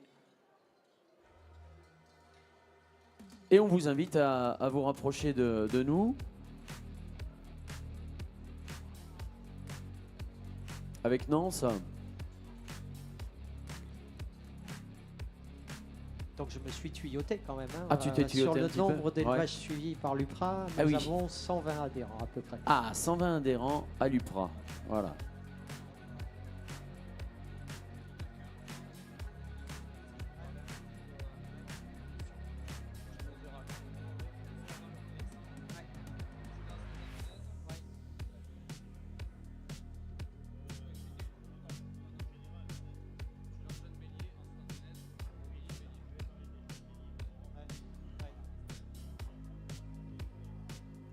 Allez, Émeric. Oui, oui. Allez-y, Alain. Donc, on va vous écouter un petit peu sur l'ensemble et sur vos constatations de ce concours, ce que vous avez pu remarquer notamment et ce que vous vouliez dire. J'ai beaucoup parlé, j'ai pris beaucoup de plaisir. Bah, déjà. Ça, c'est la première chose. D'abord, ce que je voudrais dire, c'est un gros applaudissement pour l'ensemble des éleveurs, pour les organisateurs, pour l'UPRA de Pyrénées centrales qui travaille depuis, si je ne m'abuse, 1976 ou 17. Et si aujourd'hui on a une aussi belle présentation, mais surtout si on amène de la qualité génétique et des produits et des progrès génétiques sur l'ensemble des troupeaux qui, non pas seulement qui adhèrent à l'UPRA, mais qui utilisent les béliers de l'UPRA, je pense que c'est essentiel. Aujourd'hui, comme je le disais ce matin, c'est notre seule marge de progrès, c'est la génétique. On ne maîtrise pas les marchés, on ne maîtrise pas le coût des céréales, le coût de l'exploitation, le coût du foin, etc. On le maîtrise, mais il est quand même très dépendant de ce qu'on veut bien nous faire payer ici ou là. Et pour ce qui est du marché, c'est pareil. Il est dépendant de ce qu'on veut bien donner de nos animaux, même s'il y a beaucoup de qualité. Tout cela, ça veut dire que les seuls progrès que l'on peut faire, c'est de bien travailler. Et bien travailler, je pense que chez les éleveurs, on se calme. Chez les éleveurs, l'important, c'est de savoir se lever le matin et d'être passionné. Je pense qu'ils le sont. Et c'est pour ça que je suis très ému quand je vois la qualité des produits qui ont été présentés. Et c'est pour ça que je me dis aussi qu'ils méritent largement, comme je l'ai dit tout à l'heure, tous vos applaudissements. Le concours s'est parfaitement déroulé à la fois pour l'organisation. Je vois que là, on a un lot de brebis qui est assez exceptionnel. On a eu ce matin, j'ai eu le plaisir ce matin de juger ou d'apprécier les jeunes béliers. Une partie des jeunes béliers, il y en a combien? 180 à vendre? 145 à la vente. 145 à la vente, ça veut dire qu'il y a 145 élevages qui vont profiter, ils pourront profiter des index génétiques et de l'évaluation de ces béliers. L'évaluation, ça veut dire que on imagine, on se projette un petit peu vers l'avenir, on imagine ce que cette génétique-là peut apporter sur un troupeau, la valeur laitière, la croissance, la transformation des aliments, la morphologie, c'est-à-dire le développement squelettique, le développement musculaire. C'est quand même ça qu'ensuite on commercialise. Et ça, c'est important. Et ce matin, il y avait un très joli lot de jeunes béliers qui seront à la vente prochainement. Je crois que c'est le 17 octobre. Et où j'invite, c'est pas à moi l'inviter, c'est au directeur, au président, mais enfin, je me le permets quand même. J'invite le plus grand nombre d'entre vous de venir. Déjà, vous verrez la qualité qui est exposée. On peut toujours trouver mieux, on peut toujours faire mieux, on peut toujours critiquer. Mais néanmoins, là, on a des chiffres qui parlent. Et ce sont des chiffres qui sont exacts. C'est pas que de la littérature. C'est des chiffres exacts et on sait un petit peu où on va. Ensuite, l'élevage, c'est ça. Être éleveur, c'est être un peu créateur et c'est grâce à ça qu'on peut faire des progrès. Je le disais, j'ai pris beaucoup de plaisir. Que vous dire d'autre? Ben, vous dire simplement que si nos périnées sont belles, si notre viande est savoureuse, c'est grâce à tout ce travail-là, à tous ces éleveurs. Si nos montagnes sont accueillantes, si pendant l'hiver on peut faire du ski, c'est que le pastoralisme a depuis des siècles, vous savez, on parle des rois mages, on parle de cette fameuse étoile qui s'appelle Vénus, qui est l'étoile du berger, celle qui s'éclaire le matin, le soir, la première et qui s'éteint la dernière le matin. ça date pas d'aujourd'hui, ça date de très loin. Et comme ça date de très loin, ça veut dire qu'il y a longtemps que le pastoralisme apporte beaucoup à la société. Merci beaucoup Alain. Merci beaucoup Alain, on peut vous applaudir très fort. Nous allons passer à la remise des trophées. Alors, allez-y, montez sur la scène. Alors ça n'a pas été facile parce qu'il y avait de la qualité et les lots sont assez près les uns des autres. Donc on commence par les Antonnaises. Oui, c'est bien ça, les Antonnaises. Alors, dans mes périples lointains, vous savez, à 20 ans, j'avais pas dépassé le pas de la case.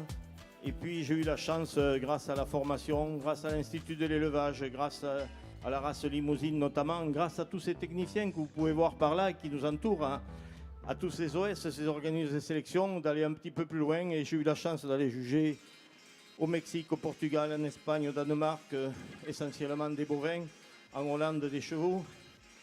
Et j'ai beaucoup appris. Un jour, j'ai ramené du Portugal leur classement. Cette année, ça tombe bien, c'est l'année olympique, donc finalement, pourquoi ne pas en profiter?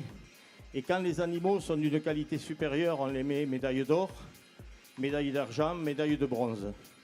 Donc j'ai essayé, autant que faire se peut, dans les divers classements et les diverses appréciations que j'ai eues depuis ce matin, de mettre de l'or, de l'argent et du bronze dans ces lots. Ça veut dire que du moment qu'on est classé or, argent ou bronze, on est sur le podium, et quand on est sur le podium, c'est déjà une bonne chose.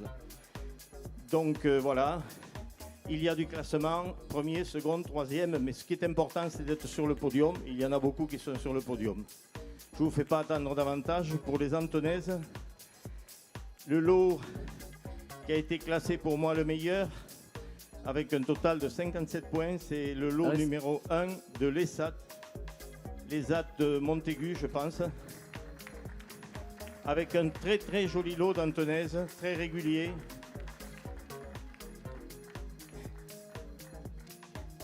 Donc là, on peut parler de la médaille d'or, du coup. Ah oui, médaille d'or, oui. On est bien d'accord. Non, non, il ne faut pas dire merci. C'est pas moi qu'il faut remercier. C'est ceux qui soignent les brebis et qui les gardent tous les jours. Et ceux qui vous ont aidé à progresser. Allez-y. Prenez place.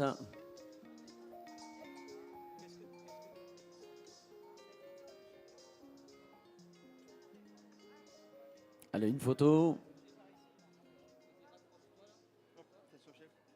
Pardon.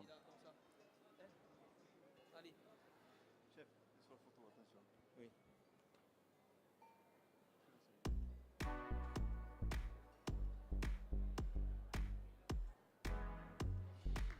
On peut vous applaudir encore très fort.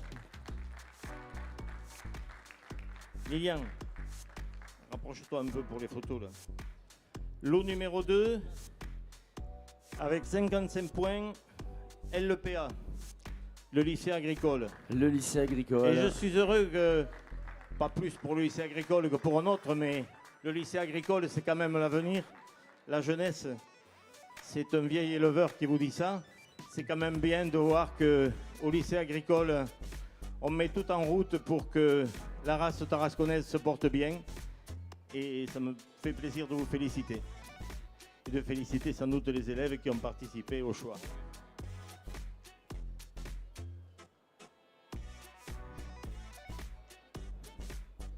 Allez-y, serrez-vous un petit peu.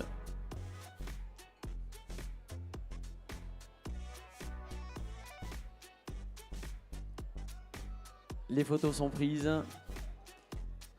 C'est bon pour nous, Alain. Vous pouvez enchaîner. Avec 55 points également, le lot numéro 4 qui appartient à Monsieur Santieux. Allez, Monsieur Santieux, qu'on applaudit très fort. Toujours dans la catégorie or. Toujours en or. Alors, comme disait Jean Gabin, le plus important, c'est pas d'être le plus grand, mais c'est d'être à la hauteur. Donc, tous ces gens qui sont là avec des catégories or, ils sont à la hauteur, et les argents aussi d'ailleurs. Médaille d'argent, le lot numéro 5 à Monsieur Vigneault. Monsieur Vigneault, où est-il? Ben, il est là. Numéro 6, La Ville.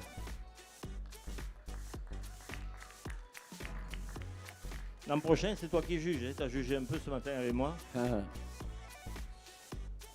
Le lot numéro 3, j'ai dit la ville, oui voilà, Monsieur Manent.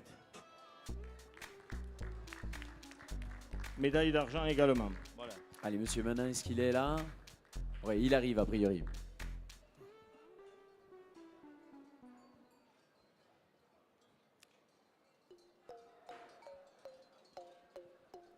Est-ce que tout le monde a été cité concernant les Antenaises? Oui. Allez, on va faire une photo de groupe.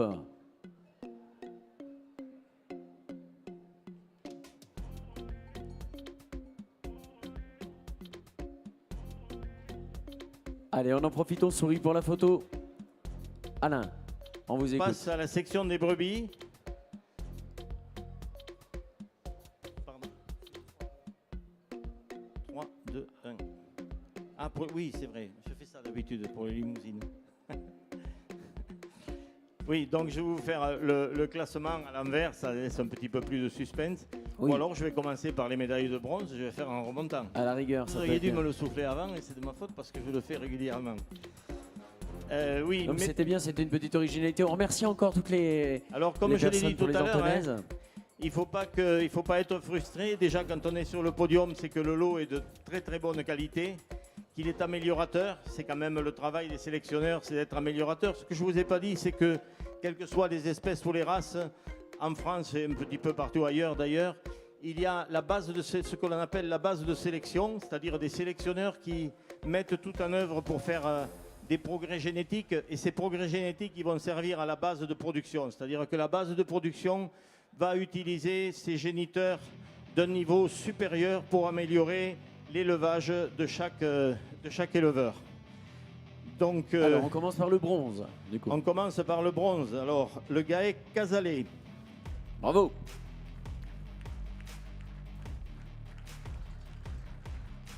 Non, le Gaec Casalet.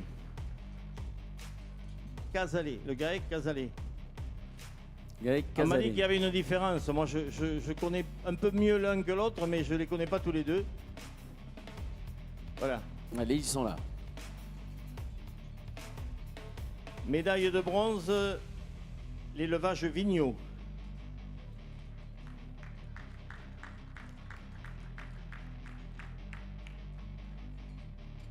On passe à la médaille d'argent. Monsieur de l'élevage Durand. Élevage Durand, médaille d'argent.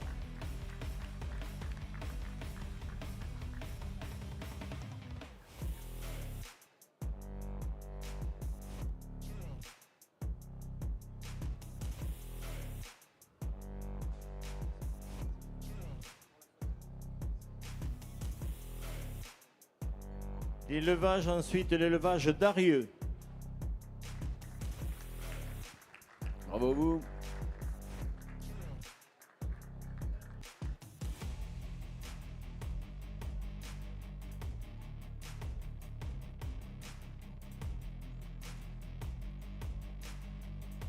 Et est-ce que nous passons... L'élevage, encore l'élevage D'accord. argent, pardon, l'élevage Manent. Allez, l'élevage Manin.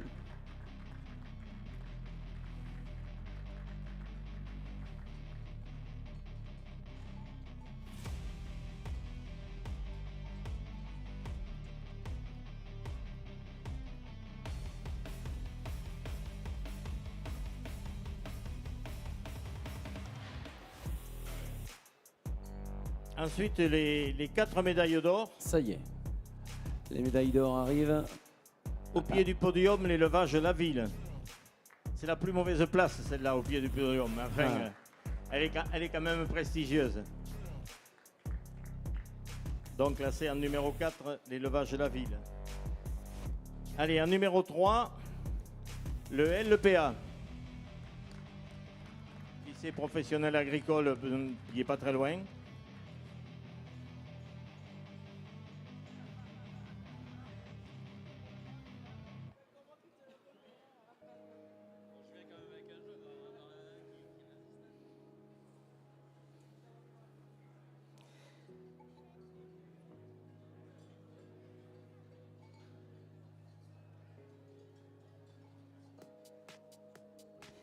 En numéro 2, dans la catégorie or, toujours, les SAT. J'ai l'habitude de dire le CAT, moi, mais maintenant, c'est plus le CAT, c'est les SAT. Allez, deuxième médaille d'or pour le coup. Pour votre part.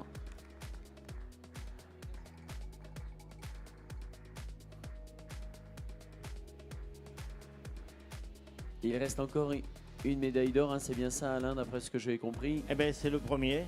C'est ça. C'est le premier, c'est le GAEC de Balamette. GAEC de Balamette. Et voilà. Et vous étiez rentré un petit peu tôt tout à l'heure. Ça valait le coup d'attendre. Merci à toutes et à tous. Vous allez vous rassembler de façon à faire une petite photo finale, je présume.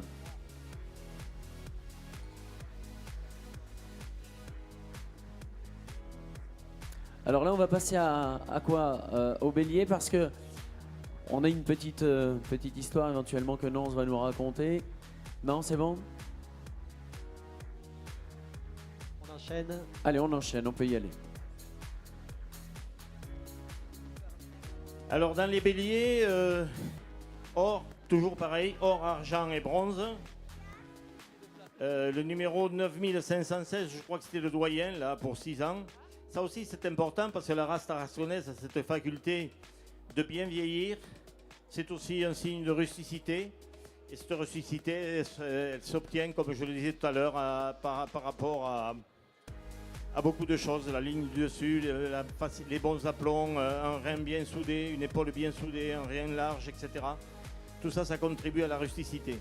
Mais ce sont aussi les origines de la tarasconnaise et sa vie en montagne qui ont forgé cette rusticité, à la fois pour résister aux intempéries, mais aussi pour s'habituer au fourrage grossier qu'elle peut consommer. En bronze, nous avons 3 élevages, les SAT. On peut applaudir, allez-y. Bronze, les SAT. L'élevage Manin. Et l'élevage Vigneault. Et Vigneault.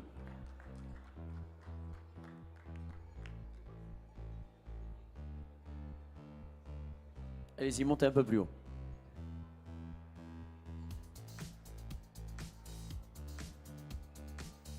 Alors là, nous sommes dans les béliers. Et ce que j'ai omis de dire, c'est que tous les béliers qui sont présentés là sont issus du centre d'élevage, donc sélectionnés par l'UPRA, à la fois chez les éleveurs sélectionneurs, mais également tout au long des février à octobre, je ne sais plus combien ça fait, 2 à 10, ça fait 7 ou 8 mois. Pratiquement pendant 8 mois, ils sont suivis, ils sont comparés, ils mangent la même ration, il y en a qui se développent plus, d'autres qui se développent moins. On fait le pointage des aptitudes fonctionnelles, des aptitudes du développement squelettique, du développement musculaire, etc. Et à la fin, on organise cette vente qui aura lieu prochainement le 17 septembre. Et c'est comme ça que vous pouvez avoir tous ces béliers. Donc je suis aux élevages argent, le LPA, 2 fois avec le bélier 15215 et le bélier 32082.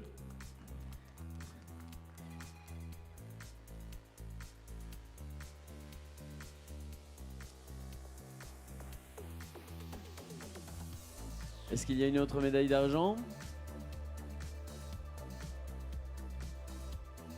3 médailles d'argent. Argent 4. Toujours l'élevage La Ville. Allez, élevage La Ville. Tu peux monter là-bas au centre. Hein.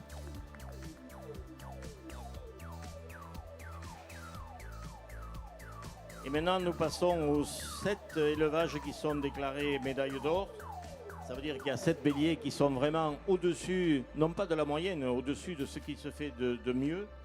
Et à travers, donc, comme je l'ai dit tout à l'heure à plusieurs reprises, à travers la sélection qui est effectuée par l'UPRA tarasconnaise et l'organisme de sélection. Donc on a en médaille d'or le 21-131 qui appartient à M. Santieux et dont l'origine, me marque-t-on, vient de chez M. Manin. Bravo. Allez prendre votre lot, je vous en prie. Allez Ensuite, médaille d'or auprès d'Emeric. Le 15-268. La Salle.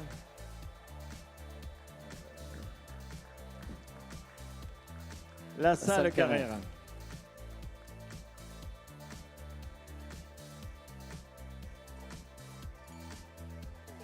L'élevage Durand aussi, avec le 32 355. Bravo.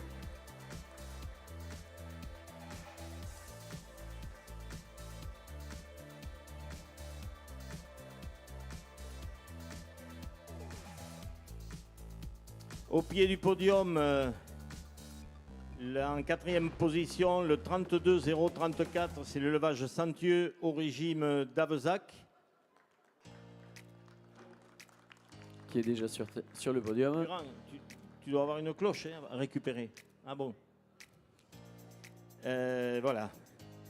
Donc j'en étais là. Et les trois premiers,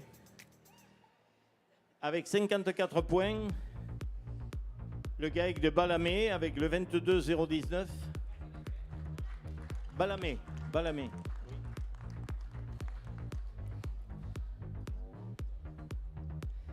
Avec 56 points égal, j'ai mis 56 points. Pas plus, pas moins. L'élevage d'Arieux.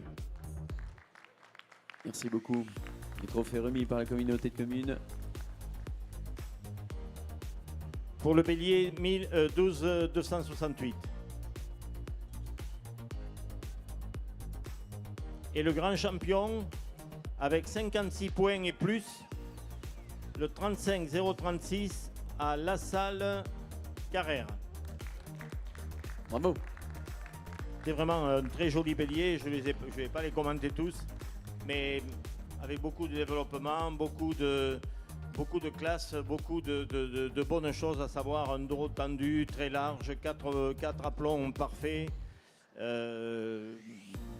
Un bélier d'une très grande qualité, que je me suis régalé de classer, et ce qui n'est pas négligeable, une jolie tête.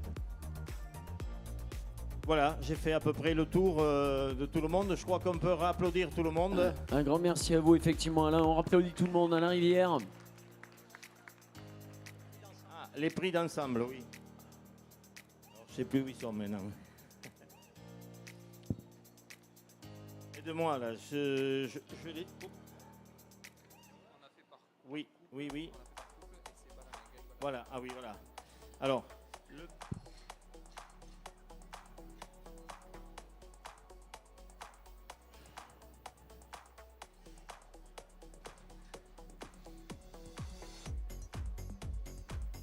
le prix d'ensemble, alors si vous m'aviez dit que vous vouliez l'amener, je vous aurais porté les stacks que j'ai dans le camion et qui est en bois de chêne, en bois de frêne et qui est antique, mais bon, c'est très bien avec une ficelle aux couleurs de l'Occitanie, de l'Upra, voilà. Donc, on a fait la synthèse des prix d'ensemble, pour le prix d'ensemble, la synthèse de la meilleure présentation de femelles et suivi d'un mâle. Et c'est le GAEC Balamé qui remporte le premier prix d'ensemble. Je trouve qu'il a remporté beaucoup de choses, le GAEC Balamé. Il va falloir penser à arroser tout cela en rentrant. Oui, et oui, ça me... Et c'est d'autant plus agréable pour moi que le bélier qui vous est présenté là et qui m'appartient, donc que j'ai acheté l'an dernier au centre de sélection de l'UPRA Pyrénées Centrales, est né chez Robin Casalet. Bravo. Voilà, 2 mots sur le lot qui vous a été présenté et que j'ai présenté donc hors concours. Mardi dernier, elles étaient encore à la montagne de Siguerre dans l'Ariège et on les a descendues mardi, elles sont arrivées mercredi ici. Voilà. Alors, je ne sais pas donner. Ah oui, non, on n'a fait qu'un prix d'ensemble, je pense. Oui, on a dit.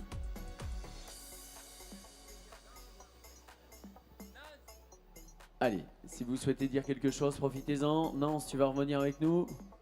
dans le GAEC du Balamètre, je voulais juste dire un petit mot. Bon, j'ai remporté aujourd'hui le concours, mais le bélier que vous avez vu qui est né chez moi, le père de ce bélier est de chez Alain Rivière.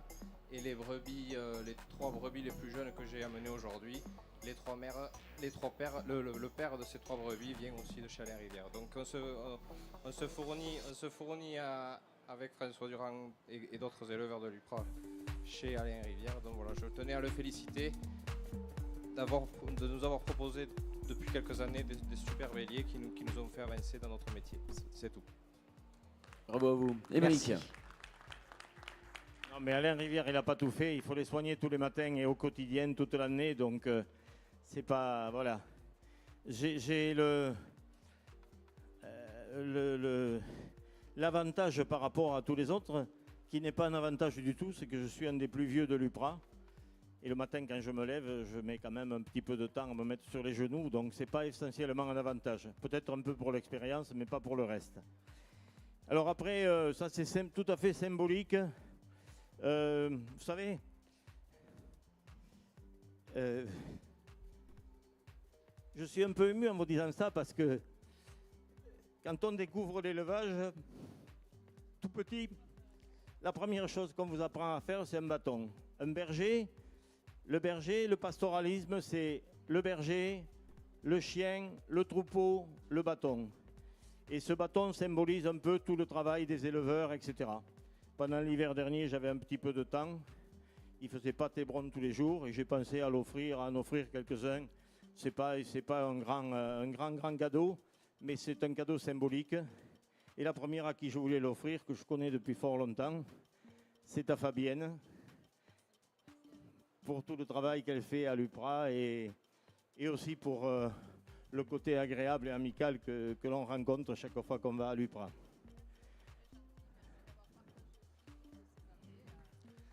Ensuite, ce n'est pas dans l'ordre hiérarchique, hein, je l'ai fait comme les bâtons arrivent. J'ai pensé que notre technicien de l'UPRA, qui se donne beaucoup, qui passe dans tous les troupeaux, et ce n'est pas toujours facile, il ne doit pas toujours entrer à l'heure le soir, mais enfin, ça fait aussi partie du plaisir que l'on peut faire quand on travaille. Il faut en avoir parce que la vie est tellement compliquée que si on n'aime pas son travail, voilà. Donc, voilà, tu auras un bâton pour accompagner les troupeaux. Voilà. Il y a à la bergerie, en Espagne c'est le mayoral, ici c'est le berger, ailleurs je ne sais pas comment on l'appelle, mais il y a Mia, je crois qu'il est d'origine roumaine, hein, qui s'occupe au quotidien de la bergerie là-bas, mais sans doute avec d'autres. Hein. Et voilà, j'ai pensé aussi lui offrir un bâton pour accompagner son troupeau. Vous le lui donnerez. Voilà.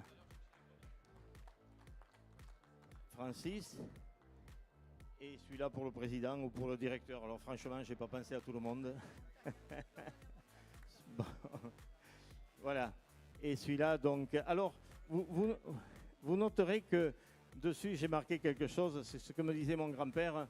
Rappelote d'umbenes, tente dreit et camino. Il faut toujours se rappeler, vous savez, un pays qui n'a pas d'origine, qui n'a pas de passé, qui n'a pas d'histoire, ce n'est pas un pays. Donc il faut se rappeler d'où l'on vient, essayer de marcher le plus droit possible et marcher pour aller vers l'avenir. Je pense que c'était une bonne formule de nos anciens et c'est pour ça que je l'ai marqué sur les bâtons. Et celui-là, je comptais l'offrir à Francis Talazac, vous lui ferez passer, qui nous a apporté beaucoup pendant de très nombreuses années. Voilà, c'était un peu ma contribution. Merci à tous et merci pour ce bon concours. Franchement, ça fait un plaisir. Un grand merci à vous, Alain. Émeric. Un grand merci à Alain Rivière, encore une fois, hein, qui a officié aujourd'hui et qui a officié vraiment, qui a su mettre du rythme. Hein, tout à fait. Voilà, et la tâche n'était pas facile parce non, que ça faisait très longtemps qu'il n'y avait pas eu de concours comme ça sur Ring. Je ne sais pas si ça s'est déjà fait, ça ne s'est jamais fait, voilà. Donc on a essayé d'innover cette année. Juste vous dire maintenant qu'on vous propose le pot de l'amitié, hein, d'après concours, le traditionnel pot de l'amitié. Donc tous les membres là de l'espace au vin, on vous invite, on vous convie à vous retrouver sur le ring, donc pour finir et conclure ces Pyrénéennes. Et quelle belle conclusion. Bravo à toutes et à tous, mesdames et messieurs. Et rendez-vous dans 3 ans est fixé pour les prochaines. Oui, encore une fois, dans les remerciements, Bien sûr. Il faut remercier les élèves, on l'a dit tout à l'heure, hein, j'ai parlé des élèves dans la manipulation qui ont mis du dynamisme dans le concours. Ils nous ont accompagnés en fait sur les 4 jours, sur le soin aux animaux le matin, sur la manipulation des animaux pour les amener sur le ring, etc. Et donc un grand merci à eux, voilà, ils ont été efficaces, ils ont été très efficaces d'ailleurs. Enfin, ça a été un plaisir de travailler avec eux. Voilà, il en reste un, mais il fera passer le message en tout cas. Et voilà, et on peut les féliciter. En tout cas, vous les avez bien préparés. Merci beaucoup. Ils nous ont beaucoup aidés. Et bravo. Et vous pouvez vraiment les applaudir. Bravo à vous. Et c'est fini. C'est bon ? Et voilà, c'est ainsi que se termine cette édition. Merci Émeric. Je reprends les micros. Merci à toutes et à tous. On se dit donc rendez-vous 2027 pour les prochains concours ici même qui seront organisés pour les Pyrénées. Et puis bien sûr, prochainement, eh bien, on pourra se retrouver, comme tu le disais, le 17 octobre. Hein, c'est bien ça, à Saint-Médard.